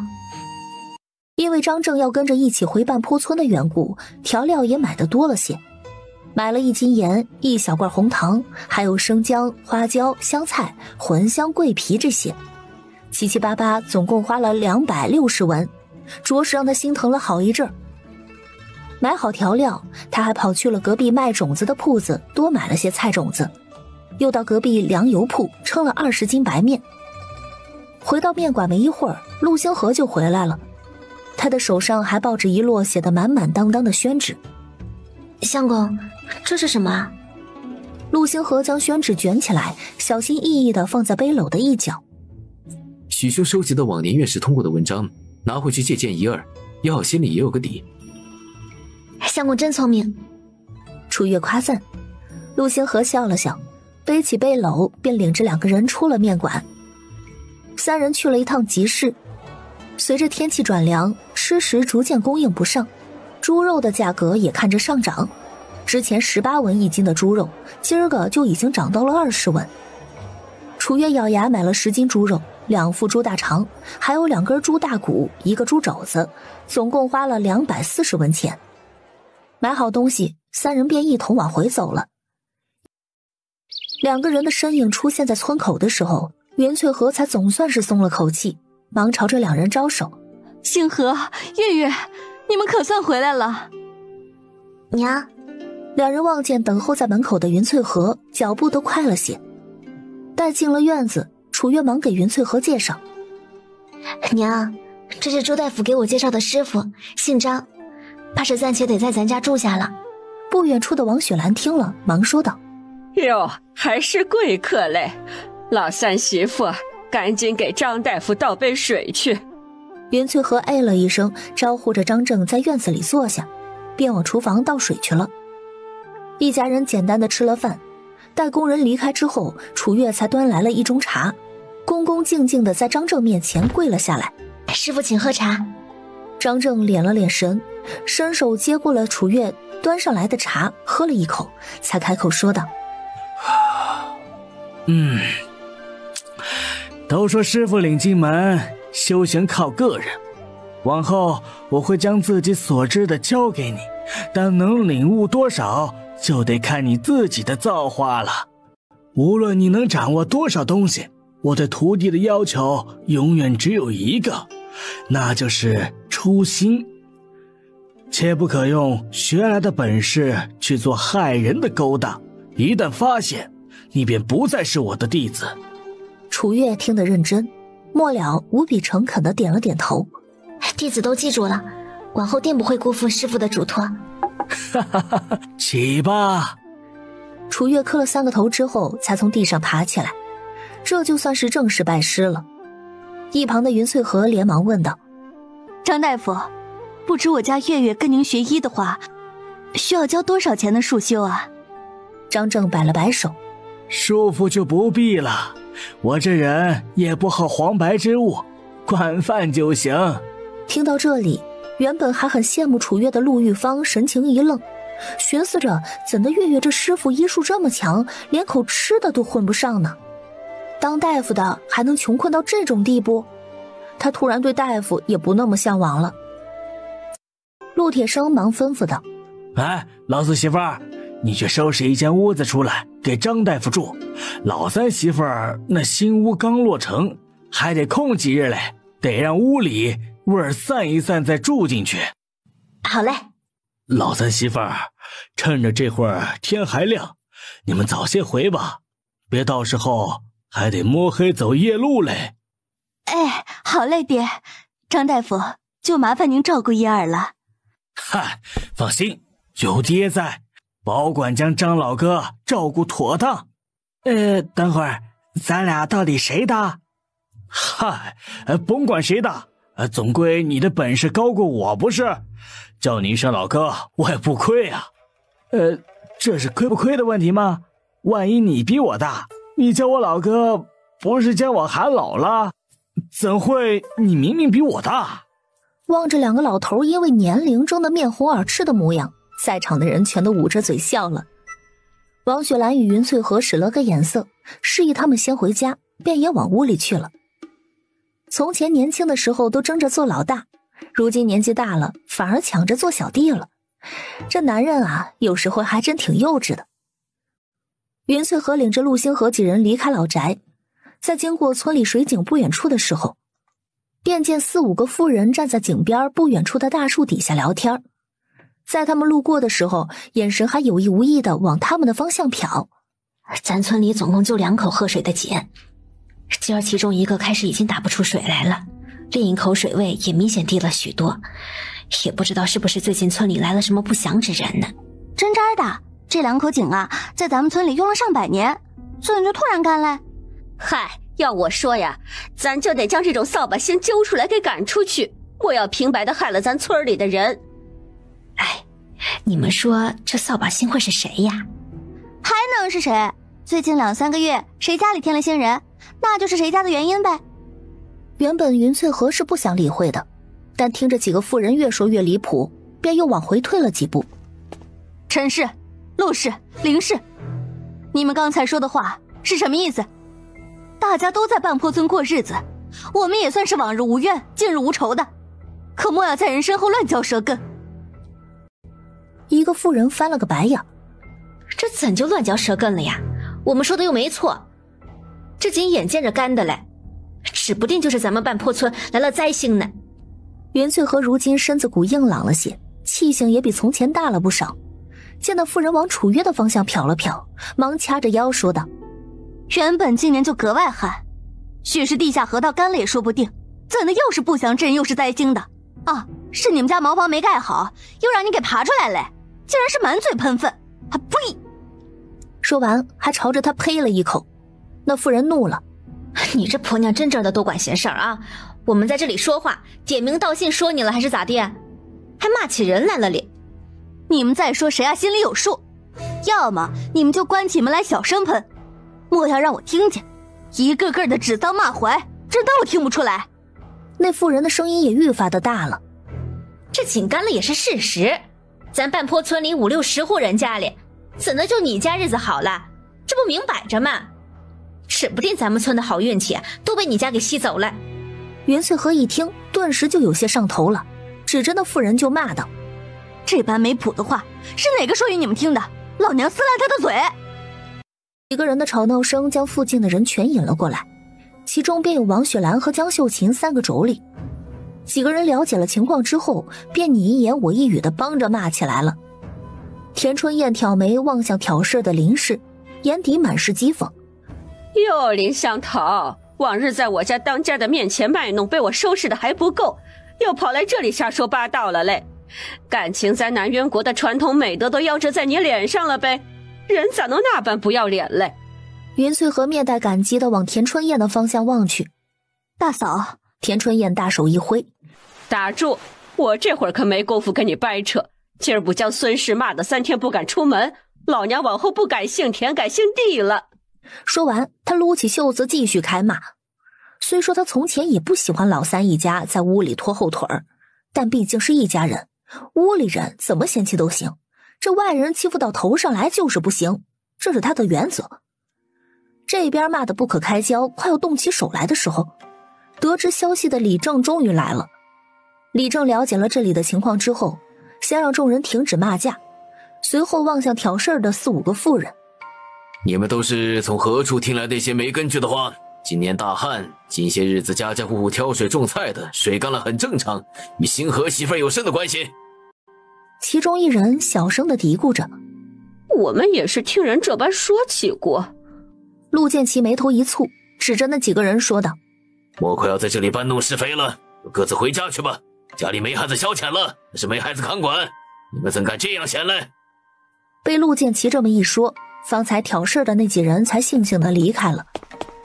待那几人走后，他转而望向云翠和：云氏，这事虽不是你挑起来的，但今日也确实闹得大家伙都不得安生，往后再要是有这种不好的传闻，可以先来与我说，我会想办法处理的。云翠和忙点头，口上应着：哎，我知道了。陆建奇走后，看热闹的人也纷纷离开了。云翠和领着几个孩子回到家里，突然觉得双腿有些发软，幸好楚月眼疾手快，忙上前扶住了她。娘，这是怎么了？陆兴平也忙上前扶住了云翠和的另一边手。娘，你没事吧？云翠和摆了摆手：没事儿，许是方才过于激动了。楚月和陆兴平忙扶着云翠和往屋里走去。我知道娘是想为我出头，但娘如今的身体还未完全恢复，咱也没必要将那些泼妇的话放在心上，过好自个儿的日子就行了。他们就是看咱家日子过得好了，眼红咱们嘞。哎，可不是吗？往常咱们日子苦的时候，人家也没施舍过1粒米，如今日子好了，他们倒是眼红起来了。可咱们家的日子与他们又有什么干系呢？碍着人家眼珠子了呗，他们眼珠子疼。听着楚月这没好气的话，云翠和突然就笑了。那就让他们继续疼着吧，他们越是这样，咱们就越是要将日子过得红火。娘说的是。将云翠和扶上床，楚月便出了屋，趁着这会儿天还有些亮光，忙将今日买来的东西归置了一番。猪大肠则被陆星河拿去处理了。折腾了这一日，楚月也很累，躺了床上没一会儿就睡着了。陆星河想着今日那几个妇人的话，一下子没办法入睡。正当他想得入神的时候，旁边的小丫头突然抱紧了他，眼睛仍旧紧闭，脸上一副害怕的神色。小丫头这是梦魇了吧？陆星河不由得失笑。第二日，陆兴平一大早便去林婶子家借来了板车，一家人将锅碗瓢盆和昨日里买的吃食调料放上板车，便推着往新屋走。经过老宅的时候，楚月朝着屋里喊道：“师傅，我们去新屋了，你要一起吗？”哎，来啦！张正从屋里出来，随着一行人去了新屋。在望见面前的青砖瓦房时，微微的怔愣了片刻。我昨日来的时候，还寻思这是村里哪户人家，没成想竟是你们的屋呢。在这个村里，砖瓦房可不多见，这丫头屋里倒也还算有点家底。楚月笑了笑，可惜这屋子才修好，还得空上几日呢，不然师傅就能直接住进新屋了。张正摆了摆手，嗨，我倒也不计较这个，还是那句话，有口吃的就成。楚月满脸抱歉地说道：“昨晚上委屈师傅了，等将东西卸下来，我便给师傅做吃的去。”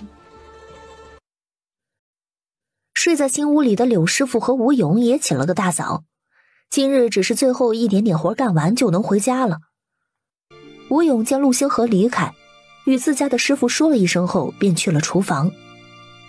正将东西归置好的楚月微微一愣：“吴勇，你怎么来厨房了？”吴勇嘿嘿地笑着，挠了挠后脑勺，面对楚月，一时间竟不知道该说些什么，半晌才憋出一句话：“哎，有什么需要我帮忙的吗？”楚月摇头：“这里我一个人能搞定的，要不你还是去帮柳师傅吧。”吴勇并没有离开，他咬了咬唇，继续问道：“那个，陆星河对你好吗？”“他对我很好。”楚月一边将手边的调料放到篮子中，一边回答：“娘对我也很好，比我的亲生爹娘好多了。”“能看出来，你在这里比在牛头村的时候长得好多了。”许是怕自己在这里待久了被人误会，便说道：“既然这里没事需要我帮忙的话，那我先去师傅那里了。”楚月忙点头：“忙你的去吧，饭很快就好了。待你们将最后一点活干完了，还可以吃了饭再走嘞。”“哎，好。”说完便出了厨房。楚月停下手中的动作，望着吴勇的背影叹了口气。人倒是个好人，就是缘分浅薄了些，他也无能为力了。就在这时，将屋里洒扫了一番的云翠荷也来到了厨房。“月月，东西都整理好了吗？”“娘，已经整理好了，我正准备做饭呢。”楚月切了一大截猪大肠，做了份爆炒肥肠，盛了2碗，其中小些的那一碗叫陆兴平端着送老宅去了，又将从老屋拔来的半大的白菜摘了，洗净了炒了一波，便招呼着众人吃饭。张正望见桌上的爆炒肥肠时，眼睛都亮了，一边吃着肥肠，一边扒着碗里的粥，一脸的满足。“要我说，这肥肠啊，还得吃你做的，我吃的比如意居的还好呢。”楚月笑了笑：“师傅说笑了，我哪里比得过如意居大厨的手艺呀？”张正指着碗里的肥肠，一脸认真地说道：“哎呀，师傅可从来不瞎说，你这肥肠味道才正宗。”一旁的柳师傅和吴勇听罢，将信将疑地夹了块肥肠吃了起来。“肥肠还能做得这样好吃嘞？咋做的？”因为承诺过如意居不能外传，但此刻人家问了也不好不说，楚月省略了一些细节。“其实做法不难的，将肥肠清理干净，用草木灰搓洗去味，焯水后用刀刮掉多余的肥油，再切断爆炒。炒的时候多放点大料和酱料。回头有机会，柳师傅也可以去试试的。”柳师傅听了忙点头：“我记着了，回头叫我家婆娘去镇上收一副大肠来试试。”吃了早饭，柳师傅和吴勇领了600文的工钱就告辞离开了。楚月本想着收碗去洗，却被云翠荷给拦下了。“月月，如今可是有正经事要做的人，赶紧随着张大夫学本事去吧啊！家里头这些事儿啊，有娘和兴平兴安呢。”楚月拗不过云翠荷，便只得将碗交给他去洗了，自己则给张正倒了杯茶，端去了他的面前。“师傅，先喝口茶水吧。”张正原本正在院中走来走去的，用脚丈量着什么，见楚月来，端起茶水喝了一口，又将杯子放回他的手上，随后在院子的一角蹲了下来，拿着棍子挑了挑地上的土，又将耳朵贴在地面上听了听。楚月看得满脑门不解：“师傅，您这是在做什么？”张正没有说话，只是竖起手指嘘了一声。楚月见状，大气都不敢出。片刻之后，张正在地面上画出了一个标标准准的圆形图案，指着这里说道：“你们如果要打井的话，这个地方能出水。”楚月面露惊讶：“师傅说的是真的？”张正去水缸边洗了把手：“老夫走南闯北这么多年，虽说主修医术，但旁的歪门邪道也知道一些，想来不会有错。”这可是天大的好消息！楚月忙朝着屋里喊道：“娘，相公，你们快来！”怎了？两人从屋里出来，望着楚月问道。楚月忙指着张正化缘的地方：“娘，我师父说咱院里这个地方打井的话能出水呢。”云翠和面露惊讶，从前村里也不是没人家打井，但出水的确实很少。这要是自家能打出水来，关于月月是灾星的谣言不攻自破不说，家里用水也方便许多，倒是个一举两得的法子嘞。不过家里的事情，他向来习惯问问陆星河的意见。星河觉着嘞。陆星河的想法其实和云翠河是一样的。他望向张正：“张大夫，我们这儿地势比村里的屋舍都要高一些，你能大概推测到多深能出水吗？”张正略微寻思片刻，伸出右手的大拇指和小指：“不超过6丈。”楚月在心底掰着手指头算了算，一般打井需要2个人，3天大约能往下打出1丈的深度。打井这种活儿相对危险，工钱也比建屋高，普遍是50文一日，2个人1天100文。如果打到6丈出水，工钱就是1800文，再加上吃食要2两银子左右。这个工钱虽然不低，但是如果真能出水，这2两银子花的也值。陆星河略微沉思片刻，才望向云翠河：“娘，要不咱们在家里打口井？”云翠河听到这话，当即松了口气：“我还寻思着，你要是不同意的话，我就偷摸摸的找人去打嘞。既然大家都是这个想法，等会儿啊，娘将完喜了，就去老姑那边找你大柱叔去。大柱二柱兄弟俩呀，从前帮人打过井，应当在行嘞。”陆星河点头嗯了一声，便回屋继续给家具抹桐油去了。张正再次端过楚月手中的茶水饮了个干净。“成了，将茶碗放回去，便随我去山里转一转吧。我先领你去认一认你不熟悉的药材和炮制方法。”两人来到山里，楚月首先领着张正来到上次陆玉芳发现的那一小片草丛前。“师傅，您知道这是什么吗？”张正蹲下身，仔细端详了一番面前的小草，随后摘过叶片闻了闻。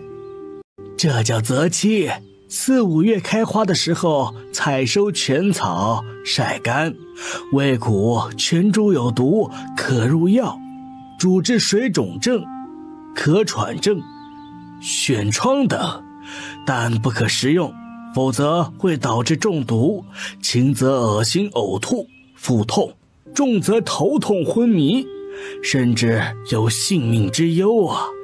汁液沾染皮肤，还有可能会出现红肿敏感的现象。”楚月听罢，拿出炭笔将张正所说的记录在小本本上。张正等着楚月将泽七采摘完毕，才领着他继续往山里走去。楚月跟着张正认了6种药草，还听他说了不少药理病理的知识。眼看着快到正午，两人便转身往家里去了。到家的时候，袁翠和正在厨房里擦擦洗洗，楚月忙往厨房走去。“娘，我来给您帮忙。”中午直接煮了一锅白米饭，烧了个肉片白菜汤，1份小葱鸡蛋饼。饭菜端上桌，楚月笑望着张正：“师傅，今儿午饭做的葱忙，您将就吃点，晚上再给你做好吃的。”张正摆了摆手：“你们都忙，不必特意为我做什么菜，管饱就行了。这老头胃口虽然大，也喜欢美食，但却不挑。袁翠和因着上午忙活的累了，便坐在屋檐下，一边做着手里的绣活，时不时的往楚月和陆兴平兄弟俩的方向望上一眼。娘，您今儿去大柱叔家，他们怎么说？咱家里啥时候开始打井啊？袁翠和笑了笑，他们明儿就来，待咱们家里打出水了，我看他们谁还敢在外面乱嚼舌根。楚月将使用过的物件都归原。咱原本商量的后日请之前建屋的人来吃饭，还请吗？照常请，总不过多了大柱二柱两兄弟吃饭，他们也是在咱们家里帮忙打井嘞。也是，咱买的肉也放不了太久，最多后日就该吃了。等会我切5斤肉下来，和肘子一起卤了，好存放。其余的就后日直接炖着吃，如何？你也是这个家的女主人，这些你做主便好。楚月听了这话，便进厨房忙活去了。他将肘子和5斤瘦肉放在一个锅里卤，另一个锅里则炖上了猪大骨。也幸好这里的朝向不直接对着村里，否则飘散出去的香味儿，怕是又得被不少人编排上好一阵子了。其余的地方闻不到味儿，山下的老宅可是每一个人都能闻到。原本在屋里休息的张正，就是闻着味儿从床上竖起来的。他咽了咽口水，踩着鞋便出了院子，往新屋去了。陆铁生也想跟着去，奈何早上陆兴平都送来1碗肥肠了，他也拉不下那个脸去找小辈儿要吃的，便只能坐在院子里吧嗒吧嗒地抽着旱烟。王雪兰见状，忙埋汰道：抽，你这烟可否少抽点儿？日日腾云驾雾的，不知道的还以为你要成仙嘞。笼罩在旱烟里的陆铁生一脸的享受。老头子要是真能成仙就好了，到时候我就带你云游四海，吃着山珍海味，穿着绫罗绸缎，咱也潇洒自在去。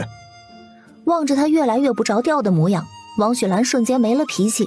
她从厨房里将早上陆兴平装肥肠的碗拿了，递到陆铁生的面前。这是老三媳妇家的碗，我已经洗干净了，要不你给送去？陆铁生望着那个碗，眉头一挑。哟，碗还没送去呢。他敲了敲旱烟杆子，便拿着碗往山上去了。王雪兰站在院子里，看着陆铁生匆匆忙忙的背影，摇着头笑道：这老不休，不知道的还以为是去干饭的嘞。因着孙大柱兄弟被云翠和请去了新屋，几乎整个半坡村的人都知道陆星河家里要打井了，所有人都在等着看他们的笑话。这云氏莫不是疯了吧？就他家那地势还打井呢？就是，至少得多打上3-5米的，才能与咱们的地基齐平嘞。那般高的地势，能出水才怪嘞。也不知道是谁出的主意，这不是害人吗？一口井打下来至少得20-30米，得好几两银子的工钱嘞。有这钱干点什么不行，非要去打出不来水的井？更有人拍着胸脯说大话：看着吧，要真能出水，我将他们挖出来的土全吃了。众人哄笑一堂。行，到时候我们都看着你吃土。从今儿开始，晚上就能在新屋入住，不必在新屋老屋两头跑了。楚月和云翠和一早就在厨房里忙活，陆兴安则帮着烧2个灶的火。中午人多，便分了2个桌吃饭，男人一桌，女人和孩子一桌。男人们的桌上放了2壶酒，女人和孩子们的桌上也放了1壶。众人边喝边吃边聊，说说笑笑，好不热闹。三弟妹呀，你如今是苦尽甘来了，我是真没想到你们居然能修上这样气派的青砖瓦房嘞。三弟妹啊，今儿在这里呢，嫂子要与你说一声抱歉。二嫂赵桂琴喝了点酒的缘故，面上带着一丝红晕。我们都是有各自的家庭，人嘛，往往都是为了自家的1亩3分地在奔波，所以从前对你们家确实苛刻了点儿，希望你大人不计小人过，不要跟嫂子这种心眼小的人一般见识。云翠和忙说道：二嫂说的哪里话？我要是真计较，今儿就不请你们来了。都是为了自个儿家，我能理解的。个人有个人的难处嘛。人不为己，天诛地灭。总归如今分了家，他也就是爱在星河几兄弟的面上与他们维持基本的体面。真想要他为这几家人付出点什么，也是不可能的。随着云翠河的话音落下，院子里又再次热闹起来。陆铁生举着酒杯说道：哎呀，老头子这辈子就希望看到子女中能有个发达的。自从三儿没了，我都好久没这般畅快过来。老三媳妇儿功不可没，来，咱们继续喝。王雪兰听得陆铁生的话，颇有感触地蹭了蹭眼睛，不过因这是大喜的日子，便强忍着没有让情绪发泄出来。就在这时，江秀琴7岁的小儿子摇了摇他的胳膊：娘，我的头好晕呐。江秀琴往自家儿子望去，只见他这会儿脸色泛红，人也蔫巴了一般，有气无力地靠在他胳膊上。他当即红了眼：小伟，你这是怎么了？别吓娘啊，小伟！因着这一动静，所有人都停下了手中的筷子，满脸担忧地往陆小伟的方向望去。哎呦，这是咋了？王雪兰心底一惊，忙站起身来往小伟的方向走去。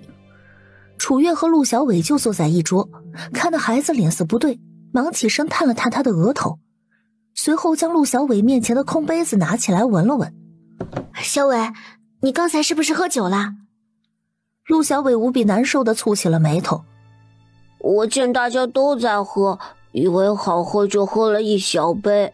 娘，我好难受啊。江秀琴满脸心疼：你这皮猴子，酒哪里是小孩能喝的呀？这可怎么是好？楚月见状，忙去厨房倒了杯水递给江秀琴。四婶也别担心，小伟这情况，给他多喝点汤汤水水，将酒排泄出去也就好了。幸好是一小杯，往后可要盯牢了，莫要再让他喝酒了。江秀琴连忙点头应着，一边给陆小伟喂水。另一桌，陆守成望向张正：张大夫，可否请您去给我儿子瞧瞧？张正抚须笑了笑，一副胸有成竹的模样。放心，丫头的处理方法妥当的很，你家孩子不会有事的。既然张大夫都这样说了，大家便已松了口气，继续吃喝了。楚月宽慰道：四婶要实在不放心，可以让小伟在我家睡，一旦有什么问题，还有我师傅再来。袁翠和也跟着点头说道：这样也行，将他呀放兴平兴安屋里睡去吧，待醒了没问题了，再叫他们回家。有张大夫在这里，江秀琴自是没什么好操心的。那就劳烦三嫂费心了。袁翠和一摆手：都是一家人，这么点事情不算什么。田春燕儿往楚月的方向望了眼，脸上神情不冷不热。看不出来嘞，星河媳妇竟还有这样的本事。他之前还以为这小妮子就是个绣花枕头来着，没成想竟还让他拜着师傅了。不过他那师傅恐怕也不是什么厉害人物，老四家孩子都醉成那样了，居然都说没事了，怕也是个混吃混喝的。但在众人各怀心思的情况下，吃完之后便各回各家去了。云翠和楚月收拾着桌上的碗筷。娘，今儿这菜呀吃的可真够干净的，汤都不剩下来。云翠和叹了口气：咱们这村里的人家，一年上头的也吃不上2餐肉，有的吃啊可不得使劲吃。许久不见游婚的人吃这样多的肉，大人还好，小孩子怕是会吃坏肚子呢。楚月淡声说着，云翠和笑着摇了摇头：他们哪里懂得那样多，只当是好东西，生怕委屈了自家孩子似的，恨不得呀全装他们肚子里去。楚月又想到了小桃，也不知道他如今能不能吃饱穿暖。云翠和见楚月说着说着就没了声，不由得往他的方向望去，见他一副心事重重的样子，忙停下了手中的动作。月月在想甚嘞？楚月抬头望向他：娘，我想跟你商量个事儿。袁翠和将手中的抹布放下，在桌旁坐了下来，温柔地看向他。你说，娘听着嘞。娘想必也知道，我还有个5岁妹妹呢，叫小桃。按我爹娘那个性子，估计再过些日子家里没粮了，指不定会将她卖掉。我想养着她。他说着低下了头。原本以为云翠和会犹豫，下一刻却听他说道：其实这事儿啊，星河早便与我提过了，娘是不反对的。娘唯一担心的是，万一你爹娘知道小桃来了咱们这儿，上门闹可怎么办呢？冬里头冷，咱家又隔得远的，他们必定不会往这边跑。到时候我给小桃改个名字，一时半刻的他们也发现不了。楚月低着头。再说，卖女儿的是他们，虐待女儿的也是他们，总归咱们手里捏着小桃的卖身契呢。他们要是敢乱来，我们就上衙门告他们去。顿了顿，又说道：不过以我爹娘那性子，怕是也不会为小桃大动干戈的。袁翠和点了点头。成，这事儿娘同意了。咱们家里屋少，到时候小桃来了，可以先让她呀与我睡一个屋，等咱们手头再宽裕一些，沿着屋后再起一进屋子也就是了。楚月红着眼眶笑道：谢谢娘。傻孩子，娘稀罕着闺女儿嘞。说完，云翠和起身继续擦桌子了。早将这里啊收拾好，你就去屋子里跟星河认几个字吧，别到时候张大夫讲的你都听不懂嘞。哎，好嘞。楚月和云翠和一起将外面的锅碗瓢盆和桌椅都收拾妥当，便回屋里去了。陆星河正在看之前从许恒那里借来的往年院试通过的文章，一边看还一边在手边自己装订的小本子上写着自己对于文章的理解。楚月怕打扰到他，静悄悄地走到另一个小一些的书桌旁坐下，翻看这几日张正与他讲述的要点。夜晚，楚月躺在新屋的炕上左右滚了滚，随后面对着陆星河侧卧着。相公。陆星河正开了眼，小丫头一双眸子亮晶晶的。你有没有觉得新屋的炕都要软一点啊？望着小丫头一脸期待的眼神儿，陆星河也没来由地勾起了唇角。何以见得？眼看着陆星河家里的井打了半个月还没出水，一直在看他家笑话的人已经在背地里笑话他们了。孙大柱和孙二柱兄弟俩对这口井能不能出水也没什么把握。这天中午，兄弟俩趁着吃饭的时候有些没底气地望向云翠河。嫂子，这井还要继续打吗？云翠河抬眼望向两人。怎么了？孙大柱说道：这井已经整整打了5丈了，你们家这地势，我怕再打下去也是浪费钱，不如你们再商量商量。这要是别的人家他也不会说这话，毕竟多打1天多1天工钱。被孙大柱兄弟这么一问，云氏心里也没了底，他下意识的就往陆星河的方向望去。星河，你觉着嘞？陆星河想也不想就说道：不是才5丈吗？能不能出水？再打个2、3日也就知晓了。孙大柱眉头微微的蹙起。也并非打到6丈就一定能出水，我们打到5丈，那土都不见湿嘞，何必再多花那200-300文？张正吃完饭，默默地放下碗筷。等我下去瞧瞧。楚月一听，差点被嘴里的饭呛到。师傅，您就别下去了吧，您这年纪也不小了，万一有个什么闪失，我可怎么跟朱大夫交代呀？张正唇边的胡子抖了抖。老夫这身体硬朗着呢，5丈深的井算什么？为师去年还能爬上几10丈高山崖采药呢。楚月似笑非笑。那您还真挺硬朗的。见老头这倔强的模样，楚月一时间竟然不知道说些什么去反驳他。吃了饭，张正执意要下井，便也只能依着他。孙大柱兄弟俩将他腰上的麻绳检查了又检查，确保万无一失，才将他缓缓地放了下去。楚月胆战心惊地趴在井边喊道：师傅，小心啊！张正紧紧地拽着麻绳，踩着井壁往下爬。放心吧，我没事儿。片刻之后，张正被从井底拉了上来，他揉了揉被麻绳勒疼的腰，往孙大柱兄弟的方向伸出一个巴掌。再往下挖5尺，明儿再不出水的话，就不用挖了。孙大柱点头，成，总归就这1-2日的活，那我们就继续挖了。这日挖了一下午，第2日上午又挖了一上午，仍旧没有看到出水。刚吃完中饭，陆铁生就来了。哟，爹上来了。袁翠和忙起身去厨房给陆铁生倒水喝。陆铁生背着手在井边望了望，今儿过后就不打了。一旁从井底往上拉土的孙二柱点了点头。是嘞，这井想打出水来怕是难。陆铁生眉头紧拧，怎么就不出水嘞？爹，喝水。袁翠和将水递到陆铁生的手中。爹莫要站井边了，仔细坠下去，来这边坐着吧。陆铁生喝了口水，望向云翠河。这井怎么不打了？钱不够还是怎的？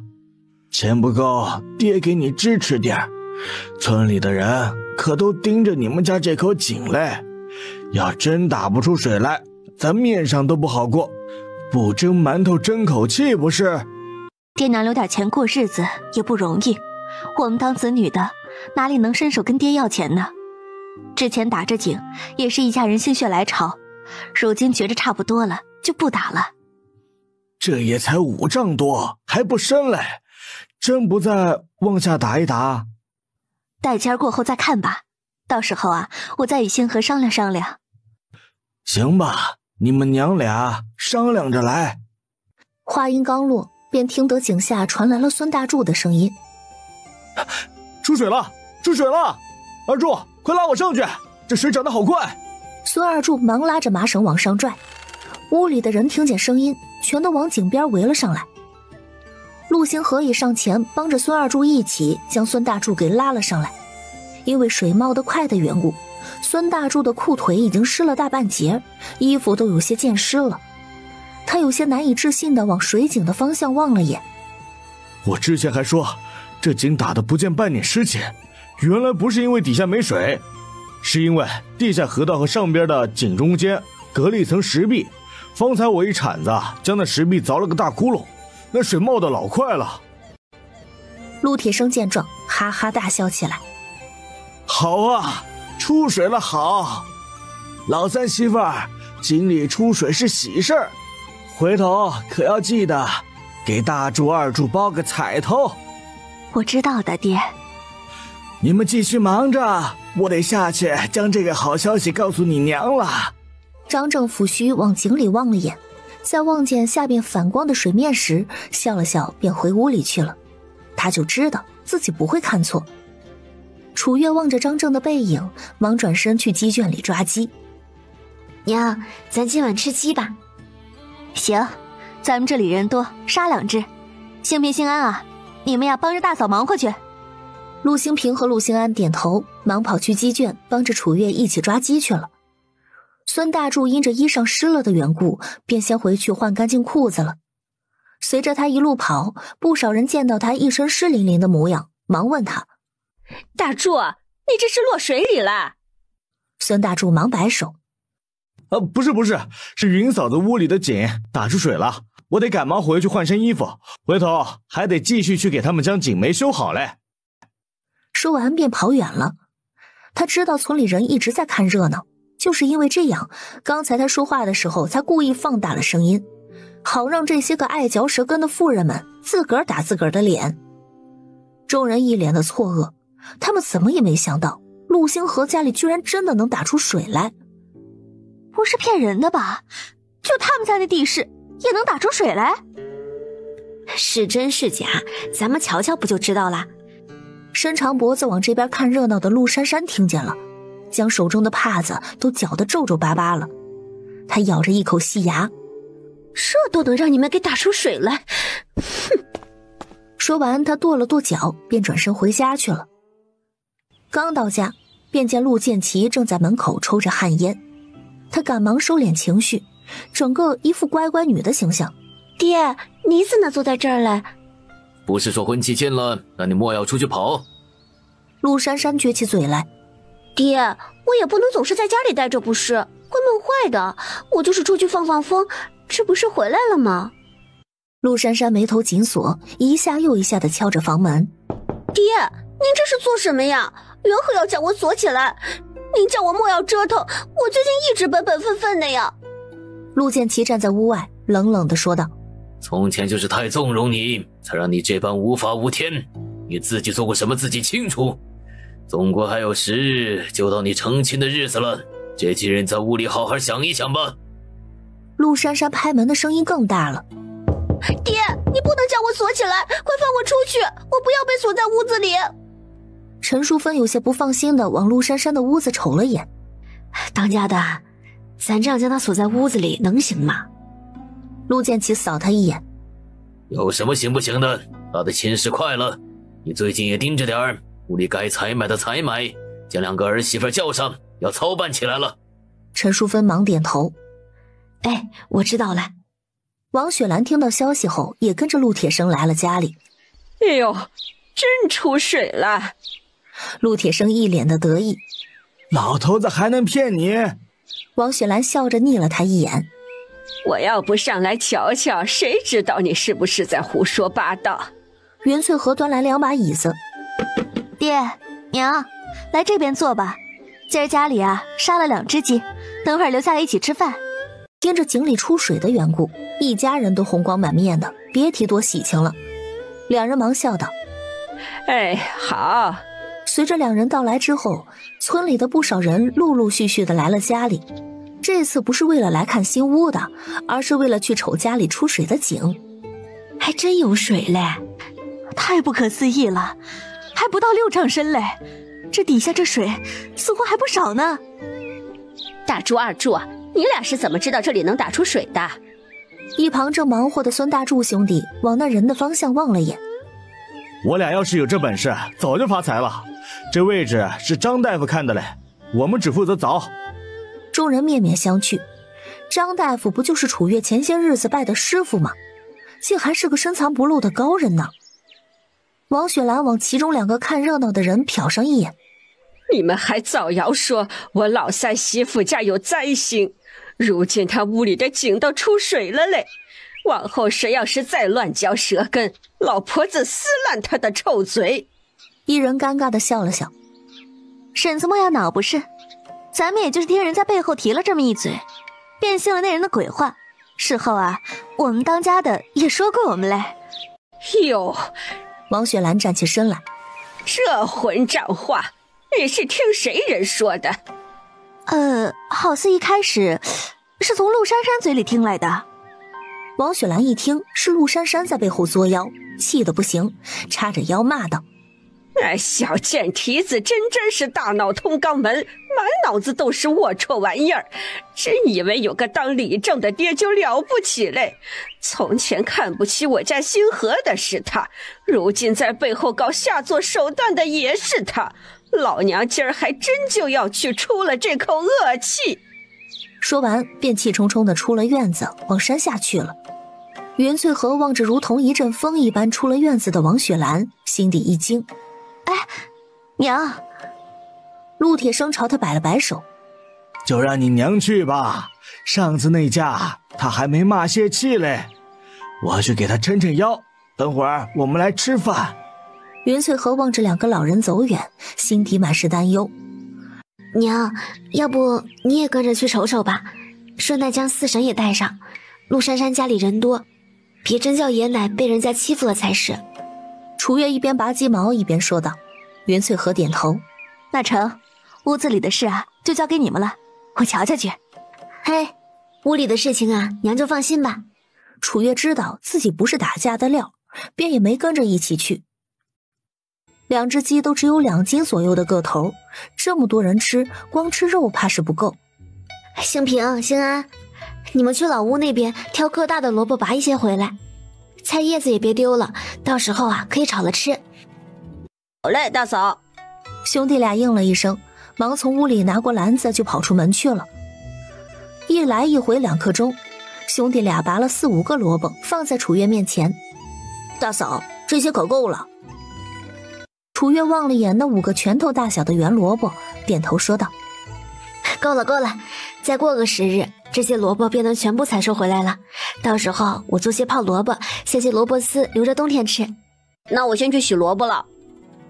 说到泡萝卜，楚月倒是想到了自己之前腌在罐子里的果干蜜饯，也不知道是不是能吃了。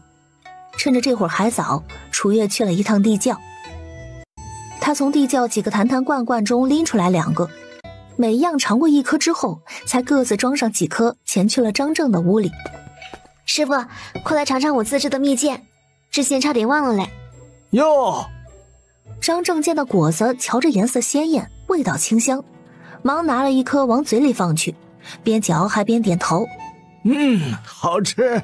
楚月笑着说：虽说好吃，师傅也别吃太多了，回头晚上还有更好吃的东西嘞。大半个时辰之后，陆铁生哼着小曲儿，领着王雪兰和云翠荷回来了。走到门口，王雪兰有些嫌弃地闻了闻自个儿身上的味儿。不成，我得先回去换身衣裳，闻着这味儿，等会儿我饭都吃不下。陆铁生笑着望向他：你说你吵架就吵架，干啥还得往人家闺房里交粪嘞？王雪兰哼了一声：哼，那小蹄子活该，招惹谁不好，非要招惹到咱家人身上来。这要是让他得逞，星河媳妇不就真要被整个半坡村的人赶了？袁翠荷捂着嘴笑道：娘如今气也撒了，咱们也消气了。想必那陆珊珊啊，往后啊，再不敢招惹到咱们家身上来了呢。挖了瓢的冬瓜一肚子坏水，瞧着吧，依着那小蹄子的性子，怕是还有后招嘞。王雪兰摆了摆手，便出了院门。哎呦，不行了，我受不了了，我得先回去换身衣裳再来。陆铁生望着王雪兰的背影，满脸无奈地摇了摇头：你娘年轻时就这样泼了，这些年好久都未动过真格了，这是看不得自家人受欺负嘞。你们也莫要惊着吓着，他对咱屋里人还是好的。云翠荷面上带着感动：我知道嘞，爹娘都是好人，能嫁到咱们家来的都是有福气的。爹先坐着，我去灶房给月月帮忙去了。楚月在厨房听得目瞪口呆，听爷奶的谈话内容，好似方才那一架打得还挺刺激。李正家，陆珊珊这会儿正在哭爹喊娘：娘，他们怎么能这样对我？我往后该怎么活呀？别人指不定怎么笑话我了，我还不如死了算了。说着就要往墙上去撞，陈淑芬惊得上前拉住了他：女儿啊，你可千万不要做傻事，你要是没了，叫娘怎么办呀？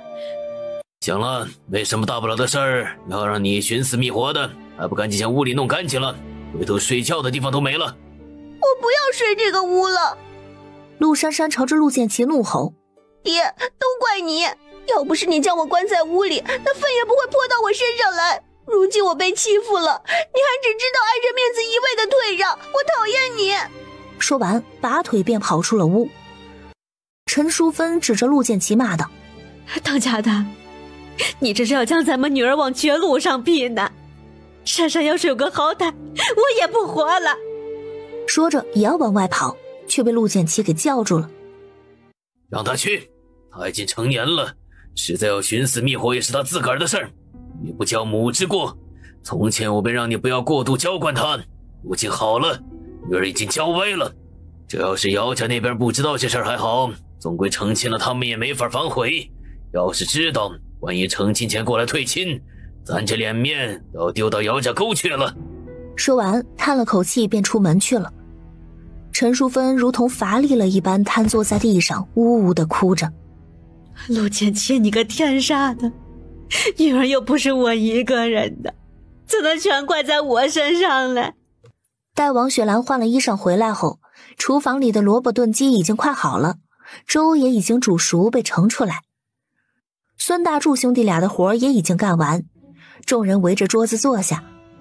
望着桌上的萝卜炖鸡以及炸得金灿灿的炸鸡和萝卜团子，直咽口水。哎呀，真香嘞！陆铁生一边说着，提起了筷子。都开吃吧，开吃！一顿饭吃得无比满足，张正对那只炸鸡更是欢喜得很。丫头，你这炸鸡的手艺，要是拿去镇上摆摊，怕是能挣大钱。摆摊就算了，如今年成不好，养鸡成本也大，卖便宜了自个儿得亏本，卖贵了又没人要，折磨人呢。说的也是。王雪兰一边吃着萝卜一边问道：你家萝卜长这样快嘞？我们那萝卜才有你们家半个大小。云翠和笑着往楚月的方向望了望。我家的菜地都是月月和兴平、兴安在打理嘞。王雪兰有些惊讶地望向楚月，倒是没想到星河媳妇还这样能干，饭菜做得好吃，菜园子也摸得这样好。楚月不好意思地笑了笑，那下次种菜前可以试试将土弄得稀碎一些，稍稍多追些底肥。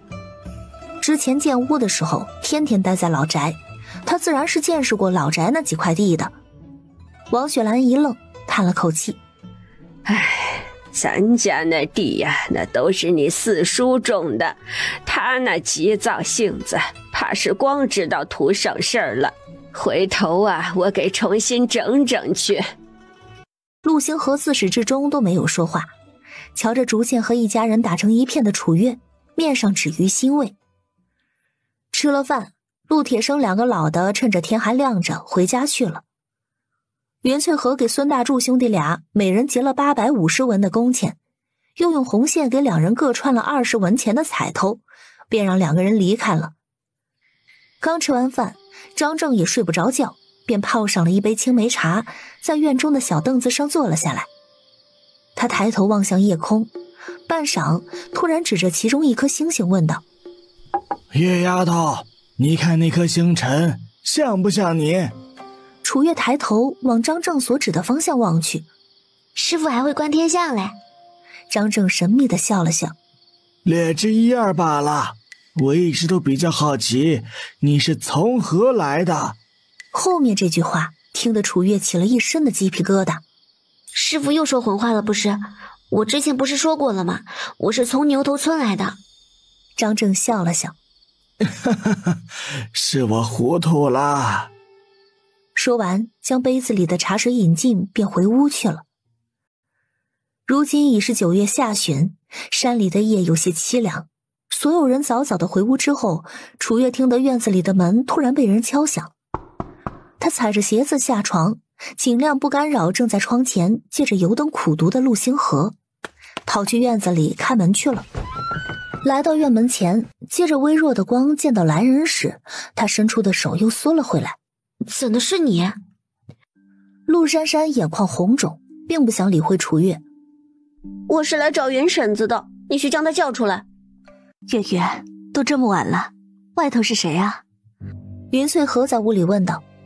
楚月往云翠和的屋里瞅了眼。娘，没事儿，来了只野狗，在外头乱吠呢。那你可得当心点儿。云翠和脱口而出，随后又寻思着不对劲儿。如果刚才没听错的话，该是人说话的声音。好奇心作祟，云翠和当即披着外衣走出了屋。在望见陆珊珊时，她眉头一蹙，面上带着明显的不喜。你怎的又来了？陆珊珊深吸一口气，红肿的眼里再次蓄满了泪水。婶子，我知道你不喜欢我，但我如今已经被我爹赶出来了，我实在没有地方去了，婶子可否收容我一晚？她伸出一根指头。一晚就好。女儿和爹娘哪里有隔夜的仇的？你一个未出阁的姑娘家，还是回家去比较稳妥。我们这儿啊，实在是不方便收留你。婶子，我求你了，您就让我进去住一晚吧。陆珊珊继续恳求着，云翠和的面上带着一丝厌恶。陆珊珊，你该知道你我两家的矛盾是因何而起。原本你没有折腾出来那些事儿，我们在村子里还能和平共处。如今闹得这般模样，你居然还有脸上我们家来借宿，我已经不知道该说些什么了。你回吧，我们一家人都不想见到你。说完便拉着楚月的手腕转身往屋里走去。陆珊珊望着他们的背影，大声质问道：婶子，我到底哪里比不上楚月那个贱丫头？她除了能在屋里帮着你干点活，其他的什么都做不了，但我可以呀，她能做的我都能做，而且我已经成年了，还可以早些给星河生孩子呢。听到这里，云翠荷突然停下了脚步。楚月心底一紧，以为云翠荷是听到陆珊珊的最后一句话，心底产生了动摇。谁知云翠荷只是回头望向陆珊珊。就凭我们一家人都喜欢月月，讨厌你，你就不可能进我们家门。陆珊珊忙摇头：不，婶子，你不能代替星河，除非星河亲口与我说，否则我一个字都不信。就在这时，一道清冷的声音从屋里飘了出来：我娘说的就是我想说的，你和月月根本没有可比性，我不会娶你的，趁早死心吧。陆珊珊哭着摇头：不会的，我们之前明明是有婚约的呀，我都有偷偷喜欢你的时候，你怎么可能看不到我？怎么可能一点点都没有喜欢过我？他说着突然一翻白眼，人便瘫倒下去。楚月和云翠荷相视一眼，心底一慌，这陆珊珊可是李正家的宝贝疙瘩，虽然恶劣，但是万一在自己的门口有个好歹，两家完全结仇不说，说不定还得惹上官司。云翠荷将陆珊珊扶坐起来，楚月则伸手搭上了她的手腕。娘，陆珊珊不是未出阁的姑娘吗？云翠荷点头。怎了？我方才似乎摸出了喜脉。楚月小声说道。确定吗？楚月伸出手。我有8成的把握，可要叫师傅来确认一下。云翠荷忙摇头。娘相信你，咱们犯不着为他惊动张大夫。他望向陆珊珊，面带鄙夷。就他这种不知检点的贱货，还想与你比，真不知道哪来的自信。他说着便想将陆珊珊从地上扶起来。月月，来搭把手，咱们俩呀将他送回李正家去，别真让他死在咱们家门口了，晦气。两人合上院门，便架着陆珊珊往山下拖去。路过老宅的时候，云翠荷还朝着屋里喊道：秀琴，来帮帮忙。江秀琴听见声音，忙披上衣服出了门。另一个屋子里，王雪兰和陆铁生也出了屋，借着夜色往云翠荷的方向瞅去。老三媳妇，你们这扛着的人是谁呀？云翠荷和楚月将陆珊珊放在地上，歇口气儿。娘，是陆珊珊，方才呀上我家让我收留她一晚，我没答应，她一激动就绝过去了。哎呦！王雪兰提高了音量：我怎么说的来着？就说这小蹄子还有后招吧，居然都捂到屋里去了。我看他这模样8成是装的，看老娘怎么收拾他。他说着从屋檐下面端了盆水，就要往陆珊珊的身上泼。云翠荷惊得忙上前拦住了他。哎娘，使不得，千万使不得呀。王雪兰一脸恨铁不成钢地望向他。他都欺负到屋门前来了，你还这般护着他作甚？你可不能心软，不让他长个教训，他往后怕是得蹬鼻子上眼儿。云翠荷抿了抿唇，附在王雪兰的耳边说了2句话，便见他脸上的怒气渐渐地消散，转而一脸鄙夷地望向陆珊珊。这个不要脸的小贱货，怀孕了都还捂到星河面前去，恶心不恶心呢？我呸！江秀琴有些没回过神来。啥？怀孕？她不是？许是空闺寂寞，找了个野男人解决需求呗。王雪兰摆了摆手：老四媳妇，你和老三媳妇一起将她送回去吧。星河媳妇个儿太小，怕是架不动她。江秀琴忙上前：哎，好的娘。几人说话的功夫，陆铁生已经点好了一个火把，递到楚月的手中。喏，路上点个火吧，别摔着了。楚月接过火把。谢谢爷，我们先走了。他说完举着火把走在前头，云翠和则和江秀琴驾着陆珊珊走在后头。一会儿的功夫，几人便到了李正家。许是陆珊珊跑出去还未归家的缘故，李正家的屋里油灯还未熄灭。剑奇大哥，嫂子。随着云翠和一声喊，两人从屋里出来。不只是陆剑奇两口子，旁边的几户人家被惊动之后，也纷纷将门开了条缝往这边瞅。陈淑芬在望见他们架在怀里的陆珊珊时，吓得赶忙上前将她抱在怀里。我的女儿，这是怎么了？你们到底将我女儿怎么了？袁翠和将陆珊珊放下后缓了口气。我们可没碰她一根手指头啊，她都怀孕了，你们还让她到处乱跑，可不得晕倒吗？陈淑芬先是错愕，随后指着云翠和大骂道：云氏，我们家珊珊虽然和你家有过节吧，但吵架归吵架，你可不能这般无中生有，辱我家珊珊名声啊！云翠和一挑眉，声音也跟着大了些。这还能有假？我们家里就住着一位大夫嘞，嫂子不信陆珊珊怀孕了的话，重新找个大夫来把把脉，不就清楚了吗？见云翠和说的斩钉截铁，陈氏一时间没了主意，往陆剑奇的方向望去。当家的，陆剑奇叹了口气，但因为这事儿涉及到自家女儿的清白，当然得关起门来解决才好。也是，多谢你将珊珊送回来，今儿天也晚了，你们先回吧。云翠和本也不想过多的掺和人家屋里的事情。既然人已经送到了，我们就先回了。剑奇大哥，往后可得看好自个儿的闺女儿，莫要再让她误到我们家人面前来了。大家都是一个村的，又沾亲带故的，闹得太难看了，往后见面也尴尬。这次的事确实是我们家珊珊的不是，我代她向你们道歉，以后定不会再让她胡作非为了。云翠和点了点头，便带着楚月和江秀琴一起离开了。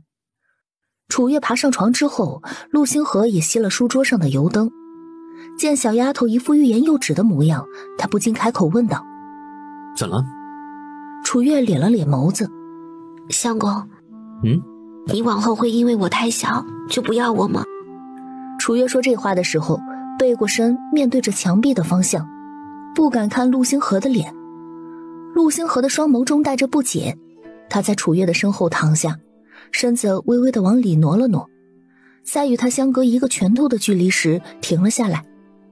怎会突然问这种问题？我也不知道怎了，就是突然想问一问。楚月低声说道，半晌才听得身后传来了陆星河的声音：放心吧，我不会。话音落下，便合上了眸子。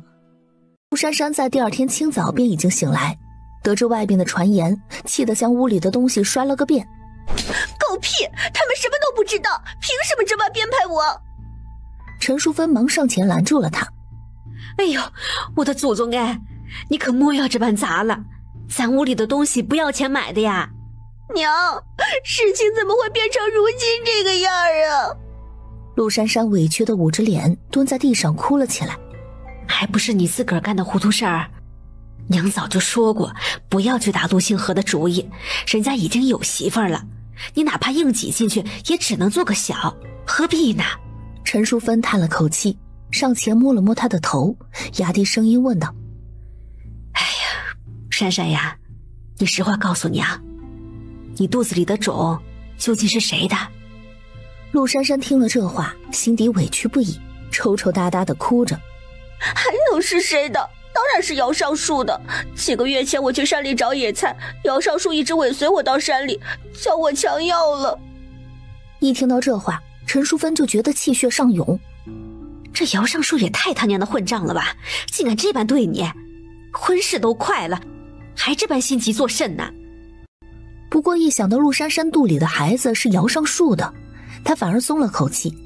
总归两人是未婚夫妻关系，如今珊珊也怀了身孕，一嫁过去地位就稳了。就那一次就怀了？陆珊珊的眼底闪过一丝厌恶。他尝到甜头之后又来了半坡村几次，每次都是尾随我去了山里。我想着反正与他的婚期近了，便也没做挣扎，也没好意思与爹娘说，就是没想到我会这么容易怀孕。关键的姚尚树根本不行，头2次他只以为是姚尚树刚接触女人，所以心急了些，但次次这样他也厌烦，这才将主意重新打到了最近发了家的陆星河身上。一想到近2个月没有来月事，早该警惕起来的。你糊涂呀！陈淑芬恨铁不成钢地说道。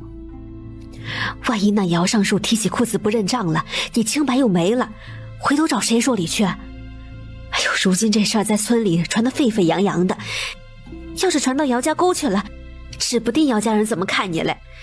这姚尚树要是个护你的还好，他要是个三心二意的，你往后的日子可怎么好过呀？哼，我也不想跟他好好过。对于姚尚树，他倒是半点不担心，就他那模样，哪怕有偷吃的心，也没偷吃的本事。陈淑芬叹了口气，哎呀，你如今没得选择，你都已经是姚尚树的人了，无论如何呀，都得交到姚家沟里去。他站起身来，这些日子呢，你就好生在屋子里养着身体，其余的事情娘来处理，切莫要再打陆星河的主意了。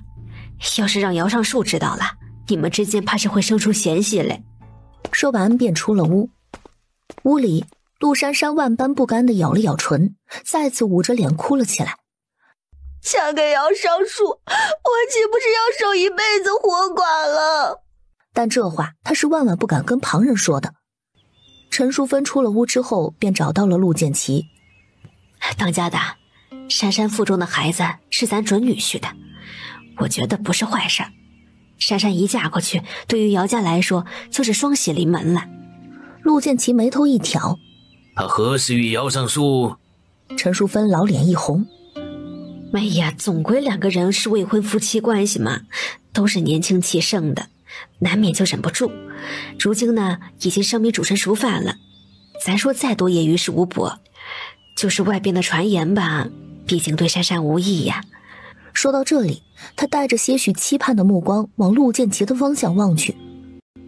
陆建奇知道陈淑芬心底的想法，当即便表态：外面的传言不必担心，我这边去姚家沟一趟，中午不必给我留饭了，你看着女儿就好。陈淑芬忙点头：哎，放心，我一定将珊珊看好了。陆建奇嗯了一声，便出门去了。接下来的几日，楚月要么跟着张正跑山里去认药材，要么跟着他在村里给人瞧病。他每次给人把脉的时候，都会让楚月再摸上一次。随着摸脉的次数多了，楚月对于脉象的把控也越来越熟练了，如今已经具备了单独给人瞧病的本事。师傅，常用的药材我也认得差不多了，剩下的可以往后慢慢认的。如今你将病理和脉象教了我不少，是否也可以尝试着教我开方和针灸啦？张正抚了抚须，往鸡圈的方向瞅了一眼，倒也不是不行。楚月心领神会，转身就往鸡圈跑去。师傅等着，我先去抓只鸡，中午给师傅做炸鸡吃。望着楚月风风火火的身影，坐在堂屋里做针线活的云翠荷无奈地摇了摇头。月月，抓2只吧，等会儿做好了送半只去你爷奶家。之前存着给鸡吃的稻谷壳子也不多了，这些鸡啊，怕是得慢慢吃掉才行。楚月一边抓鸡一边问道：娘，大林哥屋里常年给人剥骨壳，他们家有稻谷壳子卖吗？有的话，咱买点来养鸡呗。再过些日子，镇上怕是肉都没得卖了，咱还得留几只鸡生蛋才好。咱家不是还有只母鸡在抱蛋吗？等小鸡大了一些，也要吃呢。云翠荷听了，当即站起身来。月月这话倒是提醒了我这就问问去。说完，将手里的针线篮子放回屋里，便出门往孙大林家里去了。2刻钟的功夫，他便挑回了一担掺着少许碎米的谷糠。正在拔鸡毛的楚月忙起身，将手上的水渍擦了擦。还真有米糠啊！云翠荷跨进门槛，1担碎骨壳20文，比平日里贵了5文钱，都不少人家抢着要呢。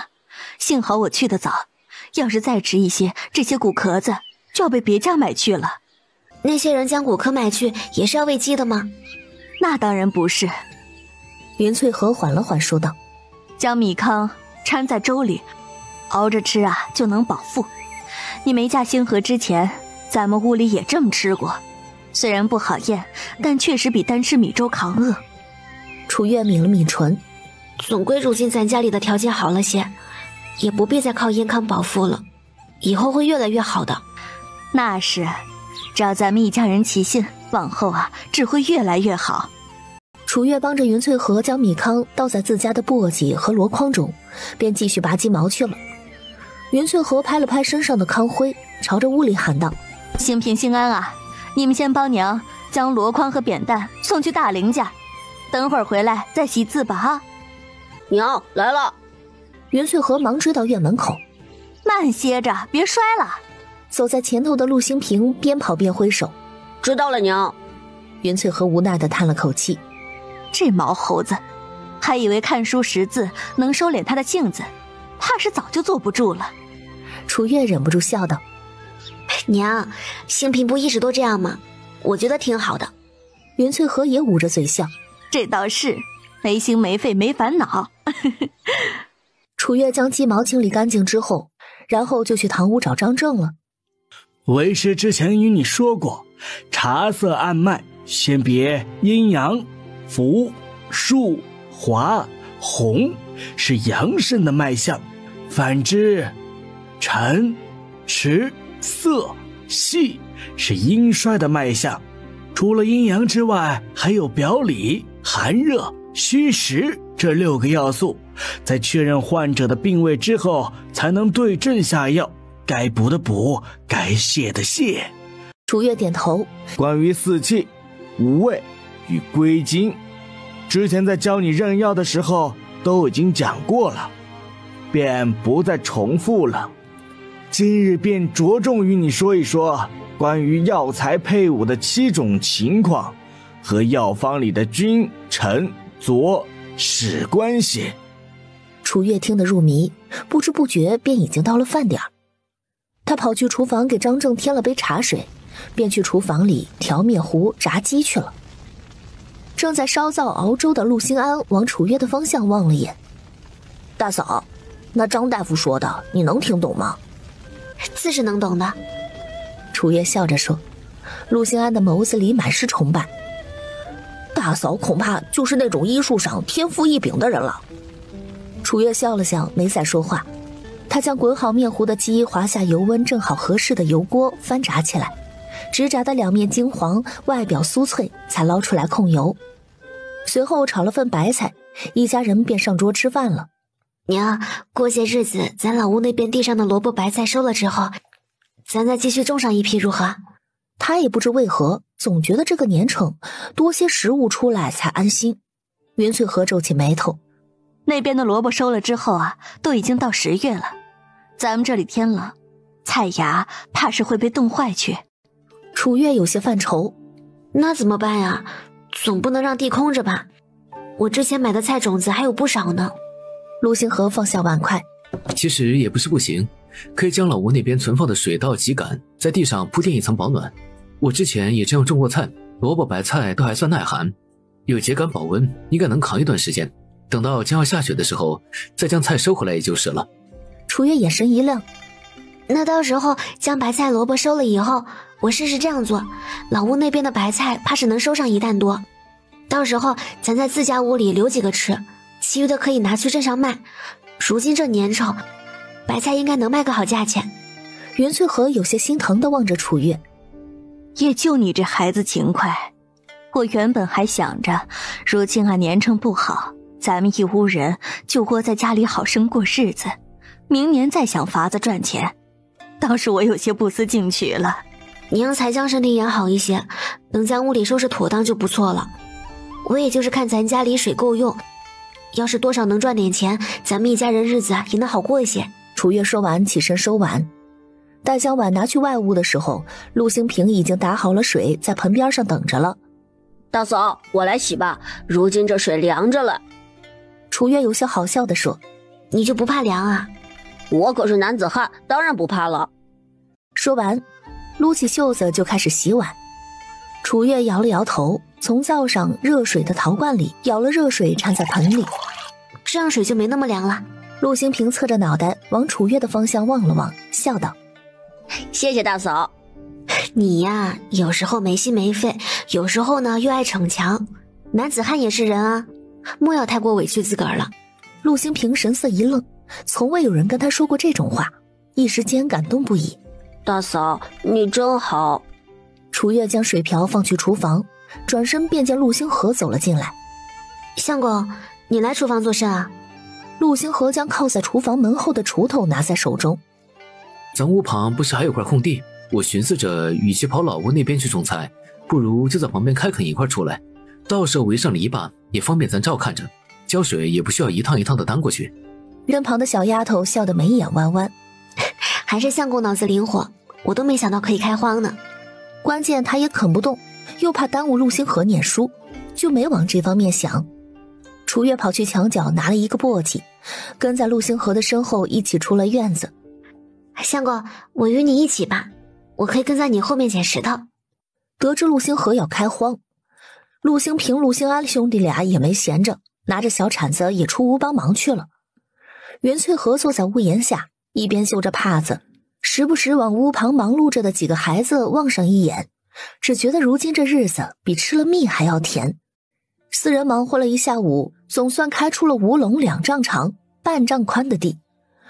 陆星河放下锄头，长呼了一口气：“今儿就到这里吧，明日再有个半日，这块地就能完全垦出来了。”楚月将装了石头的簸箕交给陆星平兄弟抬走之后，洗了把手便去屋里喝水了。喝完还顺便给陆星河也倒了杯。相公，先歇歇吧，忙活了一下午，怪累的。陆星河接过楚月递过来的水，一口喝个干净，随后将杯子放回楚月的手里。你也一下午没闲着，去休息吧，今晚上的饭就交给娘了。好。楚月笑了笑，就放杯子去了。吃完饭，陆星河便趁着天还微微亮，就去屋里看书去了。楚月进了屋，见房里昏暗，便从他的书桌上拿了油灯点了，放在他的桌旁。整个过程轻手轻脚的，生怕惊扰到他。但陆星河还是被干扰到了，他的目光从书上移开，望向楚月，唇角微微上扬。谢谢月儿。楚月红着脸转身走到床边，小声地嘟囔道：“跟我还说什么谢呀？”陆星河听着他那话，有些好笑地摇了摇头。相处久了，小丫头也越来越有气性了。第二天上午，几人再接再厉，又开了5垄地才罢休。陆星河在将地开出来之后，就拿着砍刀、砍竹子、扎篱笆去了。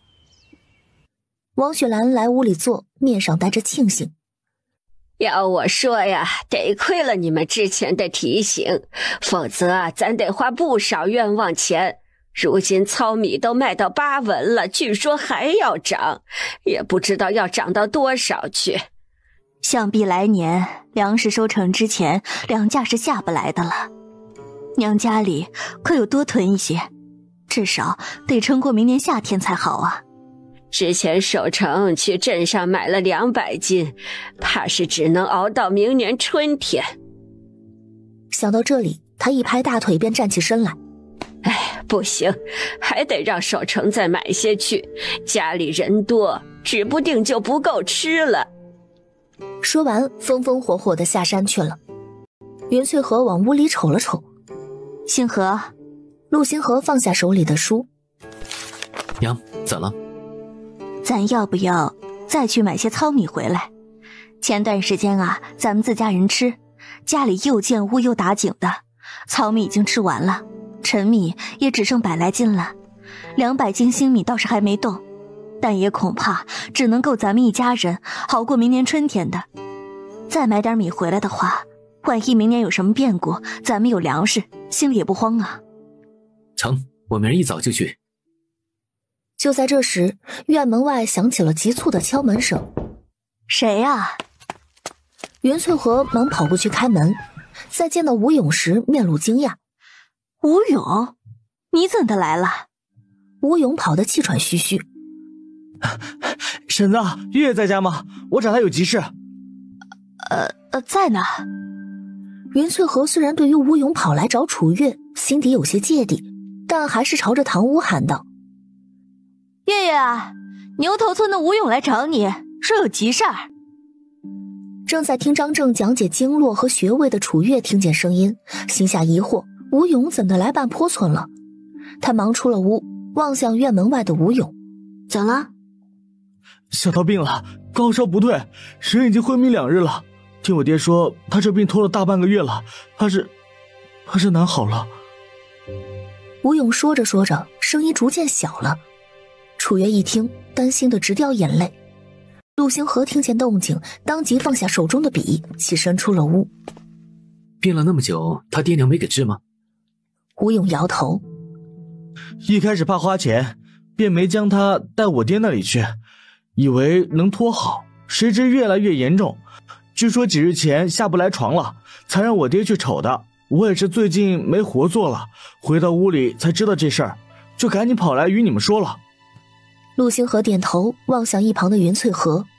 娘，我与月月去趟牛头村，会尽早赶回来。云翠荷知道楚月在乎她的妹妹，当即点头。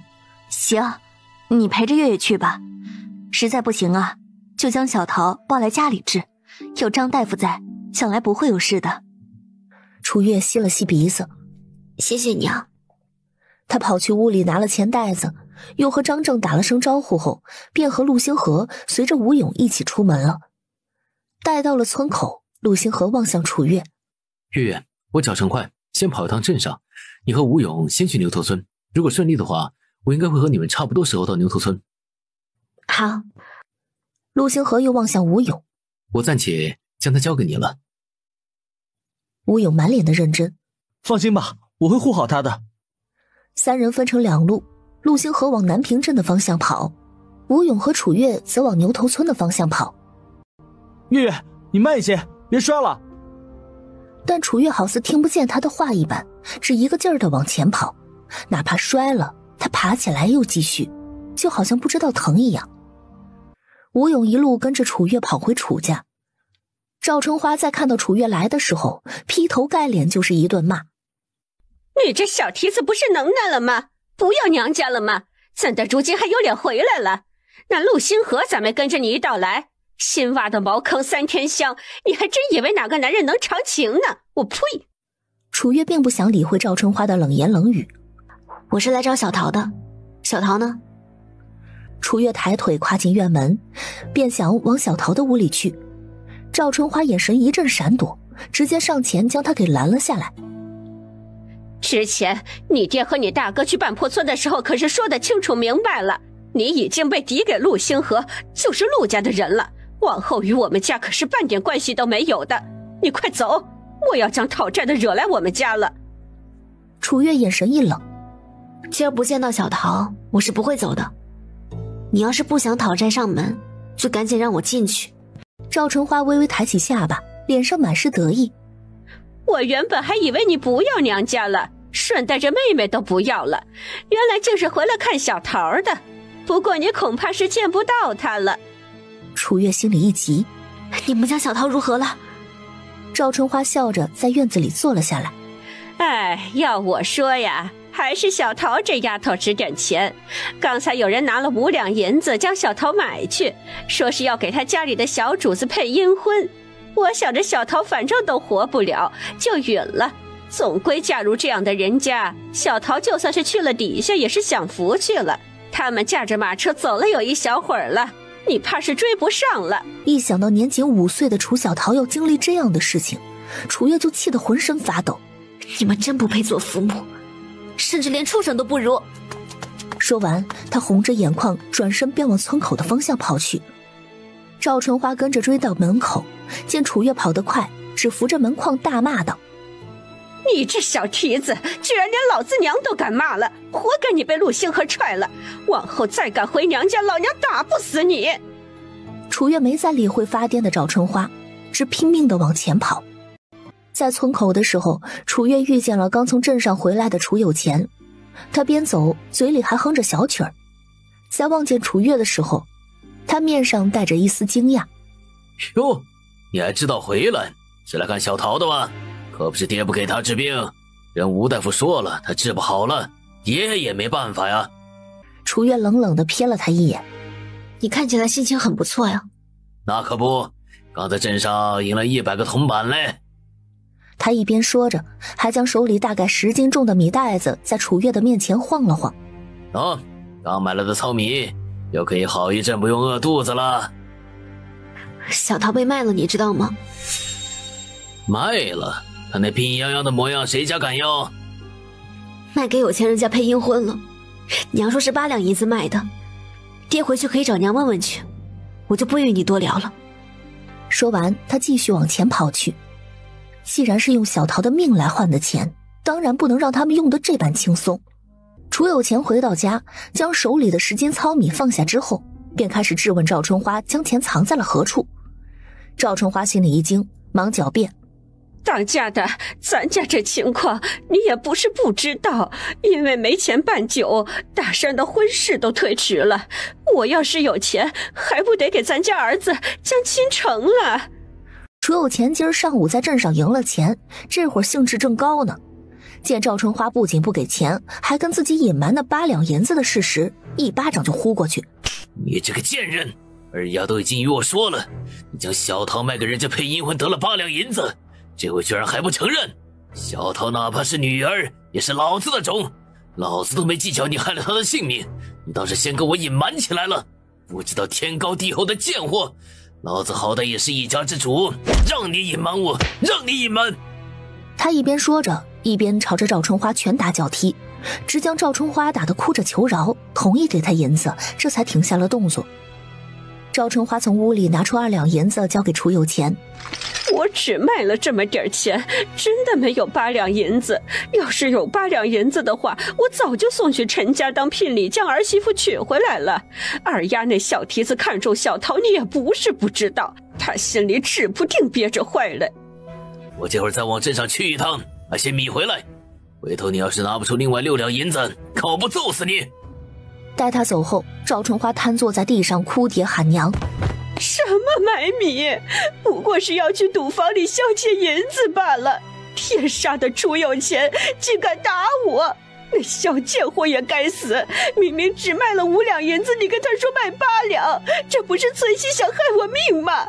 你个没良心的小贱货，老娘白养你这么多年了！楚月跑出村口没一会儿，便见前方来了一辆马车，坐在车厢外的除了车夫，还有指路的陆星河。在见到楚月和吴勇时，陆星河赶忙让车夫将马车给停了下来。他跳下马车，上前拉住了楚月的手。怎么跑这里来了？小桃不在家吗？楚月忙点头，一看到陆星河，眼泪便似断了线的珠子一般往下掉。相公，五娘将小桃卖给人家配阴婚了。他说买小桃的那个人是驾着马车来的，你们在路上见到过吗？陆星河伸手擦了擦楚月脸上的泪。不着急，我们一定能找到他的。随后跟吴勇道了声谢，将楚月抱上了马车，自己也跳到方才的地方坐着。师傅，麻烦您掉个头，去追方才我们遇到的那辆前头挂着白布的马车。哎，好嘞！车夫应了一声，当即驾着马车掉了头，往前驶去。我听说啊，这年头配阴婚，不管人死没死，最终都是要随着死人一起下葬的，相当于将人活埋，可惨了。陆星河回头往车厢的方向望了眼，面上闪过担忧。这要是小桃追回来了还好，要是没追回来，楚月这丫头还不得好一阵伤心呢。师傅，麻烦再快一些。成，坐稳喽。说完，手中的鞭子一抽，马车跑得更快了。吴勇望着远去的马车，松了口气。还是陆星河有先见之明，这要是没马车，小桃铁定就追不回来了。希望你们一切顺利。说完，抹了把额头上的汗，便转身回家去了。楚月被陆星河抱上马车，进到车厢之后，发现里头还坐着一个人，正是上次帮着对付蒋高义的许恒。许恒见到楚月，忙与他打招呼：“楚姑娘，又见面了。”楚月微微颔首，因着心底挂念着楚小桃的缘故，面上带着浓重的担忧。我家小妹的事情，多谢许公子出手相助了。许恒摆了摆手：“我和陆兄虽然相识不久，却也算是性味相投的朋友，这点忙不算什么的。”楚月点了点头，撩开车帘望向陆星河：“相公，你们之前遇到的那辆马车过去多久了？小片刻的功夫而已。他一指前方被山丘遮掩的弯道，想必绕过那个地方就能看到了。他们会将小桃给咱们吗？楚月有些担心。陆星河想了想，点头说道：会，但可能要花点钱。好在前头那辆马车行驶的速度不算快，车夫见状赶忙驾着马车超过了前头的那辆马车，随后将马车横停在道路上，拦住那辆马车的去路。那辆藏蓝色马车前头坐着2个男人，一个是车夫，另一个看起来倒像是大家族管家模样的人。在见到来人时，面上全是不解。几位拦着我家的马车作甚？他往自家马车上挂着的白帆望上一眼。我们马车上可是我家公子的姻亲，劝你们莫要冲撞了。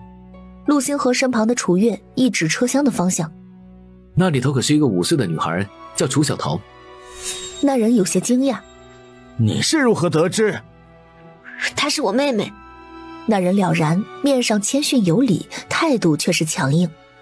这位姑娘，我不管你是什么人，既然我们出了银子，她便只能是我家公子的新娘，奉劝你莫要招惹是非，我们沈家不是你们能招惹的。楚月往陆星河的方向望去，意在询问他这沈家是什么人。下一刻却听得许恒开口了：李管家可还认得我？那名被唤作李管家的人往许恒的方向望去，又瞅了眼3人身后的马车，随即抱拳：小人眼拙，方才竟未瞧出来是许公子。许恒满脸谦逊：无妨无妨，车里的女孩是我友人的妹妹，不知李管家可否将她还给我们？我们愿意出钱买下。倒不是钱不钱的问题。李管家面上泛愁：我家公子就要下葬了，已经没时间再去寻别的符合条件的姑娘了。这小女孩总归也医不活，你们还带回去做甚呢？总归给我家公子配婚，你们还能得一笔钱嘞。陆星河朝着李管家作揖：多少钱能赎回她？还请李管家开个价。我不是说……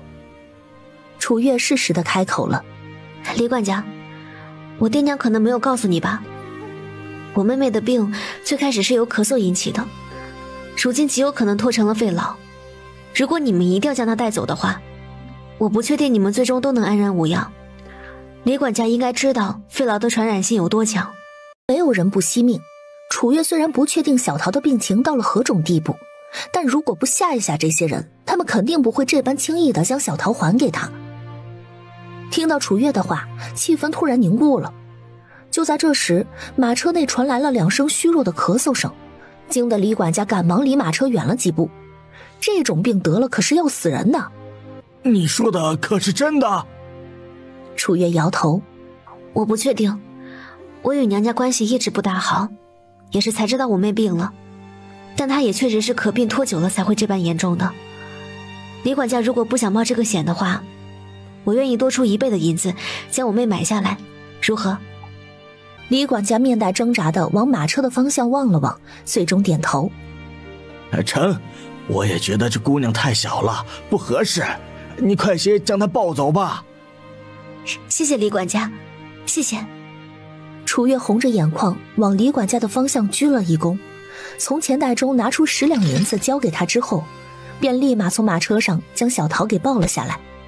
小桃，你能听见姐姐说话吗？姐姐来接你回家了。似是听到了楚月的声音，小姑娘干枯的嘴唇微微的动了动，却说不出话来，似是觉得委屈，睫毛颤了颤，眼角便滑下泪来。楚月见小桃有反应，一边擦着她眼角的泪，一边柔声的安慰道：不着急，姐姐这就带小桃去治病，小桃一定能好起来的。李管家见楚月抱下了小桃，当即跳上马车，让车夫赶着马车跑远了。许恒见状忙说道：快先上马车吧，我领你们去镇上找大夫。楚月听罢，朝着许恒微微的颔首：找大夫就不必了，可否请许公子送我们回半坡村？许恒面露惊讶，指着楚月怀里的楚小桃说道：他病得这般严重，你们不找大夫医治？我家里有大夫，而且我自己也是大夫。比起朱大夫，他更信任师傅。许恒一愣，随后挠了挠头，他倒是没想到陆兄的这个小媳妇儿居然还是个懂医的。那还等什么？快上马车，我送你们回家去。三人赶忙跳上马车，朝着半坡村赶去。马车的速度很快，不到半个时辰的功夫便到了半坡村的村口。马车没有停下，一路顺着往上的山路驶到了陆星河家的院子前。老宅的人见陆星河坐在马车前往自家驶去，纷纷惊讶地张大了嘴巴。陆铁生望向正在淘米准备做饭的王雪兰：老婆子，煮饭的事交给老四媳妇吧，你上山瞅瞅，看老三媳妇屋里来的什么贵客。哎，我这就去。一到屋门前，陆星河便从马车上跳了下来。娘，我们回来了。袁翠和听见声音，赶忙上前开了院门，望着面前气派的马车，心底有些微的惊讶。怎还坐马车回来的？听见动静的陆星平和陆星安也赶忙跑了过来，他们还没见过马车呢，这头一次见到，自是稀奇的很，围着马车上下的打量着。下一刻，楚月抱着小桃从车里钻出来，陆星河伸手接过他手里的小桃，就往里屋找张正去了。许恒也下了马车，望着面前的青砖瓦房时，心底带着惊诧。娘，这是镇上许员外家的公子，这次多亏他了，否则我们怕是追不回小桃了。许恒朝着云翠和作了一揖。许恒见过伯母。云翠和忙笑着将人迎了进去。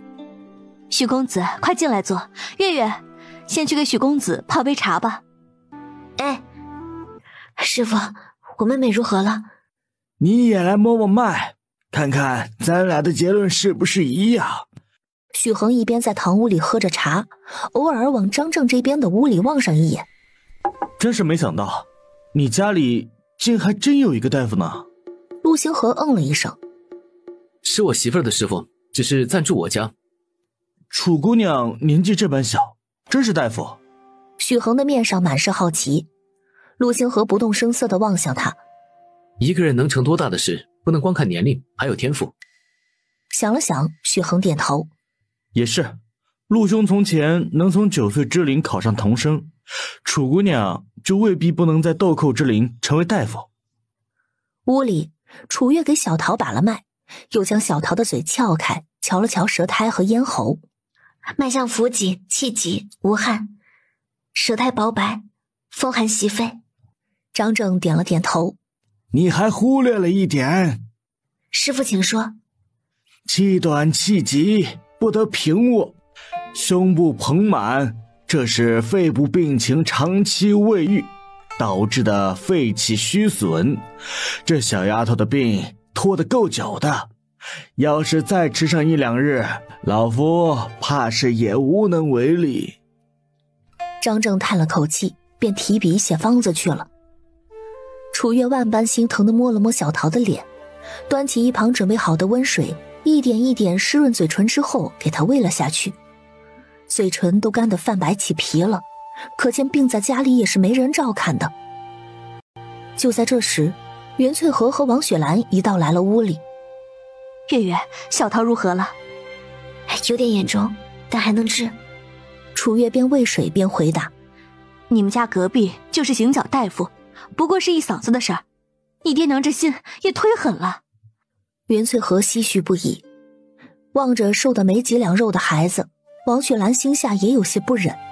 好好的孩子，怎的能将病拖得这般严重啊？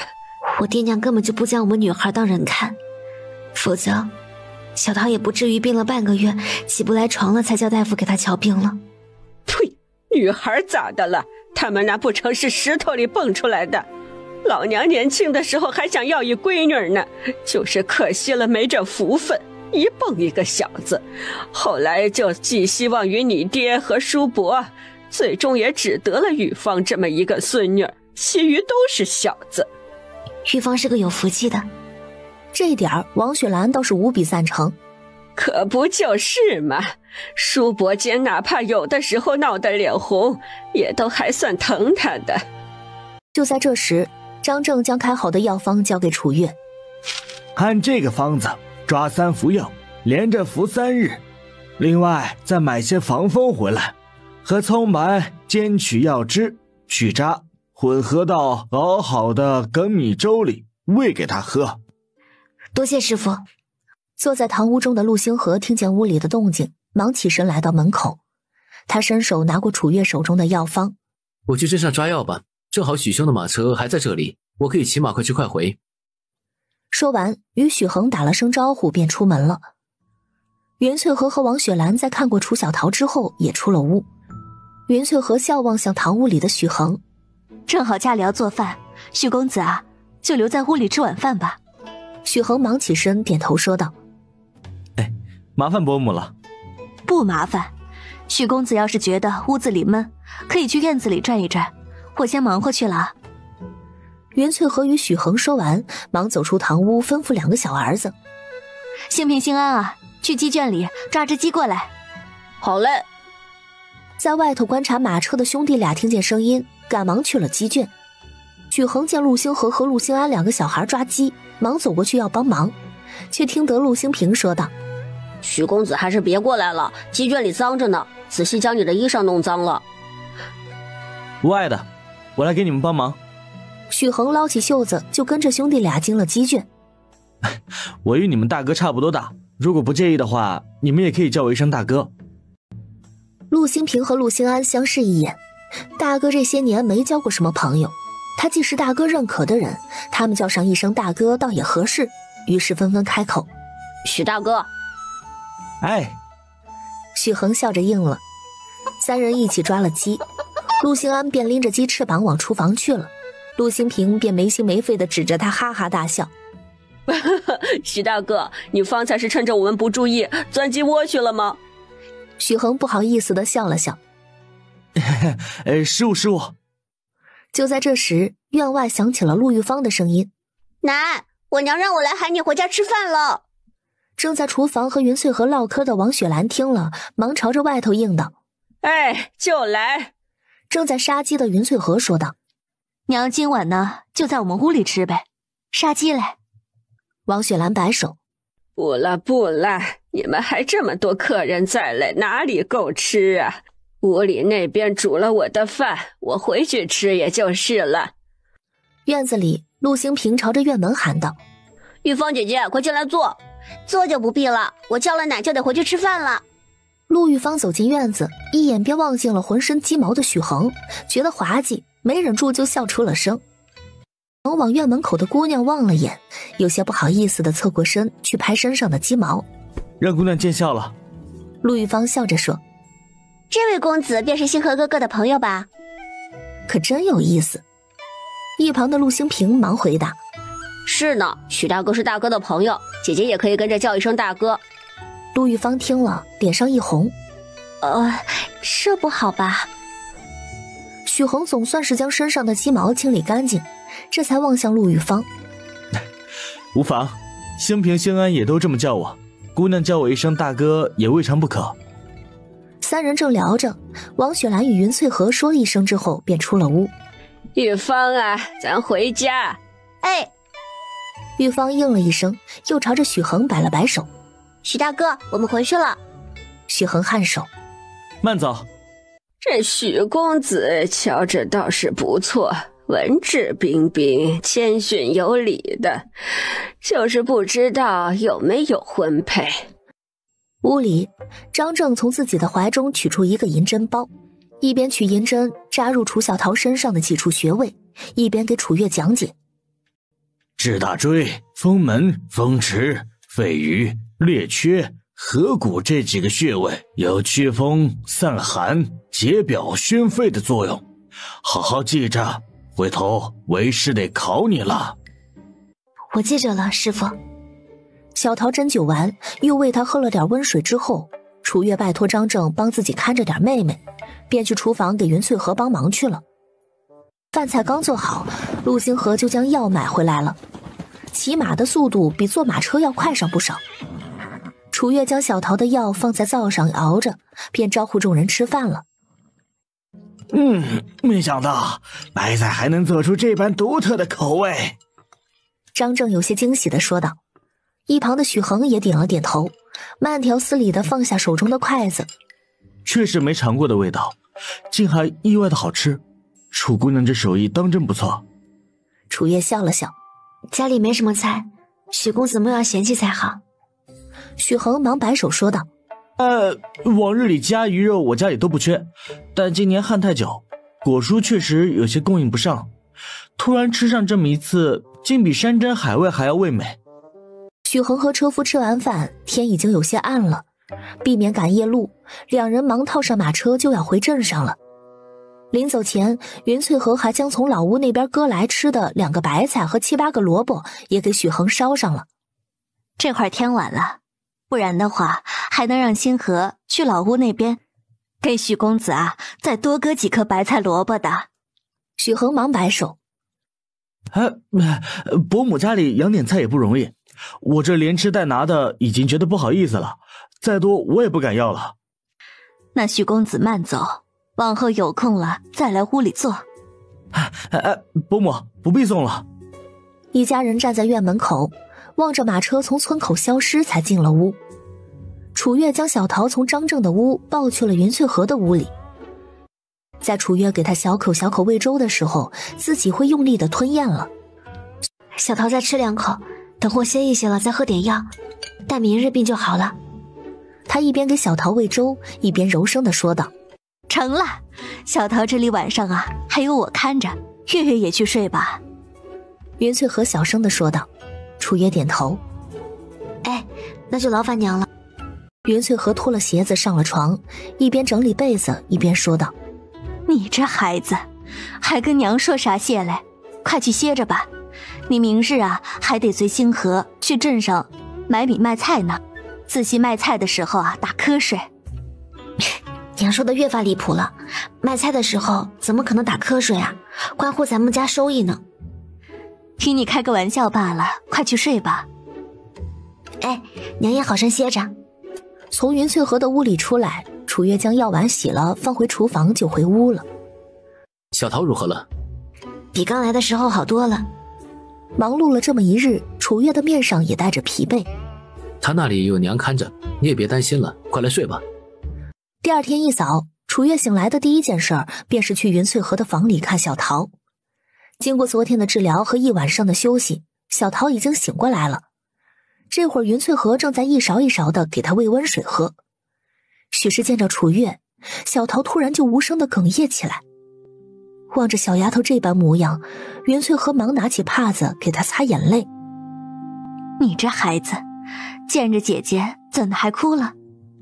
楚月红着眼眶上前。娘，还是我来吧。云翠禾将手中的帕子和碗勺递给楚月。你们姐妹俩待一待，我去做早饭了。辛苦娘了。楚月将小桃安慰好，又继续给她喂了2勺水，便转身去放碗。楚小桃以为楚月要走，忙伸手拽住了楚月的衣角，颤着声音说道：姐姐，不要走。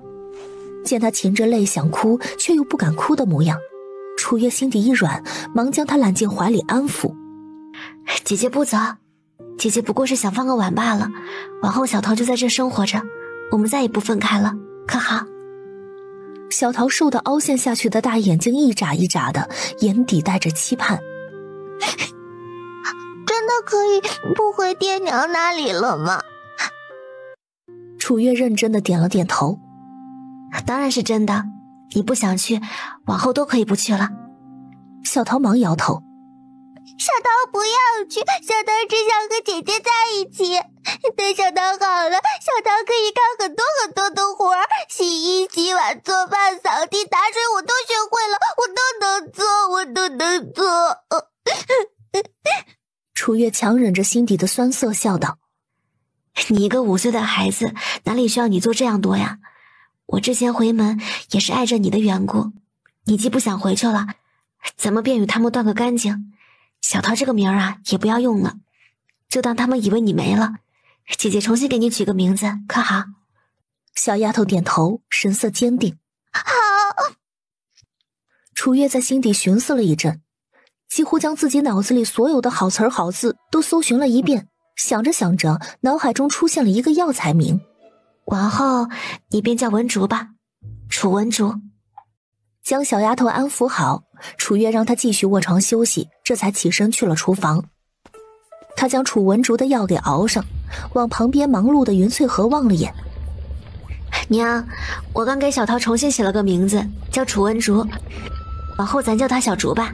云翠荷忙点头。成，改个名儿也好，文竹这个名字啊也好听，小竹小竹叫着也顺口啊。是呢，娘在厨房忙着，我先去浇地了。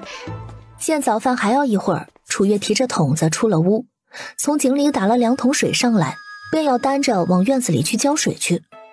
才刚咬牙将水给挑起来，便觉得肩膀上一空，抬头望去，陆星河正站在他身后，将他肩膀上的一担水双手架到自个儿的肩上。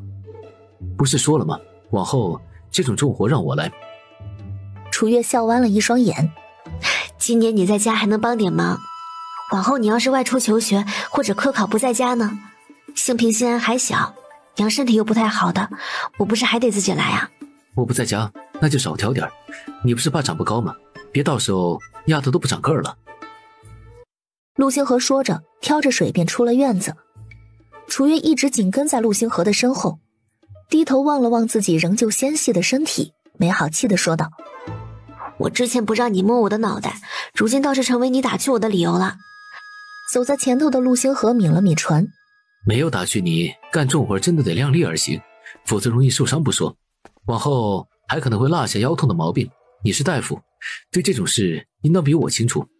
听着他这话，楚月撅了撅嘴：你都用我的话堵我了，我还能说些什么？往后注意就是了。陆星河将水桶放在地笼中间，回头摸了摸楚月的脑袋。乖，我去老宅割白菜了，顺便接个板车回来，你慢慢忙活，等会儿吃了早饭一起去镇上。好，我知道了。楚月一边用水瓢浇水，一边假装漫不经心地说道。陆星河笑着摇了摇头，便回院子拿了箩筐和篮子，领着陆星平一起往老屋去了。楚月往陆星河高大的背影望了眼，弯着眉眼拿起水瓢继续浇水。楚月先将熬好的粥给楚文竹盛了一碗。小竹，喝粥了。他将碗放到桌上，先将小竹从床上扶起，随后将粥吹冷，一勺一勺地喂给他吃。许是昨儿针灸吃药的缘故，今儿个不仅人清醒了，胃口也好了不少，直吃了大半碗粥才停下。姐姐，我还有多久能好啊？你现在不是已经好多了？楚月伸手捏捏他的脸。刚吃完饭，先休息一下，等会有精神了可以下床走动走动再喝药。小竹点头。好。对了，等会我和你姐夫要去镇上买米，回来怕是得下午了，你在家里要听话，乖乖等我回来。小竹满脸乖巧地应着。我知道了，姐姐。才从屋里出来，便见陆建奇正好来院门外，正透过院门往里头瞧。望见楚月时，他有些不好意思地笑了笑。齐和媳妇儿，你娘在不在屋里？在的，建奇伯伯。楚月忙朝着厨房喊道：娘，狄生找你来了。哎，来了。云翠和嘱咐陆兴安看着厨房，便出门去了。建奇大哥来了，可是咱们村里啊要交赋税了。陆建奇点了点头。你们屋里今年总共收了200斤米，按照20税役的田租要交10斤米，折算成如今新米的粮价是120文。屋里有2个孩子3个大人，孩子的口钱1年23文，大人1年120文，人口税总共是406文，加起来就是526文钱，你们自个儿算算对不对？云翠和在心底略微沉思之后，忙望向陆建奇。既然建奇大哥都算明白了，肯定没差了。只是我家里如今又多了个孩子，昨儿才抱回来的，可需要交口钱。陆建奇一愣，似有些惊讶。如今这年成，他们竟还有多余的粮食养不相干的人。他摆了摆手：即使昨儿才抱回来，如果明年孩子村的话，那便明年再交吧。哎，好嘞，我这边拿钱去。剑吉大哥，稍等我片刻。交了526文的赋税，陆剑奇便离开了。下山到半道的时候，正巧遇见了推着满满一车白菜回家的陆星河。陆剑奇忙让到路边上，面带惊讶地望着陆星河那一板车的菜。哟，星河，地里收成这般好呢。今年肥追得好，收成还不错。往年种的大白菜确实没有这般的个儿大，如果不是亲眼看着楚月从地里种出来的，他也不敢相信这是汉年能种出来的菜。将白菜和萝卜推回家，一家人正吃着饭，小竹一个人扶着墙慢慢地走到了厨房。姐姐，细小的声音传入楚月的耳中，他忙放下碗，上前将小竹扶坐在旁边的椅子上。要起床怎么也不叫一声，万一头晕岂不是要栽倒了？楚文竹有些不大好意思地凑近楚月的耳朵说了句话。楚月听罢，忙起身将他扶去了茅房，拉着楚月的手往他的方向望了眼。姐姐，这里当真是姐夫家？咱都住这儿了，难不成还能有假呀？看来姐夫家也并没有爹娘说的那般不堪，他们的话果然都不能信。楚月笑了笑，将小竹扶去了屋里。吃了饭，楚月和陆星河从屋里拿了块烂布，将板车上的菜盖住之后，便推着板车往南平镇去了。两人路上没停，1个时辰之后到了镇上。相公，要不你一个人去集市吧，我先去粮油铺子瞅上一眼。陆星河想也不想便拒绝了。今日镇上人多，这种年城向来不太平，你跟紧我，哪儿也别去，回头将菜卖了再一起去也不迟，大不了今日没买到米，明日我再跑一趟就是了。楚月望了望四周，点了点头，紧跟在陆星河的身旁。陆星河和楚月将板车推到一个不算显眼的空位置，怕引起乱子，楚月只从板车上拿了2颗白菜和5个萝卜出来放在路边。一个挎着篮子的大娘走了过来。姑娘，你这白菜和萝卜怎卖的呢？萝卜10文钱一颗，白菜30文一颗。我家这白菜甜着嘞，大娘可要买1颗去试试？贵呢。那大娘听着菜价犹豫起来，这要是放在平时，3、5个萝卜也只10文钱呢。这般大个的白菜，平时12文顶天了。如今年成不好，这粮价涨了不少，菜价涨得也更吓人。另一个大娘见他不买，忙将他挤到一旁，指着楚月身前的白菜和萝卜说道：“姑娘，你这些萝卜白菜我全要了，一起多少钱呢？”楚月还没回话，只见方才问价的大娘说道：“你这糟老婆子怎的回事？我又没说不买，你将我挤开做甚？”挤到前方的大娘白了他一眼：“你这要买不买的，妨碍到人家姑娘做生意了，没见着？不买啊，就边去！你不要我还要嘞。”说着便掏出自个儿的钱袋子。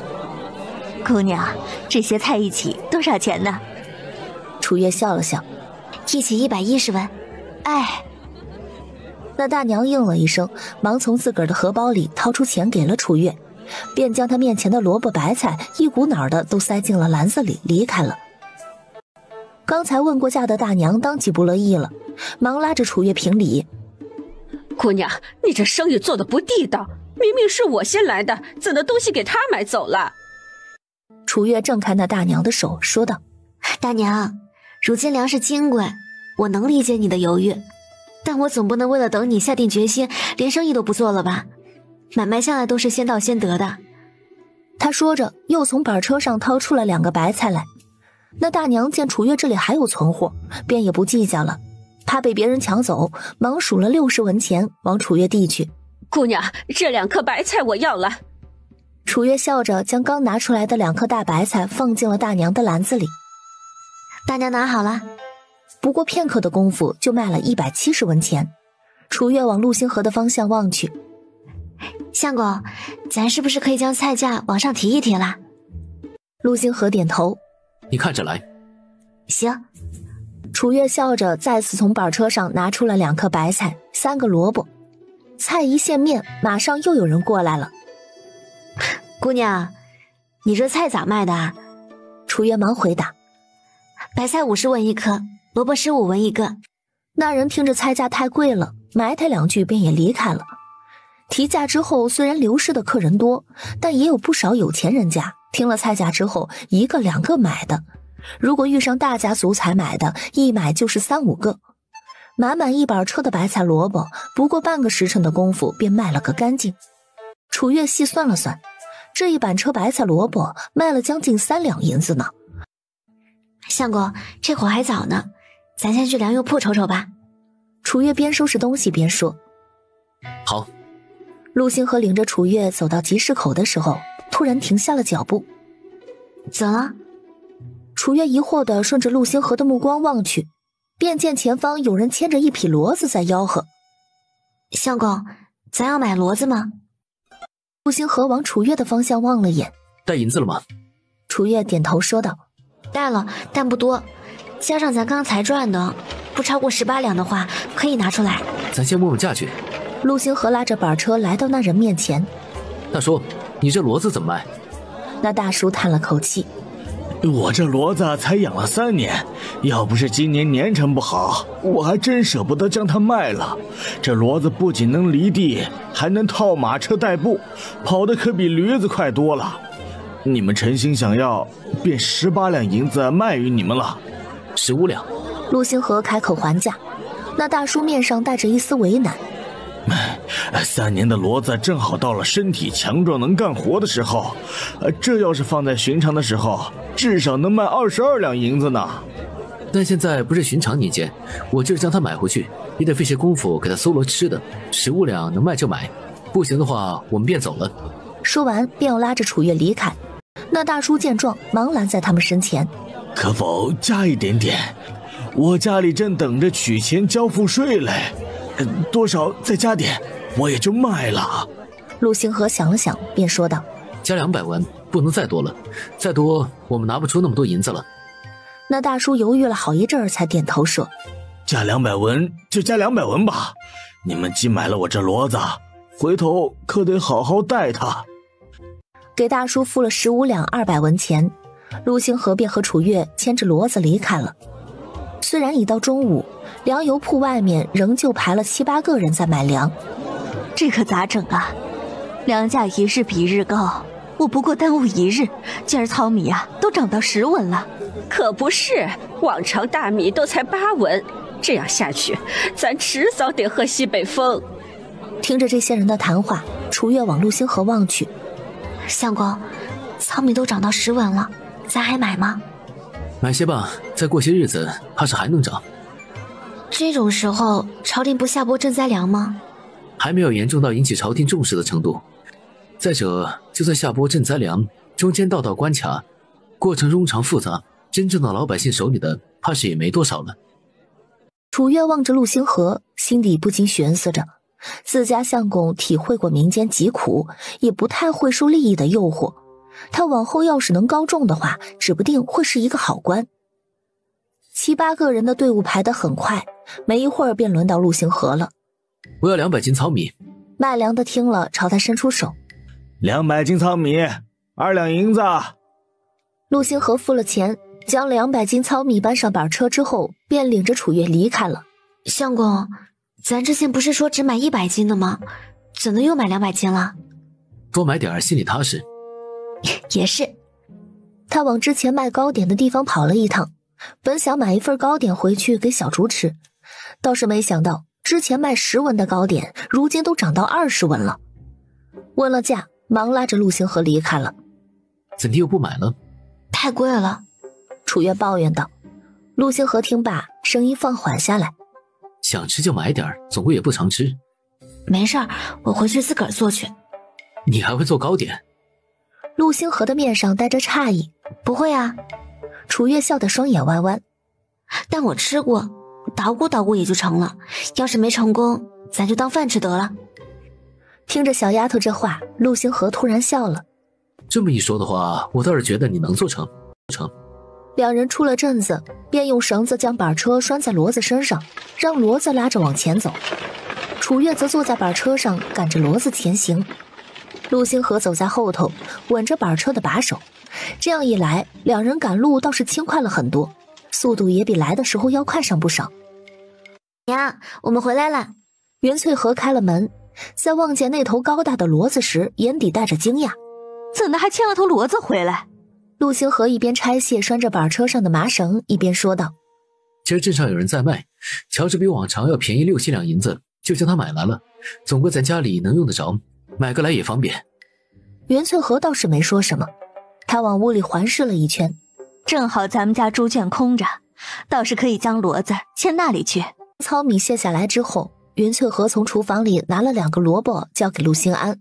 兴安，你和兴平去将板车送到林婶子家，顺便将这2个萝卜也带去给婶子。哎，好。2人说完，一人抱着萝卜，另一个人推着板车，如同一阵风似的跑远了。楚月往2兄弟的方向看了眼，回头望向云翠和：娘，小猪睡了吗？吃了饭就睡过去了。这孩子啊，如今病才好点，身子还虚着，怕是得好好养上一段时间。云翠和拍了拍手上的灰：忙活了一上午，饿了吧？我去将锅里热的吃食端出来。楚月忙上前：娘，我们自个儿来就行了，您歇歇去。云翠和摆了摆手：不是多重的活儿，娘如今的身体啊，硬朗着呢。楚月见状，便转身和陆星河一起将2包糙米运进了地窖，随后洗了把手，坐在桌旁就吃饭了。袁翠和坐在一旁看着2人吃完，便起身收碗。庆和，今儿骡子多少钱买的？15两200文钱。袁翠和心底一惊，你们今儿带那么多钱去镇上了呢，也不怕被偷啊？我想着要去镇上买米，不是神差的就带了15两了。不过咱家今儿这一车白菜和萝卜赚了大钱了呢。楚月说着，满脸神秘。娘猜猜看，我们卖了多少钱？袁翠和抿唇一笑：你这丫头，如今倒是与兴平兴安一般，越发的皮了。娘又没跟着你们去卖菜，哪里能猜得准呢？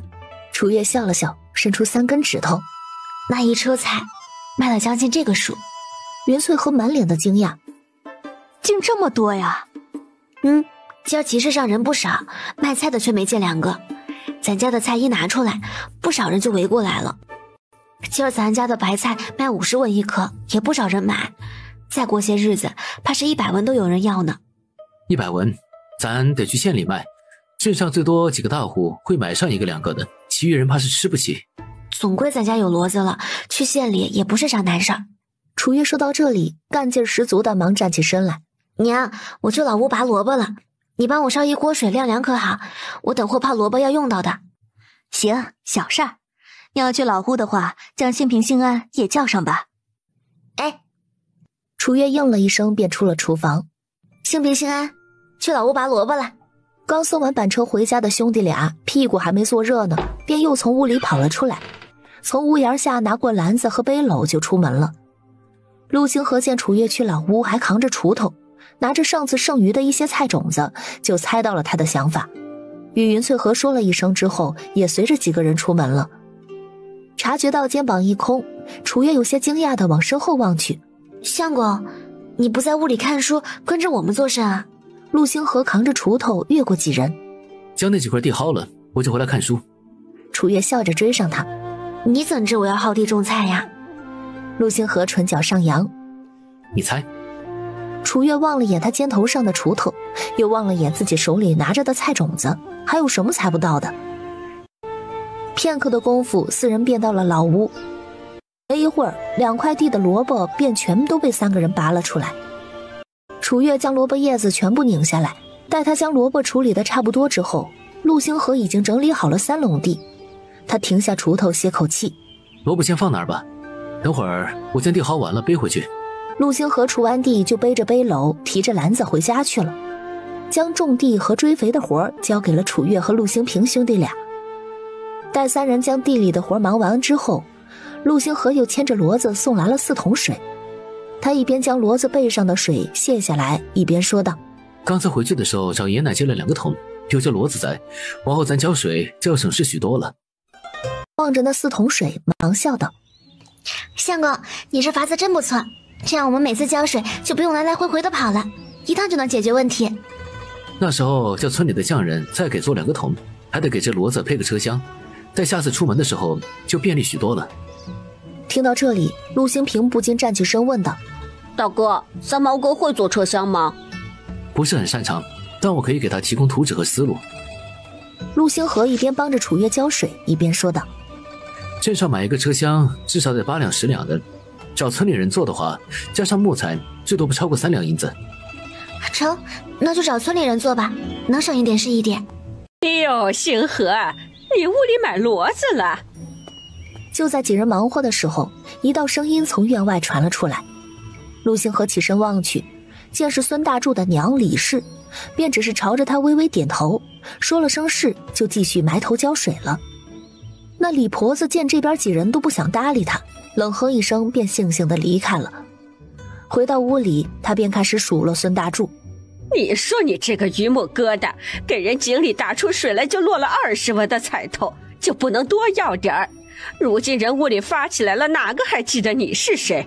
你瞧那陆星河屋里几个，方才老婆子和他们打招呼，人正眼都不瞧我一眼嘞，这瞧不起我，不就是打你的脸吗？一旁的罗氏白了他一眼：你要想受到别人的尊重啊，首先你得有个长辈的样啊。之前又是讨周体榜，又是讨菜的，有便宜就去占，哪个会喜欢呢？前些日子好不容易将人送去老宅清静了一段时间，结果最近行情不好，猪肉的价格看着涨，这个月没给他买肉，他就又赖家里来了。李婆子听了自家儿媳妇的话，指着他骂道：你就是典型的擦粉进棺材死要面子，你还能不吃不喝怎的？讨口菜怎的了？我又没挖他家祖坟。你永远都不会反思自个儿呢，总觉得自己是对的，脸这般大呢。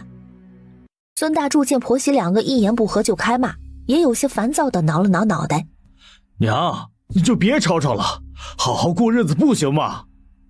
转而又望向罗氏：罗氏，你也是，怎么跟娘说话的？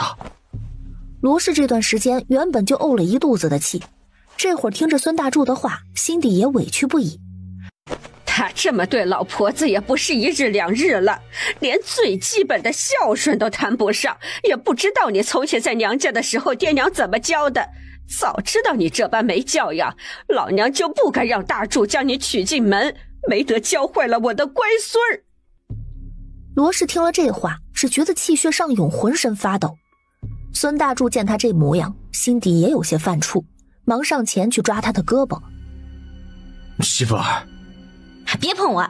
罗氏望向孙大柱，眼底带着失望和委屈：孙大柱，算我看错你了，反正这日子呀，有他在，我也不想过了，你自己看着办吧。说完，红着眼将自己身上的围裙解下来，往地上一甩，便出门去了。孙大柱见状，想去追罗氏，却被李婆子用力的给拽住了：你别追，让他走。我看这罗氏就是被你给惯坏的，她都嫁你生3个孩了，我就不信她还能不回来。娘！孙大柱用力地甩开李婆子：我求你了，你就回老宅去吧，从前你是怎么对她的，你不记得了吗？他一指罗氏离开的方向：她那时候怀孕难受，吃什么吐什么，乏力到躺在屋子里起不来的时候，你杀了鸡，连汤都没给她喝上一口。后面她好些了，看到屋前的鸡毛才知道家里杀鸡吃了。她生咱家老大的时候在东里，原本那次生产就艰难，生下第2天你就趁着我去外头做工，让她洗了一大家子的衣服，结果大出血，差点要了她的命。之后的桩桩件件我也不例举了，当时强烈要求分家，也是因为受不了你，但凡你有个长辈的样子，他也不会这样。如今能同意家里继续养着你，我已经很感激了。一想到罗氏受委屈离开，他既内疚又担心。孙大柱朝着李婆子跪了下来：娘，就当我求你了，你就放过我吧，我不想我们这个家散掉，也不想3个孩子没有娘。回老宅去吧，我保证只要我家里还有一口吃的，就绝不会饿着你。李婆子望着自家儿子，神情怔愣。她从来都没有想过，原来自己的所作所为会让儿子这般痛苦。她抹了把泪，便回屋里收拾东西去了。好啊，你们都大了，翅膀也硬了，你爹也没了，你们就欺负我，让我一个人在老宅过日子。回头哪天我闭了眼，你们怕是也没人看见。收拾好自个儿的东西，他便抽抽搭搭的回老宅去了。孙大柱这次没再心软，目送李老婆子离开之后，嘱咐大女儿看好弟弟妹妹，就跑出门去找罗氏去了。楚月四人刚将水浇完，便见吵了架的罗氏从屋里跑了出来，似是不知道去哪里，就找了个隐蔽的角落蹲那儿哭。楚月往陆星河的方向望了眼，将水瓢递给了他手里，就出了院子。婶子，你这是怎么了？罗氏将脸埋在自己的双臂间。我没事儿，就是不知道该去哪儿了。楚月寻思了片刻，便蹲在他身旁说道：要不婶子跟我们去家里坐一会儿，正好能陪我娘聊聊天呢。从前在这里啊，我娘还时不时找你聊上一句，如今搬去村口了，聊天的机会都不多了。罗氏一听，擦了把脸上的眼泪，在楚月的搀扶下站起身来。行，我去看看你娘，正好还没有去你们新屋看过呢。我娘也许久没往这边来了，要是看到你去屋里，指不定多开心嘞。望着楚月脸上明媚的笑容，罗氏颇有感触地说道：你娘是个明白人，知道好好待儿媳妇好，儿媳妇也会好好待她的。楚月没说话，毕竟不是同辈人，有些事儿不太方便开口说。正好这会儿陆星河将老屋的院门也关好了，便牵着骡子领着几人一起回家去了。到家的时候，小竹正从茅房出来，见着楚月，小丫头的脸上满是喜悦。姐姐。楚月一边放下手中的东西，一边问道：小竹觉得身体如何了？好些没有？小丫头忙点头：好多了，家长爷爷还给我扎针了，我都没有哭呢。说完又微微的咳嗽了2声，但症状比起之前确实要轻许多了。正在井边洗萝卜的云翠荷往楚月的方向望了眼。这丫头啊，也是个懂事的，我看着都疼。许是怕我们看了担心，她一声都不吭的。小竹低着头，有些不好意思地说道：确实也没那么疼，张爷爷扎得很轻的。楚月上前摸了摸他的脑袋：快去屋里休息去吧。他说完便往云翠河的方向走去。娘，我来洗萝卜吧，罗婶子来屋里了。呀！云翠河正要起身，却见罗氏进了院子，摆着手说道：不碍事，我和你一起就行了。云翠河将手在围裙上擦了擦：那怎么行，你是稀客嘞。他能看出来罗氏这会儿眼眶还红红的，指不定就是她那混账婆婆又在家里作妖了。罗氏笑了笑，拿了把小凳子在云翠河的身旁坐了下来，从盆里拿了个萝卜便开始搓洗。什么稀客不稀客的，咱这么多年邻居，嫂子也太见外了啊。3个人一起，萝卜很快就洗完了。云翠河去厨房给罗氏泡了杯茶，2人便在屋檐下坐着聊起了天儿。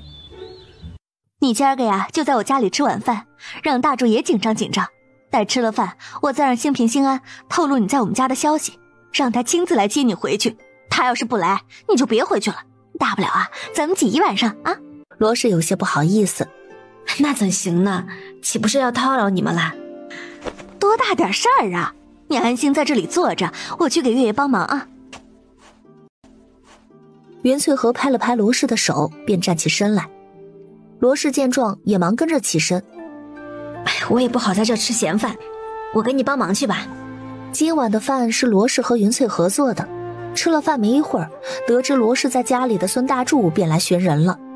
云嫂子，我媳妇儿在你屋里不？云翠荷起身去开了门，便见孙大柱一个劲儿地往家里瞅，几乎要拦不住人了。云氏有些好笑地说道：你都多大人了，怎么还这般毛毛躁躁啊？孙大柱的脸上露出了一个不好意思的神情。嫂子，我媳妇儿不在这里吗？她从下午跑出去，人就不知道去哪儿了。我刚才还往我岳丈家跑了一趟，也没见着她回去。刚回到村里听人说他在你这里，就立马来了。袁翠和有些惊讶：“哟，你还跑去罗家庄了？”厨房里的罗氏听到孙大柱的话，终于沉不住气了，忙跑出来说道：“你没事跑罗家庄去干啥呀？没得惹爹娘给我操心呢。”媳妇儿，你还真在这里啊？孙大柱满脸激动地上前拉住了他的手。我也没和爹娘说什么，只送了点菜去。见你没在那儿就回来了，你放心吧。罗氏将自己的手从孙大柱的手里抽了出来，没好气地问道：“你找我做什么呢？你下午不是维护你娘吗？”我那也是突然犯糊涂，往后不会这样了，真的。往后我要是再和你说一句重话，你就打我，我绝不还手。你娘呢？她已经回老宅去了，往后都不会让她在咱家里住了。哦，罗氏不痛不痒地回道。孙大柱见状，再次拉起罗氏的手：“媳妇儿，你就随我回去呗。这个孩子现在还不知道有没有吃饭嘞。”罗氏不咸不淡地说道：“兰心会做饭，没什么好操心的。”孙大柱见孩子已经动摇不了罗氏的决心，心底越发的急了，忙说道：“就算不心疼孩子，你也心疼我可好？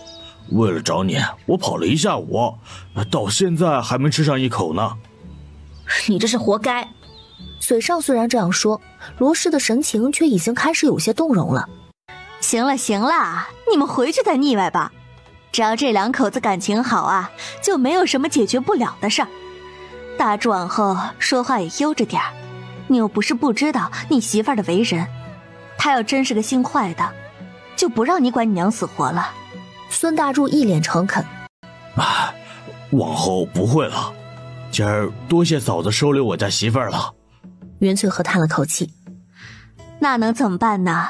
这女人成了亲之后啊，与家里闹个矛盾，自个儿家不想回，娘家不能回的，她也只能来我这里避一避了。”听到他这话，孙大柱就越发的自责了：“媳妇儿，对不起，是我错了。”罗氏白了他一眼：“不是说饿了吗？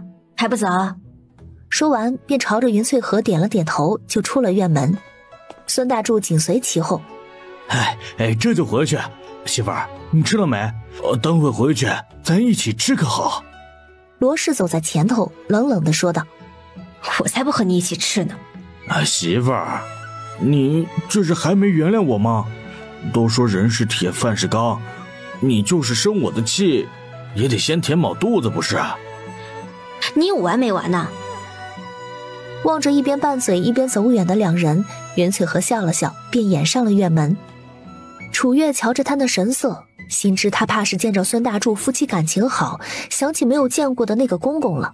“娘，爹从前对你好吗？”袁翠和一愣，点了点头。他的性子和孙大柱不一样，他话少，人也斯文。我们相处了10个年头，极少吵架。听起来爹对娘该是极好的。好是好，就是没得太早了。楚月听了一时间也不知道如何回话。总归如今娘还有我们，往后日子会越来越好的。袁翠和恬淡地笑了笑。纵使心底有遗憾，现在想起来却不似从前那般伤心了。月月不必担心，娘觉得呀，如今这般过日子也挺好，能吃饱穿暖，儿女孝顺，住的还是青砖瓦房，这是从前想都不敢想的事情啊。楚月展言：“娘能这般想就极好呢。”屋里看书的陆星河听着婆媳两个的谈话，唇角也是微微上扬。都说家和万事兴，这要是自家屋里跟孙大柱家里一般闹得不可开交，他必定是无法静下心来念书科考的。小竹来家里的第3日，因为一家人的照顾，病情明显好转，除了伴随着些微的咳嗽外，其余的症状几乎都没有了。病一好转，他的胃口也大了不少。楚月有些担忧地望向张正：“师傅，他这般吃没问题吧？”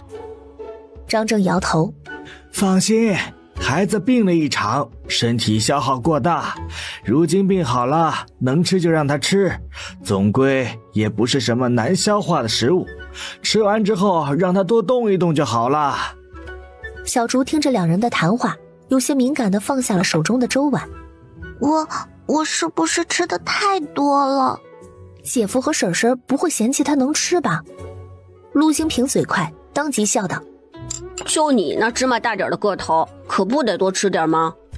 小竹皱起了鼻子，一副委屈的模样，这是嫌他年纪小了。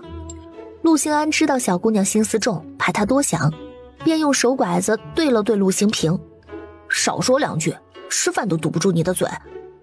袁翠和见状睨了陆星平一眼，忙将小竹的碗筷放回到他的手里。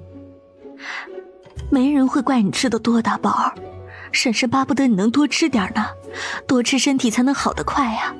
你姐姐也就是怕你吃多了积食伤身，莫要想歪了啊。听了袁翠和的话，小竹才接过饭碗吃了起来。吃完饭，小竹便习惯性的伸手去够桌上的碗，想收碗去洗，却被陆星平抢先将碗收到了手里。小不点儿，这是我的活，你可不能跟我抢。小姑娘听罢，有些尴尬的低着脑袋站在原地，双手无措的放在身前拨弄着。楚月见状，上前摸了摸她的头，柔声说道：星平、星安两个哥哥都是极好的。星平哥哥呀，只是心疼你年纪小，不想让你干活呢。我虽然年纪小，这些活儿我都会的。会也轮不到你，洗碗的活是我的，大嫂都没份呢。陆星平说完，便满脸神气地抱着碗去水缸边上打水洗碗去了。楚月望着陆星平的神情，不由得好笑。他重新望向小竹：姐姐既然将你带来这里啊，是早前跟你姐夫一家商量过的，大家都很欢迎你的到来，只是可能彼此都还不熟悉，一开始的相处便会有些不习惯。小竹应该也感受到了，他们对你没有恶意，既然决定和姐姐一起在这生活了，便要学会早些融入这个家庭，明白了吗？小竹似懂非懂地点了点头。我知道了，姐姐。楚月再次揉了揉她的脑袋。玩去吧，刚吃了那么多东西，多在院子里走一走，消消食。要是实在闲不住，便帮着将院子里的落叶扫一扫吧。小丫头听了，这才露出一个甜甜的笑容。好。望着小竹的背影，楚月的眼底带着一丝酸涩。不过几个月的功夫，原本还算开朗纯粹的小丫头，如今竟这般畏手畏脚了。楚月从米缸里舀出了一些大米，淘洗之后泡在钵中，便从水井里打水浇地去了。刚浇完水，便见一辆马车径直朝着自家屋子这边来了。他忙提着水桶就往家里跑，刚到门口，马车便也停了下来。下一刻，朱大夫从马车里钻了出来。楚姑娘，师傅可还在你家？在的，在的。他正要朝着屋里喊人，听见声音的张正已经从自己的屋里出来了。什么楚姑娘？她如今是老夫的徒儿，你得叫师妹。师。朱大夫望着面前稚嫩的小丫头，一时间竟叫不出口。他抿了抿唇，忙上前拉着张正就往马车的方向拽。师傅，我遇上棘手的病情了，还请师傅随我去瞧瞧。哎，你这糟老头子，尊师重道懂不懂？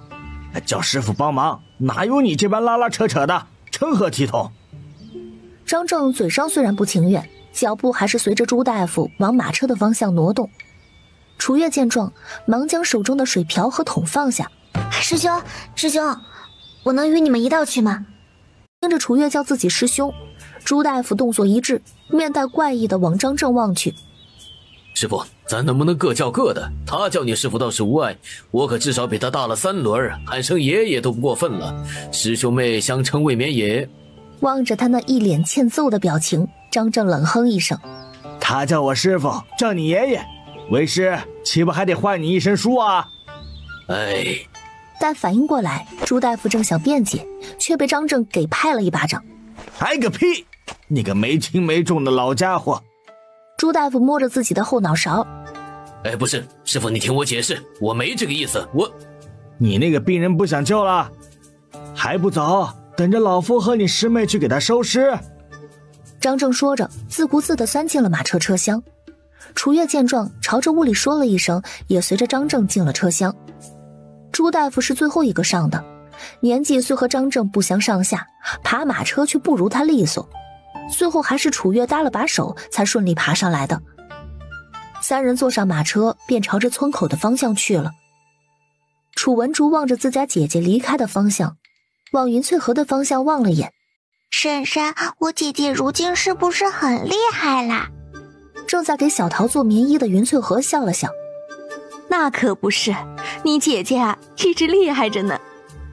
小丫头听到这话，面上带着自豪的笑容。真好，姐姐越厉害，她就越开心。婶婶，待会儿扫完地，你可以教小竹做针线活吗？姐姐是个做大事的人，小竹想给她帮帮家里的忙。听着楚文竹的话，云翠河满脸的欣慰。小竹乖，咱不着急，你还小嘞，等你有个7、8岁了，再学针线活啊也不远。你如今的主要任务就是养好身体，快些长个儿。婶婶，往后我也可以跟姐姐一般叫你娘吗？话说出口，他突然又后悔了。婶婶不会觉得他得寸进尺了吧？云翠河却满脸的开心。当然可以了，娘稀罕着小闺女呢。楚文竹展颜一笑，甜甜的唤了声娘。哎，随着这一声娘喊出口，小丫头突然觉得自己的心底踏实了一般，再次低头扫地的时候也愈加干得有劲儿了。马车上，张正望向坐在左侧的朱大夫。这次又是哪家？病人是什么症状？张正往楚月的方向看了眼。是镇上沈家的夫人陈氏。陈氏的身子骨一向弱，不过常年调理着也还算好。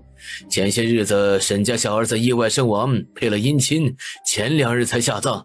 陈氏因为受不了白发人送黑发人的变故，小儿子一下葬就病倒了，主要症状是昏聩、鼻鼾痰鸣、半身不遂、频繁抽搐，已经有2日了。丫头，可能判断出来是何病症啊？如果没猜错的话，应当是外感风邪。朱大夫有些惊讶地望向楚月。哟，这你都能知道？你不是才跟着师傅学了2个来月吗？张正无比自豪地摸了摸自己的胡须。你当人人都与你一般，这种小问题还得找为师来镇场子？朱大夫有些不好意思地笑了笑。那陈氏一发病，沈家就找上我了。当时诊断之后，给他喂下了续命汤，原本治疗结石，这种汤药喂几日也就能缓解了。但夫人的病却越发的严重，我实在是无计可施，便只能来找师傅了。张正嗯了一声，没再说话。马车很快就到了沈家，三人下了马车，便见沈府内的管家迎了出来。朱大夫，您可算来了。转而在望见楚月的时候，面露惊讶。这位姑娘，你怎的也来了？楚月微微笑着点头打招呼。李管家，又见面了。师妹，你们认识了？楚月落落大方地承认。见过一次，不是太熟。李管家不禁庆幸上次没有真的将这姑娘的妹妹扣下，否则就是得罪面前这几个人了。毕竟得罪大夫实在不是一个明智的决定。他朝着府中做了个请的动作。三位快随我来，我家老爷正在夫人院中等着呢。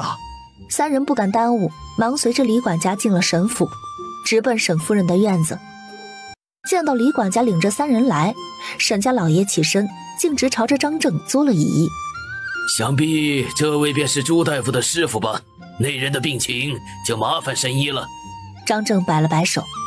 好说，病人在何处？沈老爷忙望向身后的女儿。志雪，你领着大夫去你母亲屋里。是。沈知雪朝着主屋的方向做了个请的动作。三位大夫，请随我来。张正等人进屋之后，沈老爷也随后走了进来。与他一起走进来的还有他身后的几个子女。众人隔着屏风望向床上的病人。张正先上前给沈夫人把了脉，确定沈夫人的病情之后，将位置让给了楚月。丫头，你来吧。楚月点头，上前给沈夫人细细的把脉，又掰开她的眼睛和嘴瞧了瞧。脉象弦滑数，除了之前师兄说的那些症状之外，还有手足厥冷。舌质红绛、苔黄腻的症状，初步判断是痰热闭心窍所致的风邪。沈夫人是否在发病短时间内就已经是如今这种状态了？他一边说着，一边往沈之雪的方向望去。此刻，不仅身为师兄的朱大夫惊讶，站在一旁兀自抹泪的沈之雪也心惊于楚月的准确判断，忙点头说道：“姑娘说的没错，确实如此。”楚月这下更确定自己的判断了。那就是了。张正无比欣慰地抚须说道：“既然已经确定病因，那便说说你的想法吧。”楚月想了想，以针灸药浴让沈夫人尽快恢复清醒，再服用汤药益气活血、化瘀通络，应当是最快的法子了。没错。张正将自己的银针包在床边展开。我来说穴位，你负责行针。楚月面带诧异：“师傅。”“喂，有师傅兜着，大胆做就是了。”张正给足了他底气。楚月呼出了一口浊气，这才从银针包中拿出了第一根银针。百会、内关、三阴交、足三里、丰隆。随着张正报出的穴位名称，楚月虽然下针稳健，额头上却也因为第一次给人针灸而漫出了细细的汗珠。小半个时辰后，针灸结束，沈夫人原本频繁抽搐的状况，肉眼可见的得到了缓解。有救了，娘有救了！沈之雪喜极而泣。朱大夫看着这一变化，满脸惊诧地往楚月的方向望去。师妹竟连师傅最拿手的针灸都学得这样好。张正望向楚月：“开方去吧。”还请师傅过目。楚月将2张方子交给张正，他点头之后才将方子交给了朱大夫。3人从屋里出来，沈老爷便忙上前来问：“大夫，我家夫人究竟如何了？”张正指了指朱大夫手里的药方：“依着这个方子抓药吧。药浴每日2次，5日1个疗程。待沈夫人醒来之后，照常服用汤药即可。之后还得施针1月。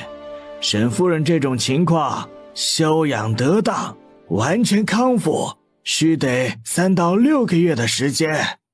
能好就行。”楚月往他身后7、8个子女望了一眼，除了沈之雪和另外1名成年男子，其余人听到陈氏的病能治，脸上的神情并未有多大的变化，更多的是不耐烦。他便也明白了，像沈府这种家大业大的人家，沈家后院必定不止沈夫人这一个，其余的子女估计都不是沈夫人生的了。沈老爷朝着楚月作揖问道：“这位楚姑娘想必是本地人吧？”“是，我是半坡村人。”“姑娘看着和我家知雪和知夏的年纪不相上下，这一身本事却是半点不差嘞。”沈老爷不遗余力地夸赞道。楚月不卑不亢地朝着沈家老爷颔首：“沈老爷谬赞了。”沈太哈哈一笑，吩咐下人拿着方子去抓药，便朝着沈夫人的院外做了个请的动作。“这会儿已经到了饭点，今儿中午几位就在府里用膳吧。我已经让膳房在准备酒菜了，几位神医可千万要赏脸。待会儿用了膳，我再让府里的车夫驾马车送几位回去。”张正一听有酒菜，眉头微挑，就随着沈太出了院子。“师兄，你知道这沈老爷什么来头吗？”朱大夫小声说道。“他是这一带的乡绅，从前在县里的衙门当主簿，据说还是举人身份呢。只是后来年纪渐大，官场沉浮多年又不得上位，就回家当起了乡绅，过起了快活日子。”楚月点头，难怪，竟还是南平镇有些身份地位的人。几人吃了饭便结算诊费，出了沈家。到了马车上，楚月将那50两银票往张正的方向递去：“师傅，这个还是给你吧。”张正往楚月的手里瞟了眼，便又重新闭上了眼睛。“今日出力的人主要是你，接下来还有1个月的针灸呢。这银子你自个拿着。”楚月有些不好意思：“师傅，今儿也就是你在场，你要是不在场，我铁定没这胆量给沈夫人瞧病的。之前理应师傅收着才是。”张正哼了一声：“哼，区区50两，为师还不放在眼里。我要是想赚钱，招着手便有人大把大把的送银子，你信不信？拿着吧，要实在过意不去，明儿给为师炸个鸡过过嘴瘾。一只炸鸡哪里值50两银子？就算没有沈家这档子事儿，给师傅炸鸡吃也是应该的。一旁的朱大夫望向张正，师傅，明儿你还去沈府吗？张正往身后一靠，明儿不去，过7日后再去给沈夫人复诊。有这丫头在，老夫乐得轻松自在。师傅倒是放心。张正一本正经地点了点头。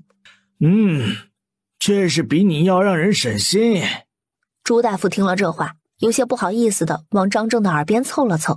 师傅，我好歹也是这丫头的师兄，您给留点面儿。成，念在你年纪一大把了，高低得给你留点儿。听着张正那敷衍的语气，要不是马车正在往半坡村的方向跑，他都想步行回家了。2刻钟后，马车到达了家门口。楚月跳下马车，将张正给扶了下来，朝着马车挥手：“师兄，慢走。”哎，好。朱大夫朝着2人招了招手，马车便载着他跑远了。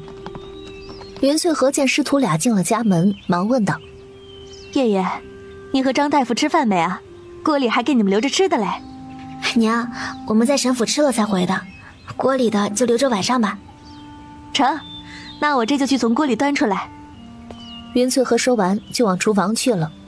听到楚月回家了，小竹拿着一根绳子兴冲冲地从屋里跑了出来。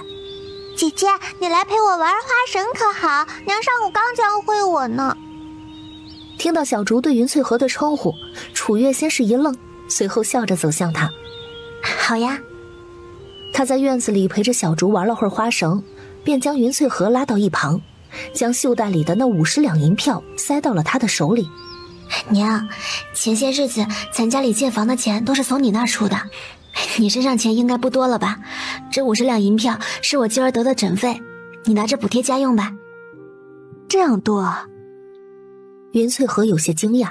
楚月小声说道：“还不是因为师傅出手了，要不是他，我哪里敢喊这般高的诊费啊？”他一个新手大夫，也就是跟着师傅才有点底气。那这钱该给张大夫嘞。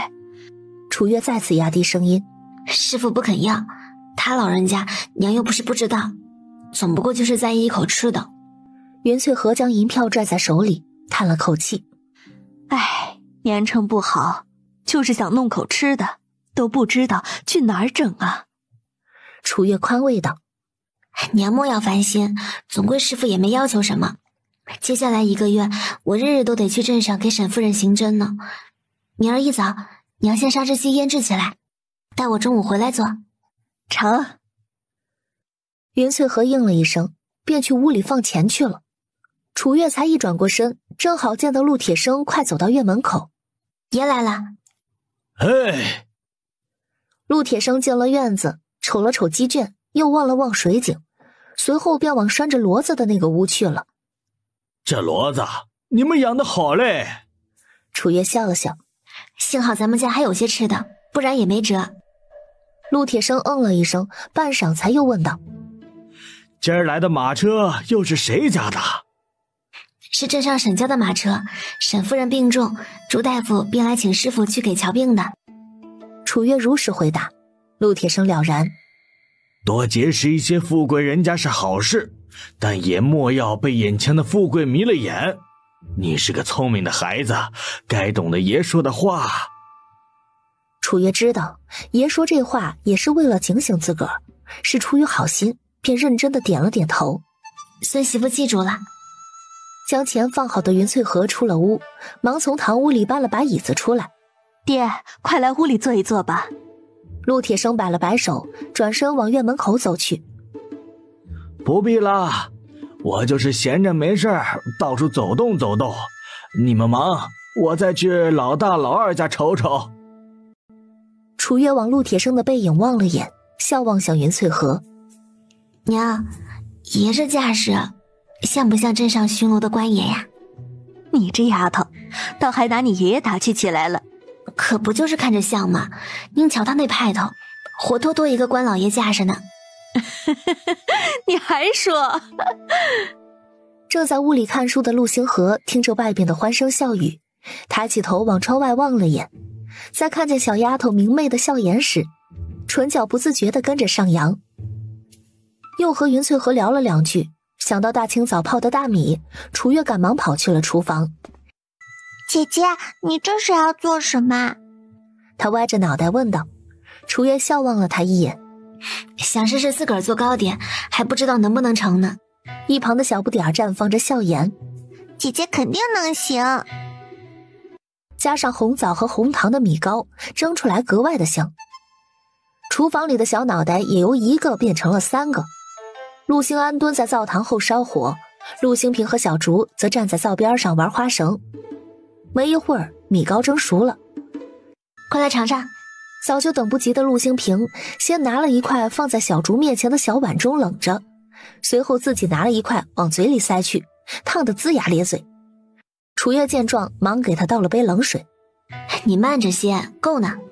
他拿了2个小碟子，给张正和陆星河每人装了3、5块，又泡上2杯青梅茶，便送去了他们各自的屋里。随后端着剩余的米糕去了院子里和云翠和一起吃。别说，咱们自个儿蒸着米糕啊，也不差，真香嘞。云翠和边吃边说道。楚月点头，四处望去，就是不知道哪里有桂花，要是能弄些桂花来，我还可以试着做桂花糕呢。听到桂花，屋子里正在写字的陆星河停下了手中的动作。他记得从前念书的书院旁边是有棵桂花树的。第二天，楚月起了个早，吃完早饭就要出发往镇上去给沈夫人针灸了。陆星河不放心他一人前去，便主动陪着一起去。他从屋里牵了骡子，绑上一个简单的垫子之后，便将楚月抱了上去，随后自个儿也跳上去，坐在了他的身后。这是楚月第一次骑骡子，面上带着兴奋。相公，这骡子跑得也不慢呀。比驴快多了，虽然跟马的速度比不得，耐力却很好，吃的也相对少。楚月往身后望了一眼，只是我得连续1个月去镇上给沈夫人进行针灸呢。你要是日日跟着，岂不是得浪费很多时间？陆星河摇头。不是，明日我带着书去，等你的时候我可以看看书，或者到镇上转一转，看看荒年间的形势变化。原本走路要1个时辰的路，因为有骡子，2刻钟过便已经到了镇子口。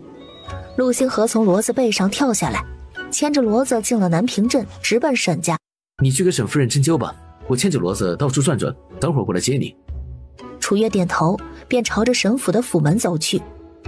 这会儿，沈之雪正站在门口等着楚月，见他来了，赶忙笑着上前挽住了他的胳膊。楚姑娘，方才那人是你的家人吗？楚月一笑，他是我相公。沈之雪有些惊讶，你成亲这般早嘞？楚月有些不好意思的笑着将手臂从沈之雪的胳膊中挣脱出来。娘家家贫，有人愿意娶，当然就嫁了。那你运气还挺好，相公好看又体贴的可不多呢。沈之雪的话里话外都是羡慕。楚月没有再与他聊这个话题，而是问道：沈夫人昨日可泡了药浴？泡了，昨儿下午1次，今儿早上1次，每次都泡了2刻钟。如果泡久了不适，时间也可以稍稍短一些的。好，我记着了。2人很快便到了沈夫人的院子。今日的沈夫人脸色看着确实比昨日要好上不少。楚月先给她把了脉，清楚了她身体的状况之后，才将张正交给她的银针包给拿了出来。针灸的过程很顺利，仍旧是小半个时辰的时间。待沈之雪将他们送出府门的时候，便见陆星河已经等在沈府门口了。楚月望见他，忙回头望向沈之雪。沈小姐留步，沈夫人接下来的针灸还有20多日，往后让下人领我去沈夫人院中便好，沈小姐就不必在这等着我了。如今天越来越凉了，莫要着凉才好。沈之雪微愣，余光往陆星河的方向扫了眼之后，微微的点头。那楚姑娘慢走。2人俯身一拜，楚月便朝着陆星河跑去了。相公，咱走吧。陆星河淡笑着摸了摸他的脑袋。跑这般快做甚？仔细摔着了。随后牵着骡子掉了个头。这会儿还早，需不需要从镇上带点东西回去？楚月想了想，去杂货铺吧，家里调料不够了，得买些回去。也不知道如今的调料贵不贵呢。陆星河一手牵着骡子，一手牵着楚月，去瞅瞅就知道了。楚月边走边耸起鼻子闻了闻，我好像闻到桂花的味道了。陆星河瞅了眼骡子身上绑着的那个小布包，刚才趁你在省府忙活，去学堂附近采了一些。你不是说想做桂花糕？楚月顺着陆星河的方向望去，笑着前后摆了摆他的手。回头做了桂花，第一个给你尝尝。陆星河微微地勾起唇角。依你。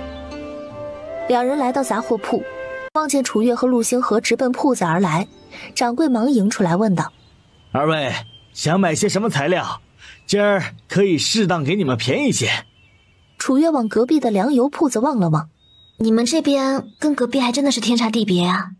哎呀，可不是，荒年嘞，今儿粮食价都涨到12文了，大家伙都快吃不起饭了，哪里还有闲钱来咱这买调料？楚月想了想，也是这个理儿。掌柜给我称1斤盐吧，还要1罐糖，1坛米醋，2斤红枣，2斤花生，生姜也要一些。楚月给掌柜付了290文钱，便和陆星河一起出了南平镇，随后坐上骡子往家里去了。路上，陆星河低头望了眼怀里的小丫头。待过几日骡车的车厢做好了，咱们赶来会轻松许多。楚月一边看向两旁的风景，一边笑着道：如今这般也挺好的。陆星河笑了笑，便加快了速度。两人到家的时候，中饭才刚开始做。楚月被陆星河抱下了骡子，提着坛坛罐罐便往屋里去了。娘，我们回来了。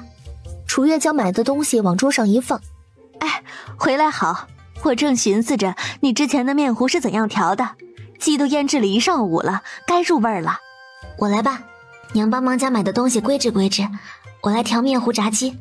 云翠禾将身上的围裙揭下来，递给楚月。行，那你来炸鸡，我去收拾东西。楚月接过围裙，一边往身上系，一边朝着外头喊道：清平，你去洗2个萝卜，等会让娘切丝，多余的面糊咱炸点萝卜丸子吃。喂，好嘞。陆星平应了一声，赶忙从厨房的篮子里拿了2个萝卜跑出去了。小竹也想帮忙做点事情，见陆星平抱着2个萝卜往水缸边上跑，忙上前从水缸舀水到盆里给陆星平洗萝卜。陆星平笑着望着面前的小丫头：小不点儿，你还真是闲不住了。小竹的声音很小：不是闲不住，是习惯了。听着小丫头的回答，陆星平脸上的笑容顿时僵住，语气也软了下来。在咱家里不必这般小心翼翼，咱家人多，不会在乎你一个小孩子干不干活的。往后你就叫我2哥，星儿是3哥。谁要是欺负你了，回家告诉我们，保管给人揍得服服帖帖的。小竹望着陆星平眨巴眨巴眼：你们也都是小孩子，能打得过吗？你也太小瞧我们了，大哥从前跟我们说过，就算打不过，咱还能智取。哼，到时候咱们3个就一起哭，烦都得烦死他们。小丫头捂着肚子笑得前俯后仰。屋里的陆星安听见外面的动静，伸长脖子说道：陆星平，你别在小竹面前丢人现眼了，要哭你自个儿哭去，我可丢不起这人。陆星平翻了个白眼：我这可不是丢人，是策略，你懂不懂啊？不懂。陆星安当即回怼：还有，往后在外别说大哥教过你这话，大哥也丢不起这人，你别给他招黑了。陆星平哼了一声，没再理会陆星安。小不点儿，咱不和他一般见识，他这人脸臭得很了。小丫头一本正经的点了点头，小肩膀一耸一耸的，憋得可难受了。楚月和正在收拾东西的云翠禾对视了一眼，眼底都憋着笑。兴平这猴子当真是家里的开心果。楚月一边将裹好面糊的鸡下锅，一边问道：娘，咱家小鸡还没孵出来呢？还没，不过应该也快了，明儿就20日了。那应该就这2天了。咱们上次买的20只鸡还有12只，能撑一段时间。待这些吃的差不多了，小鸡也长大了。说完，继续切起了手里的萝卜。中午炸了鸡和萝卜丸子，又将上次泡的酸甜萝卜挑了一小碗出来，一家人便上桌吃饭了。香脆油腻的炸鸡和清爽可口的酸甜萝卜简直是绝配。张正边吃边夸：“你这萝卜腌制出来的味道也能与别人的不一样呢。好吃。”楚月笑了笑：“师傅喜欢就好，这萝卜我泡了3坛呢，足够吃上一阵子了。”这是小竹第一次吃炸鸡，抱着云翠和撕给他的鸡腿啃得满嘴是油，但吃了一个便觉得饱了。原本能喝1碗半粥的饭量，今儿中午只喝了半碗就喝不下了。这孩子没事儿吧？云翠和有些不确定地往楚月的方向望去。小猪平日里吃的清淡，突然吃点油荤，肚子饱得快也正常，娘别担心。吃了饭，楚月去堂屋和张正汇报今儿给沈夫人复诊的脉象和病情变化了。一边听张正分析，一边听他讲解关于人体经脉穴位之间的联系，直到云翠和喊两人吃晚饭，才起身去了厨房。娘，怎么做饭了也不喊我一声，我也能跟着帮帮忙呀。你跟着张大夫学习来，怎好耽误你呢？有兴平、兴安和小猪在边上帮忙，做顿饭呐，也不是多难的事儿。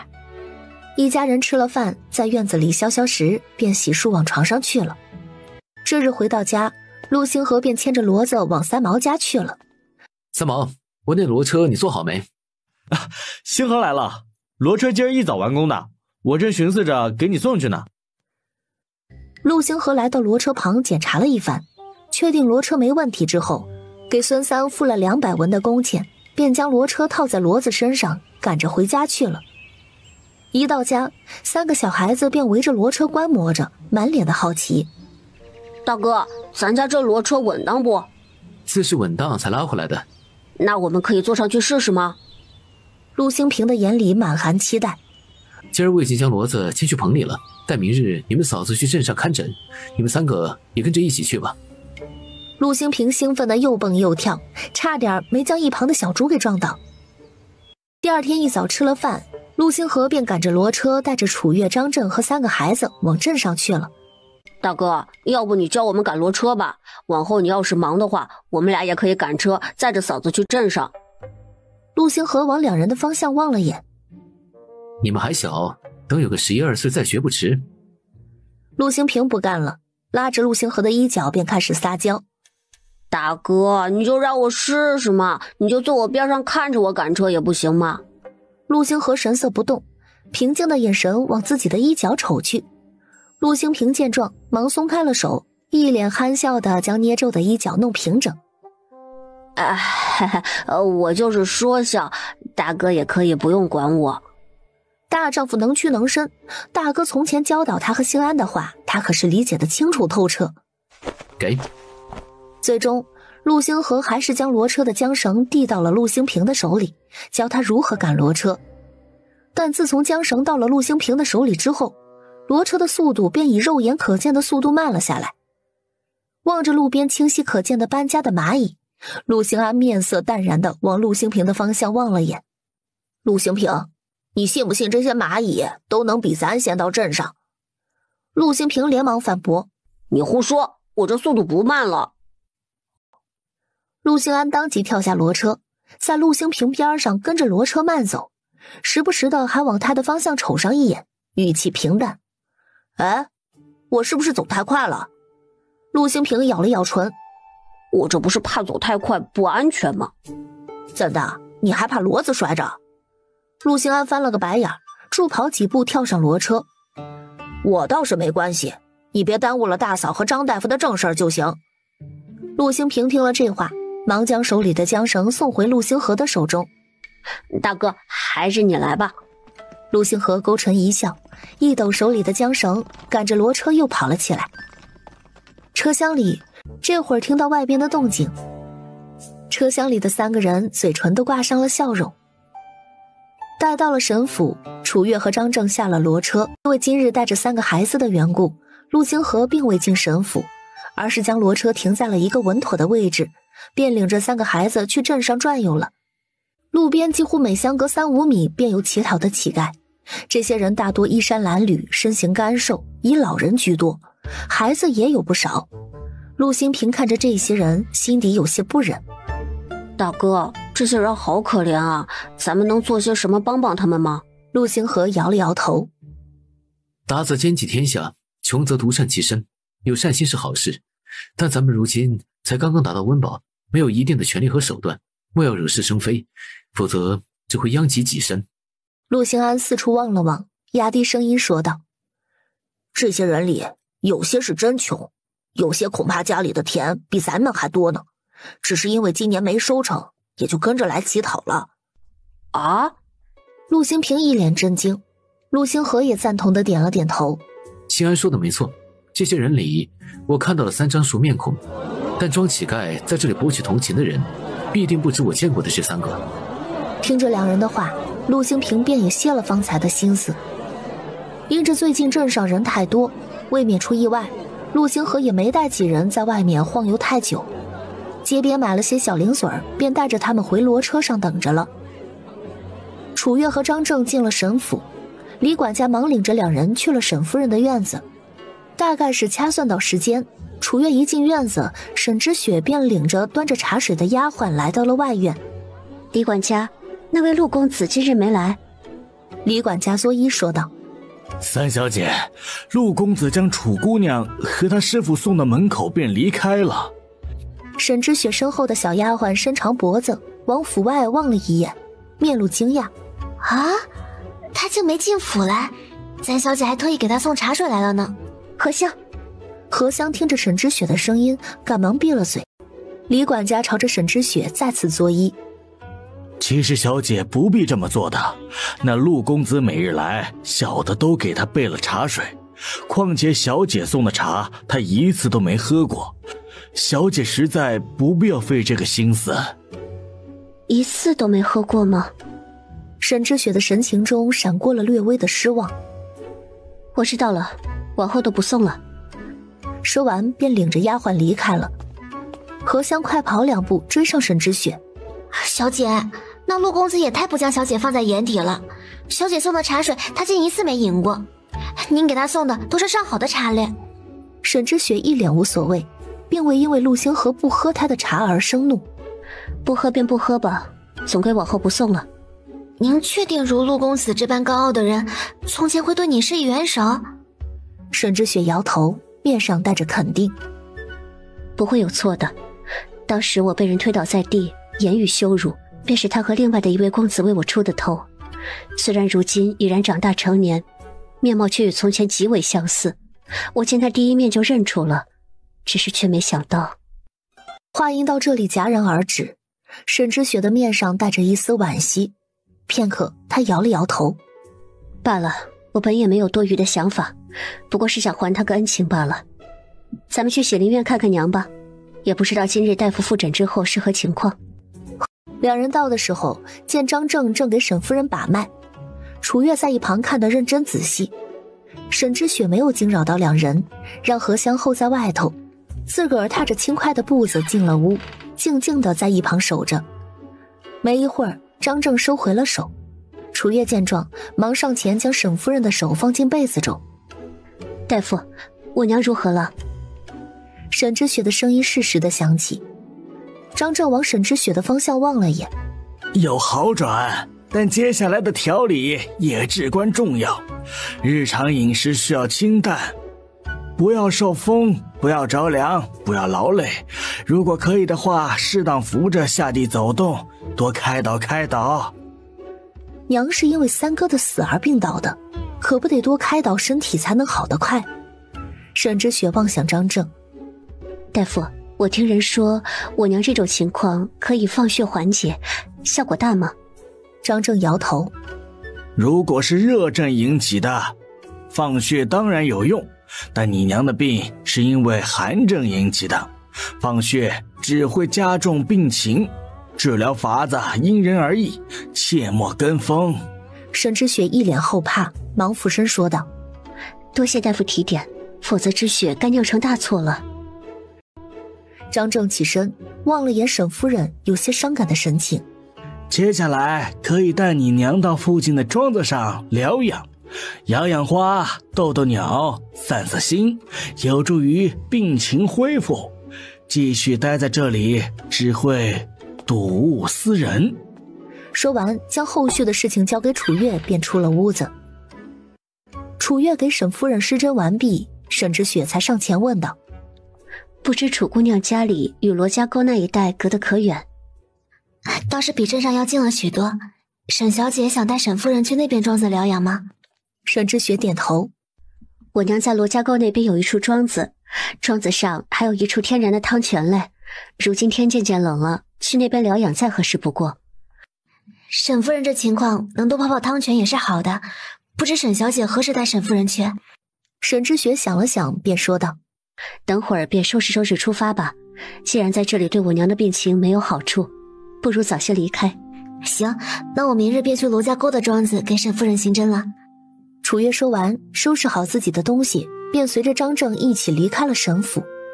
出来的时候，陆星河的骡车正守在沈府门口。到了家，厨房上空已经升起了袅袅的炊烟。楚月忙去了厨房帮忙，陆星河则将骡子拴去了猪圈，又给他喂了点饲料。转身出来的时候，见陆大贵正在院门口往里面张望着。什么事？陆大贵有些不好意思地挠挠头。星河，可否与你商量个事儿？踌躇片刻，陆星河抬脚来到了院门口。说吧。我之前欠你们的2两银子，帮工的时候抵了1两，剩余的可否用田来抵？似是怕陆星河不同意，陆大贵忙说道：你也知道我家的情况，让我还钱，我一时半刻还真拿不出来。如今我家里有了上顿没下顿的，实在是走投无路了，便想着将田抵给你们，我自己也能得点银子来糊口。如果说村里如今谁家还能买得起田的话，他也只能想到陆星河了。儿子都饿了2顿了，要是还不想法子弄点钱去买米，父子2个怕是都挺不过今年。陆星河面上神情没有变化。你要卖哪块田？陆大贵忙说道：就挨着你们的那块田，是之前分家的时候我爹娘分给我的中等田。你常往那边跑，应该也知道那块田的土质还是很不错的，那里总共有1亩5分田。你们要是愿意的话，我可以便宜些，半卖半抵给你们。陆星河略微沉思，便朝着厨房的方向喊道：月月，你来一下。哎，来了。正在炒菜的楚月将锅铲交给云翠禾，便跑出了屋。大贵哥来啦。陆大贵忙笑道：我是来问你家要不要买田的，就挨着你们家那一块，我想卖了抵你们家的债，顺带混点银子糊口。楚月往陆星河的方向望了眼，便又将目光重新放回陆大贵的身上。不知大贵哥想卖多少银子？往常卖田，中等水田大约是7两银子1亩，我给你们算6两，1亩5分田总共是9两，去掉1两的债钱，给我8两银子就行了。楚月想了想，便望向陆大贵。不瞒大贵哥，我原本也是想着趁着年成不好，低价收点田地回来种的，但如今这个世道，6两银子1亩的中等水田，价格也确实不低。如果能5两银子的话，我可以考虑一下。不过我也可以承诺大贵哥，往后要是凑到银子，想将田赎回去的话，可以同价出给你的。陆大贵家里的情况不好，他清楚，但他的钱也不是大风刮来的。如今这个行情，水田只值这个价。陆大贵听了这话，沉默了好一会儿，才终于下定决心。好，那就5两1亩。总归往后还能同价出，等有钱了再将田赎回来就是。楚月笑道：大贵哥可吃过饭了？陆大贵有些不好意思地说道：家里断粮了，还等着银子去买粮食嘞。楚月听罢，忙跑去屋里舀了碗糙米给陆大贵。我家里余粮也不多，大贵哥先回去煮点吃的吧，铁蛋还小，不能饿呢。等会吃过饭了，我们再去李正家办过户。陆大贵从楚月手里接过糙米，满脸感动地朝他鞠躬：多谢，到时候买了米我再来还你们。说完便红着眼眶转身回家给儿子煮粥去了。望着陆大贵的背影，楚月颇有些感慨。自上次的事情之后，他好像真的变了。确实最近好多了，但即便如此，他从前做下的混账事也是事实，人都得为自己从前做过的错事负责。铁蛋虽然可怜，陆大贵却不值得同情。楚月点了点头，便回厨房去了。吃了饭，将家里收拾妥当之后，三人一起到了李正家。说明来意之后，便由陆星河提笔，在李正的见证下重新写下了一份田契。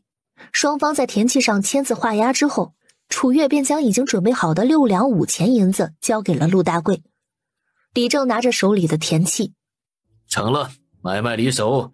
这份田契等我去官府给你们报备盖章之后再给你们送去。最近卖田的人不少嘞。楚月点头，那就有劳李正了。陆建奇摆了摆手，我分内的事儿你们先回吧。哎，楚月三人出了李正家，他望向一旁正盯着手中银子的陆大贵。大贵哥，镇上的粮食1天1个价，你如果要买的话，可得早些去，去晚了恐怕还有的涨嘞。陆大贵听了，拔腿就往家里跑。啊，那我现在就去。楚月和陆星河回到家，与云翠和说了一声之后，便去屋里找张正了。丫头，为师恐怕得离开几个月。下午的讲解结束之后，张正突然与楚月说道。楚月微微的怔了。师父要离开了，何时走？张正抚须说道。得离开了，有个重要的病人要去复诊，不过也不着急，我还能在这里待上半个月，下次来怕是得明年了。楚月望向张正，带着些许鼻音说道。那师父可得说话算话，明年一定要来。那是当然，别的不说，师父还念叨着你这一手厨艺呢。你之前说的烤全羊、火锅、叫花鸡、麻婆豆腐，师父是一样没尝过，但明年来了可不能小气啊。明儿我便给师父做一只叫花鸡尝尝，只是其余的东西，今年这个年虫怕是也难弄到食材，只能等明年了。张正丝毫没有为难楚月的意思，摆摆手说道。无妨无妨，师父等得的。因着沈知雪带着沈夫人到了罗家沟的庄子上休养，从家里过去要近了许多，骡车1刻钟的功夫就到了。骡车顺着修得平整的山路一路行驶到了那处青砖瓦房的院门外。楚月从骡车上跳下来，上前敲了敲院门。让他意外的是，开门的不是沈知雪，而是之前在沈府见过一面的沈之夏。沈之夏见着楚月，面上神色比沈之雪要冷淡多了。楚姑娘请进吧，母亲还在屋子里等着呢。楚月没说什么，在沈之雪贴身丫鬟的指引下进了主屋。屋里，沈之雪给沈夫人盖好被子之后，面带歉意地望向楚月。沈姑娘，这实在是不好意思，方才你来的时候，我正在给我娘擦洗身子，便没有前去相迎。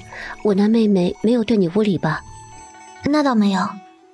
楚月走上前瞧了瞧沈夫人，沈夫人脸色倒是比昨日还好上一些，看来这庄子当真是个好地方嘞。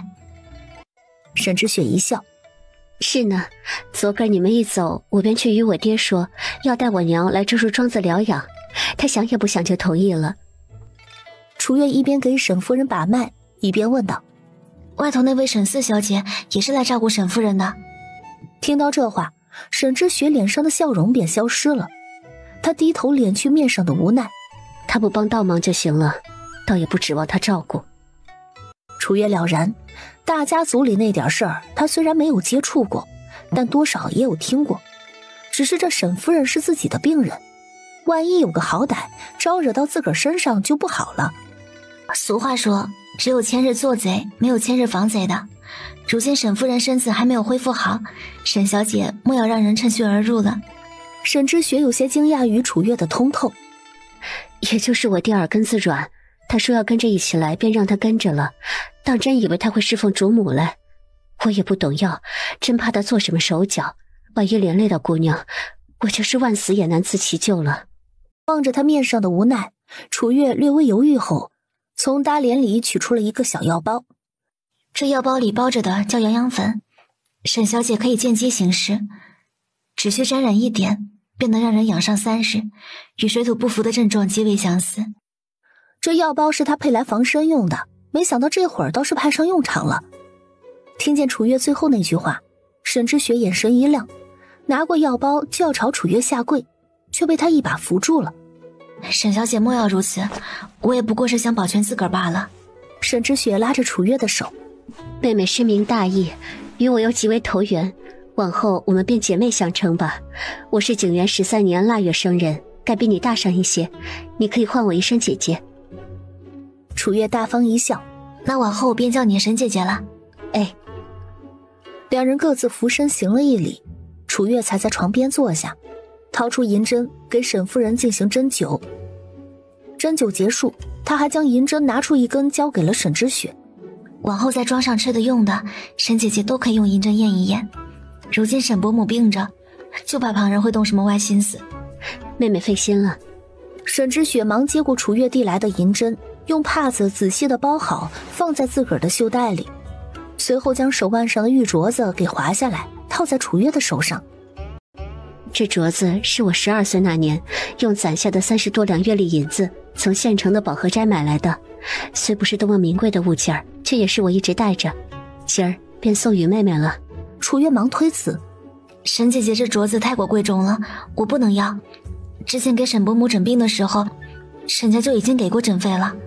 沈之雪却不由分说地拉着她的手说道：妹妹听我说，沈家是沈家，我是我，咱俩如今既然以姐妹相称，这镯子便当是我这个做姐姐的给你的见面礼。你要是拒绝的话，那便是不认我这个姐姐了。那就多谢沈姐姐礼物了。楚月又与沈之雪说了几句话，便告辞出了屋。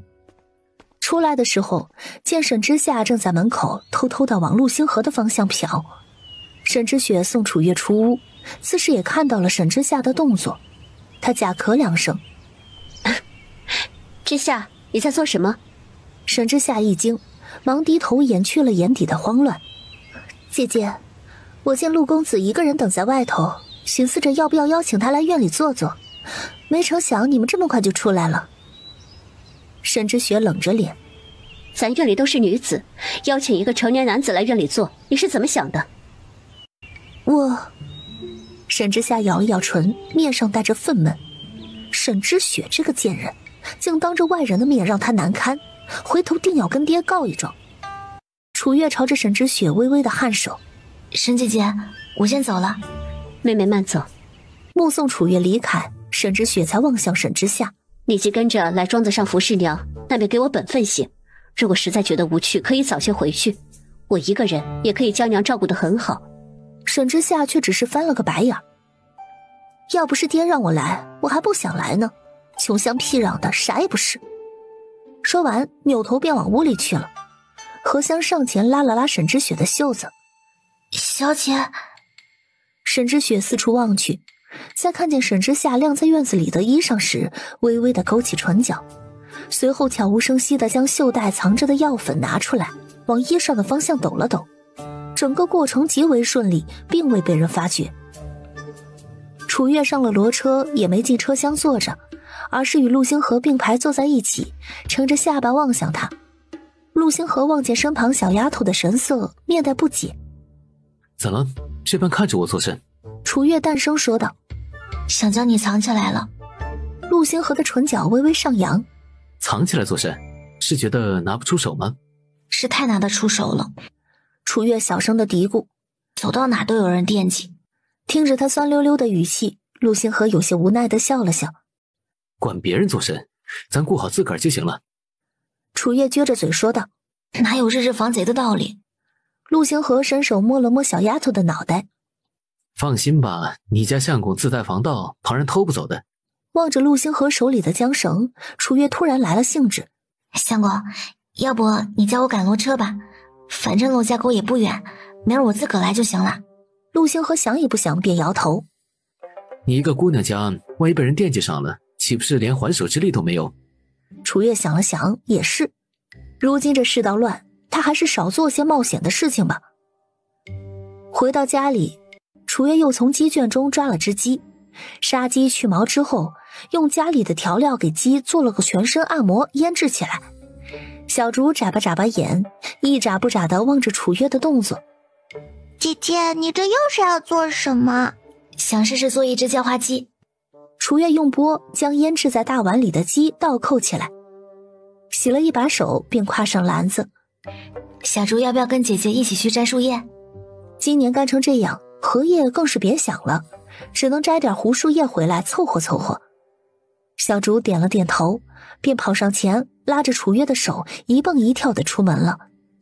从前在牛头村的时候，他出门也最喜欢这样拉着姐姐。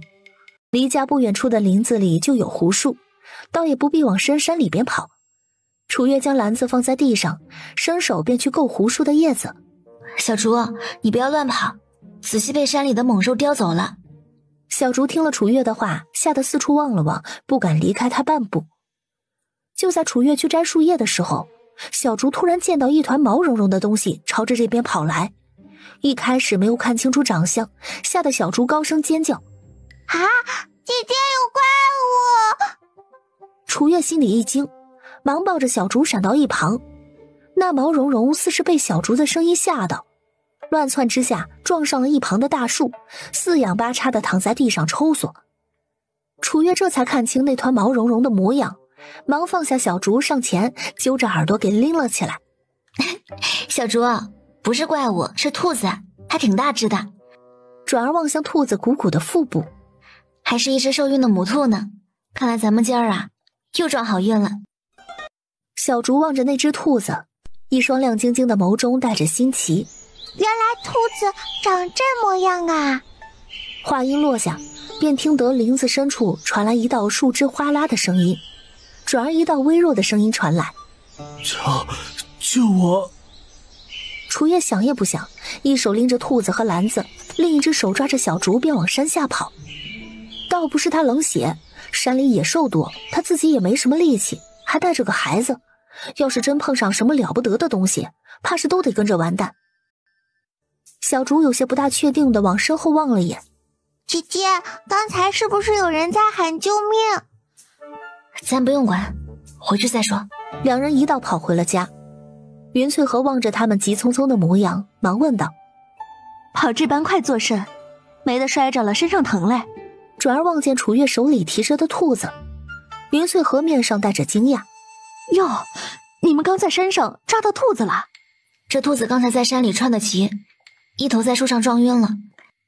楚月一边说着，一边朝着屋里喊道：清平，帮我拿个箩筐过来。喂。陆兴平忙出了房门，往厨房去拿箩筐了。屋里人因着外边的动静全都出来了，望见楚月手中的兔子，陆兴和眉头微蹙。又去山里了？就在屋边上不远处摘胡树叶呢。这兔子不知怎的就从山里蹦出来了。他将兔子罩在箩筐下，趁着众人的注意力都在兔子上，拉过陆兴和来到一旁。相公，我跟你说个事儿。望着他一脸慎重的模样，陆星河满心疑惑。怎了？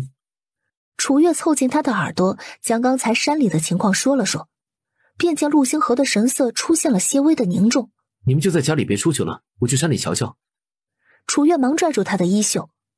那你当心点儿。放心吧，势头不对我就跑。陆星河说完便出了院子往山里去了。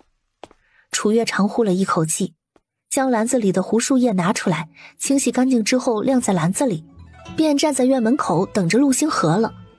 陆星平从菜地上揪了几片菜叶子扔进了箩筐，这会儿兔子已经完全缓过神来，一看到菜叶子便抱着啃起来。几个孩子看得津津有味。大嫂，你这运气真是好，我就没见过你这么好运气的。云翠荷在一旁笑了笑，也得亏你嫂子运气好，不然咱家呀如今还在老屋里窝着嘞。陆星平一边观察着吃菜叶子的兔子，一边点头说道：娘说的是，大嫂就是咱家的福星，有大嫂在，咱家往后的日子肯定会越来越好的。云翠荷笑着摇了摇头，继续做起了手里的针线活。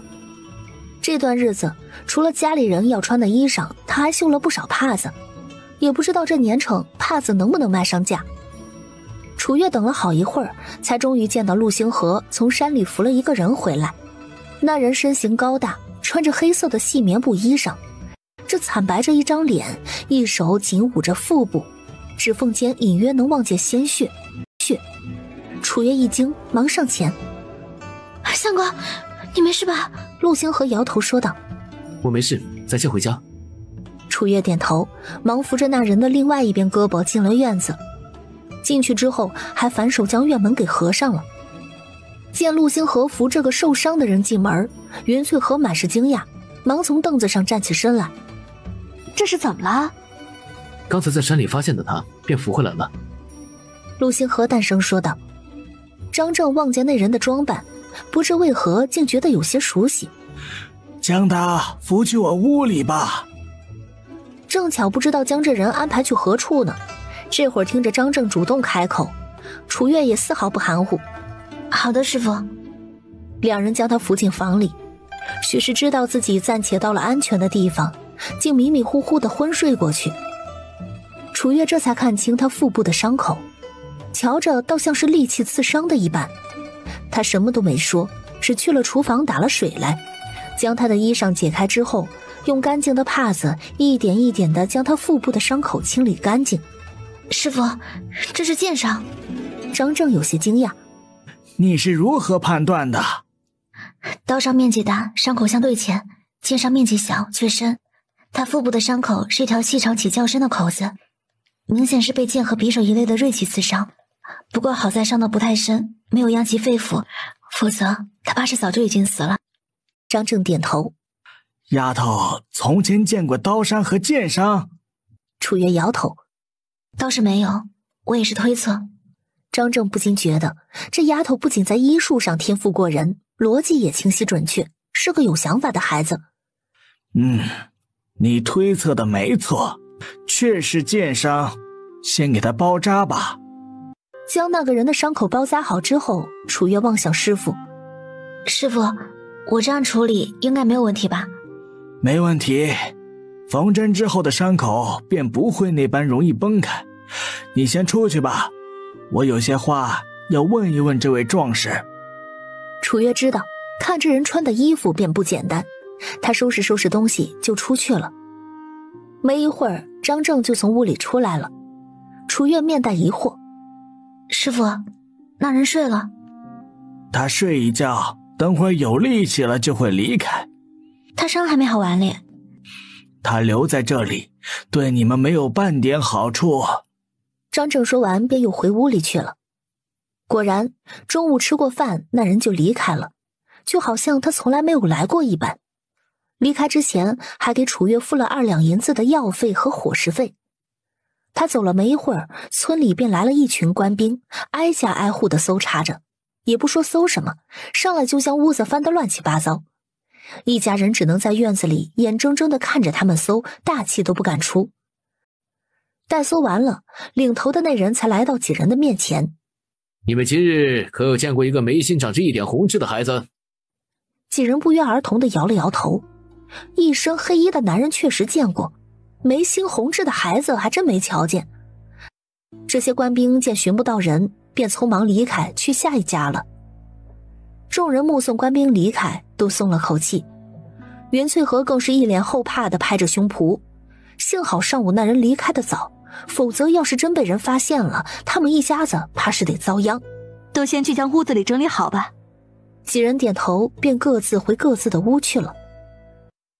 将屋子整理好，便听见了院子外面有敲门声，紧接着是王雪兰压得低低的声音：“老三媳妇，你们一家没事吧？”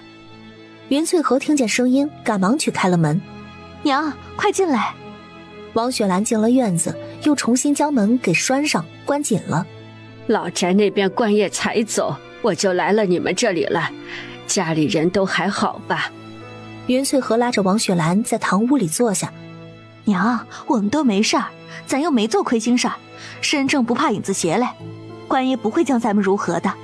索性娘来了，就不着急回去，省得撞见那些官爷啊，有理也说不清了。”王雪兰忙点头：“哎，行，等他们走了我再回去。”楚月将屋里整理妥当，与王雪兰打了声招呼，就去了厨房。屋里的人也没见楚月用泥巴裹基的过程，见他挖土埋泥巴，满是好奇。大嫂，你咋还埋泥巴了？楚月露出了一个神秘的笑。到时候你就知道了。陆星平眉头一挑，越发的好奇了。将基埋好之后，楚月又从屋里抱了些柴火，架火烧了起来。娘奶，这边暖和，来开火了。如今虽然入冬，没风也没雨的，但坐在屋里不动还是有些冷清的。两人出了屋，一边在火旁烤火，一边唠嗑。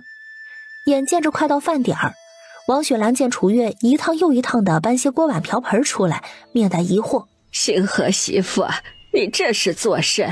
难不成想在外边做饭？楚月用3块石头将锅给架了起来。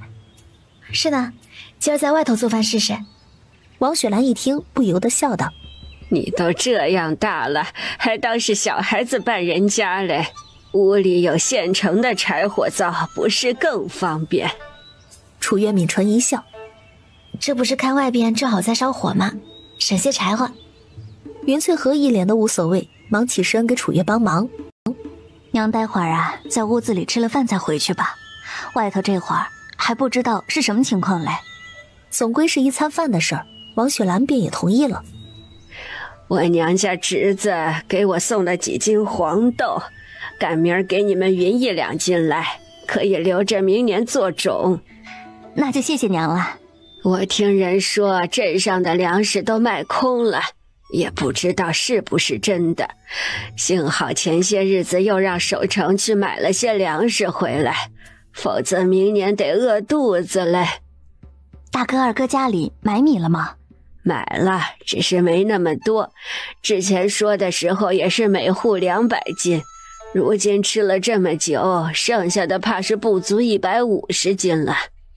前几日我让守城去与他们说再买点儿，你2个嫂子觉得近些日子买粮食的钱花多了，好像是没让你大哥二哥去买。大哥二哥家里人比老宅还多，怕是熬不住嘞。王雪兰面上带着些许的气愤。如今已经分了家，熬不住也是他们自个儿的事情，谁让那2个婆娘眼皮子浅，活该饿。他俩要是来找你借粮食，你可千万不要心软呐。哎，听娘的。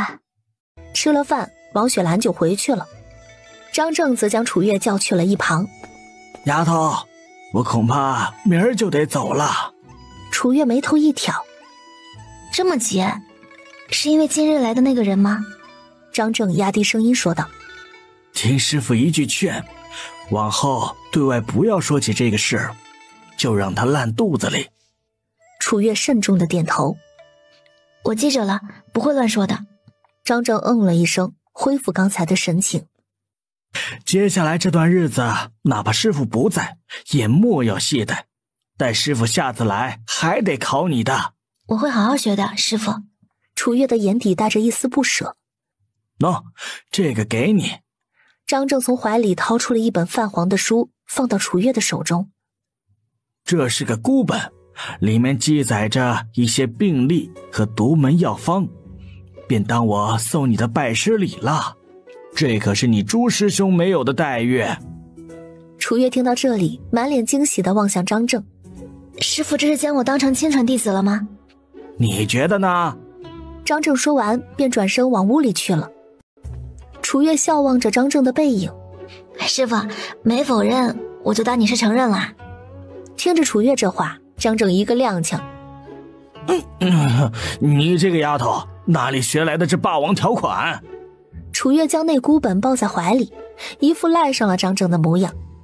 我不管，反正我当师傅同意了，师傅要是反悔，那就是出尔反尔，说话不算数。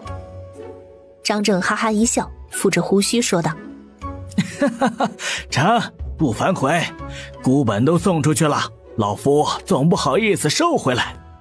楚月一笑，他就知道这老头就是嘴硬，人还挺好的。夜幕降临，楚月躺在炕上翻来覆去的睡不着。陆星河有些意外，往日不是沾床就睡，今儿这是怎的了？楚月情绪有些低落。相公，师傅明日就要离开了。陆星河抬头摸了摸他的脑袋。天下没有不散的筵席，总归往后又不是见不到了，怕是不超过3月，那老头儿就会乖乖回来了。楚月眨巴眨巴眼，何以见得？那老头最在乎什么，你又不是不知道。看着吧，兴许还不用超过3个月呢。睡吧，不要想太多了。第二天一早，张正吃了早饭就要离开了，因为去镇上路远，楚月让陆星河赶着骡车去送送他，自己则步行往罗家沟去了。到地方的时候，庄子半山腰院子的门大开着，沈之雪正站在屋门前往院外张望，见楚月来，忙上前拉住了他的手。他往外瞅了瞅，怎的自个儿就来了？我相公送我师父去镇上，我便自己来了这儿。他送了师父，便会过来接我回家的。沈之雪听了，捂嘴一笑：“你这相公心也够大的，这么好看一小媳妇儿，也不怕被别人拐了。”原本还以为是因为沈之夏的缘故，让两人回去吵架了呢。听到两人好好的，倒是松了口气。楚月大大方方的随着沈之雪进了院子。沈姐姐说笑了，我不过是一乡野丫头，谁会拐我？我呀。沈之雪浅笑着拉着楚月往沈夫人的屋里走。就是可惜了，我不是个男人，否则指不定还真要和你相公抢人呢。楚月有些不好意思的白了他一眼。沈姐姐怪会打趣我，像姐姐这般美的人才会被惦记来。沈之雪一笑，拉着楚月进了屋。娘，楚妹妹来了。躺在榻上的沈夫人艰难的开口：“好。”楚月有些惊讶：“伯母能开口了？”沈之雪满脸笑意：“是呢，昨个你走了之后，我娘便可以开口说话了，只不过每次只能1个字2个字的说。这是个好现象，继续调养会越来越好的。”屋外，沈之夏望着沈夫人的房间，眼底带着一丝不屑：“哼，能说话了又如何？就他如今这半身不遂的模样，爹嘴上不说，心底不定怎么嫌弃呢，否则又怎么会让他搬来这穷乡僻壤之地？唉，这沈之雪也是个蠢的，为了自个儿的娘放弃了大好的前程，长期不与爹亲近，真当爹还记得他这个女儿呢。”一旁的丫鬟忙点头说道：“小姐说的是，这个家毕竟还是老爷说了算的。”楚月从屋里出来的时候，自家的骡车已经停在院外了，只是却不见陆星河的身影。他满脸疑惑，忙走出门喊道：“相公！”下一刻，陆星河从骡车里钻出来：“我见你还没出来，便坐在骡车里看看书，忙完了吗？”楚月笑着来到骡车旁：“忙完了。”陆星河跳下骡车，将楚月给抱了上去：“忙完了，咱就回家。”说完，自己也跳上骡车，赶着骡子掉了个头，便朝着山下走去。沈之雪望着骡车离开，眼底满是羡慕。荣华富贵不过是过眼云烟，他将来的男人要是能有陆公子对楚妹妹这般体贴，这辈子也就知足了。沈之夏往沈之雪的方向扫了眼，轻飘飘地说道：“姐姐昨个还说我呢，瞧瞧你自个儿，这眼珠子都要掉出来了。”沈之雪满脸淡定地转身望向他：“我光明正大的羡慕，不丢人。”说完便去了沈夫人的屋里。沈之夏望着沈之雪的背影，双拳紧紧地拽在一起，心底恼得不行：“这个贱人！”说着逆向了一旁的丫鬟：“看什么看，还不去准备衣裳？既然这里用不着我照顾，我便泡汤泉去。”那丫鬟小心翼翼地问道：“那奴婢该给小姐准备哪套衣服呢？”沈之夏满脸的不耐烦：“昨儿换下那套就行。”“正好干了嘞，小姐稍等，奴婢这就给小姐拿去。”说完转身往屋里跑去。楚月随着陆星河刚回到家，便见王雪兰在门口等着两人了。“奶来家里啦。”楚月笑着跳下骡车。王雪兰面上带着一丝焦急，望向楚月，忙拉着他就往山下跑。“星河媳妇，你快随我去一趟。”楚月没有将王雪兰挣脱开，他从未见老人家露出这般神色，怕是家里发生什么事情了。奶，发生何事了？你大伯家的木头病了，烧得迷迷糊糊嘞。村里有人说是鬼上身，你大伯母正寻思着找人做法。我琢磨着这事儿不对，就来寻你了。王雪兰边走边说道：“木头是大伯家的孙子，今年4岁，楚月是见过的。烧得迷迷糊糊与鬼上身有甚关系？最近的天骤冷骤热的，怕是着凉引起的吧？哎，你这孩子懂医，自是能知道缘由。那些个乱嚼舌根的人，就是大老粗看佛经，没得害了人家性命。关键你那大伯母也是个蠢的，竟还信了他们的鬼话。”没一会儿，两人便来到了大伯母家里。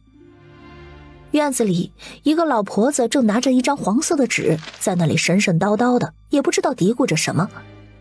4岁的木头被人摆在院子里，身下垫着稻草桔梗，身上裹着薄被，小脸通红。他娘许氏依偎在大堂哥怀里，哭得眼睛红肿。随着老婆子的念念叨叨，木头开始抽缩起来。众人见了，忙起哄：“哎呦，真是鬼上身嘞！快看，木头在发抖了，该是内鬼要从他身体里面出来了。”随着这道声音响起，众人纷纷后退，生怕从木头身体里出来的那鬼缠在自个儿身上。那婆子念叨了好一阵，便将符纸在香烛上点燃，化在水里，随后指了指面前的那碗水：“行了，将这碗符水喂下，他就能好了。”田春燕端着那碗水就要给木头喂下，王雪兰却赶忙拉着楚月进了院子。“田氏，你住手！”田春燕瞅见王雪兰，明显的愣了愣。“娘，你怎的来了？”王雪兰指着他骂道：“你瞧瞧你干的什么混账事！木头病了不找大夫，找这么个神神叨叨的婆子做什么？”田春燕丝毫没有意识到自个儿的错误。“娘，我这不也是为着木头好吗？他这是鬼上身了，您没瞧见他都开始抽搐了，我还是赶紧将这碗符水给他喂一下吧。”“你如果想害他的话，尽管喂。”楚月的声音适时的响起。田春燕愣住了：“星河媳妇，你这是说的什么混账话？我怎么会害了木头？我可是他亲奶！”楚月来不及和田氏多争论些什么，赶忙蹲下身，将木头领子上的扣子松开，随后让他侧躺在地上，一手还微微地将他的脑袋托起。“奶，快帮我拿根筷子来。”王雪兰赶忙往厨房跑去。楚月将筷子咬在木头的嘴里：“奶，你帮我托着木头的脑袋。”王雪兰赶忙照做。楚月的手得了空闲，忙掐了木头的人中穴和合谷穴，又握着手掌在他后背用力的一拍，哗的一声，木头吐出一大口浓痰之后，慢慢的停止了抽缩。周围看热闹的人见了，面面相觑，瞧这模样，星河媳妇儿还真有两下子呢。“王婶子，你家孙媳妇儿可真厉害嘞！”自家的人得到夸奖，王雪兰只觉得面上有光，当即望着那人回道：“星河媳妇可是正经拜了师傅学过的，自然是有两下子。孩子发烧，用温水给他擦拭身体退烧就行了，实在烧得厉害，就找大夫开退烧药，而不是喝符水。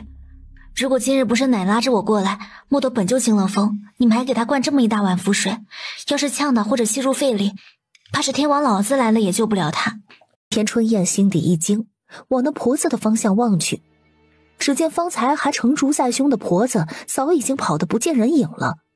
这一下他才意识到自己刚才怕是险些酿成大错了。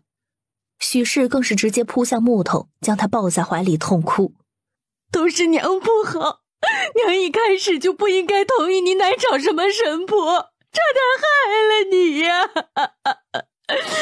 楚月站起身来：“堂嫂将木头抱进屋里吧，免得受了寒凉又加重病情的。”许氏一边哭一边朝着楚月磕头：“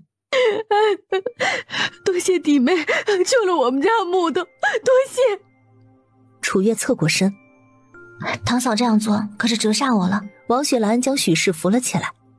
要是早些找星河媳妇过来瞧瞧，木头也不至于病成这般模样。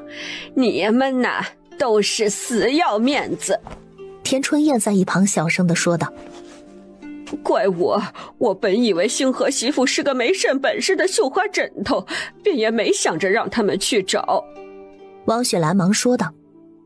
星河媳妇可不是什么绣花枕头，人家有多少本事在身上，你们怕是想都不敢想。你们那就是眼皮子太浅。再说了，不找他还不能找别人。田春燕面露难色。咱家里情况娘你也知道，才分家又建了这么个屋子，如今年成不好，粮价又贵，饭都快吃不起了，哪里还有闲钱去找大夫呀？王雪兰压低声音说道。之前让你们多囤点粮食，你们不乐意，如今家里没粮了，还不是得买？田春燕也后悔不已。娘说的是，早知道粮价会涨得这样快，当时就应该多囤点儿。话刚落下，便见正要抱着木头回屋的许氏双眼一翻倒了下去。众人急了，田春燕忙抱住了许氏怀里的木头，避免他摔着。大堂哥陆长今则上前将许氏拖在怀里。媳妇儿，你怎地了？楚月和王雪兰对视一眼，忙蹲下身搭上了许氏的脉搏。放心吧，堂嫂没事儿。没事儿，怎地还晕了？陆长今满脸的担忧，楚月面露浅笑。那是因为大堂哥又要当爹了。陆长今一愣，又要当爹？一旁的王雪兰反应过来，满脸的喜悦。傻小子，许氏有身孕了，你可不就是又要当爹了吗？田春燕听到这个消息也是满脸的惊讶。真的假的？楚月淡声说道。自是真的，大伯母要是不信，可以另找个大夫来把个脉。田春燕讪笑道。信的，哪里能不信呢？陆长今满脸惊喜地抱住许氏。媳妇儿，你听到了吗？咱又有孩子了。楚月望向一旁的田春燕。大伯母多关注一下木头的体温，在温度降下来之前勤快些，用湿毛巾给他擦拭身体，待温度下去了之后，可以小口给他喂些水。回头我让兴平、兴安给你们送点退烧的药过来，要是实在烧得厉害，就给他喂点药下去，避免他再次复发惊风。田春燕有些不好意思地点着头。我知道了，今儿个多谢星河媳妇了。楚月笑了笑，便转身离开了。王雪兰望向陆长今。快将许氏扶屋里歇息去，刚怀上身孕，可莫要劳累了。陆长今还没从喜当爹的喜悦中缓过神来，这会儿听着王雪兰的话，自是点头说道：哎，听奶的。王雪兰又往田春燕的方向望去。老大媳妇，这些日子木头的事情你就多上点心，许氏身子还没坐稳，我要让木头惊扰到他肚里那个了。我醒得的，今儿也多谢娘了。王雪兰摆了摆手。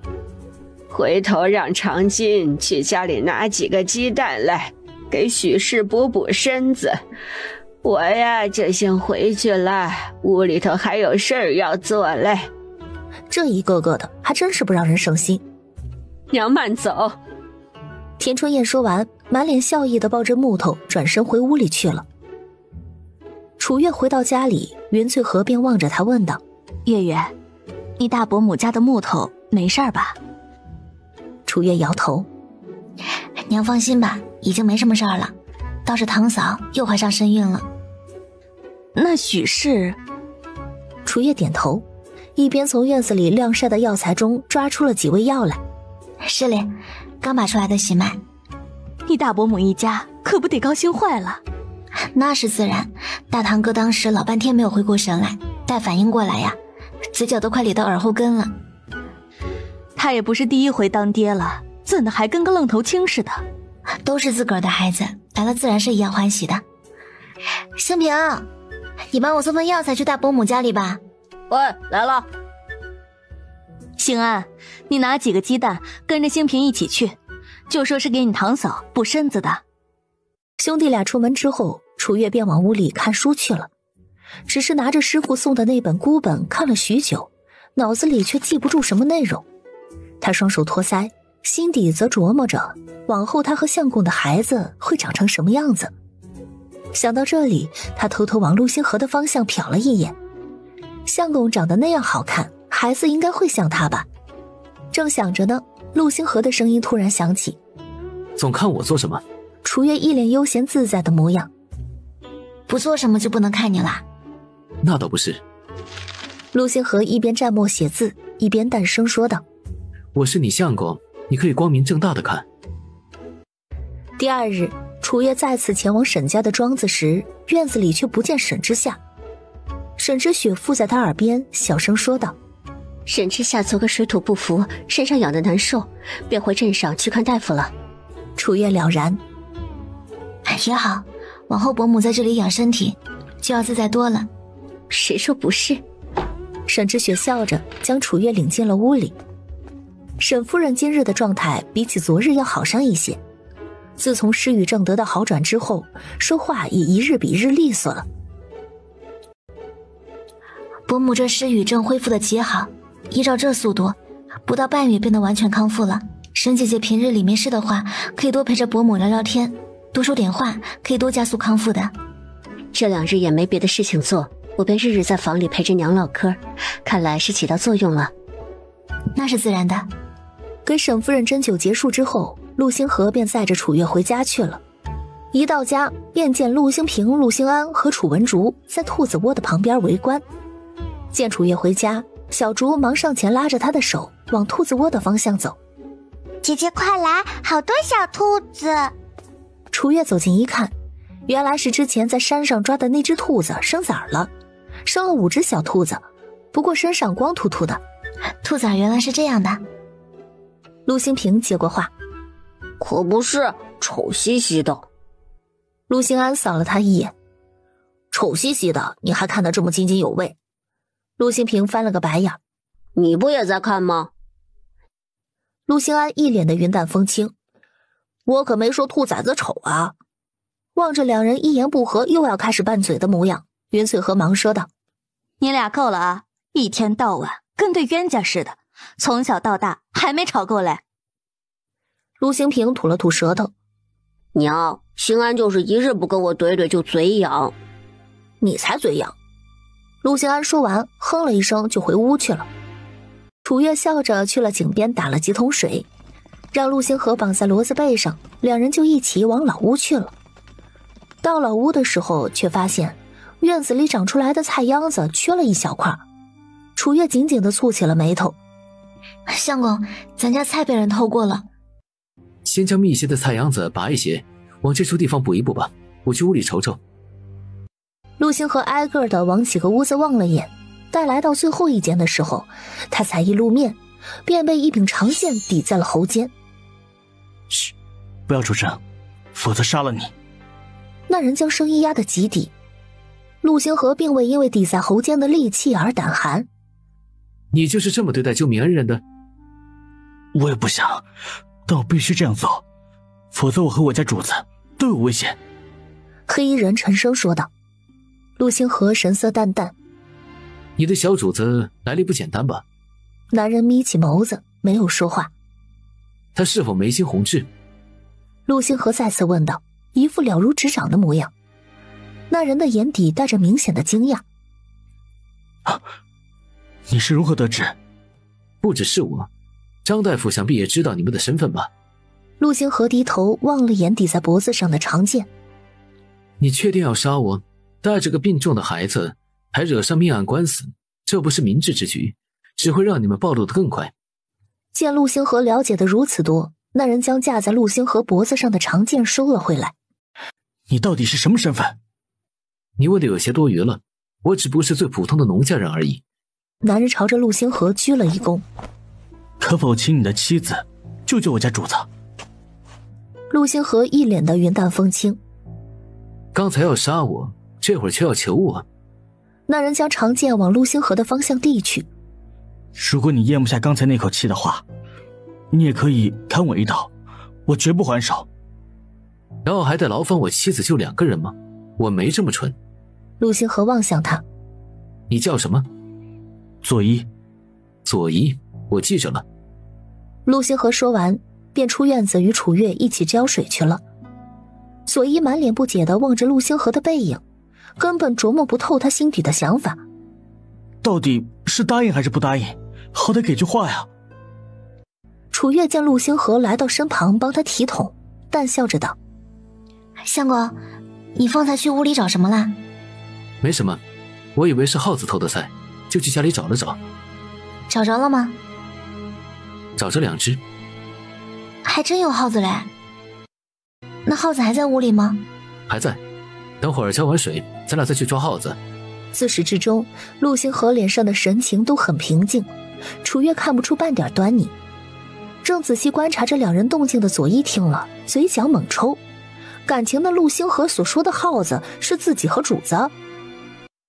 浇水完毕，陆星河便一把拉过楚月的手，去屋里瞧瞧吧。楚月点头，望着他紧握自己的手，唇角带着浅笑。陆星河见着他这般的淡定模样，有些疑惑地问道：你不怕？老鼠又不是老虎，该他怕我才是。陆星河笑了笑：你倒是胆大的与众不同。他差点忘了，这丫头看着瘦瘦小小，胆子却从来都很大，只是自己总习惯性的觉得她需要保护罢了。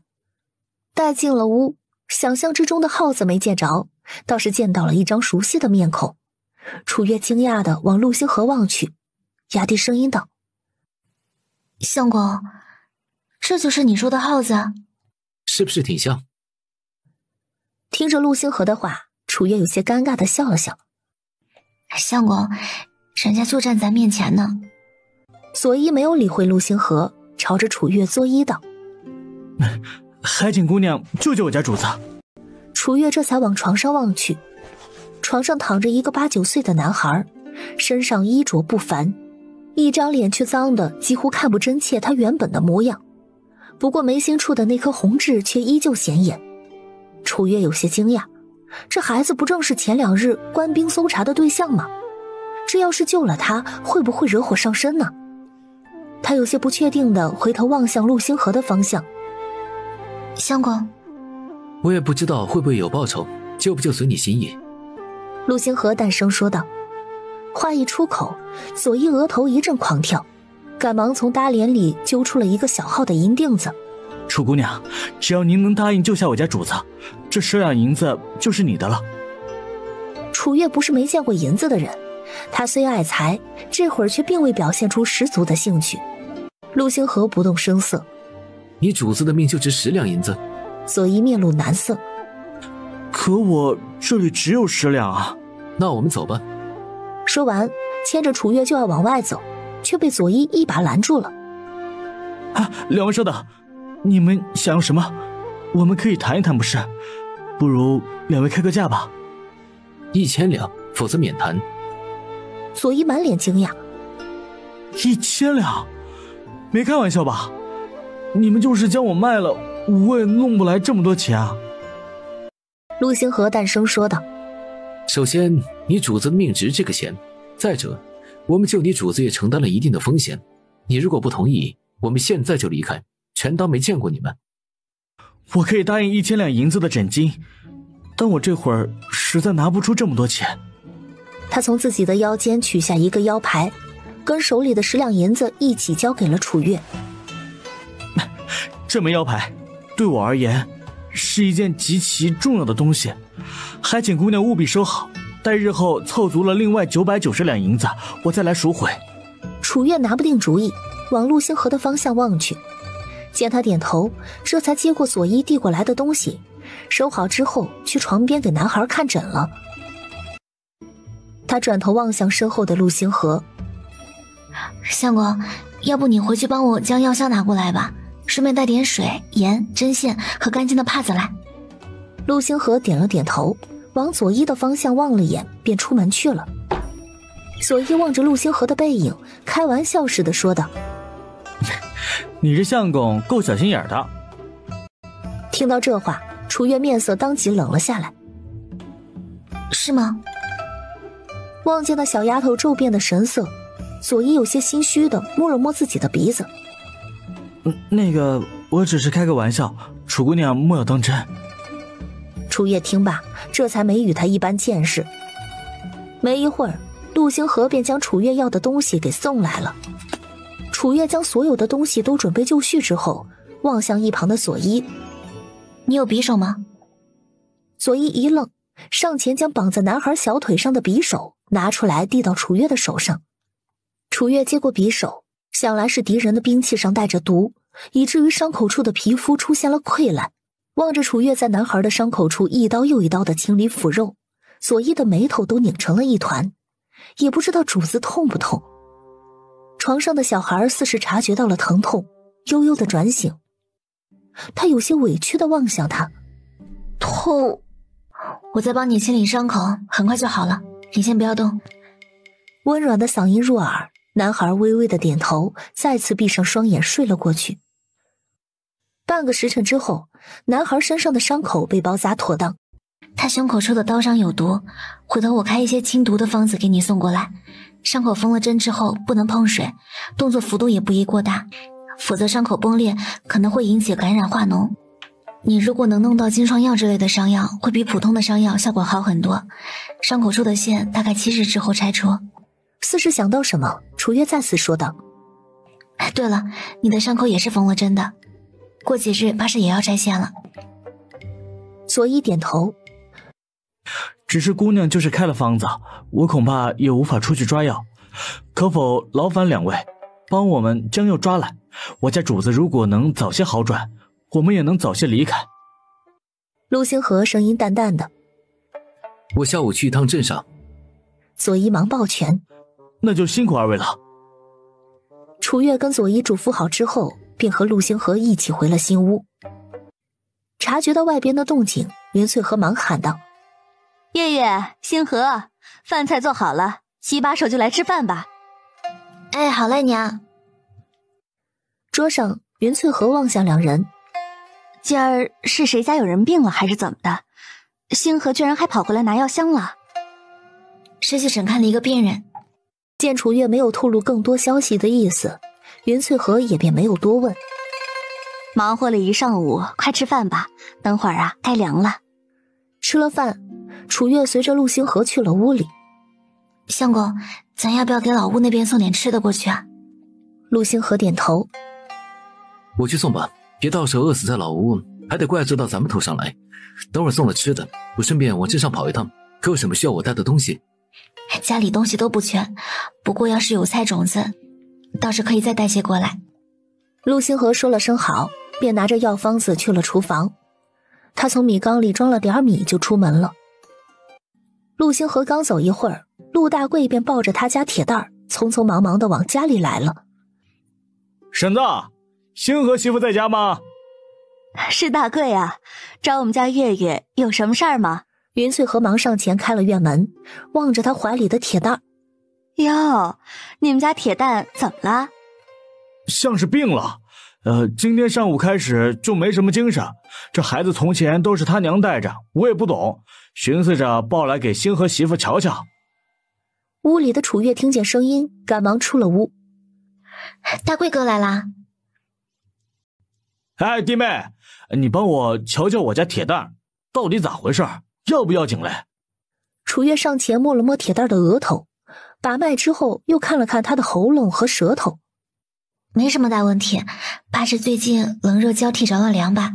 回去用生姜、红糖和葱白熬水喝1大碗，再裹紧被子睡一觉就好了。”陆大贵面露难色：“这些我家里都没有嘞，可以用别的吗？或者婶子家里有的话匀我一些，我可以出钱买。”楚月往云翠河的方向望了眼，便见他站起身来：“这些东西啊，我家里倒是有，要不我去给你熬了算了。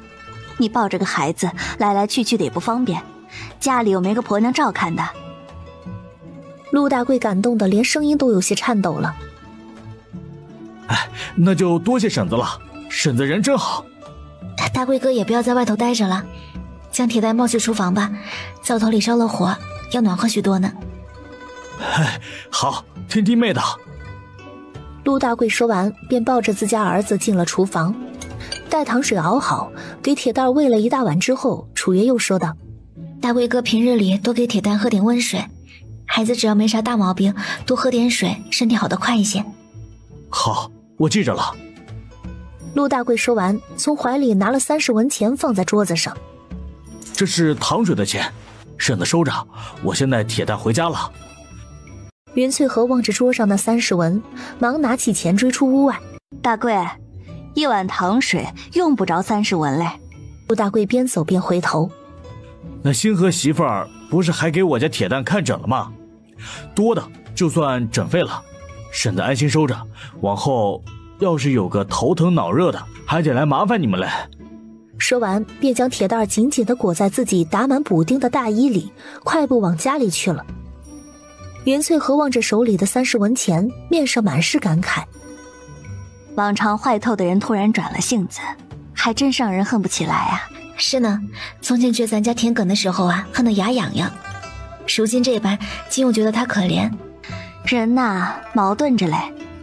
云翠和说完，便将手里的30文钱往楚月的方向递去。月月，这钱你收着吧，好歹是你看诊的钱。还是娘拿着吧，往后病人多了，我也没太多时间顾着家里。如今娘身体好利索了些，家里的事情还得娘多操心嘞。咱们自家的事情，娘操心是应该的，只是往后星河要念书科考，家里弟弟妹妹也都还小，娘又没有个一技之长的，赚钱的事儿啊，就得辛苦月月了。娘说这些做甚，都是为了咱这个家越来越好。我倒是觉得家里的事儿更琢磨人呢。月月说的对，都是为着咱们这个家。就在婆媳两个说话的时候，门外传来一道声音：“三婶儿，弟妹，在家嘞。”云翠和往院外望去，见是许氏牵着他家木头来了，赶忙上前开门。啊，是桂英啊，你这刚怀上身子的，怎么还到处跑啊？快进来坐。我也就是在家里闲的，正好木头今儿个身子好了些，就想着拉他来给弟妹道个谢。他说着将木头拉进院子。木头，快给你堂婶磕个头。楚月见状，忙上前扶住木头。这可使不得，咱一家人不兴这个，我也不习惯人拜我，嫂子莫要让木头这样做了。既然你婶子不习惯，那便不拜了。昨儿的事儿啊，多亏了弟妹，要不是你去了，我们家木头就凶多吉少了。我家里也没个甚好东西，这帕子啊是我自个儿绣的，弟妹莫要嫌弃。这帕子我就不收了，嫂子自个儿拿着。昨儿个我也就是赶得巧，只要木头没事就好了。月月说的没错，帕子就不必了，木头好好的比什么都好。许氏低头喝口水，缓解自个儿尴尬的情绪，转而望向蹲在地里找虫子的楚文竹，笑着找话题。这便是弟妹的妹妹吧？眉清目秀的，长得和弟妹一样好看嘞。楚月一笑，望向地里的楚文竹。小竹，菜地里的虫被你和新平捉得够干净了，过来歇会儿吧。小竹站起身望向楚月。姐姐，地里的萝卜长好大了。那是肯定的，8月底种下的，如今10月下旬了，再过些日子都能收了。楚月边说着边来到水缸边上舀了一瓢水。快来洗把手。趁着楚月两姐妹说话的功夫，许氏打量了一番院子里的情景。如今家家都吃不饱穿不暖的，三婶家里居然还种着大片的菜地，养着鸡鸭兔子，过得简直就是神仙日子。桂英，你有没有在外头站久了？去屋子里坐着吧。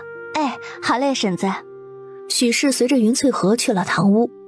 小竹洗了手，出院子的时候，见木头正蹲在兔子窝边上，拿棍子拨弄着笼子里的小兔子。你不能这样，会伤害到小兔子的。木头瞧见小竹的神色，吓得眼眶都红了。我就是想让小兔子动一动，没想要伤害它。小竹见着木头的神色，心下有些内疚，忙去地里剥了2片菜叶子递给了木头。试试用这个喂大兔子吧，小兔子才出生嘞。木头接过菜叶子，便和小竹一起蹲在窝边喂母兔子。许氏出来的时候，一眼便望见了正撅着小屁股蹲在兔子窝边上的2个小萝卜头，他不禁笑道：“我说木头怎的半天没进屋啊？感情在这儿喂兔子嘞。这兔儿啊，也是前些日子自个儿撞晕了，被月月捡回来的。没想到捡了一个，生了一堆来，便暂且养着了。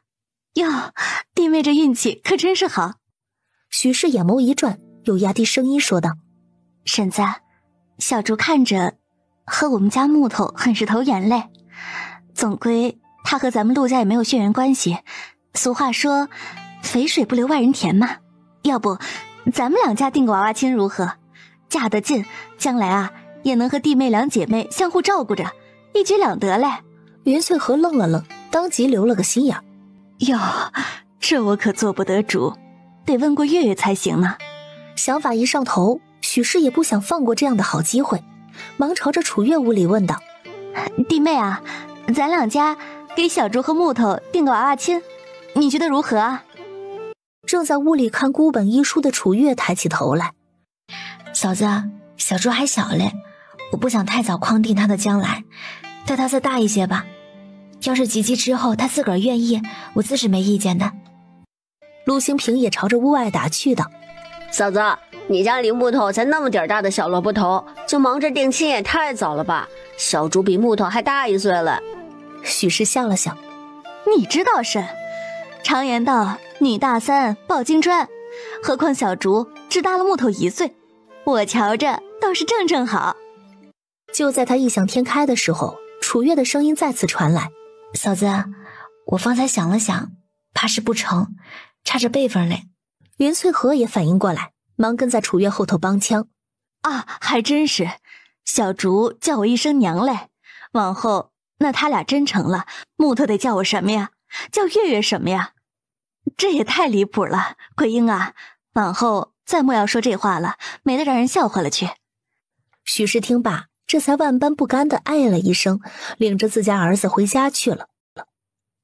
云翠和关上院门，冷哼一声：“哼，狐狸找羊谈交情，就知道那一家子不安好心，还想将咱们小竹给定去，这面也忒大了。”想了想，似是还不解气，又继续说道：“你大伯母也做得出来，救了他孙子的命，当家的自个儿不来，就让许氏拿条帕子来，跟瞧不起谁似的，不知道的还以为咱们家缺他那条帕子。”楚月出了屋，抚着云翠和的背：“娘，事情已经这样了，人也救了，咱也就翻篇了，回头气坏了身子，自个儿还得受累呢。这也就是你奶叫你拉去的，我也不好说什么，换个人来拉你，我都得骂人一顿。要是你爹在的话，这事儿铁定又是另外一个结果。”“娘，过去的事儿啊就别想了，你还有相公、兴平、兴安，还有我和小竹。相公往后要是能科考入仕，给您赚个高明夫人的官身，他们见着你啊，还不得点头哈腰的。”听了楚月的话，云翠和扑哧就笑出声来：“你这孩子也是个没谱的，星河要赚诰命也是给你赚的，到那时候啊，我都老太婆一个了，还要那等虚名作甚？”楚月笑着挽住云翠和的胳膊：“我不管，到时候我就凭自己的本事给自己赚，相公就负责给娘赚，看往后啊，谁还敢欺负咱们？”“你呀，有时候比谁都懂事，有时候啊又跟个孩子似的，真是拿你没办法。”楚月笑了笑，将云翠和扶进了屋里：“娘就负责将自己的身体养好，咱家的好日子呀还在后头哩。”没一会儿，从镇上买了药送去老屋的陆星河回来了：“相公，这一路可还顺利？”“如今镇上难民越来越多，今镇子也被官兵设了关卡，得交3文钱才给人通过，镇子外头的难民都成堆了。”楚月面露惊讶：“现如今进镇子都得交钱了？”“不仅得交钱，镇上的医馆和药铺都有人把守，买什么药治什么病，都得登记造册才让人离开。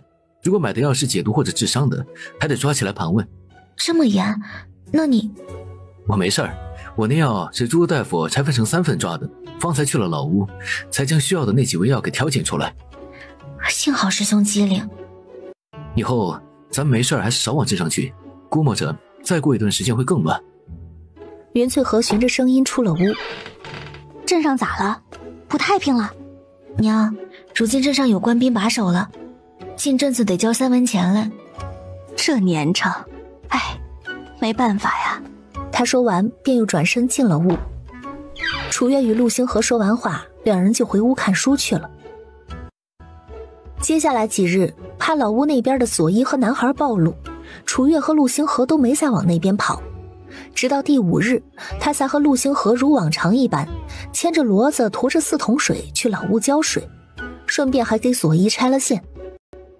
那男孩已经清醒，伤口也愈合得很好，许是因为故意的，他的脸上仍旧脏得看不清相貌，但那双眸子却又亮又有神。给佐伊拆了线，楚月望向那个小男孩：“小弟弟，你叫什么名字呀？”男孩清冷的神色中带着疏离。千羽。陆星河的神色中带着一丝探究，千应该不是他真正的姓氏吧？楚月却没有多想，只是笑道：“这个名字真好听，你在这里好生养着伤，待再过几日我来给你拆线。”佐伊拆了线，我们就得离开。刚才看了你拆线，我已经知道怎么拆线了，到时候我自己也可以。楚月一愣，随即说道：“千羽真聪明，不过这拆线虽然简单，拆的时候可得仔细些，工具得保持洁净。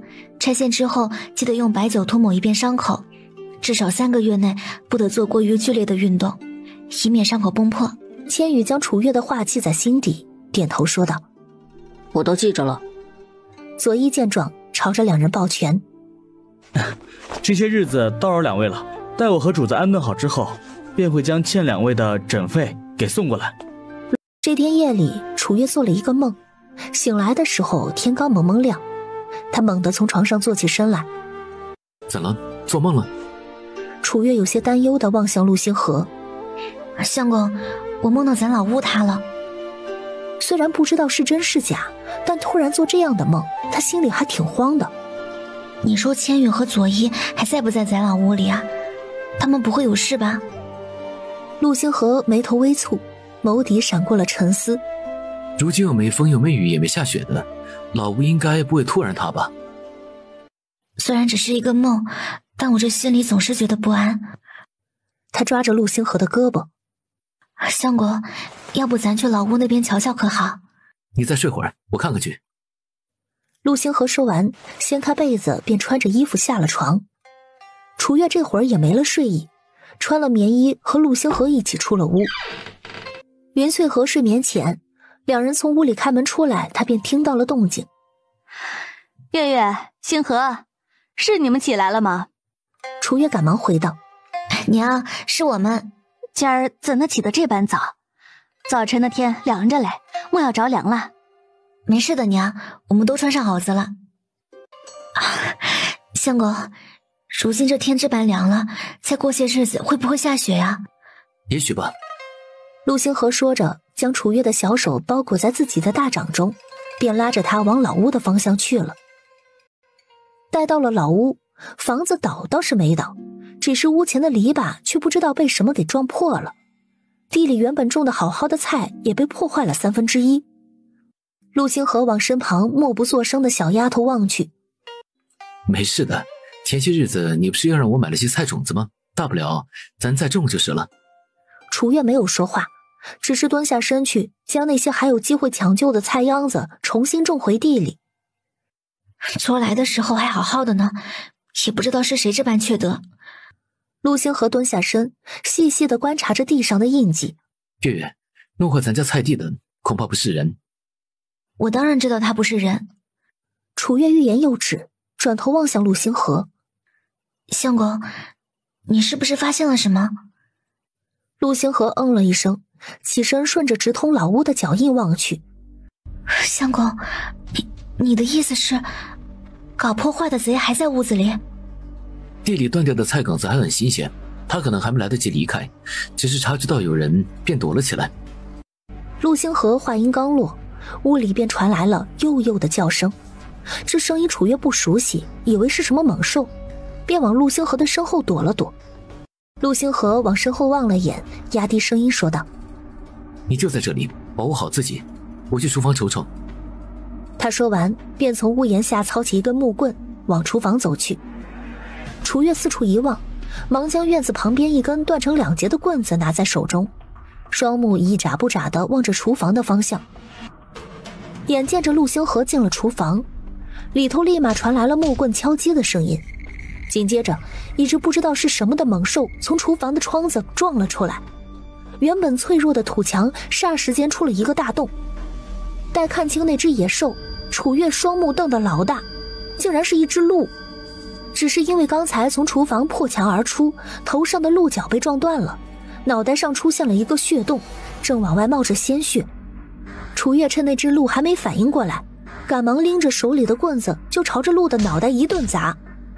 陆星河从屋里出来的时候，鹿的脑袋已经被楚月砸得血肉模糊，四肢也因为眩晕而歪歪倒倒，最终栽倒在地，没了气息。他有些难以置信地望向楚月，你怎么不躲着些？要是这鹿反应再快些，你可就危险了。楚月有些虚脱地扔掉了手里的棍子，揉着被震得生疼的手腕。我也就是看他有些发懵才冲上去打的，要是他反应再快一些，他肯定就跑了。他说着便往窗子的方向那只鹿角跑去。作为一个大夫，他深知这鹿角是个好东西，能卖上好价钱呢。只是刚到近前，便被陆星河揽住了腰，随后背朝着厨房将他整个护在怀中。下一刻，只听轰的一声响，靠窗子这半边的厨房整个坍塌下来，两人被一股力道推着往前扑去，头顶传来闷哼声，让楚月一颗心都悬了起来。他颤抖着声音：“相公，你没事吧？”顾不上坍塌的老屋，楚月赶忙将陆星河从身上推开，随后扶着他坐在地上查看背部的情况。陆星河的背部被一根木头砸中了，出现了大面积的青紫，甚至有些地方都砸出了血。楚月红着眼眶，颤抖着声音说道：“相公，对不起，都怪我，方才是我莽撞了，我没有想到屋子会在这个时候坍塌。”陆星河呲着牙，忍着背上传来的剧痛，故作轻松地抬手揉了揉小丫头的脑袋。“没事的，我不疼，你没事就好。”楚月吸了吸鼻子：“我先扶你回去上药吧。”却见陆星河摇了摇头：“我去叫陆大贵将家里的骡车赶来，咱们将这鹿一道带回去。”楚月有些不放心地望向陆星河：“你真的可以吗？”他是大夫，自然清楚陆星河这会儿是在强撑，只是还得回家去才能对他进行进一步的检查，确定伤势。陆星河点头说道：“我没事的，去吧。”想着有骡车，陆星河回家会轻松一些。楚月立马起身，一步三回头的往陆大贵家跑去了。他的身影一消失，陆星河便又重新趴回了地面。剧烈的痛感让他紧握的双拳指节泛白，连呼吸都带着腥咸的味道。一口血吐了出来，陆星河才稍稍的觉得轻松了些。他挣扎着再次坐起身来，没一会儿便远远地见着匆匆忙忙往这边赶的骡车。骡车一停下，楚月便赶忙从车上跳了下来。他来到陆星河的旁边，望见他嘴角的血都快急哭了。“相公，你怎么还吐血了？”楚月忙拿过陆星河的手，伸手搭上了他的脉搏。陆星河望着他一脸焦急的模样，轻声地宽慰道：“不用着急，我这会儿感觉好多了，不会有事的。”楚月没有再与他说什么，而是仔仔细细地感受着陆星河的脉象。片刻，确定陆星河内伤不严重，才转头望向刚将鹿搬上骡车的陆大贵：“大贵哥，劳烦你帮我将我家相公扶到骡车上去吧。”“哎，好。”陆大贵应了一声，赶忙来到两人的身旁，将陆星河给扶上了骡车。“幸好你们搬新屋去了，要是继续住在这里，一家人都危险嘞。”陆星河在骡车上坐好，捂着胸口说道：“主要是那鹿，如果不是他一脑袋将厨房撞个洞出来，厨房一时半刻还塌不了。虽然毁了点菜，好在这鹿还算肥大，听说鹿角也值钱。”陆大贵说着又望向陆星河：“你还好吧？”“缓过来了，好受多了。楚月拿着鹿角上骡车之后，便径直往家里去了。到家的时候，云翠河的早饭已经做好。见陆星河是被楚月扶着下骡车的，心底一惊，忙上前帮忙扶住了他。星河啊，你这是怎的了？陆兴平、陆兴安和楚文竹听见动静，也纷纷从屋里跑了出来，一脸担忧地望着陆星河。老屋那边房子塌了，被飞出来的木头砸了一下，没什么事，休息休息也就好了。楚月扶着陆星河便往屋里走去。娘，你们先吃饭吧，我先给相公将背上的伤处理一下，将饭留着就行了。哎，好。云翠河心底虽然担忧，但如今家里还有外人在，他又不是大夫，也帮不上楚月的忙，于是望向一旁的陆大贵。大贵一起吃吧，你们家铁蛋儿啊，已经在桌子前坐着了。楚月扶着陆星河坐在床上，一番检查下来，陆星河不仅背部有大片的淤青，背部肋骨还有轻微的骨裂。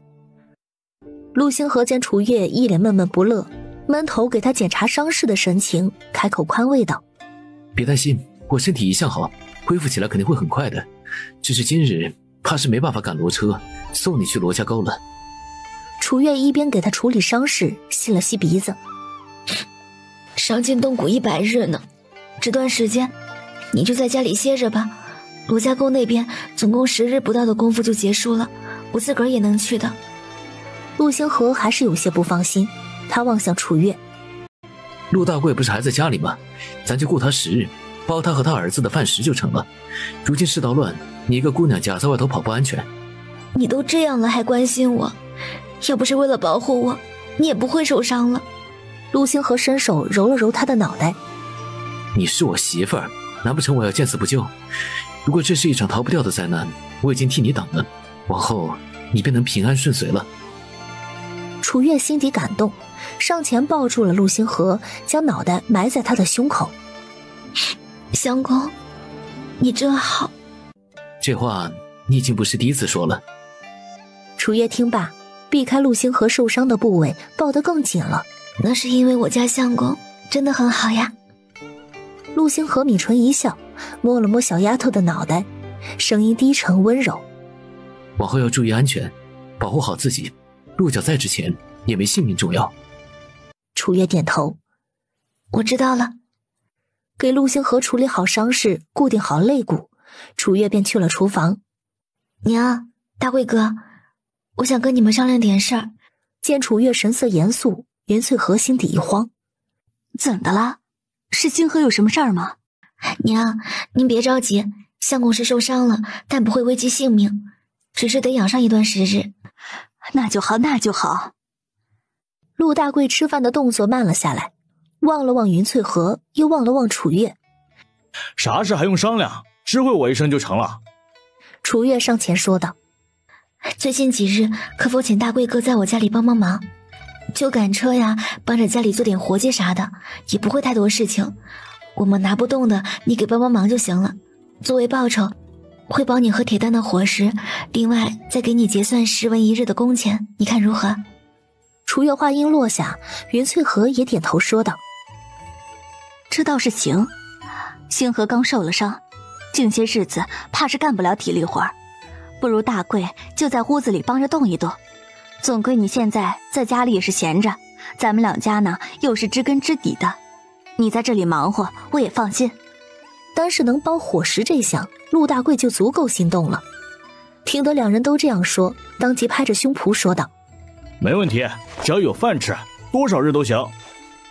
行，那咱就今日开始，接下来几天劳烦大贵哥了。楚月说完，盛了碗粥便去了房里。陆星河从他手中接过碗，你也去吃吧，等会儿还得去罗家沟，别耽误了。好，等会去罗家沟给沈夫人施针了，我再去镇上给你抓药。我这伤不是太严重，就不必要去抓药了。如今镇上不太平，更何况你抓的是伤药，别到时候被官府的人盯上了。上次师兄不是还给你拆分药方抓药吗？这次也可以这么做的。你这伤得吃点药我才放心，好的也快一些。就怕官府那边有别的对策。还没等他说完，楚月便已经上前捏住了他的袖子。相公，你要相信我，我心里有数的。陆星河拗不过楚月，只能无奈的点头同意。那你千万小心。楚月才从房里出来，见陆铁生正站在院外。爷来了，他忙上前去开门。陆铁生进了院子。我听说你们老屋那边的灶房倒了一边，星河没事吧？厨房里的云翠和听见动静，也忙出了屋。爹上来了，月月方才给星河看过了，说大问题没有，养上几日便也就好了。陆铁生眉头紧皱，如今没下雨没刮风的屋子怎么的突然倒了？云翠和望向屋檐下那头鹿，还不是这畜生，偷吃菜不说，还将老屋的墙撞了个大洞出来。陆铁生顺着云翠和的目光往屋檐下望去，面露惊讶，愣打一头鹿嘞！就在这时，陆星河慢慢的从屋里走了出来。这鹿在老屋的院子里偷菜时，许是察觉到我们过去了，就躲屋里了，也不用担心，我们都没事。陆铁生见着人才算是松了口气。瞧你那脸色，怕是也伤得不轻，好生在屋里养着，待伤好了再出来晃悠。哎，好。陆星河说完便转身往屋里走。这会儿陆铁生已经回家去了，云翠和正在陆星河的房里嘘寒问暖。楚月往厨房外望了一眼，大贵哥，你帮我将那鹿脑袋上剩下的角给弄下来吧，等会罗家公那边的事情忙活完了，我们再往镇上去一趟。好嘞。陆大贵应了一声，便往鹿的方向去了。袁翠和从陆星河屋里出来之后，径直去了厨房。月月，那鹿要带去卖吗？楚月摇头，如今行情不好，鹿肉价高的话不好卖，价低了卖又不划算的，总归还有1-2个月就过年了，与其费那个心思，倒不如留着自家吃。娘觉得呢？星河也说如今不好卖，既然你们都这样想，那咱呀就自个儿留着，回头我将你四叔喊来，将这鹿给处理了，顺便给你爷奶四叔一家分个3-5斤去，再给你们外婆家分个3-5斤的，咱们提前将年礼给送去清9寸，其余的咱们就留着自个儿慢慢吃。好，听娘的。不过老屋那边上午怕是得让人看着了，别让人再钻空子去地里偷菜了。我让兴平、兴安去那里守着，等你们回来了，就让大贵去将那院子修一修吧。成，娘这主意挺好的。吃了饭，陆大贵便套上骡车，将鹿角放到了骡车上，载着楚月先去了一趟罗家沟。沈之雪远远地望着驾车的人，面带疑惑。今日驾车的似乎换了一个人。丫鬟何香忙点头，小姐看得不错，今日驾车的确实不是陆公子呢。没一会儿，陆大贵已经驾着骡车在院子前停了下来。沈之雪忙笑着上前，将楚月给扶了下来。妹妹今日让我好等。转而又望向骡车上下来的陆大贵。这位是？楚月并不太想透露太多关于自家的事情，便只是简单的说道：这是与我相公同族的大哥，今日我家相公不便，便由他送我过来了。他说着上前挽住沈之雪的胳膊，就往屋里走去。伯母今日情况如何了？沈之雪展颜一笑，有你这位神医在，自然是一日比一日好了。楚月笑了笑，那就好，看来接下来这几日的针灸完毕，伯母只需慢慢调养就好了。沈之雪的面上带着不舍，这几日之后想再见你一面，岂不是就难了？姐姐这是哪里话？你想见我还不简单？沈之雪微微低垂着脑袋。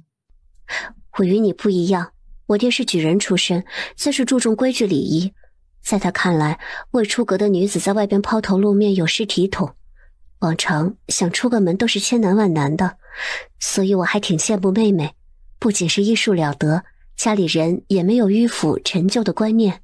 楚月一脸豁达地笑了笑，姐姐到底是出自大户人家，规矩自然比别处多一些的。我们是农户出身，要是在乎那些礼数的话，怕是饭都吃不上了。也是，咱也算是各有各的难处，我在沈家至少是不愁吃穿的。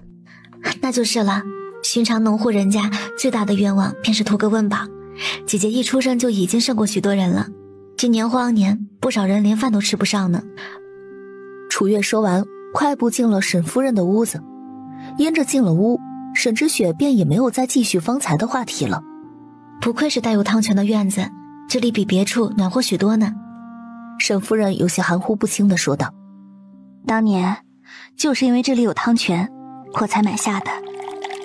虽然说话的时候舌头还有些没捋直，但比起之前只能一个字两个字的蹦，确实要好上太多了。伯母这话说的越来越利索了呢。沈夫人满脸慈爱的笑望着沈之雪的方向。亏了雪儿陪我唠嗑，才能有这般成效。楚月笑道：沈姐姐孝顺是伯母的福气呢。他说完便开始给沈夫人把脉针灸。因着要去镇上，他并没有在这里多耽误，与沈之雪告辞，便坐上骡车，让陆大贵载着往镇上去了。沈之雪望着骡车的背影，眼底带着羡慕。荷香望了望自家小姐，又望向远去的骡车，言语中也满是艳羡。自个儿没空，便托人载她来。陆公子对楚姑娘还真是贴心。这等男子，天底下怕是难找出第二个。不过，他也有与之匹配的本事。说完，转身往屋里走去。荷香追在沈之雪的身后。不过小姐，奴婢始终觉得以您的身份将他当个普通友人就行了。深交委实是称不上您的身份，有那个心思，咱不如多往县城跑一跑呢，和那边的公子小姐们走动走动，增进感情，往后也能有个帮衬的。沈之雪淡笑着往前走。怕是你想多了，你何时见那楚姑娘和我交过心？她随姐姐前姐姐后的喊着，却是礼貌有余，亲密不足，人家心里明白着呢，何须你多言？往后莫要再说这个了。荷香忙点头：是，奴婢省得了。不过我倒是挺希望交他这个朋友的，不说那一身医术了得，但是他这个人我就觉得挺有意思，不似那些个公子小姐的，一个个虚伪的很。荷香眉头微蹙：可是小姐也得往后着想呀。往后？沈之雪的目光中闪过了一丝茫然，随后摇头说道：经此一事，我倒是觉得能潇洒自在的活着比什么都重要。在这处庄子住了这段时间，他突然觉得自己心境都开阔了。陆大贵驾着骡车将楚月带到了南平镇。往常一派和平的南平镇，如今通往镇子口两边的道上横七竖八地躺着不少人。陆大贵赶车的速度慢了下来。楚月见状，撩开骡车的帘子说道：大贵哥，要不我就在这下吧，你在镇子外头等我，我很快就来了。却见陆大贵想也不想便摇头说道：那不成，如今镇上这般乱，回头你丢了，我上哪找人去啊？星河可是嘱咐过我，要寸步不离的跟着你的。楚月一愣，他何时与你说这话的？陆大贵也没有藏着掖着。你在厨房吃早饭的时候与我说的，只是没让你听见。楚月没办法，只能让陆大贵赶着骡车和自己一起进了镇子。带进了南平镇，陆大贵望着四处巡逻的官兵，压低声音说道：星河媳妇，等会儿咱将那鹿角卖了就早些回去吧，我瞅着这镇上不太平嘞。楚月忙点头：我也是这样想，大贵哥直接载我去神机药铺吧。好。陆大贵之前时不时在镇子上跟人鬼混，对这里的路线也是清楚明白的很。没一会儿，他便驾着骡车来到陈记药铺前。大贵，好久没见你了，最近是发财了，怎地，竟还赶不上骡车了？楚月还没下骡车，便听得有人跟陆大贵打招呼。陆大贵摆手说道：嗨，我家里饭都吃不起了，哪里可能发财？这是我东家的骡车，可不是我家的。哟，竟还有人家敢要你做工了？陆大贵有些不好意思地笑道：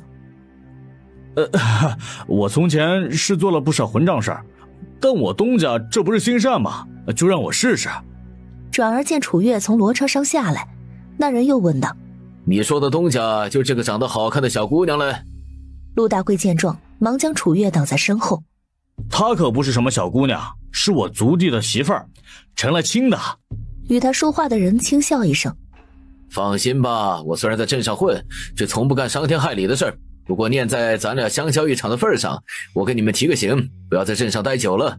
据说这里来了位大人物，见着好看的小姑娘被我抓去暖床嘞，万一你的小东家被抓走了，你回去就不好交差了。说完往楚月的方向望了眼，便转身离开了。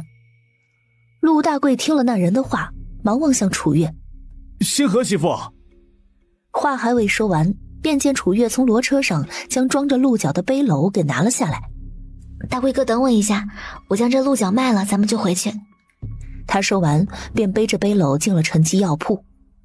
门口倒是不见把守的官兵，但往常在这里坐诊的朱大夫却不见人影，取而代之是一副生面孔。楚月将面上的疑惑压在心底。陈掌柜。正在柜台后打算盘的陈掌柜抬起头，见是楚月来了，忙迎了出来。楚姑娘，许久不见，可是又来卖药材了？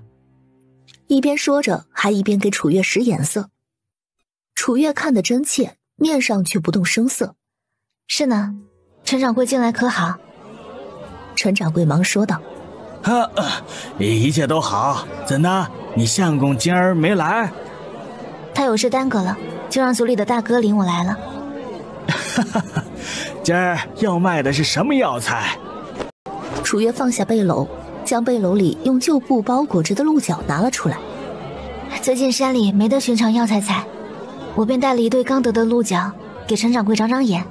陈掌柜眼神一亮：哟，你们还猎着鹿了？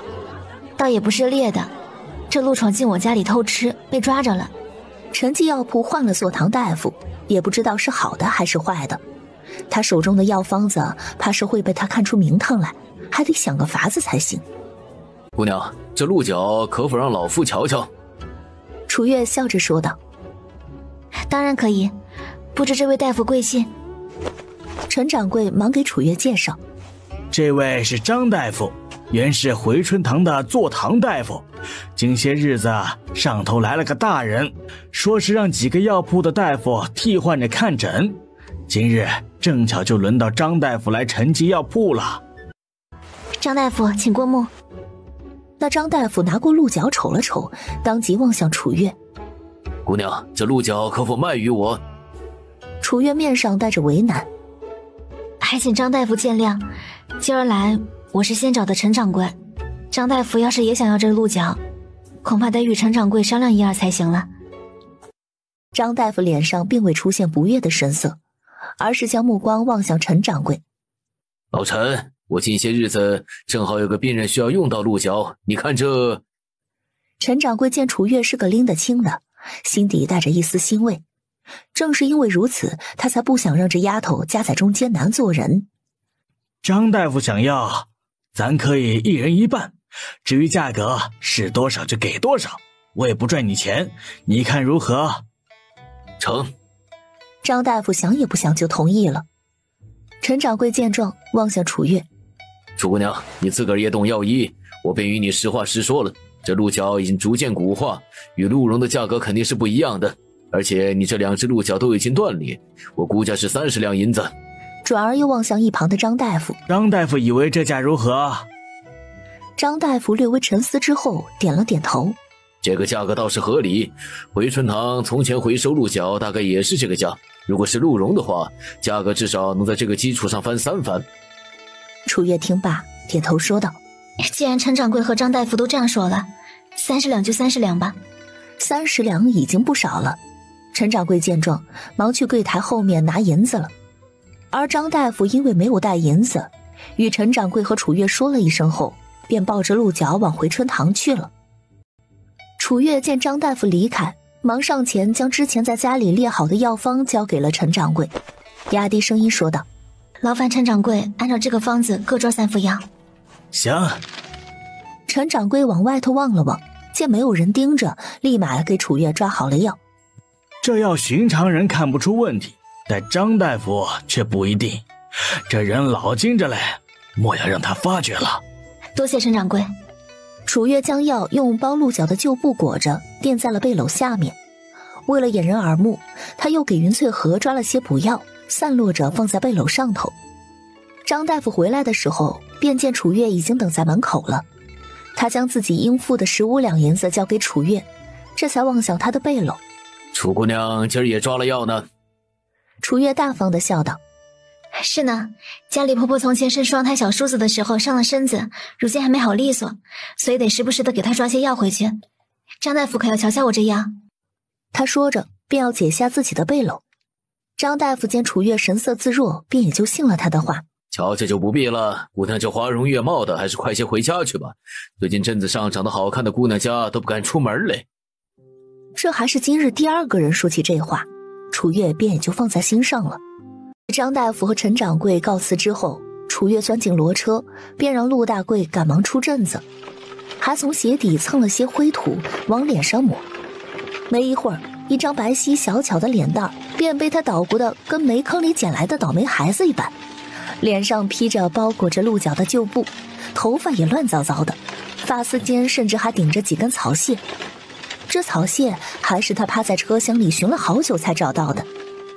做好这些，他也没坐车厢里，而是与陆大贵一起并排坐在骡车外，微微低垂着脑袋，看起来一副唯唯诺诺的模样。陆大贵一边赶骡车，一边往身旁望去，以为自己大白天见了鬼，吓得差点一头栽下骡车去。你望着他乱了分寸的模样，楚月忙伸出食指放在嘴边嘘了一声：大贵哥，是我。陆大贵见状，这才收敛心神。星儿媳妇儿，你怎的给自己捣鼓成这般模样了？这不是怕被抓走吗？陆大贵一想，也是，与其被抓走，不知道会被带到什么地方去，还不如伪装伪装。哎呀，你好歹与我知会一声，就这么悄无声息地坐在我旁边，还以为见鬼了嘞。看来我伪装得很成功。那是，你刚才不说话，我一时半刻的还真没反应过来。就在这时，一队官兵拦在了骡车前。站住！楚月见状，忙将手里的碎银子塞到了陆大贵手中。陆大贵心领神会，跳下骡车，便笑嘻嘻地来到领头的那人面前，将手中的碎银子塞到他的手里。不知官爷有何吩咐？那领头的官兵掂了掂手里的银子，随后熟练地将手往袖子里一缩，银子便掉到了他的袖带中。你们的骡车上都有什么？陆大贵摇头：我们的骡车里什么都没有啊，就刚抓的几副药，还是给家里身体不好的婶子买的，还是药房大夫亲自开的药嘞。领头的那人撩开了车帘瞅了瞅，又往楚月的方向望去，因着他身材原本就瘦小又其貌不扬的，便直接将他掠过了。你们走吧。陆大贵忙点头哈腰：多谢官爷，多谢官爷。他一边说着，一边跳上骡车，驾着骡车快速往南平镇的出口驶去。回到家的时候，陆星河已经在家门口等着了。望见楚月从骡车上跳下来，先是松了口气，随后望见他那蓬头垢面的模样，眉头又微微地蹙了起来。云翠荷自是也望见了，忙上前问道：月月，你这是怎么了？谁欺负你了？楚月拉着他的手：娘，我没事。陆大贵一边将骡车牵着往院子里走，一边说道：也亏得星河媳妇机灵，听说镇上最近有些姿色的姑娘家都被抓走了，也不知道被抓去了哪里。星河媳妇儿卖了鹿角一上骡车，便将自己给捣鼓成这般模样，才逃过一劫。云翠荷一惊：竟还有这事儿？可不是，我当时都吓着了，生怕那些人将星河媳妇儿也抓走了，回头我就不好与婶子和星河交差了。相公，你怎么在外头站着？不是说了这几日得好生歇着吗？说完便扶着他往屋里走。陆星河自始至终没有说话，只由着他扶着自己走。正在院子里摘菜的陆星平见状，啧啧两声：大嫂，你是不知道，大哥都站在这里快半个时辰了，我们怎么劝他都不肯回房，这要不是娘拦着，他怕是都要出门找你去了。往陆星河的方向望了眼，微微地蹙起了眉头。在外头站那般久坐身，你本就有伤，外头又寒凉的，万一着凉，那就是雪上加霜了。陆星河看似淡然，看你那么久还没回，有些担心。我不是说了我不会有事吗？他扶着他在床上坐好，说话也越发的温和了。莫要再到处跑了，我去洗把脸给你煎药。楚月出了屋，陆兴安这会儿正在厨房里熬粥。楚文竹领着铁蛋儿从院子的地里拔了2个萝卜进了屋。姐姐你看，咱们家萝卜长好大了。还真是，不比老屋的小嘞。小竹，去将萝卜洗了吧，等会儿我来切。灶台后的陆兴安抬头望向楚月，大嫂，镇上的行情也不好，咱们这些菜还是留着自个儿吃吧。不着急，等过几日再说，实在不行咱就自个儿吃，冬日还长着呢，那时候可不大好种菜。陆兴安点头，总归大嫂别再去镇上冒险了。楚月一笑，不会的，咱一家如今也不愁吃穿，不贪那点卖菜的钱。刚将鹿肉炖在锅里，便听得外边传来了敲门声。楚月还未走出厨房，从屋里出来的云翠荷先他一步开了院门。守城，你怎的来了？陆守城的手里提着一个水桶，有些不好意思地说道：嫂子，咱村的水井都快见底了，打上来的都是泥浆水，也正好一会儿才能用。这2日打的水，那不是将泥浆震下去了，吃起来也有一股味儿。我可不可以在你家打1桶水去用？也不消多的，足够我们做吃食的就够了。云翠荷忙将他让了进来。我当是什么事儿啊？不就打个水，你打就是了。不说别的，我们家这水井啊，供咱们2家人还是能供应上的。陆守城却没有得寸进尺。多谢三嫂，我就这段时间来家里打水，待往后村里的水井有水了，就不会来叨扰三嫂了。都是一家人，说什么叨扰不叨扰的。村子里没水，你就上我家来打水便是。那浑水吃了，恐怕会坏肚子嘞。云翠荷说着，还去地里扯了2个萝卜，一并交到陆守城的手中。这萝卜你拿去一家人吃，爹和娘年纪大了，得亏你们照看着。三嫂说的哪里话？照顾自己爹娘是我们这些做子女的应该做的。三嫂上午才让我拿了5斤鹿肉回去，这会儿又拿萝卜，叫我怎么好意思？拿着吧，下午还想请你帮个忙呢。要我做什么？三嫂说便是。我们家老屋那边不是塌了半边吗？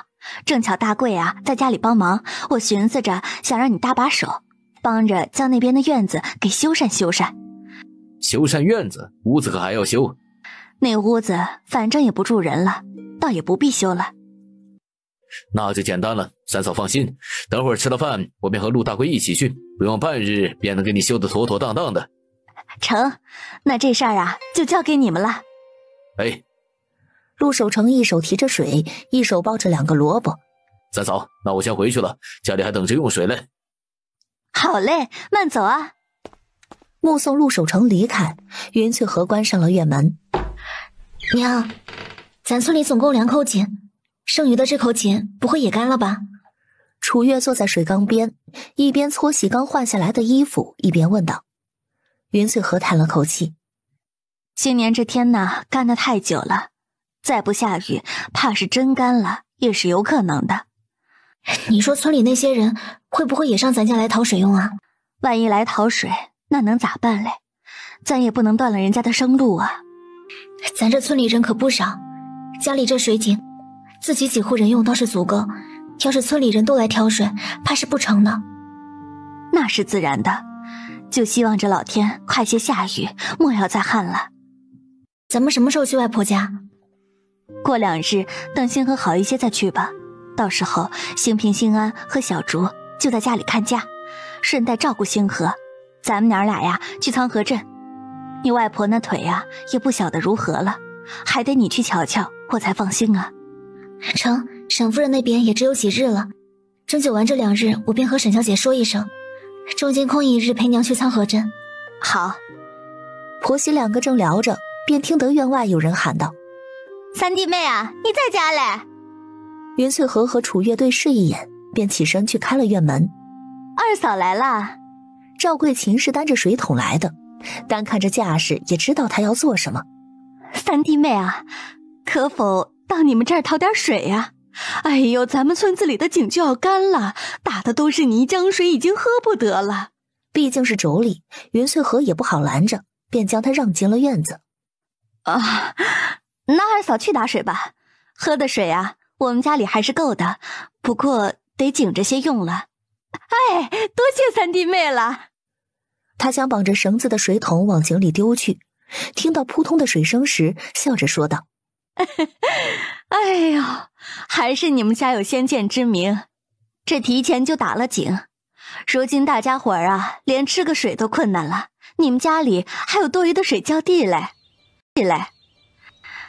哪里是什么先见之明啊，还不是之前村子里的人烂嚼舌根，说我们家月月的坏话，张大夫才给我们在院子里看了个好地方。说起来还得感谢张大夫嘞。赵桂琴一边将井里的水桶往上拉，一边说道：哎，我听说呀，星河媳妇儿医术了得，前些日子还将大嫂家的木头给救回来了。这当徒弟的都这般厉害了，张大夫这个当师傅的本事自然也不小。说起这个，袁翠和叹了口气。那日啊，也就是月月去的及时，听说大嫂啊还请了神婆给木头做法嘞。那一碗符水要是真灌下去，结果如何还真不好说。赵桂琴将打的水倒在自家的水桶中。大嫂那人你也不是不知道，墙头草的性子，看似主意大，实则呀谁有理听谁的。我也没想到他竟然就信了别人的鬼话去请神婆，这要是还没分家的话，指不定啊爹娘就第一个制止了。是呢，那日就是娘将月月给拉过去的。第二天呢，桂英拿了一方帕子来感谢月月救了他们家木头，不过月月也没收他的东西，他在这里坐一会儿就回去了。赵桂琴一愣，大哥大嫂两个当家的没亲自来，就让桂英拿了条帕子来了。啊，他们许是忙办。云翠和轻描淡写地说道：这两人还真是不知道事儿，他们两家才几步路啊，这事儿要是让爹娘知道，指不定得怎么教训他们。感情他们家木头的命就这一条帕子。赵桂琴说完还啧啧了两声，云翠和摆了摆手：算了，都是一家人，又是头一次的，也不便计较这个事儿了。往后啊，再要是找月月，咱们也得按规矩办事儿，不说跟对待外边人一般，至少不能让他白忙活了不是。赵桂琴虽然不想接话茬，这会儿却也不得不点头。哎，弟妹说的是，这开门做生意的哪有免费的道理？实则才在心底将田春燕骂了个遍。原本家里可以有个实惠大夫的，竟被他就这般生生的作的明算账了，一家都是眼皮子浅的货。将自家的水桶打满水，赵桂琴便挑着水离开了。楚月洗完衣服之后，锅里炖下的鹿骨已经散发出阵阵的香味儿。哇，好香啊！陆星平伸手便要去接锅盖，却被陆星安一巴掌给拍回去了。哎，大嫂可是说了，炖肉的时候不能揭盖，你别坏了这锅肉。陆星平一脸委屈地抚着自己的手背。陆星安，你过分了，好好与我说不就成了，居然还动手，你真当我打不过你啊？陆星安也是个不嫌事儿大的，我还真觉得你打不过你，我不和小人一般见识。陆星平冷哼一声，转身往堂屋跟云翠和告状去了。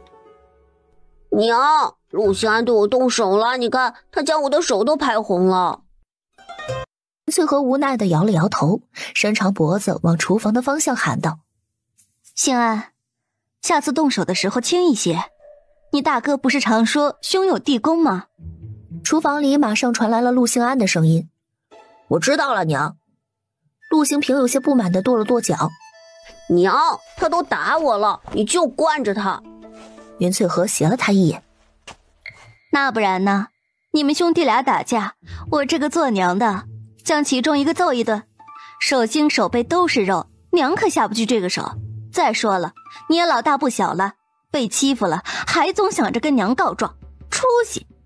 陆星平满脸骄傲地抱住了云翠和的胳膊：我才不要出息，大哥有出息就行了。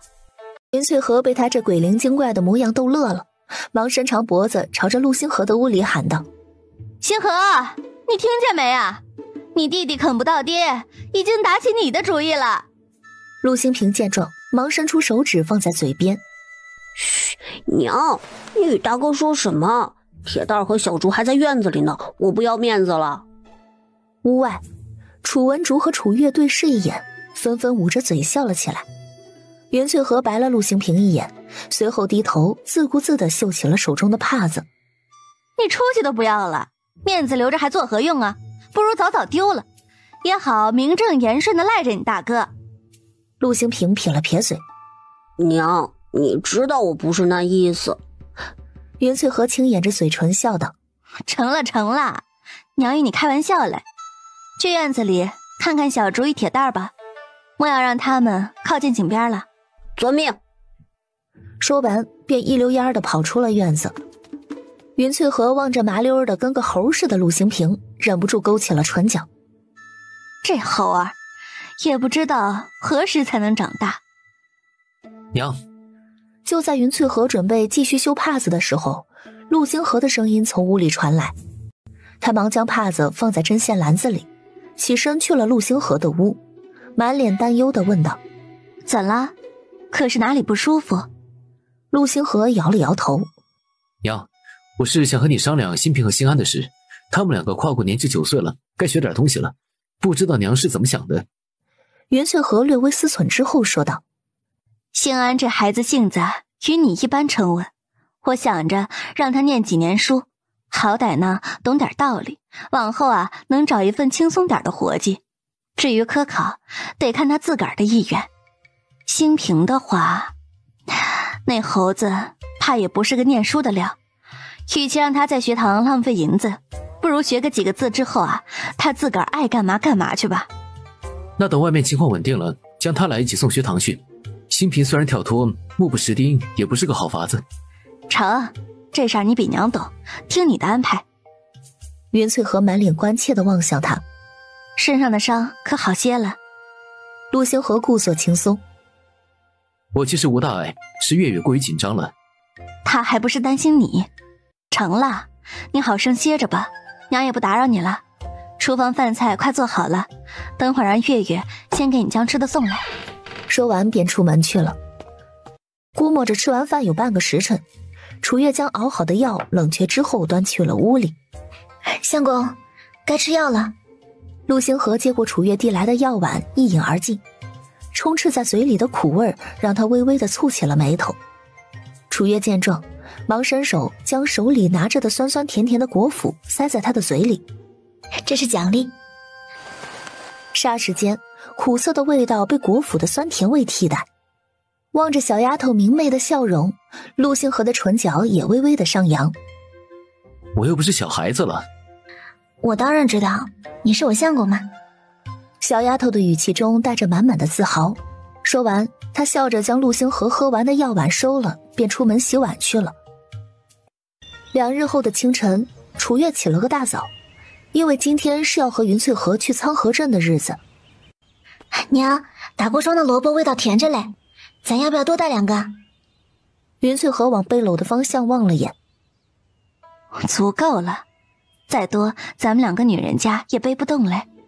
况且有多大能力办多大事儿，礼太重反而是负担。娘说的也是。月月，你娘家那边过年还是不去吗？楚月回答的干脆。不去了，娘给外婆家送东西，好歹外公外婆和2个舅舅都心疼娘。我给娘家送东西，他们只会觉得我东西拿少了，从未在意过我这个人，我又何必去找不自在呢？听到他的话，云翠河还是有些心疼他的。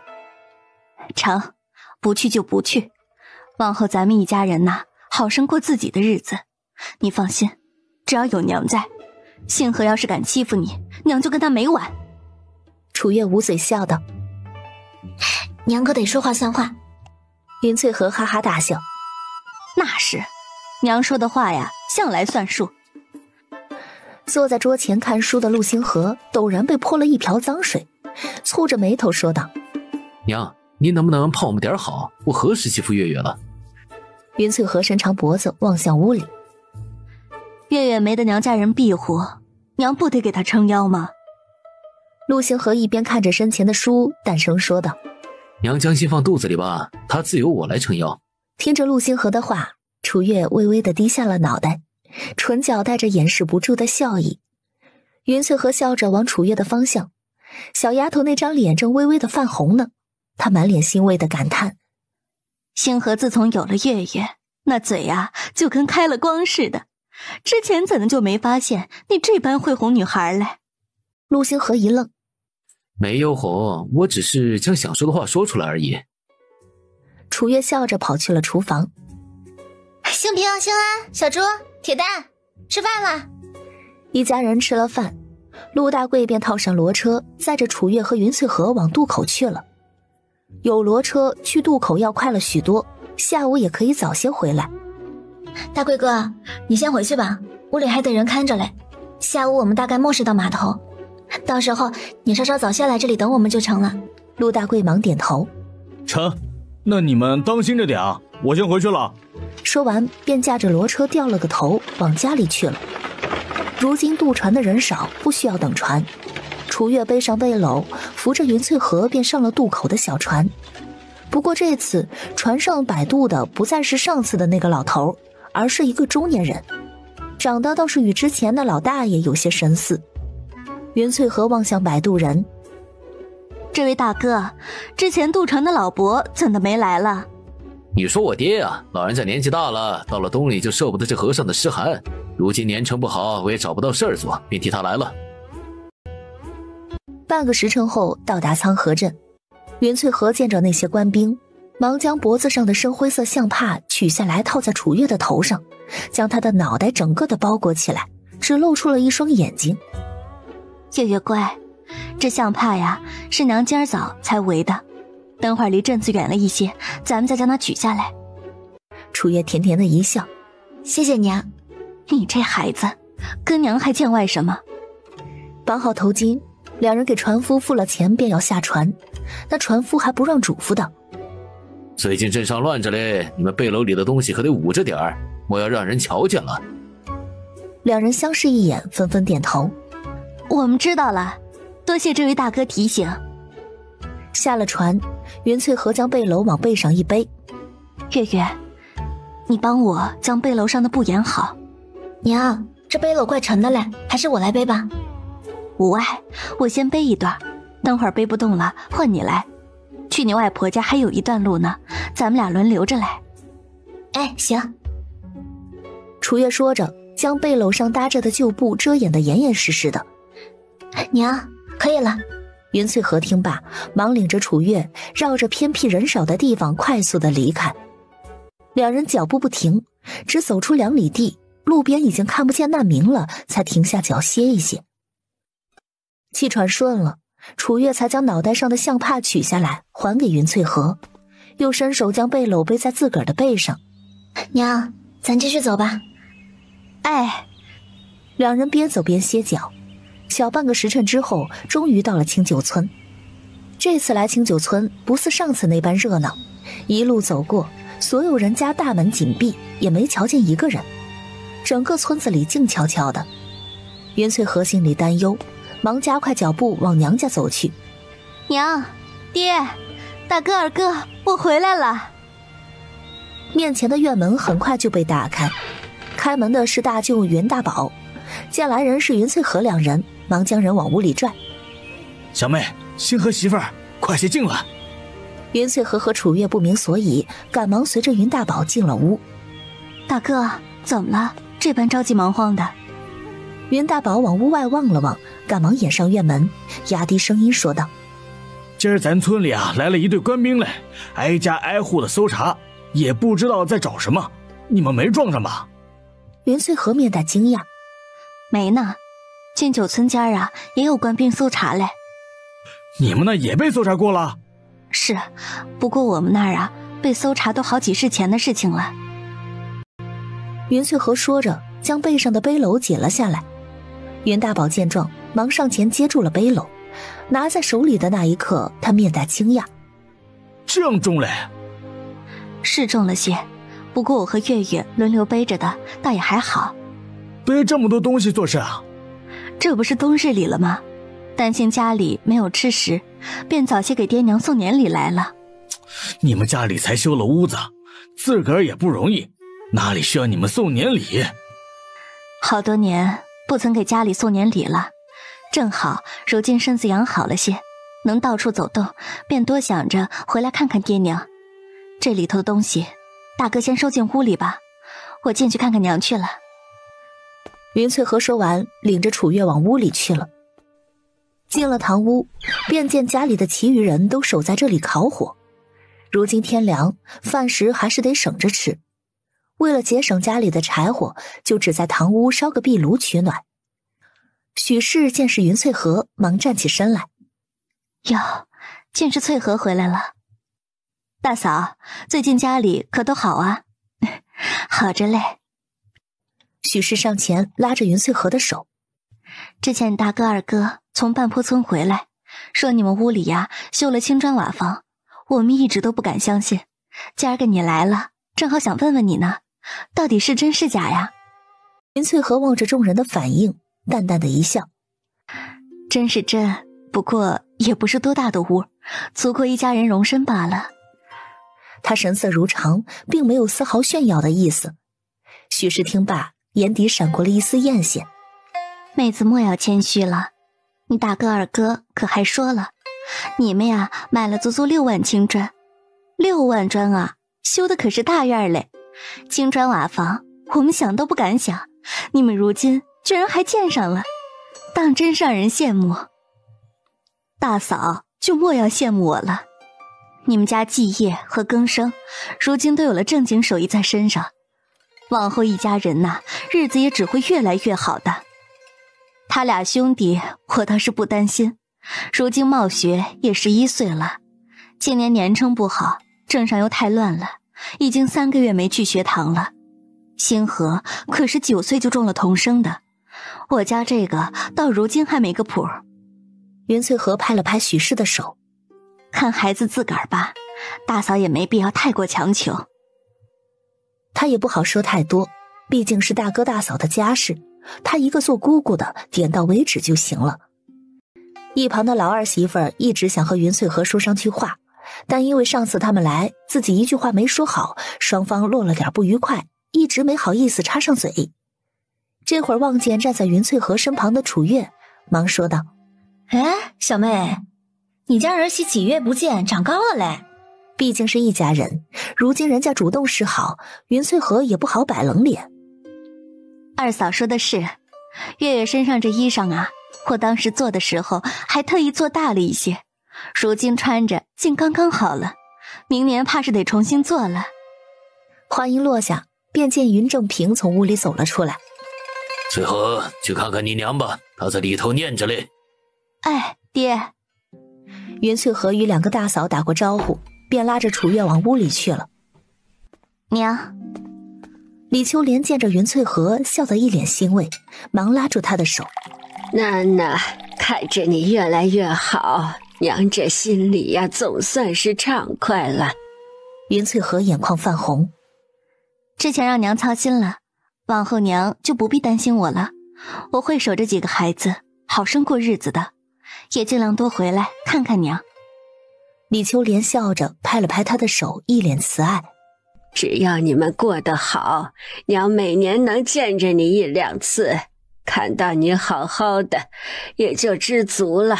总来倒也不必，来来去去的传钱都不简单嘞，倒不如留着好生过日子。云翠和笑着将脸颊的眼泪拭去，没有再继续这个话题。娘的老寒腿，近些日子可好些了。李秋莲往楚月的方向望了眼。之前楚月丫头给我看了之后，按照她的法子确实好了一段时间，也能下地走路了。最近天呐凉得快，镇上的物价又水涨船高的，便没去买那些个东西，只能躺在炕上保暖。外婆，最近粮食确实涨得厉害，调料却没怎么涨，花椒和生姜甚至还跌价了嘞。真的？是真的，大家伙都留着银子去买粮食去了，买调料的就少了。我前些日子买调料的时候，还与那老板砍了不少价格呢。还真是，我一直以为粮食价格涨了，调料也跟着涨。到时候你大舅二舅再去镇上，让他们带点来。云翠和听到自家娘的腿有了好转，也松了口气。她将自己身上的包袱解下，拿出了一双厚厚的棉护膝。娘，这是我特意给您做来护住膝盖的，里头掺了月月配的药。冬日里啊，天冷，你就日日带着它，莫要摘了。哎，好。对于李秋莲来说，儿女平安康健又孝顺，便是她最大的福气。楚月给李秋莲检查了一番之后，又给她扎了银针。李秋莲绑好云翠荷给她的护膝，扶着云翠荷的手，踩着鞋子下了床，满脸笑意地望向楚月。还真别说，丫头施针之后，我这腿呀，确实要轻松得多了。就是可惜家里离这里远，但明年天暖和了，外婆或可去半坡村住上一段时间，到时候日日给外婆针脚，定会比现在还轻松很多的。老寒腿完全治愈是不可能的，哪怕好转了也会复发，不过要是好生治疗与保养，便能与常人无异了。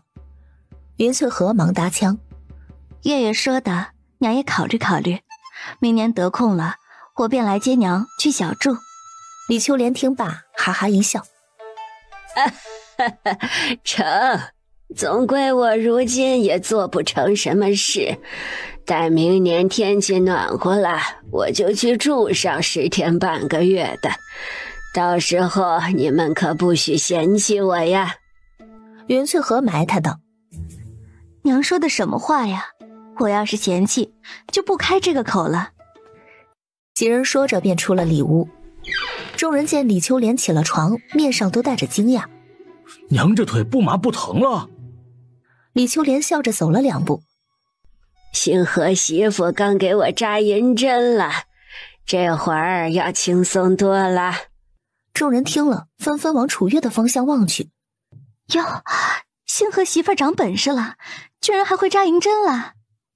楚月并不习惯被这么多人注视，只腼腆一笑，便为答言。云正平见状，忙望向许氏和江氏2个儿媳妇儿：成了，马上到饭点了，赶紧去抢饭煮了，烧2个好菜。如今不太平，待会儿翠荷和月丫头吃了饭，还得早些动身回去。好嘞，爹。说完便出去了。云翠荷扶着李秋莲在屋里走动，而一旁的云梦香则满脸羡慕地上前拉住了楚月的手：表嫂如今越发的厉害了。哪里厉害，不过是些雕虫小技罢了。表弟妹莫要妄自菲薄，这天底下能有几个人使得好银针的？你这水准，比起镇上的大夫，怕是也不得差了。说话的是大舅家的2儿媳苏妙。楚月朝着苏妙颔首致意：表嫂。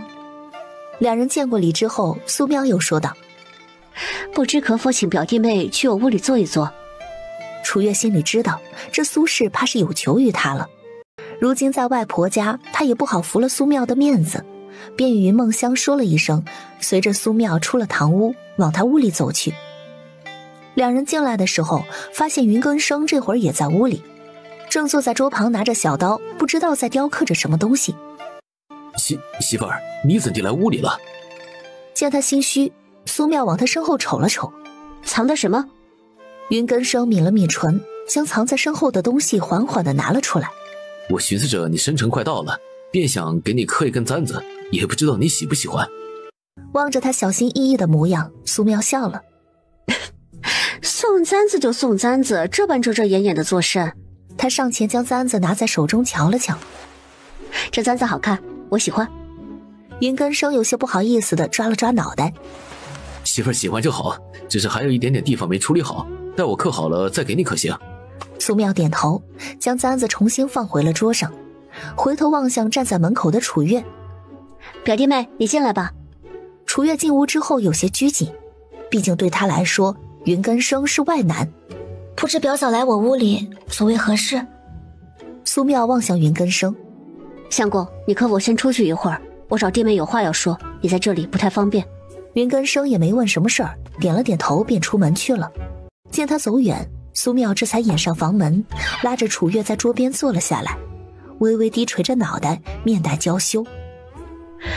不瞒表弟妹，我找你来主要是想问你个事儿。我和你表哥呢，成亲1年多了，肚子一直没有反应。前些日子那个时候，更是觉得疼痛难忍，就一直没让他碰我。我想着一直没怀上，是不是因为我的身体出了什么问题啊？楚月一听便知道他说的是哪一方面的问题了。除了那个会痛，可还有别的症状？苏妙将自己的症状一一说了。楚月打量了一下他的脸色，又把了把脉，大概也知道了病因。表嫂的身体没有太过严重的问题，但也要引起重视。平常的时候要注意洁净，尤其是那个之后。楚月毕竟还是个姑娘家，说起这种事情多少还有些不自在。我先与表嫂开个方子，到时候二表哥去镇上可以让他将药抓过来。苏妙压低声音问道：是不是将这个病治好了，我便能怀上身孕了？这个我不能确定，不过表嫂和表哥都还年轻，病好了之后放松心情，兴许会更容易心想事成呢。苏妙听着面颊泛红。那弟妹这里可有什么助孕的法子？我再给表嫂开一剂温经汤吧，待身子好利索了之后开始喝，连着喝7日，对受孕兴许会有些帮助的。楚月将2张药方写好递给苏妙。月事干净之后，大概9日到18日是最容易受孕的时候，表嫂可在那个时间段多做些努力。苏妙伸手接过楚月递来的药方，连连道谢。多谢弟妹，要是喝了这个药真能让我怀上，你就真的是帮了我大忙了。这是诊费，还望弟妹收着。楚月忙将他的手推回去。诊费就不必了，不过是举手之劳罢了，表嫂太客气了。苏妙不由分说地将30文塞回了楚月的手中。弟妹莫要与我客气，往后身子要是再有个不舒服的，我还得找你来。你不收钱的话，往后我都不敢找你看病了。楚月拗不过他，最终只同意收了20文的诊费。2人手挽着手，说说笑笑地从屋里出来，恰巧被许氏撞见。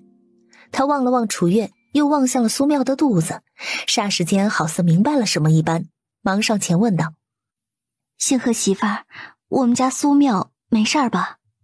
大舅母放心吧，表嫂没事儿，我先去堂屋找我娘去了，大舅母和表嫂聊着。许氏见楚月走远，忙将苏妙拉到一旁。那楚月怎么说？你这身子没啥毛病吧？弟妹说问题不大，让我放宽心。许氏压低声音说道：我之前怎么与你说的？我就说孩子这事儿得看缘分，你放轻松些，还这般年轻，哪里会有什么大问题？苏妙满脸娇羞地低下脑袋，小声说道：娘，我知道了。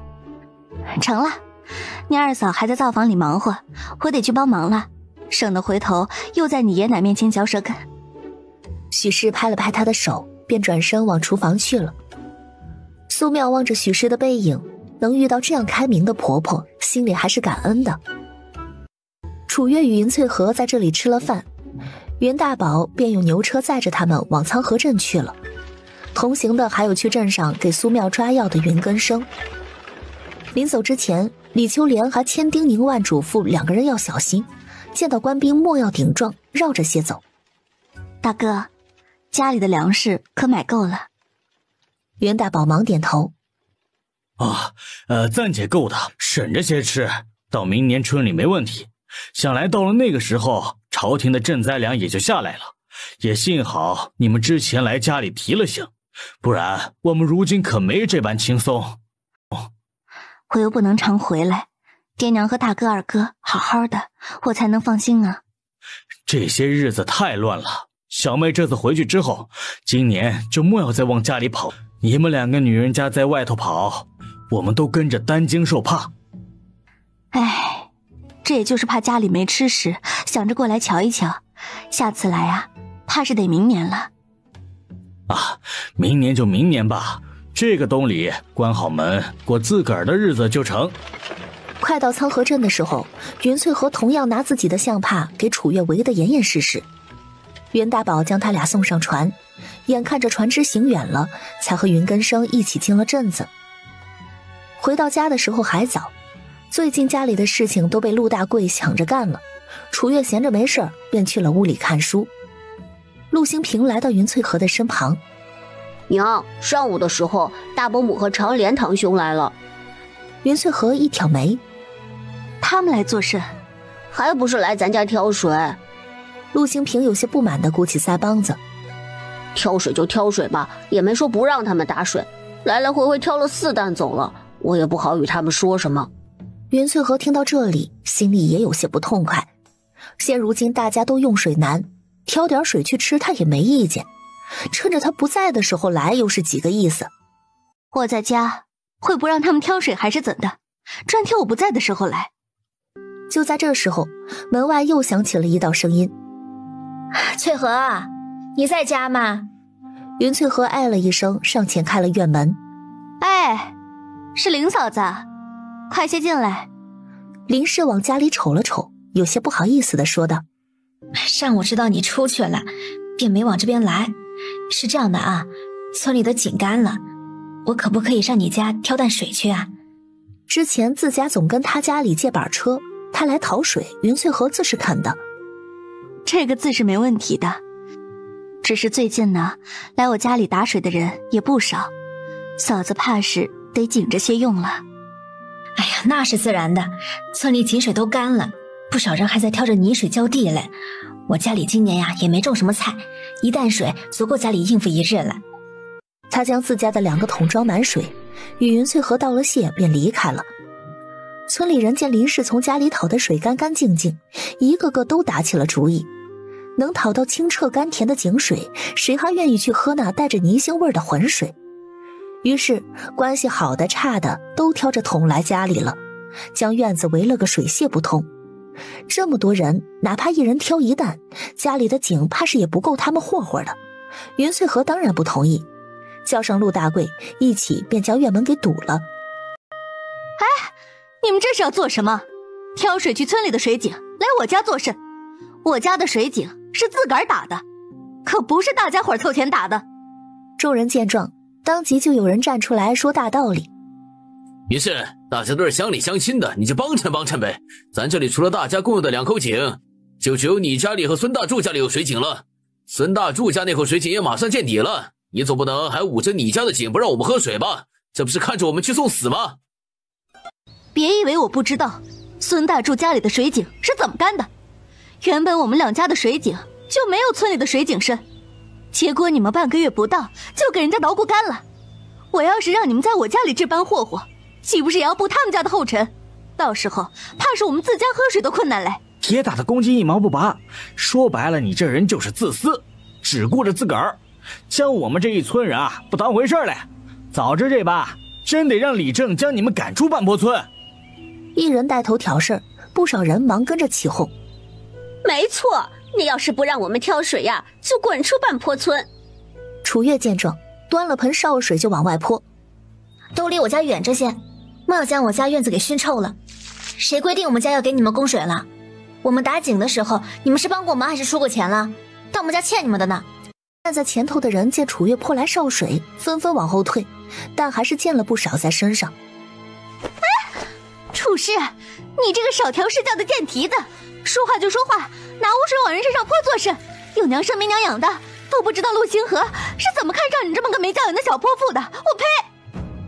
还未等楚月反击，便见一人从说话的那个妇人身后揪住了他的头发。王雪兰和陆铁生领着大房、2房和4房的人来救场了。王雪兰揪着那个妇人的头发，边打边骂：林春桃，你这个嘴臭的贱蹄子，你怎的还有脸在我老三媳妇家里撒泼的？我老三媳妇家里没打井的时候，你可是跟着人起哄说星河媳妇是灾星的，如今不要脸讨水上门，竟还骂星河媳妇没教养，真是屎壳郎戴面具，臭不要脸。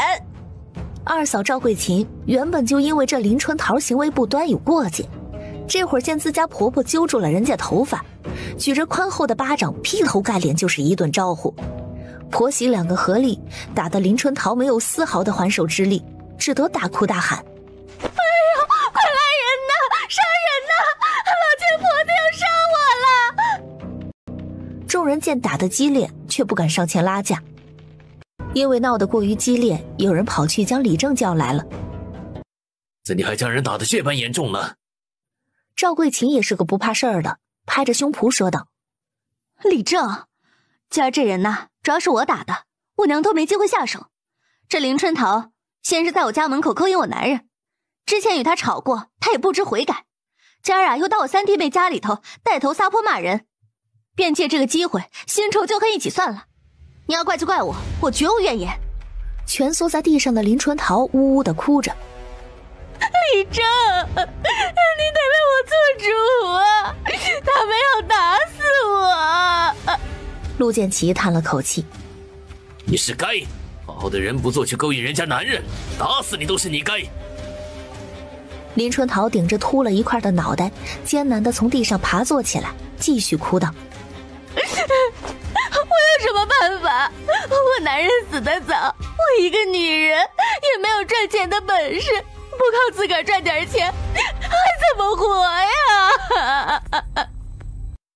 赵桂琴抬起一脚将他踹翻：“我呸！自己贱，还将这一切推到没有男人身上。你空虚寂寞，不会找个男人再嫁吗？非要勾搭这个勾搭那个，弄得人家家里鸡飞狗跳。你这种人呐，就该进猪笼。”陆建奇听罢，望向林春桃：“从前我念在贵生与我们都是同族的份上，跟你睁一只眼闭一只眼，如今却觉得倒是我的宽容增长了你的气焰。林春桃，待会儿你回去便收拾收拾离开半坡村吧，我们这里容不下你了。”林春桃慌了：“不要啊，李正，我一个女人家离开这里无处可去呀！你这不是要逼死我吗？”你不仅扰得村里几户人家不得安生，还屡次挑事，我怎能继续容你在这里胡搅？也莫要在我面前装可怜，至少你还有娘家可以回。说完，也不顾林春桃的哭闹，便让3、5个族中的妇人架着他离开了。处理完了林春桃，陆建奇这才望向围在院门口的众人：“你们这些人也是，看到别人来这里闹事，你们也就跟着起哄。怎地？云氏家里的水井是你们凑钱打的，他家里花钱打的井，不给你们用水就是他们的错。”陆建奇冷哼一声，将双手反拍在身后：“这水井是人家私有，人家愿意让你打水是情分，不给也是本分，怎地就又是骂人，又是要将人赶走的？你们是觉得自个儿的权利比我这个李正还大嘞？”众人理亏，垂着脑袋不敢说话。“李正，我们这也不是看到林春桃在这里闹，就跟着起哄吗？”陆建奇抖了抖自己的八字须：“哦，你们不跟着他一起闹事，他一人能将这事儿闹大了？”袁翠和在一旁听着，也明白李正这是想大事化小。“李正，今儿这事儿，我不管你如何处理，这些闹事儿的人想喝到我家里的水，门儿都没有。”众人一听，心里急了：“云氏，你怎么这般小气嘞？我们还等着水活命嘞，你不能见死不救不是？”“我呸！”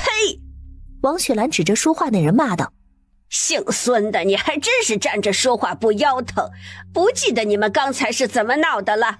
谁规定我家老三媳妇就得以德报怨了？乡里乡亲的，怎么就是以德报怨了？”二嫂赵桂琴望向那说话的人，语气中带着嘲讽：“你这会儿也知道乡里乡亲了？方才闹事要将人赶出去的时候，怎么就没想到这一点嘞？真是老太太靠墙喝稀粥，卑鄙无耻又下流。”那人被对的一时间回不上话来。陆铁生见状也站出来说道：“我老陆一家在村子里生活了几十年，无论是我还是我的儿孙们，从没做过伤天害理之事。之前我家三儿在的时候，总说己所不欲，勿施于人。我就想问问，今日换成是你们自家被人这般堵着闹事，不知你们是何想法？可是也会以德报怨。”他在村里算是辈分最高的长辈了，说的话也还是有些分量的。面前这些人听了，低着脑袋不敢说话。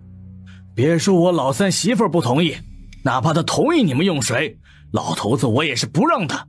今儿我也将话撂这儿了，你们要是想打我老三媳妇家的水，除非从我老头子的身上踩过去。他是没了男人，可他还有爹娘兄弟，不是你们能随便欺负的。袁翠和听着这话，神色动容。叶生叔，话可不需要这样说，您可是这村里辈分顶顶高的长辈，您说的话谁敢忤逆？不打水就不打水，你也莫要气恼，我这就将他们遣回去。说完，转身望向围在院门口的众人。出着做甚？麻溜的各回各家去。如今还没到山穷水尽的时候嘞，实在嫌村里的水浑，你们可以去沧河打水不是？众人面露为难。李正，您就别说笑了，咱这里到沧河得走半个时辰嘞。半个时辰咋地？难不成因为远了点你们就不喝水了？天无绝人之路，勤快点，至少今年是干不死的。说着与陆铁生打了个招呼，便和众人一起离开了。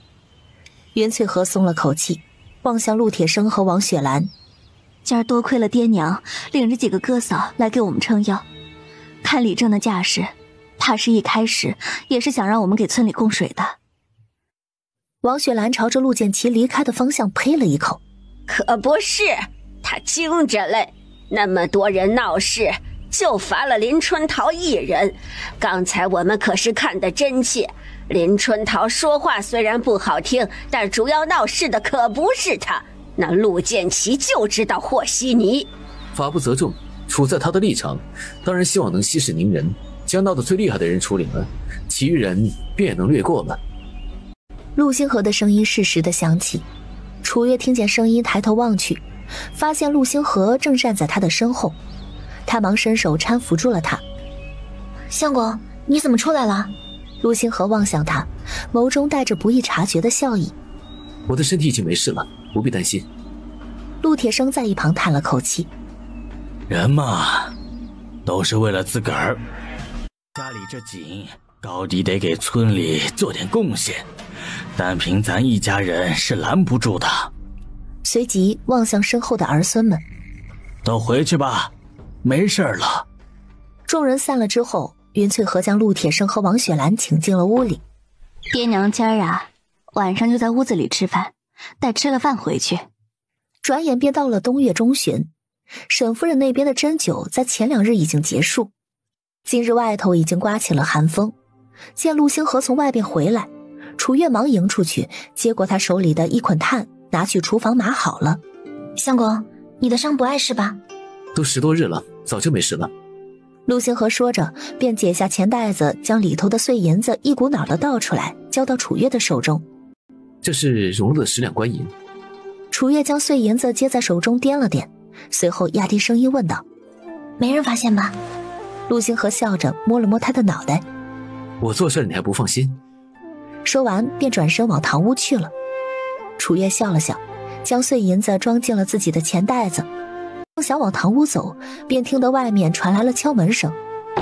月月，你在家吗？玉芳，你怎么来了？快随我去屋里，外头冷着嘞。星河哥哥，这天是不是要下雪了？看这情形，大概就在这2日。听到要下雪，楚月倒是犯愁了。咱屋前的萝卜白菜都熟了一阵子了，屋边开荒的那10垄地也差不多成熟了。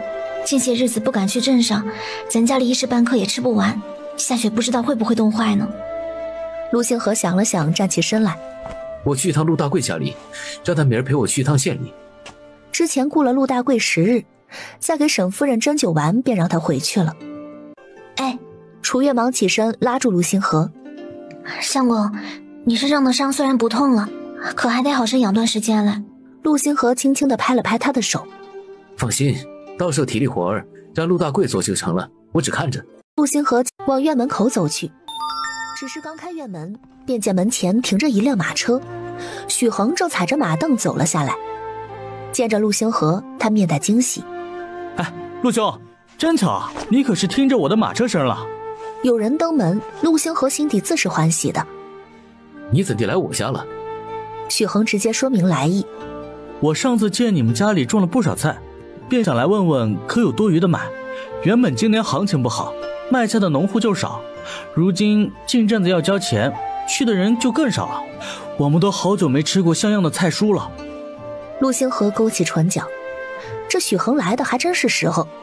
有，许兄先与我去屋里吧。他说完，将许恒和车夫领进了堂屋。众人见着许恒，纷纷起身与他打招呼。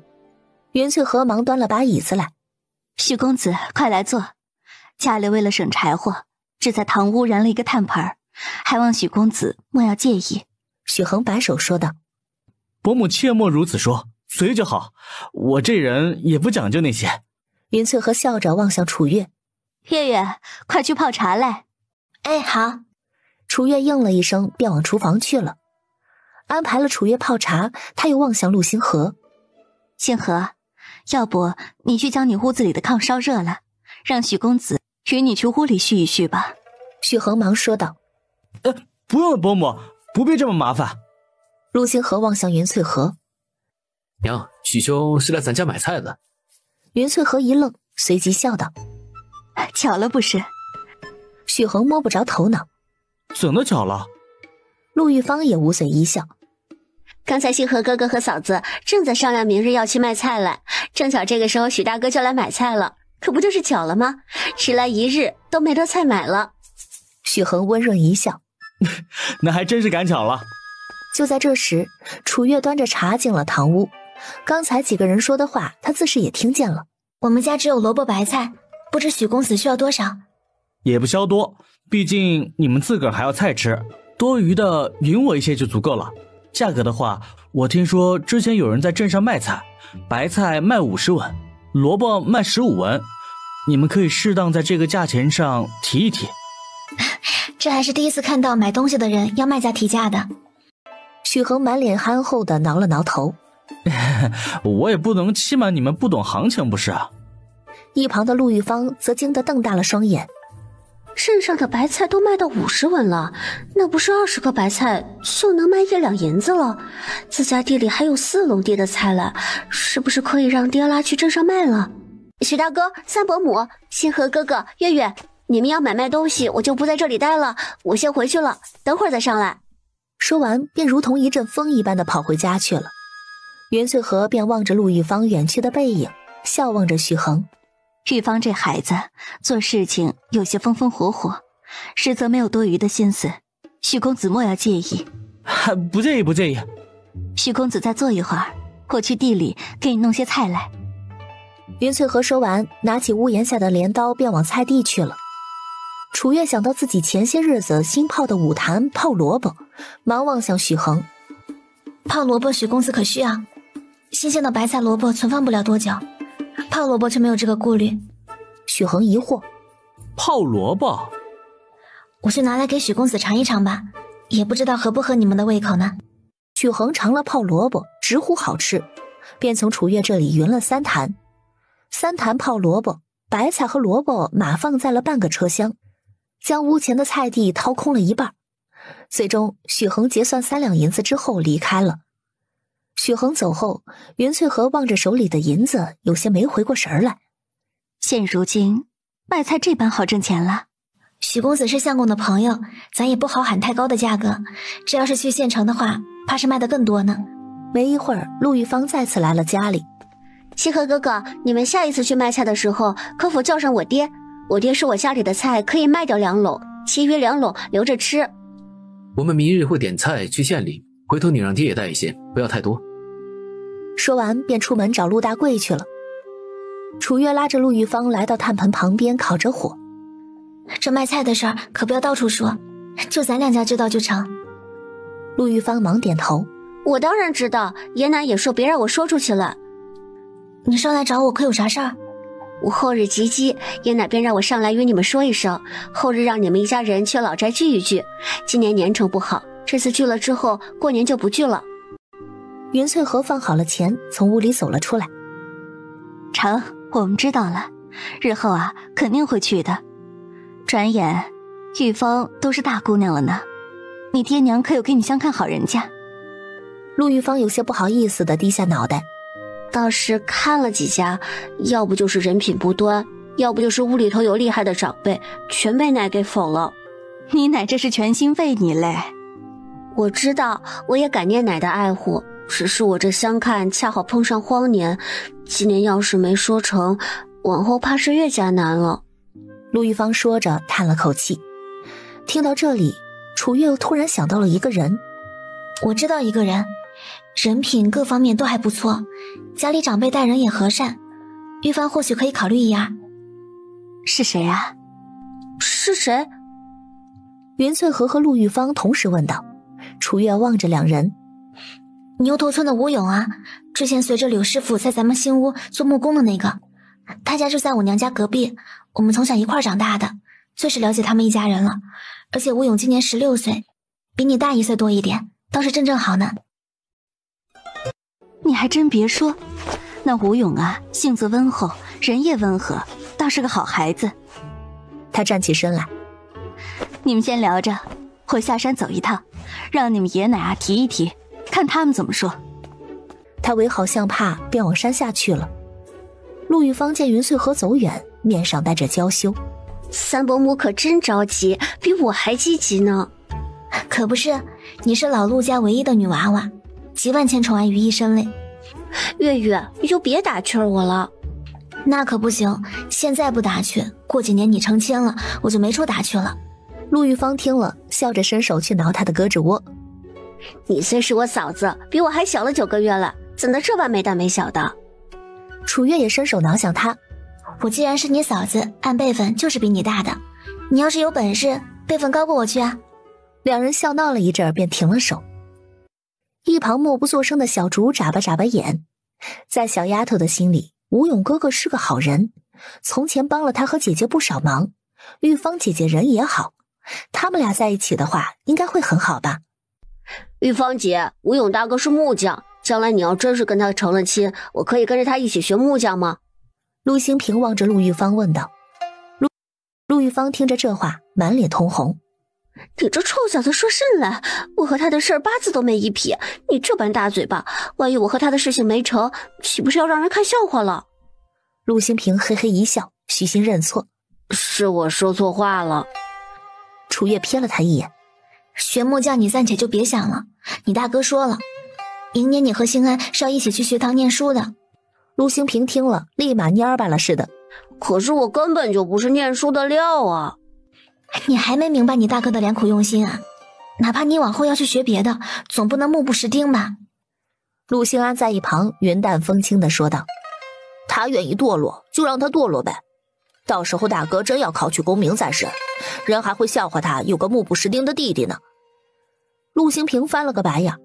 论说风凉话，还得是你，陆兴安。我实话实说罢了，你好好想想，用脑子想。陆兴安说着，指了指自己的脑袋。陆兴平沉默了片刻，冷哼一声，便转身往屋里去了。楚月伸长脖子一看，人正坐在桌前，用手指一笔一画的在桌上比划着呢。他笑了笑。兴安这话虽不好听，但管用啊。陆兴安有些不好意思的挠了挠头。不打击打击，他得飘上天去了。楚文竹望向陆兴安。三哥，你能教我识字吗？小竹这么小便想认字了。楚文竹耸了耸自己的小鼻子。我已经不小了，过了年就6岁了，可以认字啦。陆兴安摸了摸他的脑袋，拉着他站起身来。走，三哥带你认字去。楚月望着一高一矮2个背影，唇角抿起了笑意。小竹好似比刚来的时候长高了些，也没之前那般瘦小了。陆玉芳记得她第一次看到小竹的时候，瘦瘦小小，跟个猴似的，看着怪可怜。楚月嗯了一声。我们2个最大的幸运，便是脱离了那个家。陆玉芳有些心疼地看着他。过去了的事就别想了吧，你也算是苦尽甘来。我看星河哥哥和三伯母待你都挺好的。你哪只眼睛看到我伤心了？我这么明显的庆幸，你没有看出来？陆玉芳一愣，随后佯装生气一般说道。成，是我咸吃萝卜淡操心，我早该想到你这般没心没肺的人是不需要我担心的。楚月笑着揽住了他的胳膊。别呀，我这不是逗你玩吗？陆玉芳的唇角露出一丝狡黠，悄悄地伸手挠向楚月的腰。这次总算被我挠到了。好啊，你故意的。两人再次笑闹在一起。陆玉芳又在这里坐了会儿，便回家去了。袁翠和陆星河母子俩是同时回来的。陆星河一回到家，便从厨房里拿来簸箕，想去地上拔萝卜。楚月见状，忙上前制止了他。相公，我来，你去屋里歇着。袁翠和也从屋檐下拿了把镰刀去了地里。星河，你去看书吧，家里的事情啊，有我和月月嘞。开年你就得去县城备考了，别到时候耽误了你。楚月一边拔萝卜，一边往云翠河的方向望去。娘，你刚才去老宅，爷奶怎么说？老两口都好着呢，你四叔和你四婶也觉得那孩子不错，这会儿啊，已经找人往那边打听去了。要是吴勇家里有想法的话，应该会找媒人上门来。楚月展颜一笑，真好。袁翠和往他的方向望了一眼，月月看着很高兴呢。我从前在娘家，吴勇帮了我不少忙，对我来说，他比我亲大哥还亲。玉芳也是个善良的，他们两个要是能成的话，我当然开心。我也觉得他们俩配，无论是相貌、人品还是家世，都挺衬的。两人正说着话，便听得鸡窝里传来咯咯哒的声音。楚月距离鸡窝近，站起身往鸡窝的方向望了一眼，面上带着一丝惊喜。娘，咱后来买的鸡好像开始生蛋了。袁翠和兴冲冲地进了鸡圈，从窝里掏出来一个蛋壳上带着血迹的小鸡蛋。还真是初生蛋嘞，往后啊，咱们自家吃鸡蛋就不用发愁了。剩余的鸡有9只是母鸡，待这些鸡都开始生蛋了，咱还有多余的鸡蛋卖呢。后来孵的小鸡也还有10几只，再长一长，过年的时候也能做炸鸡吃了。是呢。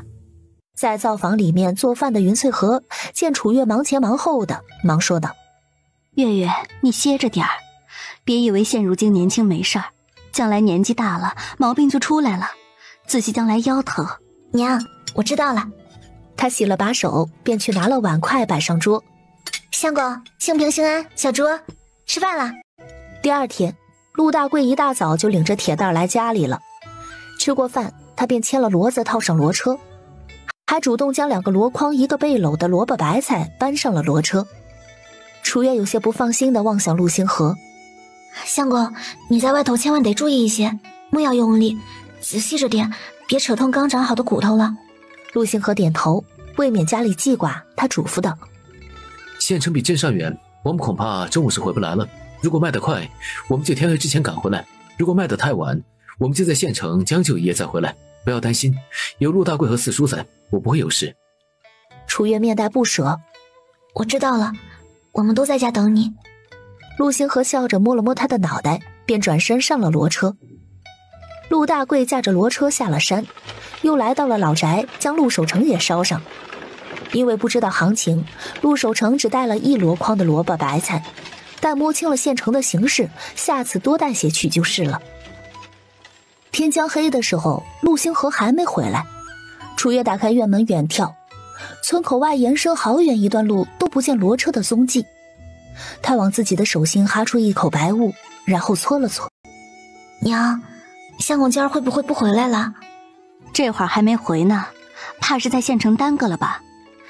在那里休整一夜也好，赶夜路不安全嘞。你也别总在外边看着，外头冷，莫要着凉了。他们要是回来的话，总会到家的。哎，好。楚月有些失望地掩上了房门。他洗漱完之后，烧了炕便上床睡觉了。今日炭火熄灭没一会儿，楚月便瑟缩在被窝里发抖，中途被冻得迷迷糊糊醒了好几次。第二天是陆玉芳及笄的日子，楚月起了个大早，只是早间起来的时候，脑袋有些昏昏沉沉的。吃早饭的时候，袁翠和见楚月面色不好，面带关切地问道：月月，你昨晚上是不是没睡好啊？楚月打了个喷嚏，揉了揉鼻子。是，突然一个人睡，有点不习惯。吃了早饭，你便烧了炕去睡个回笼觉吧。星河他们在县城休息了一夜，今儿啊，应该会早一些回来。玉芳的吉吉，你四叔想来不会错过。等会儿他们回来了，我再喊你一起去老宅。陆星河回到家的时候已经是4时末，骡车进了院子，便只见3个小萝卜头和云翠荷，不见楚月的身影。陆星河跳下骡车，将昨日卖菜的钱交给了他。娘，这是昨日卖菜的钱。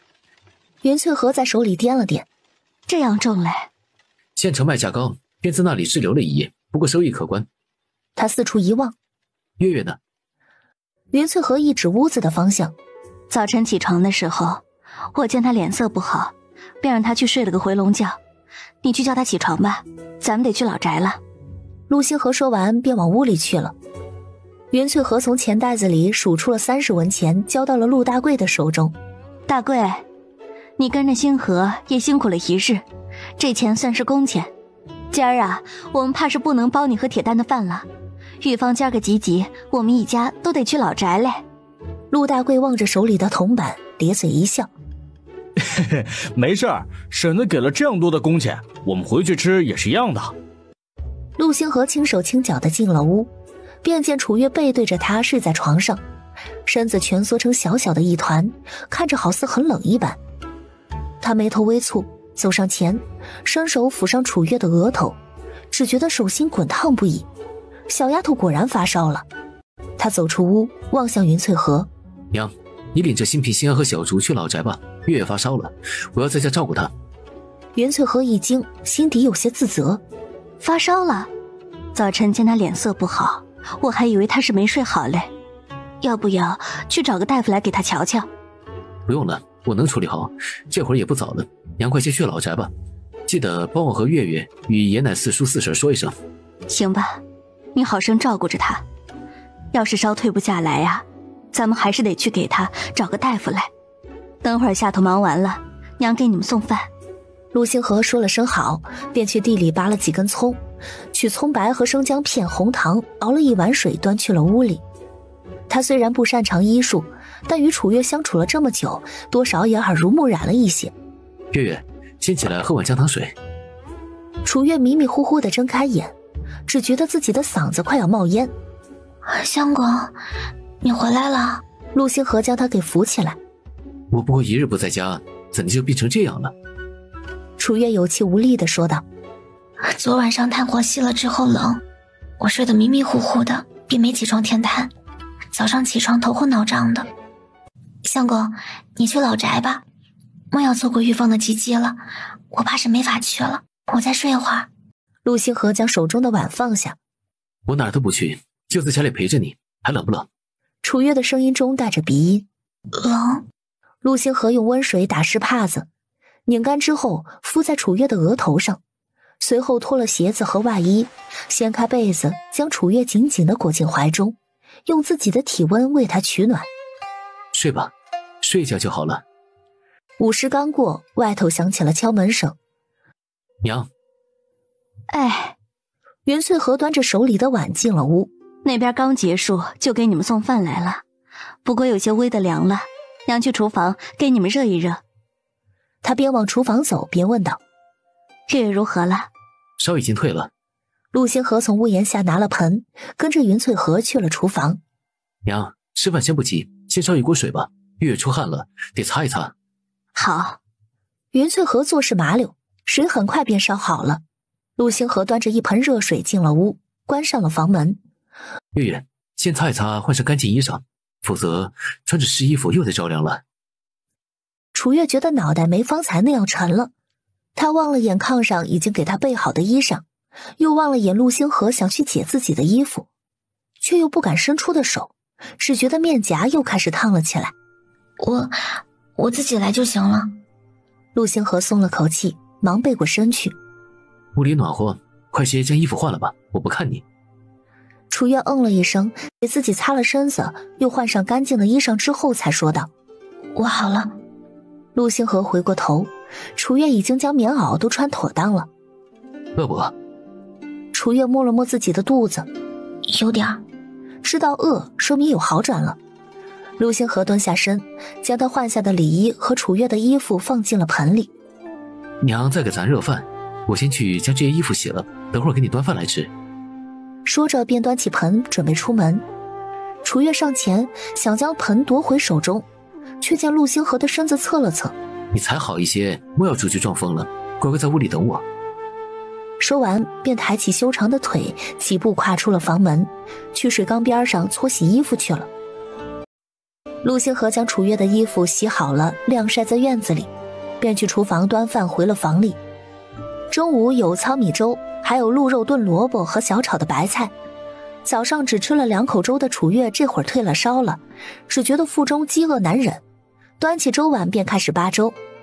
陆星河夹了一大块鹿肉放到了他的碗里，夹起第2块时，却见楚月用手将自己的碗盖住了。我生病了，不能吃太多油荤，总共就2块肉，另1块相公吃。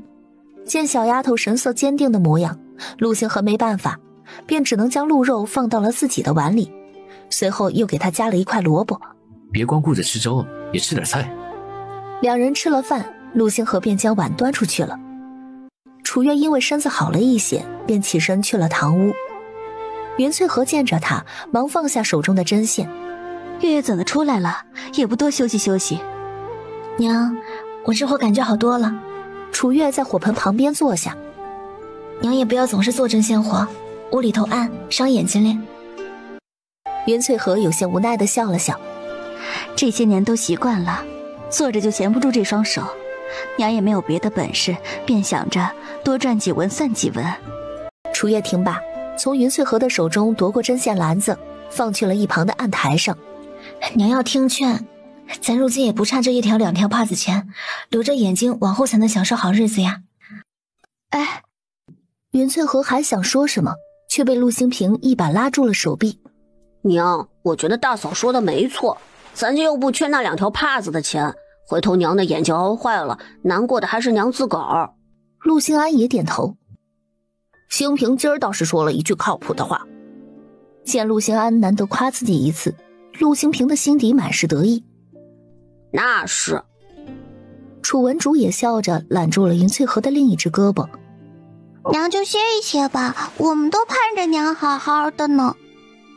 云翠荷无奈，只好重新坐好。你们呀，都是不当家，不知道柴米油盐贵。赶明年兴平、兴安都要去念书了，家里开销大嘞。陆兴安面色沉静。之前大哥不是时常给人抄书赚银子吗？待我将字练好了，便也能靠这个给家里补贴点家用了。陆兴平眉头一挑，抄书这活他怕是干不了的。要不就让兴安去念书，我在家里给娘帮忙吧，一来省了钱，二来兴安回来还能教我。陆星河洗完碗进屋，便听见陆兴平在那里瞎说八道，当即回道：想都别想，你给我老老实实念几年书，满13岁之后你想去做什么我都随你。陆兴平听了陆星河的话，根本不敢忤逆，顿时蔫巴了一般靠在云翠河的肩膀上，愁眉苦脸地说道：娘，我的命怎么这么苦啊？云翠河笑着睨了他一眼。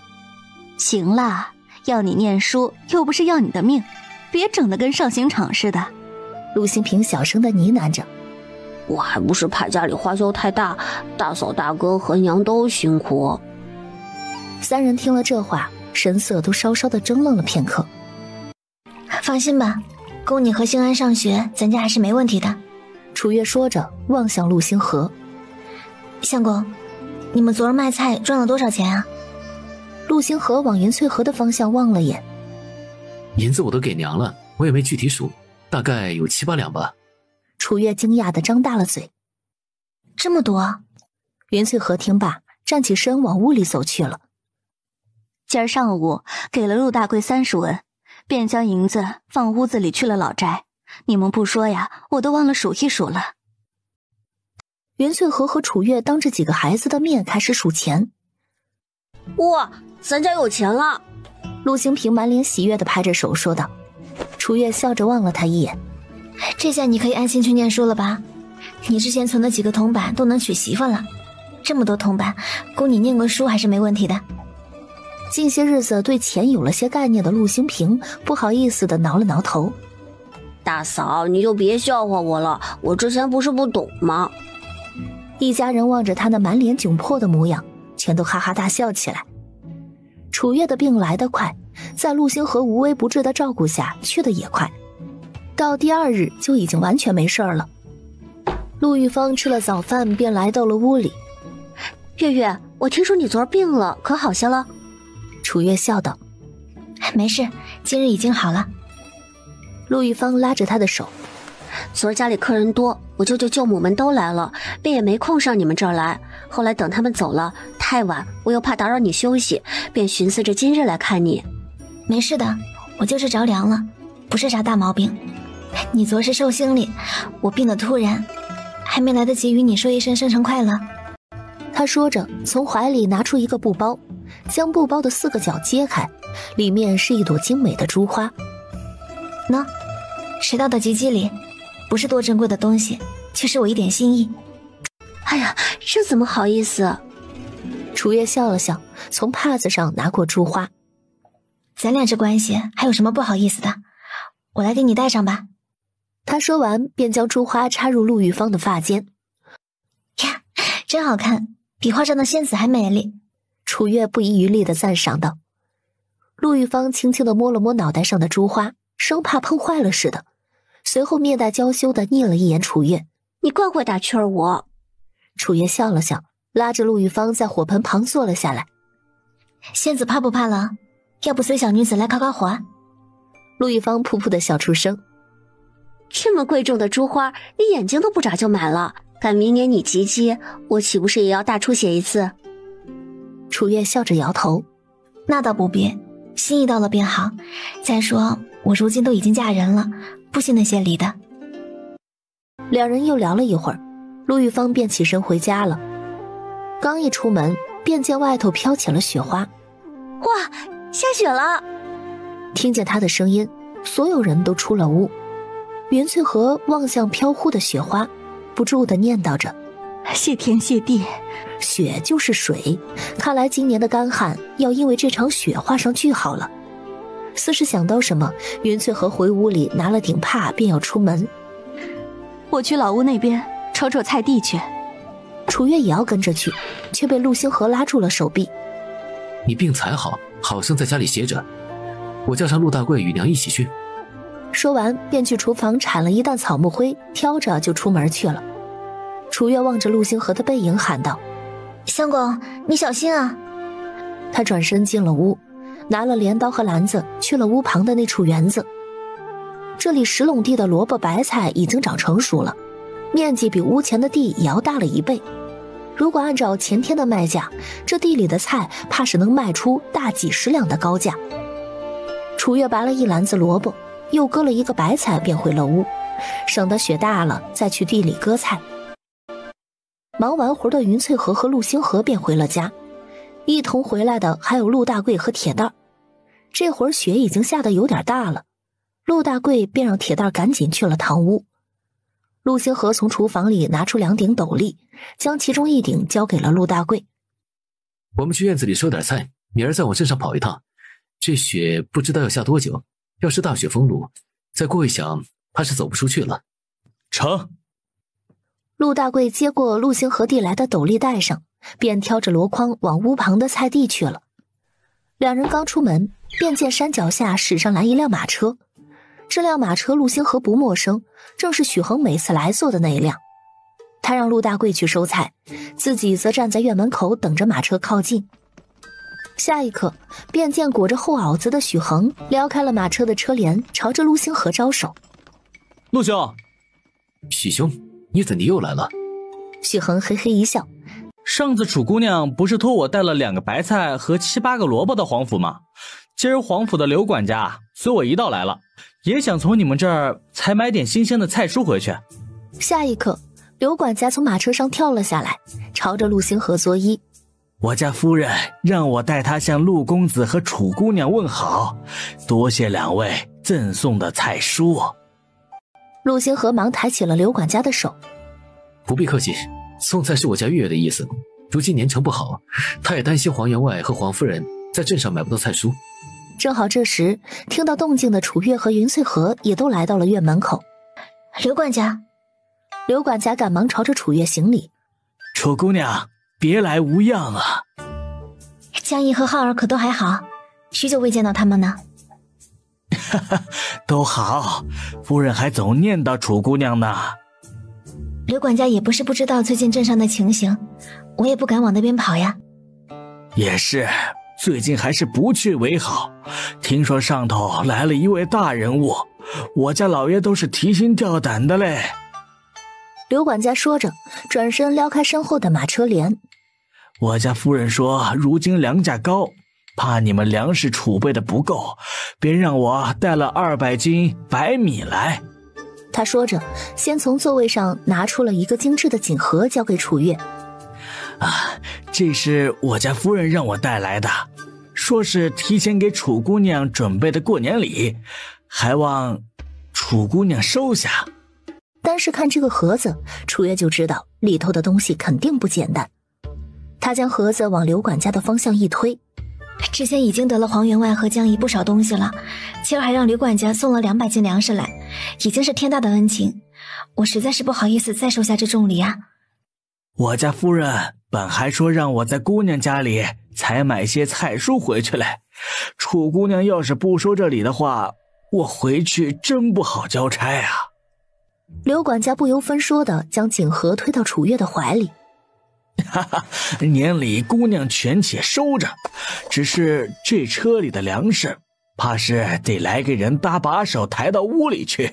楚月忙伸长脖子往菜地的方向喊：大贵哥，你来。陆大贵将200斤粮食扛到了地窖中，心底不住地惊叹楚月的好人脉。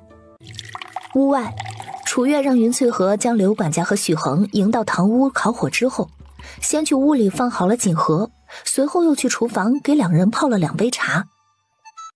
刘管家今儿想带多少菜回去？刘管家稍稍的寻思片刻之后便说道：咱府里人少，也不消带太多，30个白菜加1筐萝卜足矣。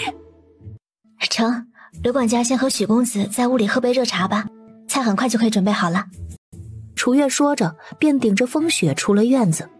相公，刘管家说要1筐萝卜，30颗白菜，咱先将他要的菜准备好吧。正在割白菜的陆星河忙站起身：我知道了，你赶紧进屋去，别又着凉了。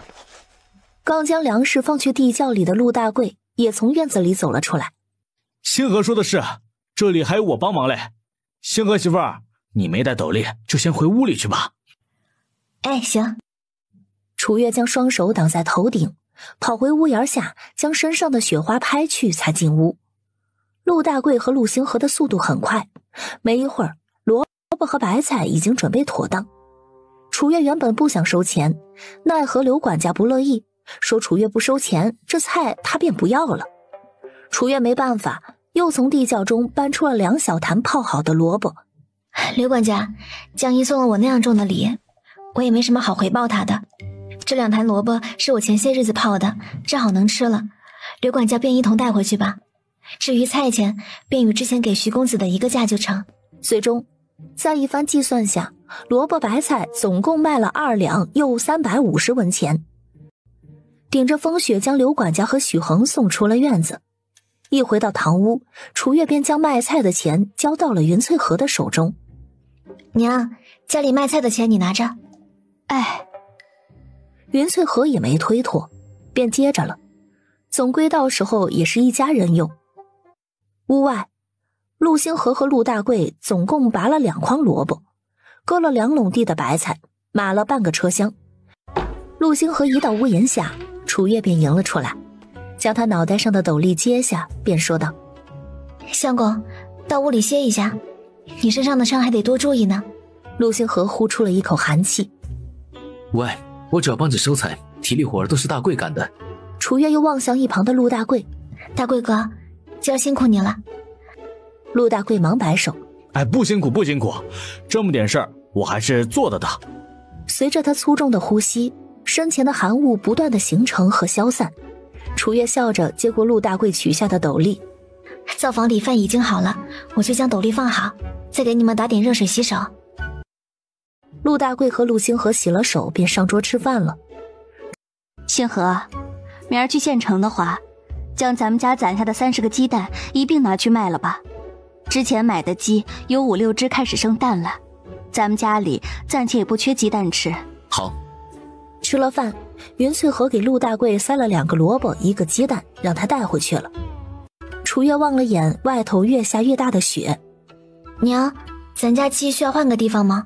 下雪的天呢，继续圈在院子里养，怕是会冷吧？月月倒是提醒我了。云翠和忙解下了自己的围裙。我去猪圈里圈一个地，咱们将鸡鸭关去那里。说完便匆忙去了厨房隔壁的猪圈。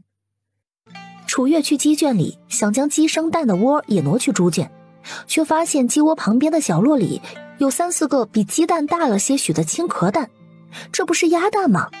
他心下一喜，忙将那4个蛋拿在手中，望向猪圈中还在忙活的身影。娘，咱家的鸭子也开始生蛋了。云翠和没来，倒是刚进去堂屋烤火的3个孩子跑了出来。大嫂，给我们看看鸭蛋吧。陆行平顶着风雪便往楚月的方向跑。楚月笑着将手中的4枚鸭蛋交到他的手上，仔细着点，别摔破了。转而又望向陆星安和小竹，你们都回屋里去，外头冷嘞，别着凉了。说完转头抱起鸡窝便往猪圈去了。将鸡窝安置好，楚月往自己冻红的手掌哈了口气。云翠和见状忙说道：快回屋里烤火去，仔细手指长冻疮了，你这手是拿银针的，可不能有事儿嘞。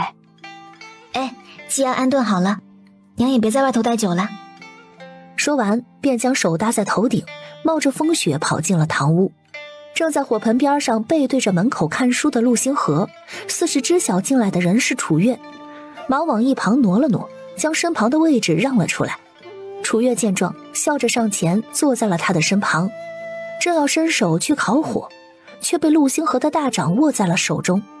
冻成这样不能马上烤火，否则更容易长冻疮。你怎么知道啊？陆星河满脸淡然地往楚月的方向望了眼，随即眼神又重新回到了书上。生活经验。短短的4个字让楚月先是怔愣，再是心疼，随后望着被他温热的大掌紧紧包裹着的手，心里时不时地泛起了丝丝的甜蜜。要不是3个小萝卜头眼神直勾勾地盯着自己和陆星河，他都想在他脸上啜一口了。楚月假声地咳嗽2声，故作淡定地望向一旁的3人。看什么看？没自己的事情做了。陆星平和陆星安相视一眼，抿着唇赶忙低下头，继续拿着手里烧黑的柴火棍在地上练字。楚文竹则将认字的书往上一举，赶忙挡住了自己的脸。姐姐，我什么都没看。楚月扫了他一眼，立马翻了个白眼。你书都是倒着拿的，能看见什么？气氛出现了瞬间的宁静之后，陆星平扑哧一声捂着肚子哈哈大笑起来。楚月见3个小不点儿都不再盯着他了，便将自己的侧脸枕在手臂上，面向陆星河的方向，一眨不眨地欣赏着他完美的侧颜。下一刻便见陆星河握着他的双手稍微的紧了紧。月月，你打扰到我看书了。楚月挑了挑清秀的眉。我可什么都没做。第2天起床的时候，外边的积雪已经到脚踝的位置，比起昨天夜里的鹅毛大雪，今日的雪也已经下得小了些。楚月深一脚浅一脚地踩着积雪往厨房走。相公，你们今儿真的要去县城吗？这么深的积雪，路都看不见了，会不会不安全啊？陆星河从厨房拿出铲子。路我们都已经很熟悉了，不必担心。也不知道今日这雪会不会停。正在做早饭的云翠河转头望向屋外正在铲雪的陆星河。星河，今儿要是还下着雪，你们就在县城住着，待雪融了一些再回来。陆星河点头。我心里有数的，娘。没一会儿，院外响起了敲门声。云婶子，星河，是我。楚月上前去开了门，见陆大贵正背着铁袋站在门口。大贵哥来了。陆大贵直接将铁袋背到厨房，才将它放下。哎呀，今儿这天可真冷。云翠和笑着往灶堂里塞了一根柴。待化雪的时候更冷嘞。婶子说的是。陆大贵说着，便拿了扫帚跟在陆星河的身后扫雪。星河，咱今儿卖了这一车菜，下次等化雪了再去吧。好。陆大贵望了眼陆星河手中的铲子，忙上前与陆星河交换了工具。我来铲雪吧，你别扯到背上的伤。陆星河抿了抿唇，谢谢。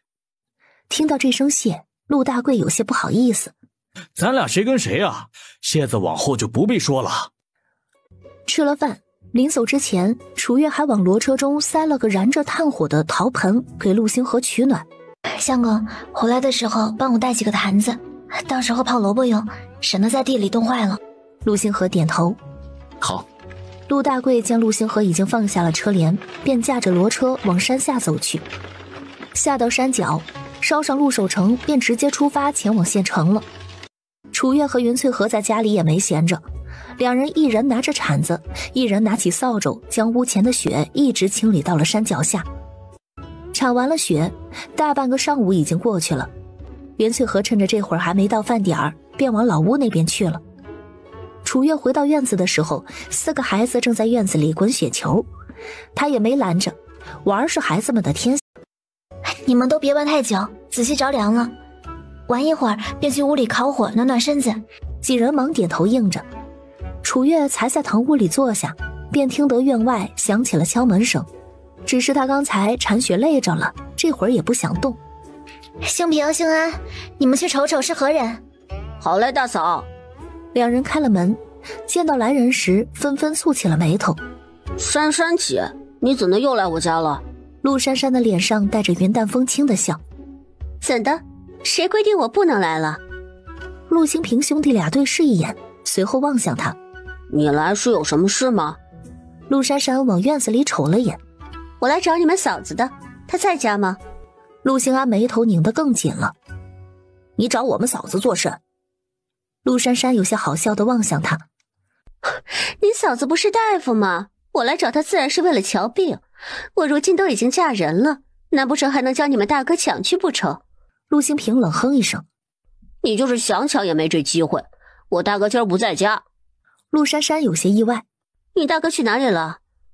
陆兴平鼻孔朝天。我不告诉你。屋里听到声音的楚月出了屋，望向院外小腹微微隆起的陆珊珊，秀眉微微的挑起。你挺个大肚子来我家做甚啊？没得出了什么意外，回头还赖我们身上。陆珊珊扶开陆兴平和陆兴安，便往院子里走。陆兴平兄弟俩望着他那个肚子，也不敢阻拦。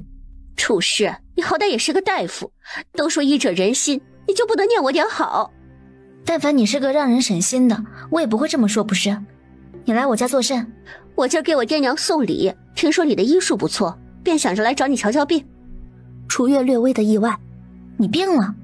陆珊珊有些不好意思的摸了摸自己的鼻子。不是我。楚月望着他那神色，哦了一声。那是你男人。陆珊珊有些不好意思的拉着楚月进了屋。你声音小一些不成？院子里还有几个孩子在了。什么病还遮遮掩掩的？待来到屋里，楚月有些不耐烦地望向陆珊珊。现在可以说了吧？陆珊珊清了清嗓子，往屋子前后一望，见没有人靠近堂屋，才凑近楚月小声地说道：我相公那方面的事儿好像不太行。楚月瞬间觉得一股气血从脚后跟冲到颅顶，尴尬的脚趾头都蜷起来了。这种事情你让你相公去镇上找个大夫瞧，岂不是更好？找我一个姑娘家做甚？陆珊珊有些惊讶地望向他。你未必还为何星河？随即似是想到了什么。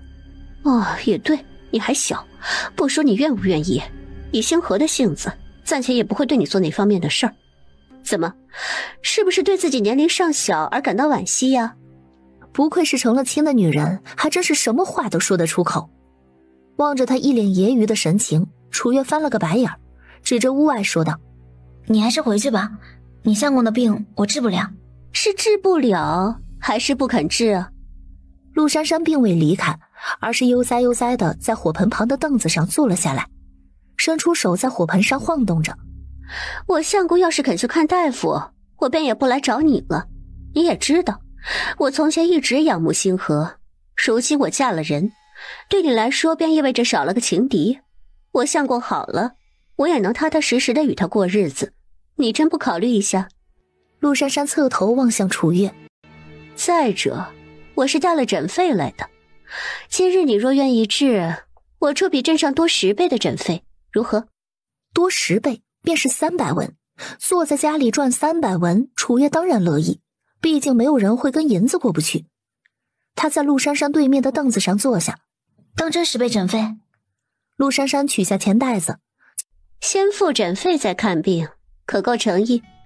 楚月掂了掂手里的银子，收入自己的袖袋之后，才望向陆珊珊。你将他的症状说一说吧。陆珊珊清了清嗓子，才压低声音将姚上述的症状详细的说了出来。楚月硬着头皮听完，思忖之后才说道：我未给病人摸过脉，他的身体具体如何我也不知情，不过他既然讳疾忌医，想来也不会随你一道来我这儿的。我先给他开1剂药吧，回去之后喝上一段时间调理，下次要是有好转了，可以领他来把把脉。陆珊珊心底一喜，成，要是有好转，下次我是抬也要将他抬来。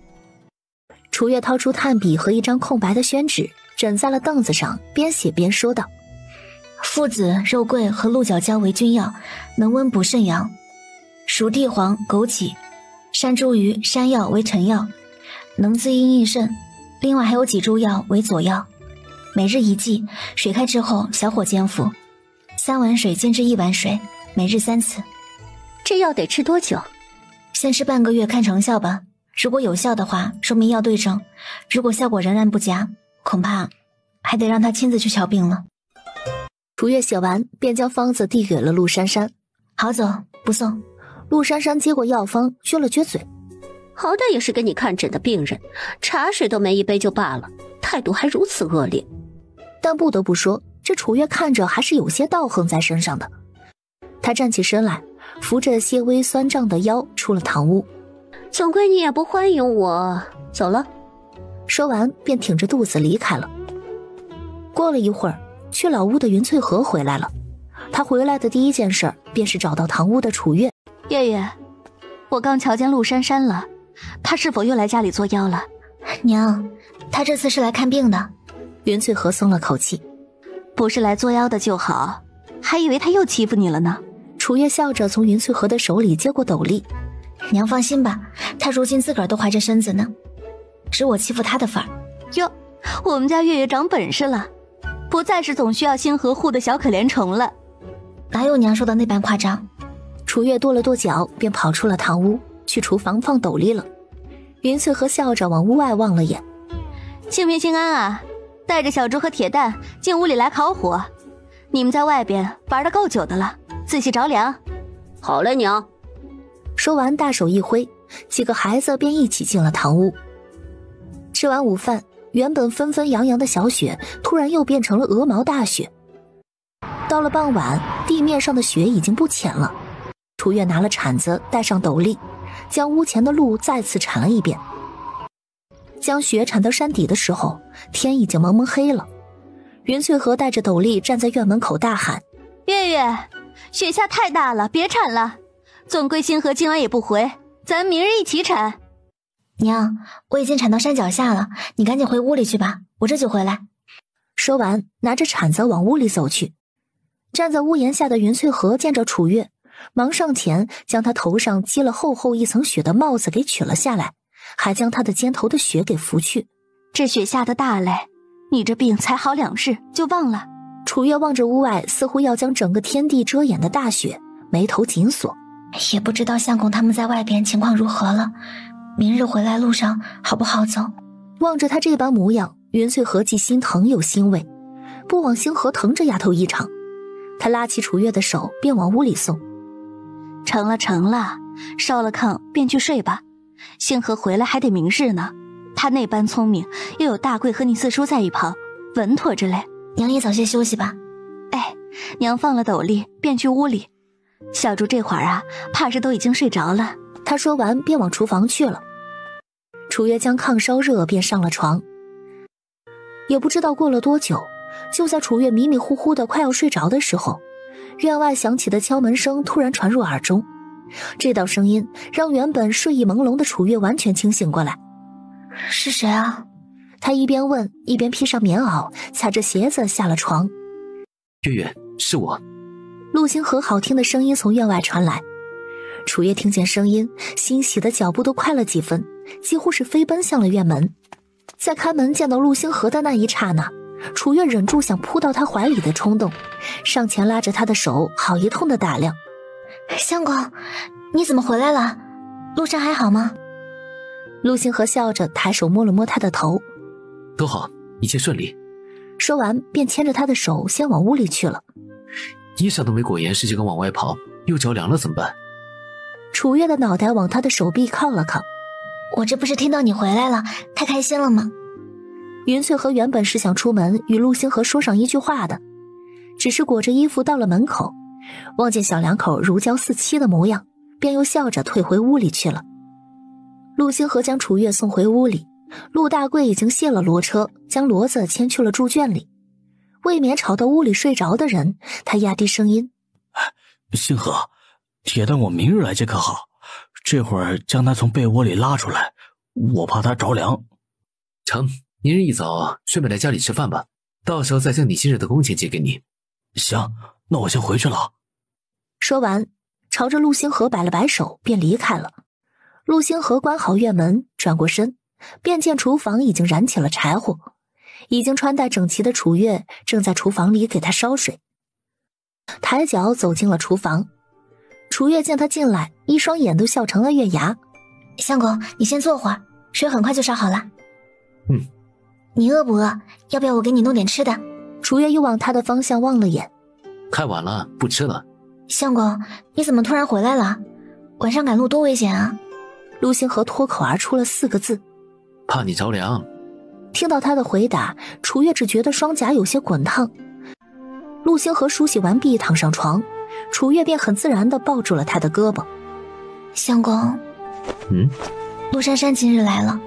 陆星河低头望了眼躺在自己身旁的小丫头。她没教你如何吧？没有，她怀着身孕呢。不过她好似已经接受她现在的相公了。今儿还为她相公找我求方子来着。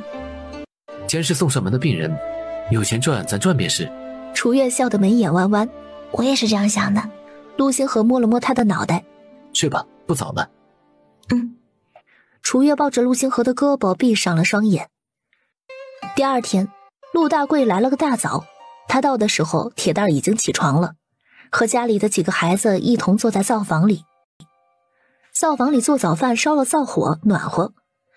见着陆大贵，铁蛋儿满脸惊喜地朝他奔了过去。爹！陆大贵望着院中的雪，忙伸手制止他。你别过来，仔细将裤腿弄湿了，我过去就成。铁蛋儿听罢，便站在灶房的门口等着。陆大贵走进灶房，摸了摸他的脑袋。昨儿可听话？正在做饭的云翠荷忙笑着说道：铁蛋是个听话孩子，眼里有活儿，人也机灵。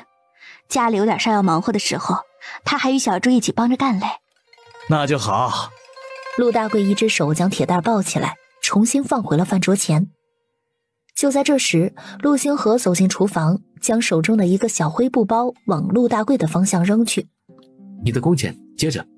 陆大贵见状，忙伸手将那裹好的布包接在手中。他在手里掂量了一下，无论是大小还是重量，这包铜板似乎都不止30文。他面带疑惑地往陆星河望去。这是？月月的意思是，接下来想让你帮忙去问问谁家要卖田地。依着如今的情形，田地的价格怕是不会太高。陆大贵一听便明白了陆星河的意思，忙拍着胸脯保证：你们放心，打听消息这事儿我在行。最好是大面积的，土质好一些的田地，到时候我们承包出去也是便利。另外，每成交1亩，给你10文钱的抽成，你看如何？听到买进田地还有抽成，陆大贵眼睛都亮了。成，等会吃了饭我就出去问去。倒也不必这样急，等雪小一些再说吧。陆星河说完便出了屋，趁着云翠荷和楚月都来到了堂屋中，陆星河将昨日卖菜的钱拿了出来。哗啦啦一大包的铜板撞击的声音让几个孩子惊讶地张大了嘴。这么多？陆星河瞥了陆星平一眼，别干瞪眼了，赶紧帮着数。他说完便坐在一旁看书去了。随着他的声音落下，几个孩子赶紧忙活起来。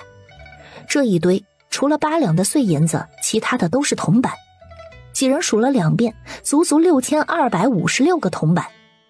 陆星平揉着自己有些酸了的胳膊，大哥，你下次直接让人给碎银子不成吗？幸好咱家人多，要是人少，可不得1上午才能数明白啊。陆星安白了他一眼，这话说的，如果人家没带碎银子，这菜你就不卖了？有钱数你还不乐意了？小竹歪着脑袋，眼睛里闪过了沉思，随后抬头望向陆星河。姐夫，每一个铜板的重量是一样的吗？每一个都是差不多重。小竹重新将目光放回那一堆铜板上。如果每一个铜板的重量是一样重，铜板数量太多的话，称重就能算出铜板个数吗？听到这里，楚月的眼神一亮。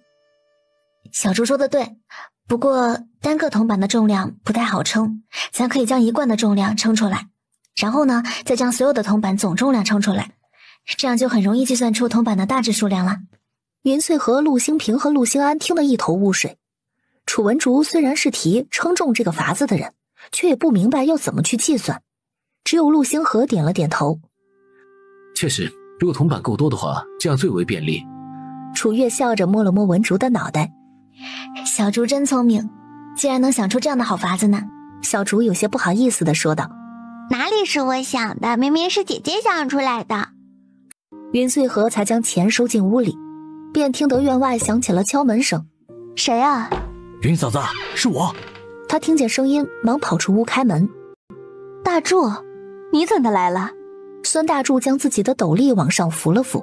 嫂子，你家那老屋方才被雪压塌了，轰的一声整个塌下来了。我媳妇儿让我过来与你们说一声，我就赶忙来了。听得孙大柱的话，云翠河心底一惊。没伤着人吧？孙大柱摇头。如今天寒地冻的，也没人出来，人倒是没伤着。没伤着人就好。云翠河转身朝着屋里喊道：星河，咱们家老屋塌了。陆星河听着声音也出了门。我去看看。说着便要往外走。楚月忙从厨房拿了斗笠，追着他的身后跑出了院子。相公，你带个斗笠，仔细雪水化在身上着凉了。陆星河回头接过楚月递过来的斗笠，随后转身。娘，你和月月就在家里待着，我叫上大贵和四叔去看看。总归如今屋子已经塌了，拾点柴火回来也行。成，你自个儿别努力啊，仔细身上的伤。知道了，娘。陆星河说完便随着孙大柱下山去了。老屋那边搭梁的干木头被陆大贵一车一车的运了回来，灶房里堆不下，便往猪圈里堆。除了给骡子和鸡鸭腾地儿，其余的角落被塞得满满当当的。陆星平望着厨房里堆积如山的木头，没心没肺地说道：这下好了，家里不愁没柴火烧了。云翠和原本因为老屋倒塌而沉重的心，因为他这一句话不由得笑了出来。你这猴子说的什么话呀？哼！咱见如今这新屋本就是因为老屋不稳当了，如今塌了也是意料之中的事儿，娘你也没必要伤怀。陆兴安在一旁劝慰。云翠和叹了口气，理是这么个理。中午熬了一大锅粥，上午帮忙拆木头的人都在家里吃饭。吃饭之后雪小了点，楚月和云翠和带着斗笠再一次的去了老屋，去看看是否还能找到一些有用的东西。好在屋前的菜地没有受到影响，只是被雪掩的几乎看不真切菜园子的模样了。这样大的雪，这些菜怕是不成。云翠和说着便上前从萝卜地里拔出一个萝卜来。唉，才半大的萝卜，可惜了。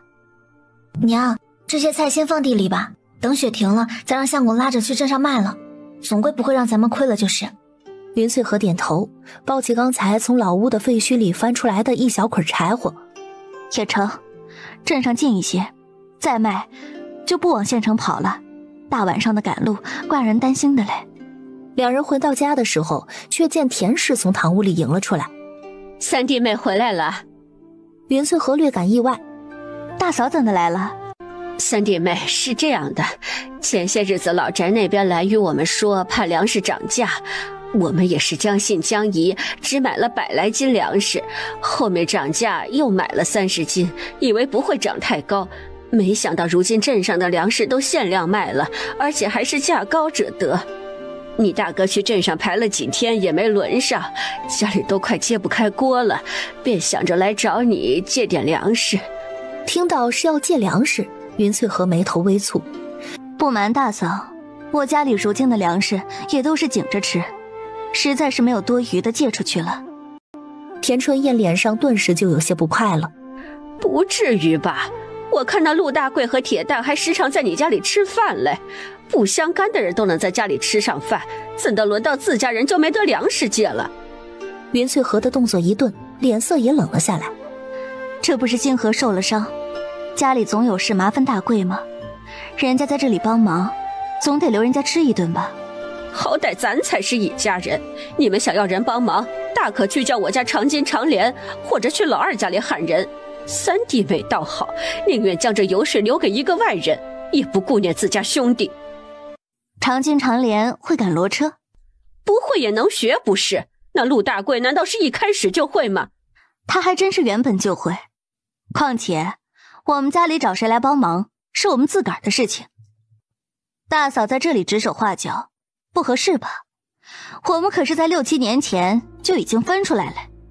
云氏，你怎这般说话来？我好歹是这个家的大嫂，说一句让你顾念着自家兄弟也有错？我顾念兄弟情谊，你可顾念过我们一家？6、7年前的事情大嫂不记得，我还记在心里嘞。看在星河3兄弟和爹娘的面子上，我今儿对大嫂说话已经够客气的了。总归今日我是没粮食借你的，大嫂还是回去吧。堂屋里，陆星河听见厨房的吵闹声，忙望向一旁的陆星平。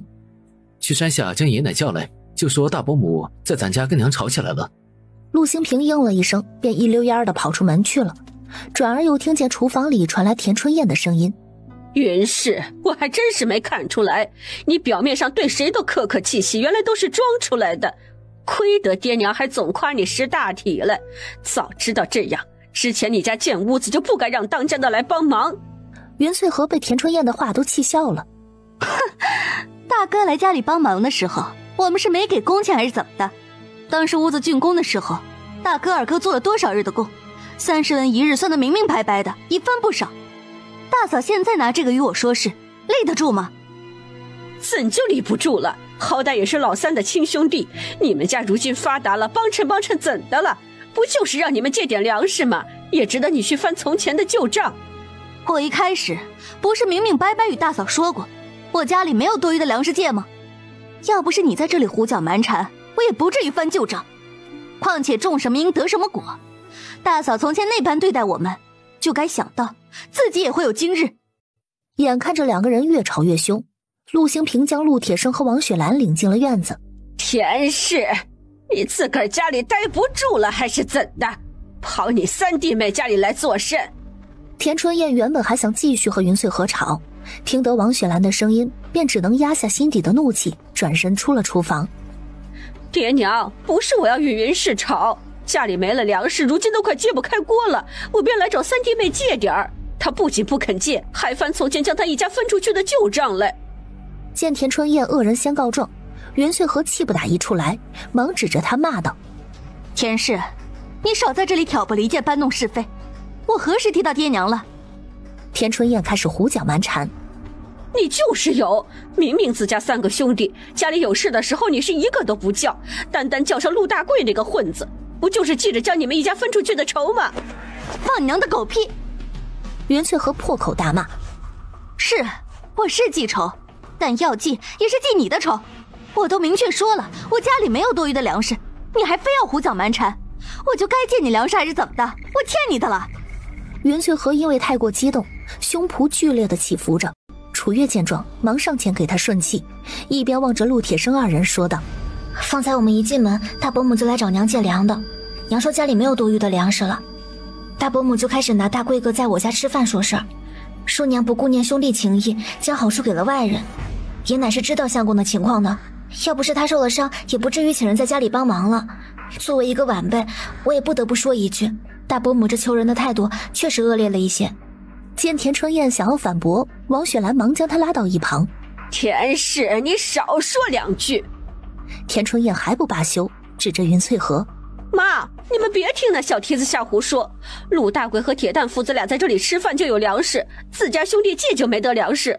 云氏这人根本就不念兄弟情谊，亏你们之前还什么都想着他一家。见田春燕还在继续挑拨，陆铁生当即喝道：田氏，你闭嘴！爹，我让你闭嘴！见陆铁生是真的发脾气了，田春燕这才不得不闭紧了自己的嘴巴。就在这时，陆玉芳将陆来福也叫来了家里。陆来福进了门，望着安静过头的气氛，不自觉地打了个哆嗦。哎呀，这天可真冷，爹娘，你们怎的都站在外头，不冷啊？然而陆铁生和王雪兰正眼都没给他一个。刚才的事情我大概也了解了，之前星河就与我们说今年年成不好，怕粮食涨价，我当时还挨家挨户的提醒你们了，是你们自己个儿眼皮子浅，囤的少，怪不得别人。如今没粮食了，就来找你三弟妹借，感情人家自个儿囤粮食，还将你家的也一起囤嘞。他都说没多余的粮食借了，你还在这里胡搅个什么劲儿？搅得一家人不得安宁，你就满足了？田春燕不满地嘀咕道：我这不是看到陆大贵和铁蛋经常在这里吃。陆铁生伸手制止了他：甭管谁在这里吃，这是你三弟妹家里的事情，与你何干？之前你与赵氏联合起来，让我和你娘将星河一家分出去的时候，你做的还不够过分？那时候你有顾念兄弟情分了，自个儿是个什么样的人，心里也该有点数才是。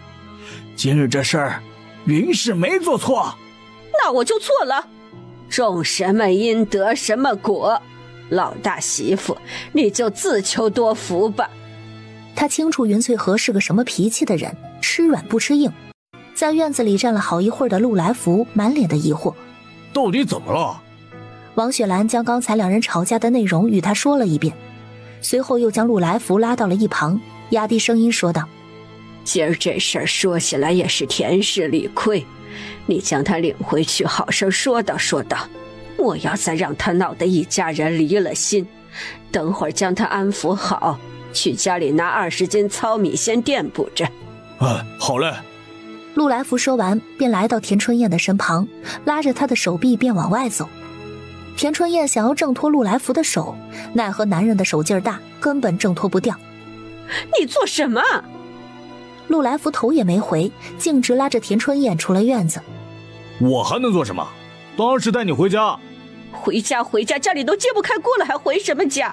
要不是你不顶用，咱一家人也不用饿肚子，我也不必来这里找气受。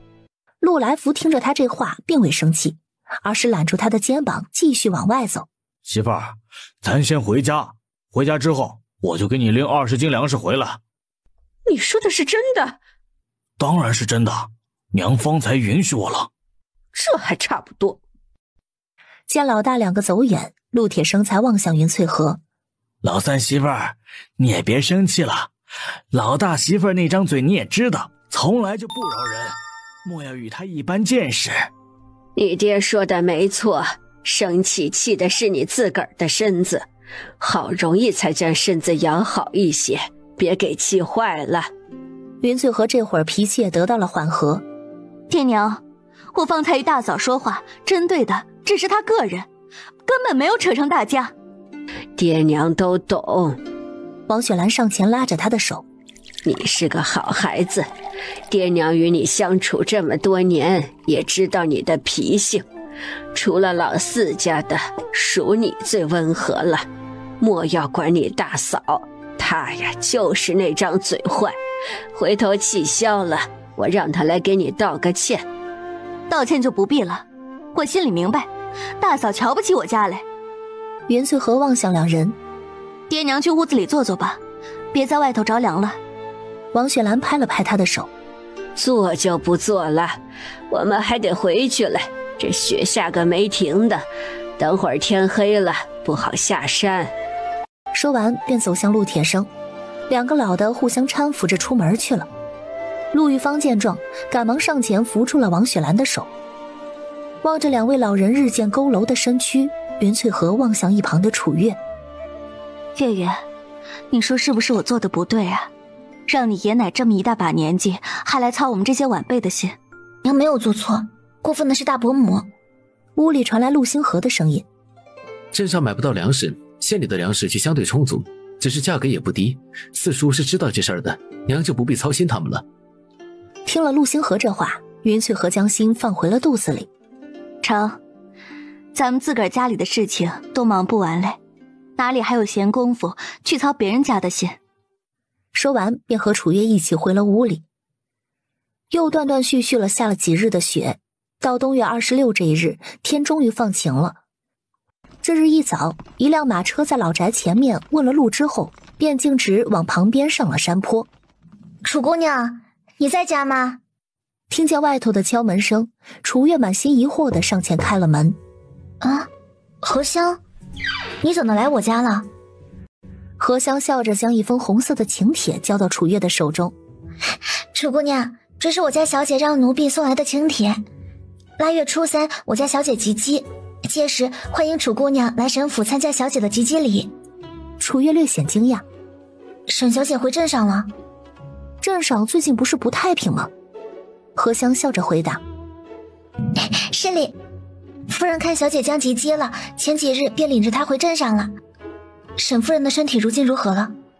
荷香朝着楚月俯身说道：姑娘妙手回春，我家小姐照料的也妥帖，夫人恢复的极好，已经能自己行走了，只是还有些不大灵活，恢复的的确不错。不是听说镇上到处在抓女子吗？沈夫人和沈姐姐在这个节骨眼上回去，可是已经恢复太平了。楚姑娘还不知道吧？听说近些日子靖王接管了南平镇，已经将南平镇的秩序肃清了，只是因为前段时间官兵抓人闹得太凶，那些姑娘家的仍旧不敢出大门。那是肯定的，既然如今镇上的情形已经明朗，腊月初3沈姐姐的及笄礼，我定会前去沈府为她庆生，还望荷香姑娘替我转达一啊。是。荷香恭恭敬敬地朝着楚月扶了扶身。请帖已经送到，奴婢该回镇上去了，我家小姐还等着奴婢前去复命哩。那行，路上小心。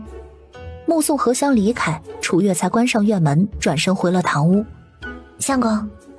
楚月望向正在看书的陆星河，听说镇上如今被靖王接管，已经将秩序肃清了。陆星河嗯了一声，眼底闪过一抹沉思。靖王，那个传说中以军功震慑朝野的三皇子，他早该来了南平镇才是，怎地如今才站出来维持南平镇的秩序？难道此次朝廷派来南平镇的不是一拨人？楚月来到陆星河的身旁，揪着他的袖子说道：刚才沈小姐托她贴身丫鬟送了请帖过来，想邀请我参加她腊月初3的及笄礼，到时候相公送我去镇上可好？陆星河望着他的神情，最终点头。好，但前提是我得先确定是否真如那个丫鬟所说，镇上已经平安。如何确定？昨日我和大贵往镇上跑一趟，正好将老屋那边的菜给拉到镇上卖掉。他说着合上了手中的书，起身往外走去。新平、西安，随我去老屋收菜。四人将老屋的菜收了，刚回家便见陆大贵气喘吁吁地从山脚下跑了上来。星河媳妇儿，我打听到赵家村挨着咱们村有户人家要卖田，好似是因为年成不好，在镇上的生意亏了，便想着将家里的田卖出去10亩周转。我去瞅了瞅，那10亩田都挨在一处，且都是上等钱，价格压一压，单亩6两银子应该能拿下。楚月心下一喜，往常上等水田都是9两1亩，要是能6两拿下，倒是划算。你去交涉一下，如果对方同意的话，那10亩田我要了。哎，我这就去。陆大贵一边摆着手，一边飞跑下山。中饭过后，陆大贵又兴冲冲地赶来了家里。星河媳妇儿，谈妥了，只是之前的10亩上等水田变成了12亩，被我压到了70两银子。那户人家说他们急用钱，今儿就能去村里将户过给你们。楚月听罢，忙站起身来：“大贵哥，快套上骡车，我随你往赵家村去一趟。”对。陆大贵的速度很麻溜，跑去猪圈将骡子牵出来，套上骡车，便载着楚月出发前往赵家村了。陆大贵载着楚月直奔赵家村要麦田的那户人家，双方先熟络片刻，便一起去赵家村的李正那里过户了。两人到李正家里的时候，正巧见一个妇人从院里出来。楚月见着那妇人，赶忙将脑袋转向一边，甚至放慢脚步走在陆大贵的身后挡了挡。陆大贵见那妇人离开，才压低声音问道：“星河媳妇儿，你怎么了？可是见着熟人了？”“那是我娘的娘家人，要是发现我在赵家村买田的话，铁定会与我娘说的。”在赵家村李正这里交涉完，楚月没做停留，嘱咐李正和麦田的那方为自己保密之后，便坐上骡车离开了。他前脚刚走，便见之前见过的那个妇人从一旁的大树后边钻了出来。“李正，方才走的那丫头是不是叫楚月呀？”她是赵春花的大嫂，往常是见过楚月的。“不知道啊，方才那姑娘也没与我们说她叫什么。”“那她来咱赵家村做甚呢？咱这里也没见几家有骡车的，怕是邻村的富户吧？”“你问这么多做甚？”那妇人打着哈哈：“我还能问了做甚？李正也知道我家三儿今年束发，也该定下一门亲事了。这不是看着那姑娘长得好看吗？”李正勾起了一侧嘴唇：“找她做媳妇儿，门不当户不对的，你们家三儿拿什么去娶人家？”妇人心里一咯噔：“怎说呀？难不成那姑娘是出自什么有钱人家？这样的话，兴许她就不是楚月，只是与那小蹄子长得有些相像罢了。”“不可说，不可说。”说完，李正便转身往屋里去了。妇人正要去问那个麦田的人，便见他摇了摇头，也快步离开了。妇人没办法，跺了跺脚便回家去了。楚月刚到家，便见王雪兰正在堂屋里与云翠荷说着什么。“月月回来了，事情可办妥了？”望见楚月进门，云翠荷首先问道：“都已经办好了，只等过几日拿东西就成。到时候就让大贵哥跑一趟，我就不去了。今儿在赵家村还遇上我大舅母了呢。”云翠荷听了，满脸关切地问道：“他没教你如何吧？”“娘放心，他压根没认出我来。”“那就好，省得将这事儿啊传到你娘家耳朵里，到时候他们又上门来闹嘞。”王雪兰望着两个人，满脸的不解：“你俩说了这半天，在打什么哑谜来？”“奶，没什么，就是买田的事儿。”听到是买田的事儿，王雪兰哦了一声，便也没再多问。“成，你们娘俩聊着，我呀也该回了。明儿星河去镇上路过老宅，叫你四叔一声，他随你们一道去，也好有个照应。”陆星河忙点头：“好的，奶。”王雪兰见他应着，便离开了。楚月望向云翠荷：“娘，四叔家里不是没菜卖了吗？怎的也要跟相公去镇上啊？”“你奶听人说，镇上最近啊开始发赈灾粮了，便想让你四叔也跟着去瞧瞧嘞。”“老宅没粮食吃了？”“可不是，你二伯母知道你大伯从老宅拎走了20斤糙米之后，便也胡搅蛮缠的要了20斤去。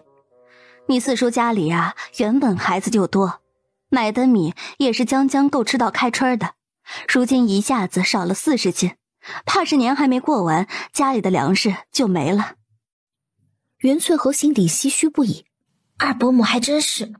楚月欲言又止：“不过四叔去镇上瞅瞅也好，要是有粮食就领一些回来垫补垫补，要是没有的话，到时候咱免不了得救济一点了。”云翠荷叹了口气：“是嘞，饿着谁也不能饿着你爷奶不是？老两口这么多年横在几个兄弟妯娌中间，够不容易的了。”婆媳两个聊着聊着，外面的天已经微微有些暗了。云翠荷往外头一瞅，便拍着大腿站起身来：“哎，瞧我光顾着说话，饭都不做了。”楚月忙笑着与他一起起身：“总归咱家做饭也容易，我来给娘打下手吧。”“兴安啊，你来烧灶。”“好嘞，娘。”陆兴安忙跑进了灶房，轻车熟路地将灶堂里的火给燃起来。为了庆祝今日家里购进了12亩上等水田，楚月割了一块熏得半干的鹿肉，清洗干净，放姜蒜和葱段爆炒了，还炒了一份小白菜。熏过的鹿肉香味独特，众人直夸好吃，几个孩子更是吃得满嘴油。星河，明儿去叫你四叔的时候，将家里的鹿肉也带上一小块给你爷奶吃，我记得你爷爷喜欢吃熏肉。好。之前送老宅的几斤鹿肉，玉芳急的时候给霍干净了，我瞧着你爷奶也没吃上一块，都让小贝吃了。袁翠和说着叹了口气，陆星平边吃边撅起嘴，倒不如将爷奶叫来家里吃饭，否则咱就是将家里鹿肉都送去给他们，他们也舍不得吃。袁翠和一听忙点头，星平倒是提醒我了，星河，那明日就不必送了，索性下次吃肉的时候将你爷奶叫家里来吃饭就得了。好。一家人吃了饭，外头的天已经暗下来了，几人洗漱完就各自回了屋。相公，你说沈小姐及笄，我送什么好呢？既要送得出手，还得不失体面。陆星河低头望向身旁的楚月，月月或许可以从自个儿擅长的事情入手。相公说的是医术。陆星河望着小丫头的双眼，你的医术这样厉害，又与沈之学有过接触，可以仔细想想，这方面有什么东西是他需要的。楚月想了想，突然绽放笑颜，我知道要送什么了，相公真聪明。第二日虽是晴天，天气却也寒凉，陆大贵一早便带着铁蛋来了家里。星河，今儿路上结冰了，等会儿去镇上怕是得慢点走，怕打滑。正在打水的陆星河嗯了一声，不急，慢点就慢点，冷的话你就去灶屋里烤一会儿火吧，灶屋里正在做饭，暖和。哎，好。陆大贵说完便往厨房去了。吃了饭，陆大贵将昨日收的2箩筐菜放上骡车，便和陆星河一起驾车往镇上去了。袁翠和望着骡车走远，这才望向一旁的楚月。月儿，咱们将旁边剩余4垄地的萝卜白菜都收回家来吧。之前下雪的时候倒还好，如今下冻，温度又极低，别到时候给冻坏了。如今天寒，收回屋里既不会被冻坏，存放的时间也能久一些。好。楚月应了一声，便去屋里拿了簸箕和竹篮，随着云翠河一起往地里去了。临近中午的时候，陆星河和陆大贵回来了。云翠河见着两人，忙上前问道：星河，镇上可是真能领救济粮了？有是有，不过吃不得。怎么了？云翠河满脸疑惑。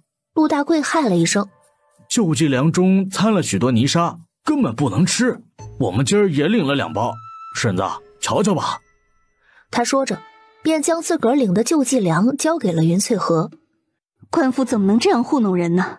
这不是不给老百姓活路吗？陆星河沉着一张脸，怕是有人要从中牟利。相公，镇上如今的秩序如何？楚月上前问道。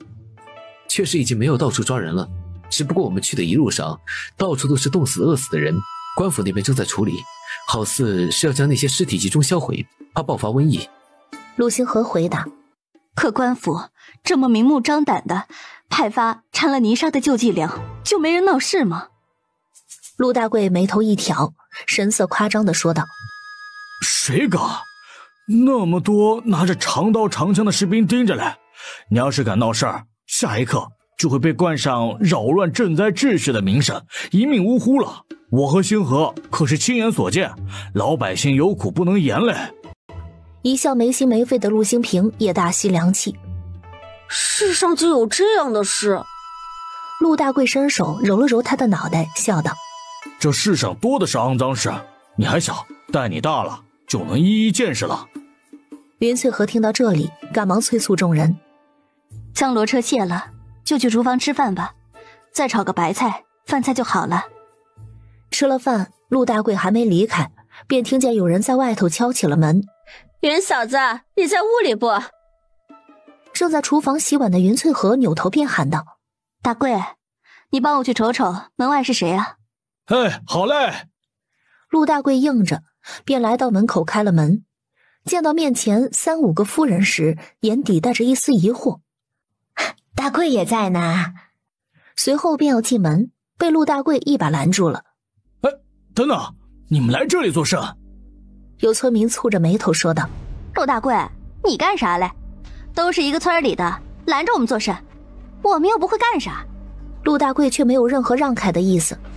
会不会干啥先不说，这里是星河家，你们总得说来干啥的吧？一人满脸鄙夷地喊了一声。真当自己是条看门狗呢，也不想想自个儿从前什么德行，偷了人家的银子，还好意思在人家里做工呢。